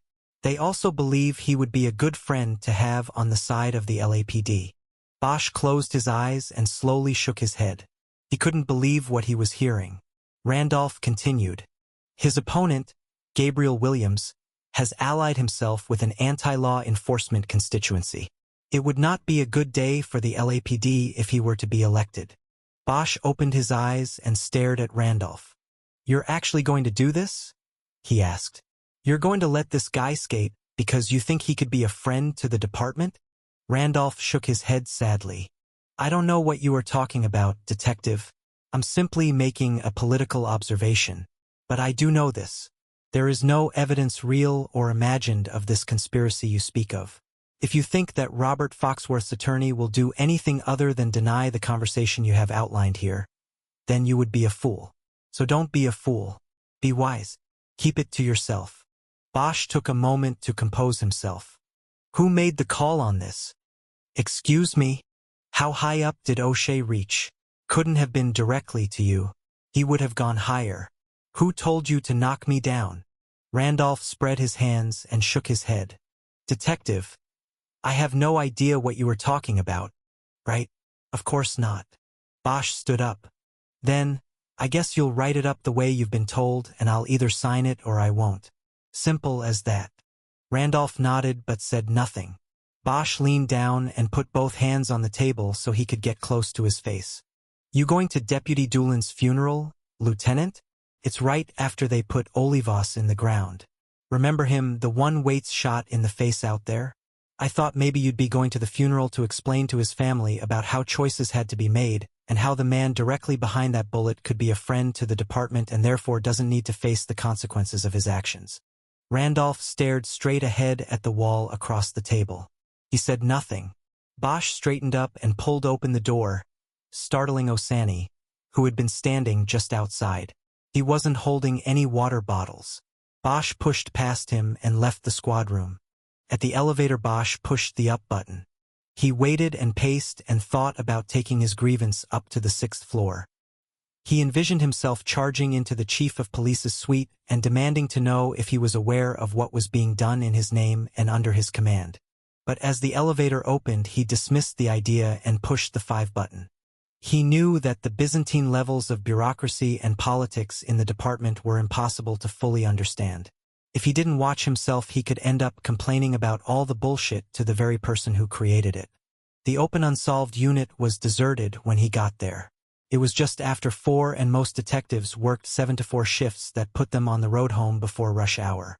If something wasn't breaking, they left at 4 on the dot.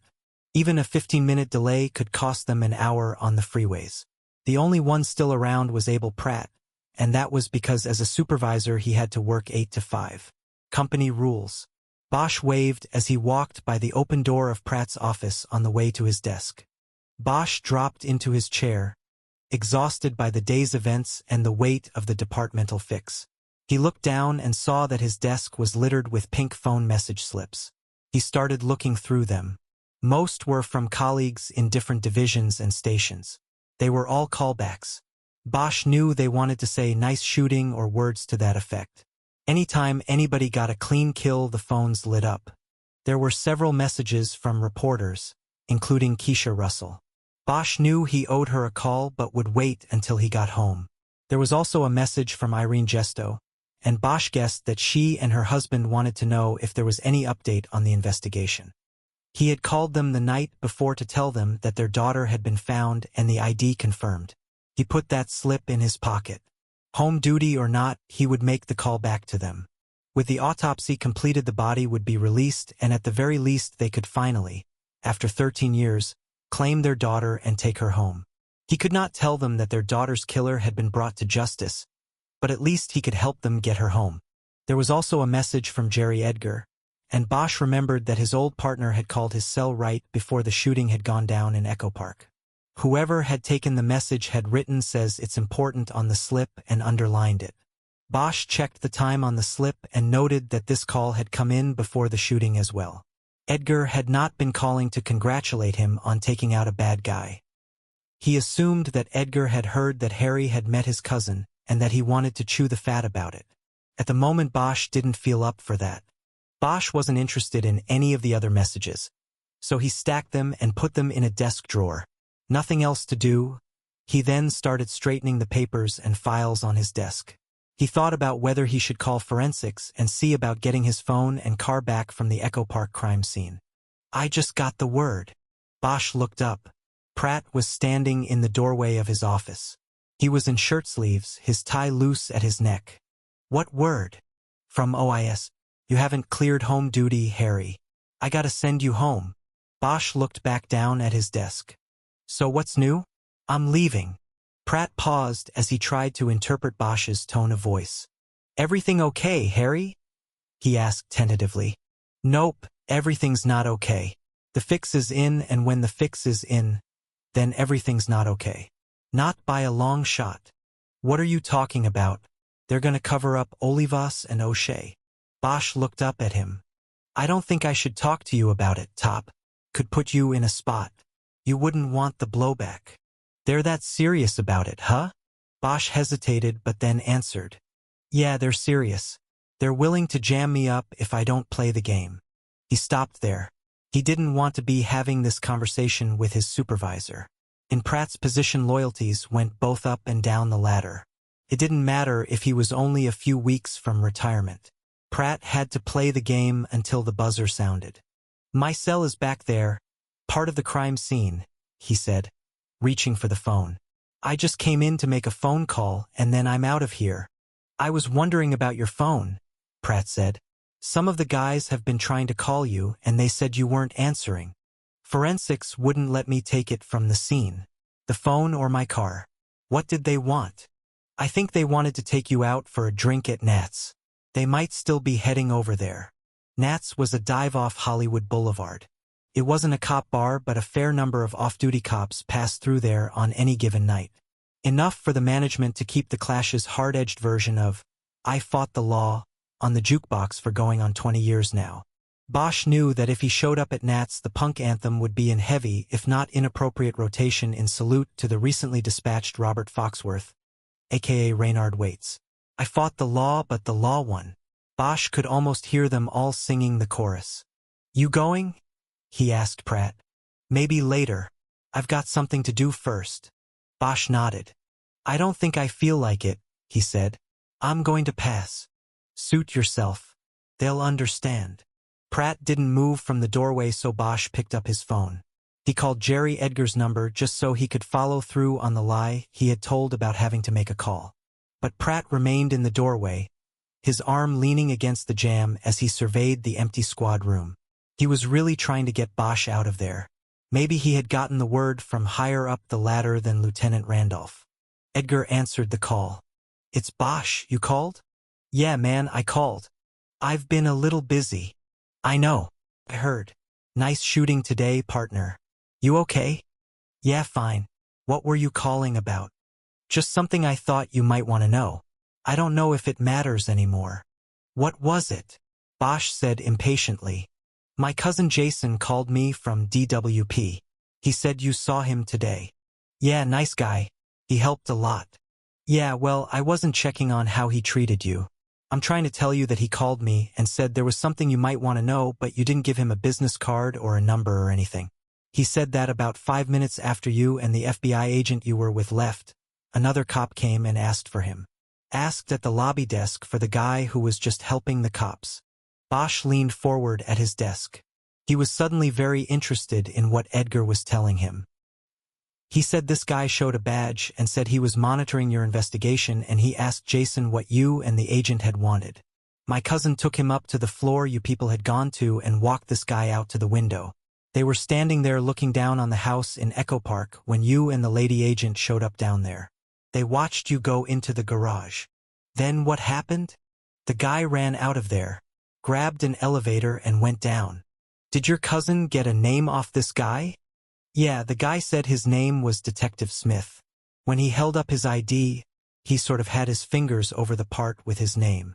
It was an old ploy Bosch knew, used mostly when detectives were going off the reservation and didn't want their real name out in circulation. Bosch had used it himself on occasion. What about a description? He asked. Yeah, he gave me all that. He said white guy about 6 feet and 180.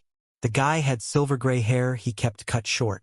Let's see, mid-50s, and he was wearing a blue suit, white shirt, and a striped tie. He had an American flag on the lapel.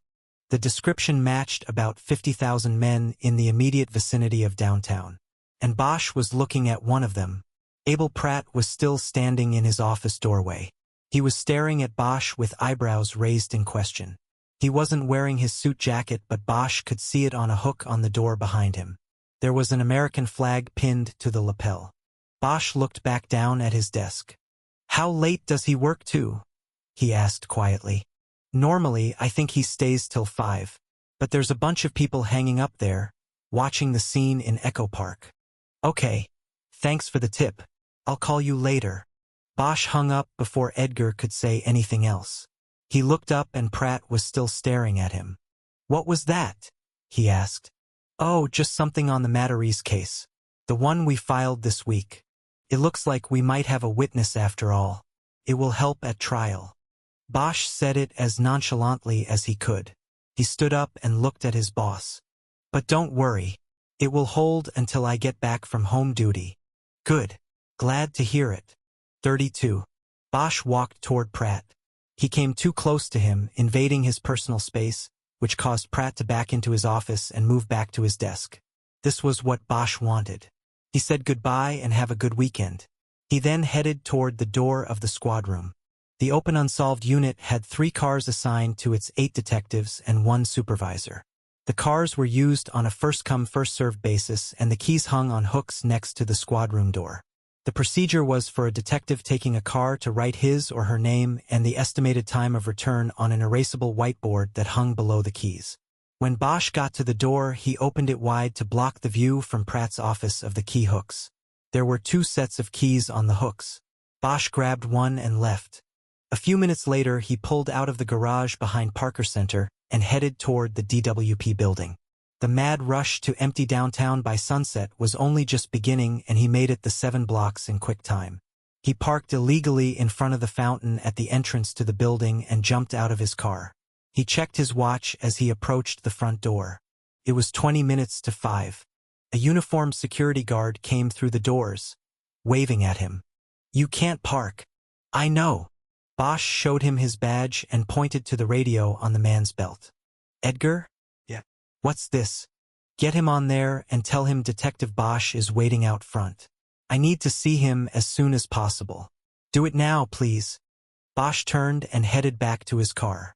He got in and waited 5 minutes before he saw Jason Edgar come through the glass doors. When he got to the car, he opened the passenger door to look in, not get in. What's up, Harry? I got your message. Get in. Edgar reluctantly got in the car. Bosch pulled away from the curb as he was closing his door. Wait a minute. Where are we going? I can't just leave. This should only take a few minutes. Where are we going? Parker Center. We won't even get out of the car. I have to let them know. Edgar took a small 2-way off his belt. He called in at the DWP Security Center and said he would be off location on a police matter for a half hour. He received a 10 to 4 and put the radio back on his belt. You should have asked me first, he said to Bosch. My cousin said you had a habit of acting first and asking questions later. He said that, huh? Yeah, he did. What are we doing at Parker Center? Making an ID of the cop who talked to you after I left today. Traffic had already gotten worse. A lot of 9-to-5ers getting an early jump on the commute home. Friday afternoons were particularly brutal. Bosch finally pulled back into the police garage at 10 to 5 and hoped they wouldn't be too late. He found a parking space in the first row. The garage was an open-air structure, and the space afforded them a view of San Pedro Street, which ran between Parker Center and the garage. You have a cell phone? Bosch asked. Yeah. Bosch gave him the general number for Parker Center and told him to call it and ask for the open unsolved unit. Calls transferred from the main number did not carry forward caller ID. Edgar's name and number would not show up on the OU lines. I just want to see if somebody answers, Bosch said. If somebody does, just ask for Rick Jackson. When you're told that he's not there, don't leave a message. Just say you'll get him on his cell and hang up. Edgar's call was answered and he went through the routine Bosch had outlined. When he was finished, he looked over at Bosch. Somebody named Pratt answered. Good. He's still there. So what's that mean? I wanted to make sure he hadn't left. He'll leave at 5, and when he does he'll cross the street right over there. I want to see if he's the guy who told you he was monitoring my investigation. Is he IAD? No. He's my boss. Bosch slapped the visor down as a precaution against being seen. They were parked a good 30 yards from the crosswalk Pratt would use to get to the garage, but he didn't know which way Pratt would go once he was inside the structure. As a squad supervisor, he had the perk of being able to park a personal car in the police garage, and most of those assigned spaces were on the second level. There were 2 sets of stairs and the ramp up. If Pratt walked up the ramp, he would come right by Bosch's position. Edgar asked questions about the Echo Park shooting and Bosch answered them in short sentences. He didn't want to talk about it, but he had just yanked the guy off post and had to respond in some way. It was only being courteous. Finally, at 5:01, he saw Pratt come through the back doors of Parker Center and down the ramp by the jail's intake doors. He walked out to San Pedro and started to cross with a group of 4 other detective supervisors who were heading home as well. Okay, Bosch said, cutting Edgar off in the middle of a question. See those guys crossing the street? Which one came to DWP today? Edgar studied the pack crossing the street. He had an unobstructed view of Pratt, who was walking next to another man at the back of the group. Yeah, the last guy, Edgar said without hesitation. The one puttin' on the shades. Bosch looked over. Pratt had just put on his Ray-Bans. Bosch felt a deep pressure in his chest, like the worst case of heartburn he'd ever had. He kept his eyes on Pratt and watched him turn away from their position once he crossed the street. He was heading toward the far stairwell. Now what? You going to follow him? Bosch remembered Pratt saying he had something to do after work. I want to, but I can't. I've got to shoot you back to DWP. Don't worry about it, man. I can walk it. Probably be faster with this traffic, anyway. Edgar cracked his door and turned to get out. He looked back at Bosch. I don't know what's going on, but good luck, Harry. I hope you get who you're looking for. Thanks, Jason. Hope to see you again. After Edgar was clear, Bosch backed out and left the garage. He took San Pedro over to Temple because he assumed that Pratt would take that route on his way to the freeway. Whether he was going home or not, the freeway was the likely choice. Bosch crossed Temple and pulled to the curb in a red zone. It gave him a good angle on the exit to the police garage. In 2 minutes, a silver SUV came out of the garage and headed toward Temple. It was a Jeep Commander with a retro boxy design. Bosch identified Pratt behind the wheel. He immediately fit the dimensions and color of the Commander to those of the mystery SUV he had seen take off from the street near his house the night before. Bosch leaned down across the seat as the Commander approached Temple. He heard it make the turn, and after a few seconds he got back up behind the wheel. Pratt was on Temple up at the light at Los Angeles Street, and he was turning right. Bosch waited until he completed the turn and then took off to follow. Pratt entered the crowded northbound lanes of the 101 freeway and joined the crawl of rush-hour traffic. Bosch came down the ramp and pushed into the line of cars about 6 vehicles behind the Jeep. He got lucky in that Pratt's vehicle had a white ball with a face on it atop the radio antenna. It was a giveaway promotion from a fast food chain.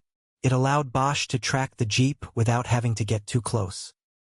He was in an unmarked Crown Vic, which might as well have had a neon sign on its roof that flashed police. Slowly but surely Pratt made his way north with Bosch following at a distance. When the freeway cut past Echo Park, he looked up to the ridgeline and saw that the crime scene and media soiree on Figueroa Lane was still in full swing. He counted 2 media choppers still circling overhead. He wondered if his car would be towed from the scene or if he would be able to go back and retrieve it later. As he drove, Bosch tried to piece together what he had on Pratt.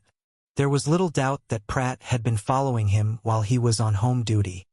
His SUV matched the SUV that had been on his street the night before, and Pratt had been eyed by Jason Edgar as the cop who had followed him into the DWP building. It was not feasible to think that he had been following Bosch simply to see if he was abiding by the rules of home duty. There had to be another reason, and Bosch could think of only one thing: the case. Once he'd made this assumption, other things quickly came together, and they served to only stoke the fire that was burning in Bosch's chest. Pratt had told the story about Maury Swan earlier in the week, and that made it clear they knew each other. While he had relayed a negative story about the defense attorney, that could have been a cover or an attempt to distance himself from someone he was actually close to and possibly working with. Also obvious to Bosch was the fact that Pratt was intimately aware that Bosch had regarded Anthony Garland as a person of interest in the Gesto case.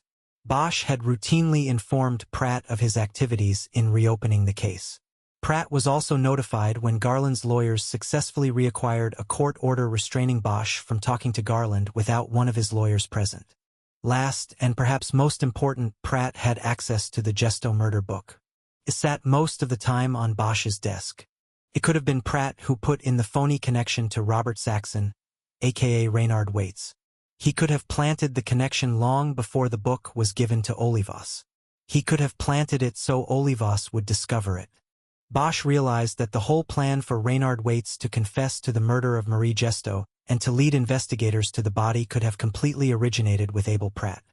He was in a perfect position as a go-between who could monitor Bosch as well as all the other parties involved. And he realized that with Swan part of the plan, Pratt wouldn't need Olivas or O'Shea. The more people in a conspiracy, the more likely it is that it will fail or fall apart. All Swan had to do was tell Waits that the prosecutor and investigator were behind it, and he would have planted a false trail for someone like Bosch to follow. Bosch felt the hot flash of guilt start to burn at the back of his neck. He realized that he could be wrong about everything he had been thinking until a half hour before. Totally wrong. Olivas might not be dirty after all. Maybe he had been used as skillfully as Bosch had been used himself, and maybe O'Shea was guilty of nothing more than political maneuvering, taking credit where it was not due him, redirecting blame away from where it was due. O'Shea could have called for the department fix simply to contain Bosch's accusations because they would be politically damaging, not because they were true. Bosch thought this new theory through again, and it held up. He found no air in the brake lines, no sand in the gas tank. It was a car that could drive. The only thing missing was motive. Why would a guy who banked 25 years with the department and was looking at retiring at 50 risk it all on a scheme like this? How could a guy who had spent 25 years chasing bad guys let a killer go free? Bosch knew from working 1,000 murders that motive was often the most elusive component of crime. Obviously, money could motivate, and the disintegration of a marriage could play a part. But those were unfortunate common denominators in many people's lives. They could not readily explain why Abel Pratt had broken across the line. Bosch banged the palm of his hand hard on the steering wheel. The question of motive aside, he was embarrassed and angry with himself. Pratt had played him perfectly, and the betrayal was deep and painful. Pratt was his boss. They had eaten together, worked cases together, told jokes, and talked about their kids together. Pratt was heading toward a retirement that no one in the department believed was anything other than well-earned and well-deserved. It was time to double-dip, collect a department pension, and grab a lucrative security job in the islands where the pay was high and the hours low. Everybody was shooting for that, and no one would begrudge it. It was blue heaven, the policeman's dream. But now Bosch saw through all of that. "It's all bullshit," he said out loud in the car. 30 minutes into the drive, Pratt exited the freeway in the Cahuenga Pass. He took Barham Boulevard northeast into Burbank. The traffic was still thick, and Bosch had no trouble following and maintaining his distance and cover. Pratt drove past the back entrance to Universal and the front entrance to Warner Brothers. He then made a few quick turns and pulled to the curb in front of a row of townhouses on Catalina near Verdugo. Bosch drove on by quickly, took his first right and then another and then another. He killed his lights before taking one more right and coming up on the townhouses again. He pulled to the curb a half-block behind Pratt's SUV and slid down in his seat. Almost immediately Bosch saw Pratt standing in the street, looking both ways before crossing. but he was taking too long to do it. The street was clear, but Pratt kept looking back and forth. He was looking for someone or checking to see if he had been followed. Bosch knew that the hardest thing in the world to do was to follow a cop who was looking for it. He slouched down lower in the car. Finally, Pratt started across the street, still looking back and forth continuously, and when he got to the other curb he turned and stepped up onto it backwards. He took a few steps back, surveying the area in both directions. When his scan came to Bosch's car, his eyes held on it for a long moment. Bosch froze. He didn't think Pratt had seen him was slouched too far down, but he might have recognized the car as either an unmarked police cruiser or one of the cars specifically assigned to the open unsolved unit. If he walked down the street to check it out, Bosch knew he would be caught without much of an explanation. And without a gun. Randolph had routinely confiscated his backup weapon for a ballistics analysis in regard to the shooting of Robert Foxworth. Pratt started walking toward Bosch's car. Bosch grabbed the door handle. If he needed to, he would bail out of the car and run toward Verdugo, where there would be traffic and people. But suddenly Pratt stopped, his attention drawn to something behind him. He turned around and looked up the steps of the townhouse he had been standing in front of. Bosch tracked his eyes and saw the front door of the townhouse was partially open and a woman was looking out and calling to Pratt while smiling. She was hiding behind the door, but one of her bare shoulders was exposed. Her expression changed as Pratt said something and signaled her back inside. She put a pout on her face and stuck her tongue out at him. She disappeared from the door, leaving it open 6 inches. Bosch wished he had his camera, but it was back in his car in Echo Park. However, he didn't need photographic evidence to know that he recognized the woman in the doorway, and that she was not Pratt's wife. Bosch had met his wife at the recent squad room party when he had announced his retirement. Pratt looked toward Bosch's car again, hesitated but then turned back to the townhouse. He strode up the stairs, went through the open door and shut it behind him. Bosch waited and, as he expected, saw Pratt pull back a curtain and look out at the street. Bosch stayed down as Pratt's eyes lingered on the Crown Vic. There was no doubt that the car had drawn Pratt's suspicion, but Bosch guessed that the lure of illicit sex had overpowered his instinct to check the car out. There was a commotion as Pratt was grabbed from behind and he turned away from the window, and the curtain fell back into place. Bosch immediately sat up, started the car and made a U-turn away from the curb. He took a right on Verdugo and headed toward Hollywood Way. No doubt the Crown Vic had been blown. Pratt would be actively looking for it when he came back out of the townhouse. But the Burbank airport was close. Bosch figured he could dump the Crown Vic at the airport, pick up a rental car and be back to the townhouse in less than a half hour. As he drove, he tried to place the woman he had seen looking out the door of the townhouse. He used a few mind relaxation drills he had employed back when hypnotizing witnesses was accepted by the courts. Soon he was keying in on the woman's nose and mouth, the parts of her that had triggered his recognition center. And soon after that he had it. She was an attractive, young civilian employee of the department who worked in the office down the hall from Open Unsolved. It was a personnel office known by the rank and file as hiring and firing because it was the place where both things happened. Pratt was fishing off the company dock, waiting out the rush hour in a Burbank shack-up spot. Not bad work if you could get it and get away with it. Bosch wondered if Mrs. Pratt knew of her husband's extracurricular activities. He pulled into the airport and entered the valet parking lanes, thinking that that would be fastest. The man in the red coat who took the Crown Vic from him asked when he would be returning. "I don't know," Bosch said, not having considered it. "I need to write something on the ticket," the man said. "Tomorrow," Bosch said. "If I'm lucky." 34. Bosch got back to Catalina Street in 35 minutes. He drove his rented Taurus past the row of townhouses and spotted Pratt's Jeep still at the curb. This time he found a spot on the north side of the townhouse and parked there. While he slouched down in the car and watched for activity, he turned on the cell phone he had rented with the car. He called Rachel Walling's cell number but got her voicemail. He ended the call without leaving a message. Pratt didn't come out until it was full-on dark outside. He stood in front of the complex beneath a streetlight and Bosch noticed he was wearing different clothes now. He had on blue jeans and a dark, long-sleeved pullover shirt. The change of attire told Bosch that the liaison with the woman from hiring and firing was probably more than a casual shack-up. Pratt kept clothes at her place. Pratt once again looked up and down the street, his eyes lingering longest on the south side where earlier the Crown Vic had drawn his attention. Apparently satisfied that the car was gone and he wasn't being watched, Pratt went to his commander and soon pulled away from the curb. He made a U-turn and headed south to Verdugo. He then turned right. Bosch knew that if Pratt was looking for a tail, he would slow on Verdugo and watch his rearview mirror for any vehicle turning off Catalina in his direction. So he U-turned from the curb and went north a block to Clark Avenue. He turned left and gunned the car's weak engine. He drove 5 blocks to California Street and took a quick left. At the end of the block he would come to Verdugo. It was a risky move. Pratt could be long gone, but Bosch was playing a hunch. Seeing the Crown Vic had spooked his boss. He would be on full alert. Bosch had called it right. Just as he got to Verdugo, he saw Pratt's silver Commander go by in front of him. He had obviously delayed on Verdugo, watching for a follower. Bosch let him get some distance and then turned right to follow. Pratt made no evasive moves after that first effort to smoke out a tail.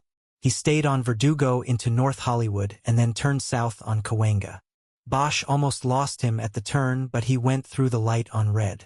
It was clear to him now that Pratt was not going home. Bosch knew that he lived in the opposite direction in the Northern Valley.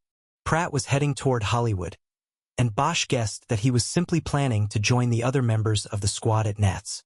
But halfway through the Cahuenga Pass he turned right onto Woodrow Wilson Drive and Bosch felt his pulse kick up a notch. Pratt was now heading toward Bosch's own house. Woodrow Wilson wound up the side of the Santa Monica Mountains, one deep curve after another. It was a lonely street, and the only way to follow a vehicle was to do it without headlights and to keep at least one curve behind the brake lights of the lead car. Bosch knew the curves intimately. He had lived on Woodrow Wilson for more than 15 years and could make the drive half asleep, which he had done on occasion. But following Pratt, a police officer wary of a tail, was a unique difficulty. Bosch tried to stay 2 curves back. This meant he lost sight of the lights on Pratt's car from time to time, but never for very long. When he was 2 curves away from his house, Bosch started to coast and the rental car eventually came to a stop before the final bend. Bosch got out, quietly closed the door and trotted up the curve. He stayed close to the hedge that guarded the home and studio of a famous painter who lived on the block. He edged around it until he could see Pratt's SUV up ahead. He had pulled to the curb 2 houses before Bosch's house. Pratt's lights were now off and he seemed to be just sitting there and watching the house. Bosch looked up at his house and saw lights on behind the kitchen and dining room windows. He could see the tail end of a car protruding from his carport. He recognized the Lexus and knew that Rachel Walling was in his home. Even as he was buoyed by the prospect of her being there waiting for him, Bosch was concerned about what Pratt was up to. It appeared that he was doing exactly what he had been doing the night before, just watching and possibly trying to determine if Bosch was home. Bosch heard a car coming behind him. He turned and started walking back toward his car as if he were on an evening walk. The car drove by slowly and Bosch then turned and headed back to the hedge. As the car came up behind Pratt's Jeep, rather than pull to the side, Pratt took off again, the lights of his SUV coming on as he sped away. Bosch turned and ran back toward his rental car. He jumped in and pulled away from the curb. As he drove he hit redial on the rental phone and soon Rachel's line was ringing. This time she answered. "Yes. Rachel, it's Harry. Are you in my house?" "Yes, I've been wait. Come outside. I'm gonna pick you up. Hurry." "Harry, what is?" "Just come out and bring your gun. Right now." He clicked off and pulled to a stop in front of his house. He could see the glow of brake lights disappearing around the curve ahead. But he knew those belonged to the car that had spooked Pratt. Pratt was farther ahead. Bosch turned and looked at his front door, ready to hit the horn, but Rachel was coming out. "Close the door," Bosch yelled through the open passenger window. Rachel pulled the door closed and hurried out to the car. "Get in. Hurry." She jumped into the car and Bosch took off before she had the door closed. "What is going on?" He gave her the shorthand as he sped through the curves on the way up to Mulholland. He told her that his boss, Abel Pratt, was the setup man, that what had happened in Beechwood Canyon had been his plan. He told her that for the second night in a row he had been outside Bosch's home. How do you know all of this? I just know. I'll be able to prove it all later. For now, it's a fact. What was he doing outside? I don't know. Trying to see if I was home, I think. Your phone rang. When? Right before you called my cell. I didn't answer it. It was probably him. Something's going on. They came around the last bend, and the four-way stop at Mulholland was ahead. Bosch saw the taillights of a large vehicle just as they disappeared to the right. Another car moved up to the stop. It was the car that had made Pratt move on. It went straight through the intersection. The first one must have been Pratt. He turned right. Bosch got to the stop and also turned right. Mulholland was the winding snake that followed the crest line of the mountains across the city. Its curves were smoother and not as deep as Woodrow Wilson's. It was also a busier street with plenty of night cruisers. He would be able to follow Pratt without causing much suspicion. They quickly caught up to the vehicle that had turned and confirmed that it was Pratt's commander. Bosch then dropped back and for the next 10 minutes tailed Pratt along the crest line. The sparkling lights of the valley sprawled below on the north side. It was a clear night and they could see all the way to the shadowy mountains on the far side of the sprawl. They stayed on Mulholland through the intersection with Laurel Canyon Boulevard and continued west. I was waiting at your house to say goodbye, Rachel suddenly said. After a moment of silence, Bosch responded. I know. I understand. I don't think you do. You didn't like the way I was today, the way I went after weights. I'm not the man you thought I was. I've heard it before, Rachel. It's not that, Harry. Nobody is ever the man you think they are. I can live with that. But a woman has to feel safe with a man. And that includes when they are not together. How can I feel safe when I've seen firsthand how you work? It doesn't matter whether it is the way I would do it or not. I'm not talking about us cop to cop. What I'm talking about is that I could never feel comfortable and safe.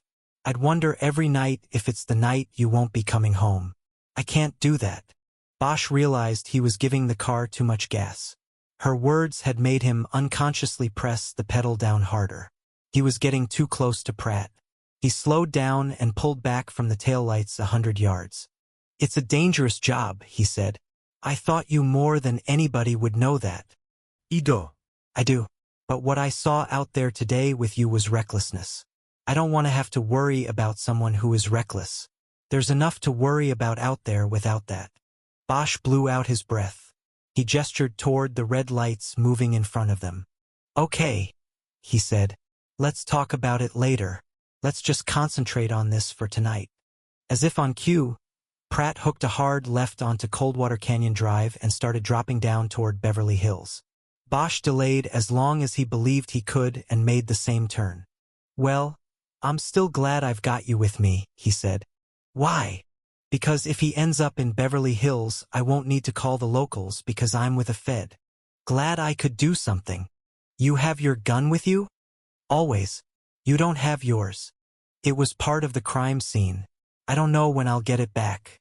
And that's the second gun they've taken from me this week. There's got to be a record of some kind. Most guns lost during reckless gunplay. He looked over to see if he was getting under her skin. She showed nothing. He's turning, she said. Bosch snapped his attention back to the road and saw the left turn signal on the commander blinking. Pratt made the turn and Bosch went on by. Rachel bent down so she could see out the window and up at the street sign. Gloaming Drive, she said. Are we still in the city? Yeah. Gloaming goes way back in there, but there's no way out. I've been in there before. The next street down was Stewart Lane. Bosch used it to turn around in and headed back up to Gloaming. Do you know where he could be going? Rachel asked. No idea. Another girlfriend's place, for all I know. Gloaming was another curving mountain road. But that's where the similarity to Woodrow Wilson Drive ended. The homes here ran a minimum 7 figures, easy, and all had nicely manicured lawns and hedges with not so much as a leaf out of place. Bosch drove it slowly, looking for the silver Jeep Commander. There, Rachel said. She pointed out her window at a Jeep parked in the turnaround of a mansion with a French provincial design. Bosch drove by and parked 2 houses away. They got out and walked back. West Coast choppers? She hadn't been able to see the front of his shirt while he was driving. It helped me blend in on a case once. Nice. My daughter saw me in this one time. I told her it was from my dentist. The gate to the driveway was open. The cast-iron mailbox had no name on it. Bosch opened it and looked inside. They were in luck. There was mail, a small stack held together with a rubber band. He pulled it out and angled the top envelope toward a nearby streetlight in order to read it. Maury sits Maury Swan's place, he said. Nice, Rachel said. I guess I should have been a defense attorney. You'd been good working with criminals. Fuck you, Bosch. The banter ended with a loud voice coming from behind a tall hedge that ran along the far side of the turnaround and on the left side of the house. I said get in there. There was a splash and Bosch and Walling headed toward the sound. 35. Bosch searched the hedge with his eyes, looking for an opening. There didn't appear to be one from the front. When they got close, he wordlessly signaled Rachel to follow the hedge to the right while he went left. He noticed that she was carrying her weapon down at her side. The hedge was at least 10 feet high and so thick that Bosch could see no light from the pool or house through it. But as he moved along it, he heard the sound of splashing and voices, one of which he recognized as belonging to Abel Pratt. The voices were close. Please, I can't swim. I can't touch the bottom. Then what you have a swimming pool for? Keep paddling. Please. I'm not going toey would I tell a soul about. You're a lawyer, and lawyers like to play the angles. Please. I'm telling you, if I get even a hint that you're playing an angle on me, then next time it won't be a pool. It will be the fucking Pacific Ocean. You understand that? Bosch came to an alcove where the pool's filter pump and heater were located on a concrete pad. There was also a small opening in the hedge for a pool maintenance man to squeeze through. He slipped into the opening and stepped onto the tile surrounding a large oval pool. He was 20 feet behind Pratt, who was standing at the edge, looking down at a man in the water. Pratt held a long blue pole with a curved extension. It was for pulling people in trouble to the side, but Pratt was holding it just out of reach of the man. He grabbed at it desperately, but each time Pratt jerked it away. It was hard to identify the man in the water as Maury Swan. The pool was dark with the lights off. Swan's glasses were gone, and his hair looked like it had slipped off his scalp to the back of his head like a mudslide. On his gleaming bald dome was a strip of tape for holding his hairpiece in place. The sound of the pool filter gave Bosch cover. He was able to walk unnoticed to within 6 feet of Pratt before speaking. What's happening, Top? Pratt quickly lowered the pole so that Swan could grab the hook. Hang on, Maury, Pratt yelled. You're all right. Swan grabbed on and Pratt started pulling him toward the side of the pool. I gotcha, Maury, Pratt said. Don't worry. You don't have to bother with the lifeguard act, Bosch said. I heard it all. Pratt paused and looked down at Swan in the water. He was 3 feet from the side. In that case, Pratt said. He let go of the pole and whipped his right hand behind his back to the belt line. Don't. It was Walling. She had found her own way through the hedge. She was on the other side of the pool, pointing her weapon at Pratt. Pratt froze and seemed to be making a decision about whether to draw or not. Bosch moved in behind him and yanked the gun out of his pants. Harry, Rachel called. I've got him. Get the lawyer. Swan was sinking. The blue pole was going down with him. Bosch quickly went to the pool's edge and grabbed it. He pulled Swan to the surface. The lawyer started coughing and spitting water. He held tight to the pole and Bosch walked him down to the shallow end. Rachel came around to Pratt and ordered him to put his wrists behind his head. Maury Swan was naked. He came up the steps in the shallow end, cupping his shriveled balls with one hand and trying to pull his toupee back on with the other. Giving up on the hairpiece, he tore it all the way off and threw it down on the tile, where it landed with a splat. He went directly to a pile of clothes by a bench and started getting dressed while still soaking wet. So what was going on here, Maury? Bosch asked. Nothing that concerns you. Bosch nodded. I get it. A guy comes here to put you in the pool and watch you drown. Maybe make it look like suicide or an accident, and you don't want anybody concerned about it. It was a disagreement, that's all. He was scaring me, not drowning me. Does that mean you and he had an agreement before you then had this disagreement? I'm not answering that. Why was he scaring you? I don't have to answer any of your questions. Then maybe we should back on out of here and leave you two to finish your disagreement. Maybe that would be the best thing to do here. Do what you want. You know what I think?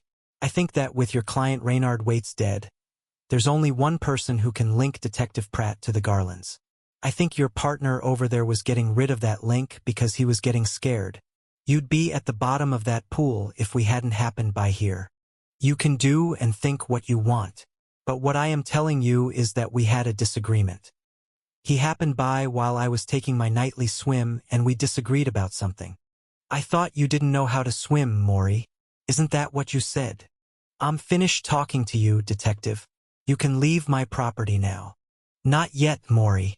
Why don't you finish getting dressed and join us at the deep end? Bosch left him there as he struggled to get his wet legs into a pair of silk pants. At the other end of the pool, Pratt was now handcuffed and sitting on a concrete bench. I'm not saying anything until I talk to a lawyer, he said. Well, there's one over there putting his clothes on, Bosch said.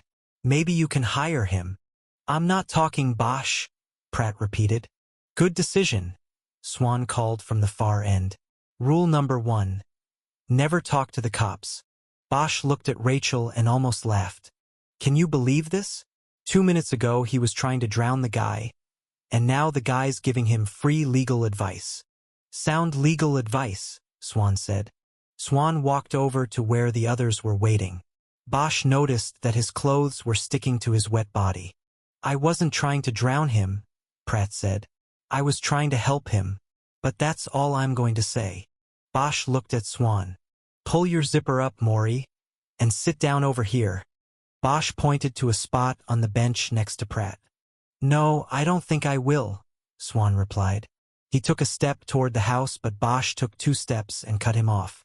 He redirected him to the bench. Sit down, he said. You're under arrest. For what? Swan said indignantly. Double murder. Both of you are under arrest. Swan laughed as though he were dealing with a child. Now that he had his clothes on, he was recovering some of his swagger. And what murders would these be? Detective Fred Olivas and Deputy Derek Doolin. Now Swan shook his head, the smile intact on his face. I'm assuming these charges fall under the felony homicide rule, since there is ample evidence that we did not actually pull the trigger that fired the bullets that killed Olivas and Doolin. It's always good to deal with a lawyer. I hate having to explain the law all the time. It's a pity you need the law explained to you, Detective Bosch. The felony homicide rule comes into play only when someone is killed during the commission of a serious crime. If that threshold is satisfied, then co-conspirators in the criminal enterprise may be charged with murder. Bosch nodded. I got that, he said. And I've got you. Then be so kind as to tell me what the threshold crime is that I have conspired to commit. Bosch thought for a moment before answering. How about suborning perjury and obstruction of justice? We could start there and move up to corruption of a public official, maybe aiding and abetting an escape from lawful custody. And we could end there as well, Swan said. I was representing my client. I committed none of those crimes, and you have not a shred of evidence that I did. If you arrest me, it will simply prove your own undoing and embarrassment. He stood up. Good evening to you all. Bosch stepped over and put his hand on Swan's shoulder. He drove him back down onto the bench. Sit the fuck down. You are under arrest. I'll leave it to the prosecutors to decide about threshold crimes. I don't give a shit about that. As far as I'm concerned, 2 cops are dead and my partner is going to end her career because of you, Maury. So fuck you. Bosch looked over at Pratt, who sat with a slight smile on his face. It's good to have a lawyer in the house, Harry, he said. I think Maury makes a good point. Maybe you should think about this before doing anything rash. Bosch shook his head. You aren't walking away from this, he said. Not by a long shot. He waited a moment, but Pratt said nothing. I know you're the setup man, Bosch said. The whole thing up in Beechwood Canyon was yours. It was you who made the deal with the Garlands, then you went to Maury here, who took it to Waits. You doctored the murder book after Waits gave you an alias to stick in it. Maury might have a point about the felony murder rap, but there's more than enough there for obstruction. And if I get that, then I've got you. That means no island and no pension. Top. That means you go down in flames. Pratt's eyes dropped from Bosch to the dark waters of the pool. I want the garlands, and you can give them to me, Bosch said. Pratt shook his head without turning his eyes from the water. Then have it your way, Bosch said. Let's go. He signaled Pratt and Swan to stand up. They complied. Bosch turned Swan around so he could cuff him. As he did so, he looked over the lawyer's shoulder at Pratt. After we book you, who are you going to call about bail, your wife or the girl from hiring and firing? Pratt immediately sat back down as if hit by a sucker punch. Bosch had been saving it for his last shot. He kept the pressure on. Which one was going to go with you to the island? To your sugar plantation? My guess is it was what's her name. Her name is Jessie Templeton. And I made you on the tail at her place tonight. Yeah, and I made you making me. But tell me, how much does Jessie Templeton know? And is she going to be as strong as you when I go see her after I book you? Bosch, she doesn't know anything. Leave her out of it. Leave my wife and kids out of it, too. Bosch shook his head. Doesn't work that way. You know that. We're going to turn everything upside down and shake it to see what falls out. I'm going to find the money the Garlands paid you and I'll tie it back to you, to Maury Swan, everybody. I just hope you didn't use your girlfriend to hide it.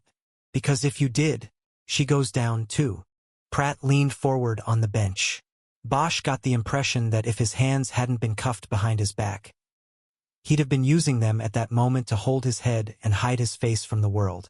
Bosch had kept at him like a man with an axe chopping at a tree. It was barely standing now. It needed one little push and it would go down. Bosch walked Swan over to Rachel, who took him by one of his arms. Bosch then turned back to Pratt. You fed the wrong dog, Bosch said. What's that supposed to mean? Everybody's got choices and you made the wrong one. Problem is, we don't pay for our mistakes alone. We take people down with us. Bosch walked to the edge of the pool and looked down into the water. It shimmered on top but was impenetrably dark beneath the surface. He waited, but it didn't take long for the tree to fall. Jessie doesn't need to be part of this and my wife doesn't need to know about her, Pratt said. It was an opening offer. Pratt was going to talk. Bosch kicked his foot on the tile edging and turned back to face him. I'm not a prosecutor, but I'll bet something could be worked out. Pratt. You are making a big mistake, Swan said urgently.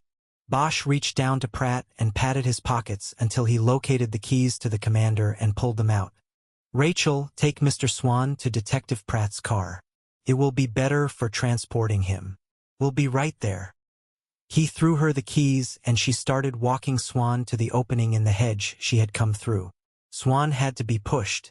He looked over his shoulder as he went and called back to Pratt. Do not talk to that man, he yelled. Do you hear me? Do not talk to anyone. You will talk us all into prison. Swan kept yelling legal advice through the hedge. Bosch waited until he heard the car door close on his voice. He then stood in front of Pratt and noticed that sweat was dripping from his hairline and down his face. I don't want Jessie or my family involved, Pratt said. And I want a deal. No jail time. I'm allowed to retire and I get to keep my pension. You want a lot for somebody who got 2 people killed. Bosch started to pace, trying to figure out a way of making it all work for both of them. Rachel came back through the hedge. Bosch looked at her and was about to ask why she had left Swan unattended. Child-proof locks, she said. He can't get out. Bosch nodded and gave his attention back to Pratt. Like I said, you want a lot, he said. What are you giving back? I can give you the Garlands, easy, Pratt said desperately. Anthony took me up there 2 weeks ago and led me to the girl's body. And Maury Swan, I can give you him on a platter. The guy's as dirty as... He didn't finish. You? Pratt lowered his eyes and slowly nodded his head. Bosch tried to put everything aside so that he could think clearly about Pratt's offer. The blood of Freddie Olivas and Deputy Doolin was on Pratt's hands. Bosch didn't know whether he'd be able to sell the deal to a prosecutor. He didn't know if he could even sell it to himself. But in that moment, he was willing to try if it meant he would finally get to the man who killed Marie Gesto. No promises, he said. We'll go see a prosecutor. Bosch moved to the last important question. What about O'Shea and Olivas? Pratt shook his head once. They were clean on this. Garland funneled at least 25 grand to O'Shea's campaign. That's documented. He was just covering his bets. If O'Shea got suspicious, Rex could keep him in line because it would look like a payoff. Bosch nodded. He felt the burn of humiliation over what he had thought about O'Shea and said to him, "That wasn't the only thing you got wrong," Pratt said. "Yeah, what else?" "You said I went to the Garlands with this thing." "I didn't. They came to me, Harry." Bosch shook his head. He didn't believe Pratt for the simple reason that if the Garlands had had the idea to buy off a cop, their first overture would have been to the source of their problem, Bosch. That never happened, and that made Bosch feel confident that the scheme had been hatched by Pratt as he tried to juggle retirement, a possible divorce, a mistress, and whatever other secrets his life held. He had gone to the Garlands with it. He had gone to Maury Swan, too. "Tell it to the prosecutor," Bosch said. "Maybe he'll care." He looked at Rachel and she nodded. "Rachel, you take the Jeep with Swan. I'll take Detective Pratt in my car.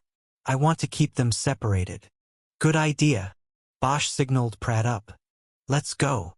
Pratt stood up again and came face to face with Bosch. "Harry, you've got to know something first." "What's that?" "Nobody was supposed to get hurt. Okay? It was a perfect plan with nobody getting hurt. It was wait she turned it all to shit out there in the woods. If he had just done what he'd been told, everybody would still be alive and everybody'd be happy. Even you. You would have solved the Gesto case. End of story. That's how it was supposed to be." Bosch had to work to hold back his anger. "Nice fairy tale," he said. "Except for the part of the story where the princess never wakes up and the real killer walks. Everybody lives happily ever after. Keep telling yourself that one. You might actually be able to live with it someday." Bosch roughly took him by the arm and led him toward the opening in the hedge. Part 5. Echo Park. 36. At 10 a.m. on Monday, Abel Pratt walked from his car across the green lawn of Echo Park to a bench where an old man was sitting beneath the protective arms of the Lady of the Lake. There were 5 pigeons resting on her shoulders and upturned hands and one on her head, but she showed no sign of annoyance or fatigue. Pratt shoved the folded newspaper he carried into the overly full trash can by the statue and then sat on the bench next to the old man.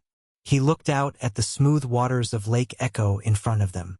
The old man, who held a cane down by his knee and wore a tan business suit with a maroon handkerchief in the breast pocket, spoke first. "I remember when you could take your family here on a Sunday and not have to worry about being shot up by gangbangers." Pratt cleared his throat. "Is that what you're worried about, Mr. Garland? The gangbangers? Well, I'll give you a little tip. Right now is one of the safest hours in any neighborhood in the city. Most of your gangbangers don't roll out of bed until the afternoon. That's why whenever we go out with warrants we go in the morning. We always catch them in bed." Garland nodded approvingly. "That's good to know. But that's not what I am worried about. I'm worried about you, Detective Pratt. Our business was concluded. I was not expecting to hear from you ever again." Pratt leaned forward and scanned the park. He studied the rows of tables on the other side of the lake, where the old men played dominoes. His eyes then moved along the cars parked at the curb that edged the park. "Where's Anthony?" he asked. "He'll be along. He's taking precautions." Pratt nodded. "Precautions are good," he said. "I don't like this place," Garland said. "It's full of ugly people and that includes you. Why are we here?" "Wait a minute," a voice said from behind them. "Don't say another word, Dad." Anthony Garland had approached from their blind side. He came around the statue to the bench at the water's edge. He stood in front of Pratt and signaled him to stand up. "Up," he said. "What is this?" Pratt protested mildly. "Just stand up." Pratt did as he was asked, and Anthony Garland produced a small electronic wand from the pocket of his blazer. He began moving it up and down in front of Pratt from head to toe. "If you're transmitting an RF signal, this will tell me." "Good. I always wondered if I had RF. You never know with those women down in Tijuana." Nobody laughed. Anthony Garland seemed satisfied with the scan and started putting his magic wand away. Pratt started to sit down. "Wait," Garland said. Pratt remained standing and Garland started running his hands over Pratt's body. A second precaution. "Can't be too sure with a slime ball like you, detective." He moved his hands to Pratt's waist. "That's my gun," Pratt said. Garland kept searching. "That's my cell phone." The hands went lower. "And those are my balls." Garland then went down both legs, and when he was satisfied, he told Pratt he could sit down. The detective returned to his seat next to the old man. Anthony Garland remained standing in front of the bench, his back to the lake, his arms folded across his chest. "He's clean," he said. "Okay, then, Rex," Garland said. "We can talk." "What's this about, Detective Pratt? I thought it was made clear to you. You don't call us. You don't threaten us. You don't tell us where to be and when. If I hadn't threatened you, would you have come?" Neither of the Garlands answered, and Pratt smiled smugly and nodded. "I rest my case." "Why are we here?" the old man asked. "I made it quite clear before. I don't want my son touched by any of this." "Why did he have to be here?" "Well, because I sort of missed him since our little walk in the woods. We've got a bond, don't we, Anthony?" Anthony said nothing. Pratt pressed on. "I mean, a guy leads you to a body in the woods. I'd say normally they'd stay pretty tight. But I haven't heard from Anthony since we were up at the top of Beechwood together." "I don't want you talking to my son, Rex," Garland said. "You don't talk to my son. You're bought and paid for, detective, you get that? This is the only time you will ever call a meeting with me. I call you. You don't call me." The old man never looked at Pratt as he spoke. His eyes were cast toward the lake. The message was clear. Pratt wasn't worth his attention. "Yeah, all that was fine, but things have changed," Pratt said. "In case you haven't been reading the papers or watching the news, things have gone to shit out there." The old man remained seated but stretched his arms forward and put both palms on the polished gold dragon's head at the top of his cane. He spoke calmly. "And whose fault is that? You told us you and the lawyer could keep Reynard Waits in line. You told us no one would get hurt. You called it a clean operation. Now look at what you've involved us in." Pratt took a few moments to respond. "You involved yourself. You wanted something and I was the provider. No matter whose fault it is, the bottom line is I now need more money."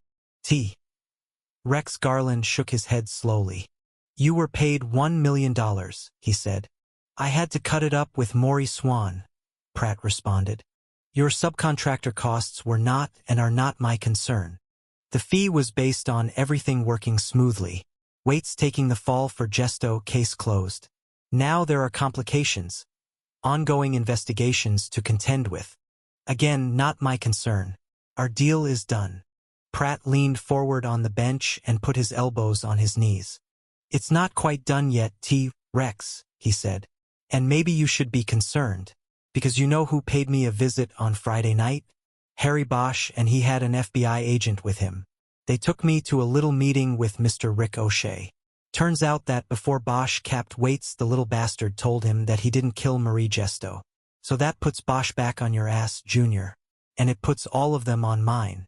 They've damn near worked the whole story out connecting me and Maury Swan. They just need somebody to fill in the blanks, and since they can't get to Swan, they want that somebody to be me. They're starting to apply the pressure." Anthony Garland groaned and kicked at the ground with his expensive loafers. "God damn it. I knew this whole thing would." His father put a hand up for quiet. "Bosch and the FBI don't matter," the old man said. "It's all about what O'Shea will do, and O'Shea is taken care of. He's bought and paid for. Only he doesn't know it yet. Once I apprise him of his situation, he will do what I tell him to do. If he wants to be district attorney." Pratt shook his head. "Bosch isn't going to let go of this. He hasn't for 13 years. He's not going to now. Then you take care of it. That's your end of the deal. I took care of O'Shea. You take care of Bosch. Let's go, son." The old man started to get up, using the cane to push up on. His son stepped over to help him. "Wait a minute," Pratt said. "You aren't going anywhere. I said I want more money and I'm serious. I'll take care of Bosch. but then I need to check out and disappear. I need more money to do that. Anthony Garland angrily pointed down at Pratt on the bench. You goddamn piece of shit, he said. You were the one who came to us. This whole goddamn thing is your plan from start to finish. You go out there and get 2 people killed, and then you have the balls to come back to us for more money. Pratt shrugged and spread his hands. I'm looking at a choice here, same as you. I could sit tight with the way things are and see how close they come to me. Or I could disappear right now. The thing you should know is that they always make deals with the little fish to get to the bigger fish. I'm a little fish, Anthony. The big fish? That would be you. He turned to look at the old man. And the biggest fish? That would be you. T. Rex Garland nodded. He was a pragmatic businessman. He seemed to now understand the gravity of the situation. How much? He asked. How much to disappear? Pratt didn't hesitate. I want another $1 million, and it will be well worth it to you to give it to me. They can't get to either of you without me. If I'm gone, the case is gone. So it's $1 million and the price is non-negotiable. Anything less and it is not worth it for me to run. I'll make a deal and take my chances. What about Bosch? The old man asked. You already said he won't give up. Now that he knows Reynard Waits didn't. I'll take care of him before I split, Pratt said, cutting him off. I'll throw that in for free. He reached into his pocket and took out a piece of paper with numbers printed on it. He slid it across the bench to the old man. There's the bank account and wiring code. Same as before. Pratt stood up. Tell you what, talk amongst yourselves. I'm going over to the boathouse to take a leak. When I come back, I'll need an answer. Pratt walked past Anthony, coming close, each man holding the other's eyes in a hard stare of hatred. 37. Harry Bosch studied the monitors in the surveillance van. The FBI had worked through the night-setting cameras in 8 locations at the park. One whole side of the interior of the van was covered with an array of digital screens that showed a multitude of visual angles on the bench where Rex Garland sat and his son stood waiting for Abel Pratt to return. The cameras were located on 4 of the park's pathlights, in 2 of its flower beds, in the mock lighthouse atop the boathouse, and in the fake pigeon perched on top of the Lady of the Lake's head. Added to this, the bureau techs had set up microwave sound receivers triangulated on the bench. The sound sweep was aided by directional mics located in the fake pigeon, a flower bed, and the folded newspaper Pratt had placed in the nearby trash can. A bureau sound tech named Jerry Hooton sat in the van, wearing a huge set of earphones and manipulating the audio feeds in order to produce the cleanest sound. Bosch and the others had been able to watch Pratt and the Garlands and hear their conversation word for word. The others were Rachel Walling and Rick O'Shea. The prosecutor was sitting front and center, the video screens spread before him. This was his show. Walling and Bosch sat on either side of him. O'Shea pulled off his earphones. What do we think? He asked. He's going to call. What do I tell him?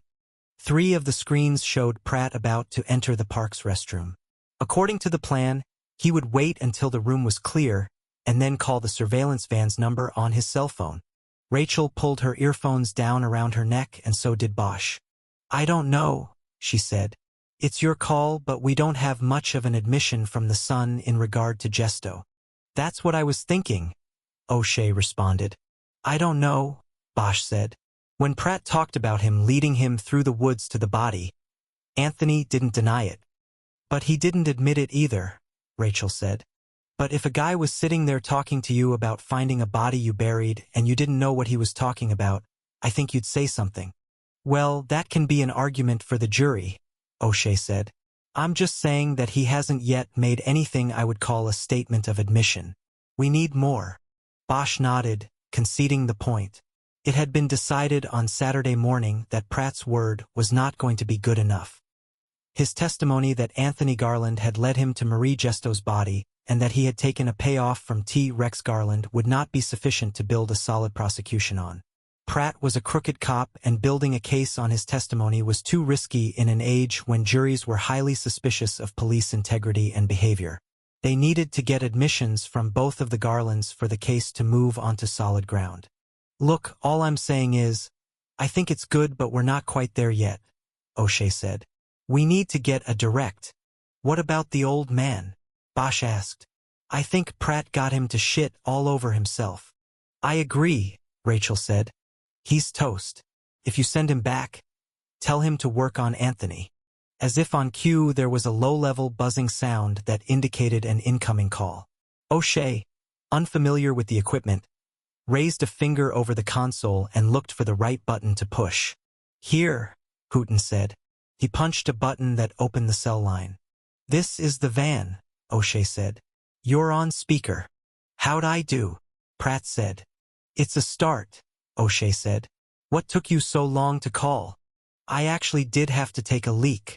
While O'Shea talked to Pratt about going back to the bench and trying once more for an admission from Anthony Garland, Bosch slipped his earphones back on to hear the conversation taking place at the bench.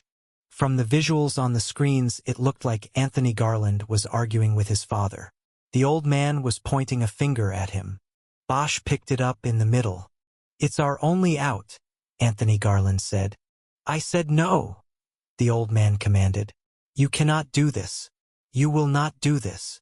On the screen, Anthony stepped away from his father and then stepped right back. It looked like he was on an invisible leash. He bent down close to his father, and this time he pointed the finger. What he said was spoken so low that the FBI microphones picked up only a mumble. Bosch pressed his hands over the earphones but couldn't get it. Jerry, he said, can you work on this? Bosch pointed to the screens. Hooton pulled on his earphones and went to work on the audio dials. But it was too late. The close conversation between father and son was over. Anthony Garland had just straightened up in front of his father and turned his back to him. He was silently looking out across the lake. Bosch leaned back so that he could see the screen that showed an angle on the bench from one of the path lights at the water's edge. It was the only screen that showed Anthony's face at the moment. Bosch saw the rage in his eyes. He had seen it before. Anthony set his jaw tightly and shook his head. He turned back to his father. Sorry, Dad. With that, he started walking toward the boathouse. Bosch watched him take forceful strides toward the door of the restrooms. He saw his hand go inside his blazer. Bosch slapped off his earphones. Anthony's headed to the men's room, he said. I think he's got a gun. Bosch jumped up and shoved past Hooton to get to the van's door. Unfamiliar with it, he fumbled with the handle trying to get it open. Behind him, he heard O'Shea barking commands into the radio mic. Everybody move in. Move in. Suspect is armed. Repeat. Suspect is armed. Bosch finally got out of the van and started running toward the boathouse. There was no sign of Anthony Garland. He was already inside. Bosch was on the far side of the park and more than 100 yards away. Other agents and district attorney's office investigators had been deployed closer, and Bosch saw them running with weapons out toward the boathouse as well. Just as the first man, an FBI agent, got to the doorway, the sound of gunfire echoed from within the restroom. For quick shots, Bosch knew that Pratt's weapon was dry. It was a prop. He had needed to have a gun in case the Garlands checked him. But Pratt was in custody and facing charges. They had taken away his bullets. As Bosch watched, the agent at the doorway dropped into a combat stance, shouted, FBI, and entered. Almost immediately, there were more shots, but these were of a different timbre than the first four. Bosch knew these were from the agent's gun. As Bosch got to the restroom, the agent stepped out, gun at his side. He held a radio to his mouth. We have 2 down in the restroom, he said. Scene is secured. Winded from his run, Bosch gulped down some air and walked toward the doorway. Detective, that's a crime scene in there, the agent said. He put his hand up in front of Bosch's chest. Bosch pushed it aside. I don't care. He entered the restroom and saw the bodies of Pratt and Garland on the dirty concrete floor. Pratt had been shot twice in the face and twice in the chest. Garland had taken 3 chest shots. The fingers of Pratt's right hand were touching the sleeve of Garland's blazer. Pools of blood on the floor were blossoming from both bodies and soon would mingle. Bosch watched for a few moments, studying Anthony's open eyes. The rage Bosch had seen moments before was gone, replaced by the empty look of death. He stepped out of the restroom and looked over at the bench. The old man, T. Rex Garland, sat leaning forward with his face in his hands. The cane with the polished dragon's head had been dropped to the grass. 38. The entirety of Echo Park was closed for the investigation. For the third time in a week, Bosch was interviewed about a shooting. Only this time it was the feds doing the questioning, and his part was peripheral because he had not fired a weapon. When he was finished, he walked over to a Mariscus truck that was parked at the curb and opened for business to the crowd of onlookers outside the yellow tape. He ordered a shrimp taco and a Dr. Pepper and took them over to one of the nearby federal cruisers. He was leaning on the front fender eating his lunch when Rachel Walling approached. "Turns out Anthony Garland had a concealed weapon permit," she said. "His security job required it." She leaned casually on the fender next to him. Bosch nodded. "I guess we should have checked," he said. He took his last bite, wiped his mouth with a napkin, and then balled it up in the aluminum foil the taco came in. "I remembered your story," she said. "What story?" he asked. "The one you told me about Garland rousting those kids in the oil field." "What about it?" "You said he drew down on them." "That's right." She didn't say anything. She looked out at the lake. Bosch shook his head like he wasn't sure what was going on. She finally spoke. "You knew about the permit and you knew Anthony would be carrying, didn't you?" It was a question, but she meant it as a statement. "Rachel, what are you saying?" "I'm saying you knew. You knew from way back that Anthony carried a gun. You knew what could happen today." Bosch spread his hands wide. "Look, that thing with the kids was 12 years ago. How would I know that he would have a gun today?" She got off the fender and turned to face him. "How many times did you talk to Anthony over the years? How many times did you shake him down?" Bosch squeezed the ball of aluminum foil tighter in his fist. "Look, I never. Are you telling me that in all those times you never once came up with a gun? That you didn't check permits? That you didn't know that there was a very high probability that he would bring a gun and his uncontrolled Regito a meeting like this? If we had known this guy carried a gun, we would never have set this thing up in the first place." Bosch smiled unpleasantly and shook his head in a disbelieving sort of way. "What was it you said about mumbo-jumbo conspiracies the other day? Marilyn didn't overdose.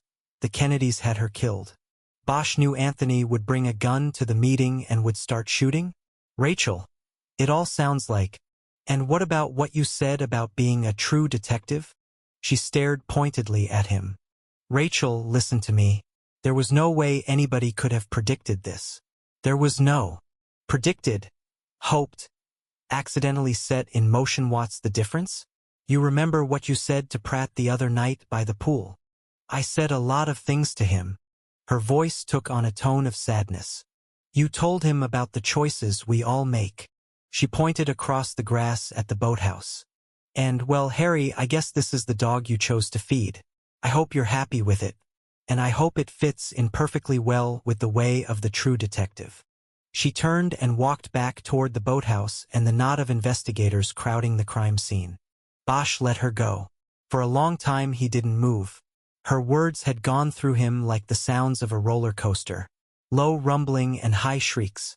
He squeezed the ball of aluminum foil in his hand and shot it toward a trash can sitting next to the Mariscus truck. He missed by a mile. 39. KIZ Ryder came through the double doors in a wheelchair. She found it embarrassing, but that was the hospital rule. Bosch was waiting for her with a smile and a bouquet of flowers he had bought from a vendor at the freeway exit near the hospital. As soon as she was allowed by the nurse, she got up and out of the chair. She tentatively hugged Bosch as though she felt fragile, and thanked him for coming to take her home. "I'm right out front," he said. With his arm across her back, he walked her out to the waiting Mustang. He helped her get in, then put a bag of cards and gifts she had received into the trunk and came around to the driver's side. "You want to go anywhere first?" he asked once he was in the car. "No, just home. I can't wait to sleep in my own bed." "I hear you." He started the car and pulled out, heading back to the freeway.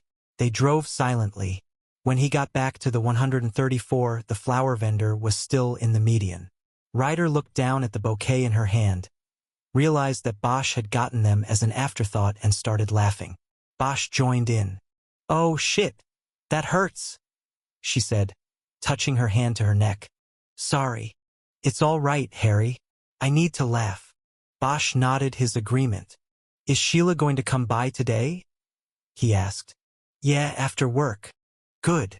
He nodded because there wasn't anything else to do. They lapsed back into silence. Harry, I took your advice, Ryder said after a few minutes. What was that? I told them I didn't have a shot. I told them I didn't want to hit Olivas. That's good, Kiz. He thought about things for a few moments. Does that mean you're going to keep your badge? He asked. Yes, Harry, I'm keeping the badge. But not my partner. Bosch looked over at her. I talked to the chief, Ryder said. After I finish rehab, I'm going to go back to work in his office, Harry. I hope that will be all right with you. Whatever you want to do is all right with me. You know that. I'm glad you're staying. Me too. A few more minutes went by, and when she spoke again, it was as if the conversation had never lagged. Besides, up there on the 6th floor, I'll be able to watch out for you, Harry. Maybe keep you out of all the politics and bureaucratic scrapping. Lord knows you're still going to need me from time to time. Bosch smiled broadly. He couldn't help it. He liked the idea of her being up there one floor above him, watching out and watching over. I like it, he said. I don't think I've ever had a guardian angel before.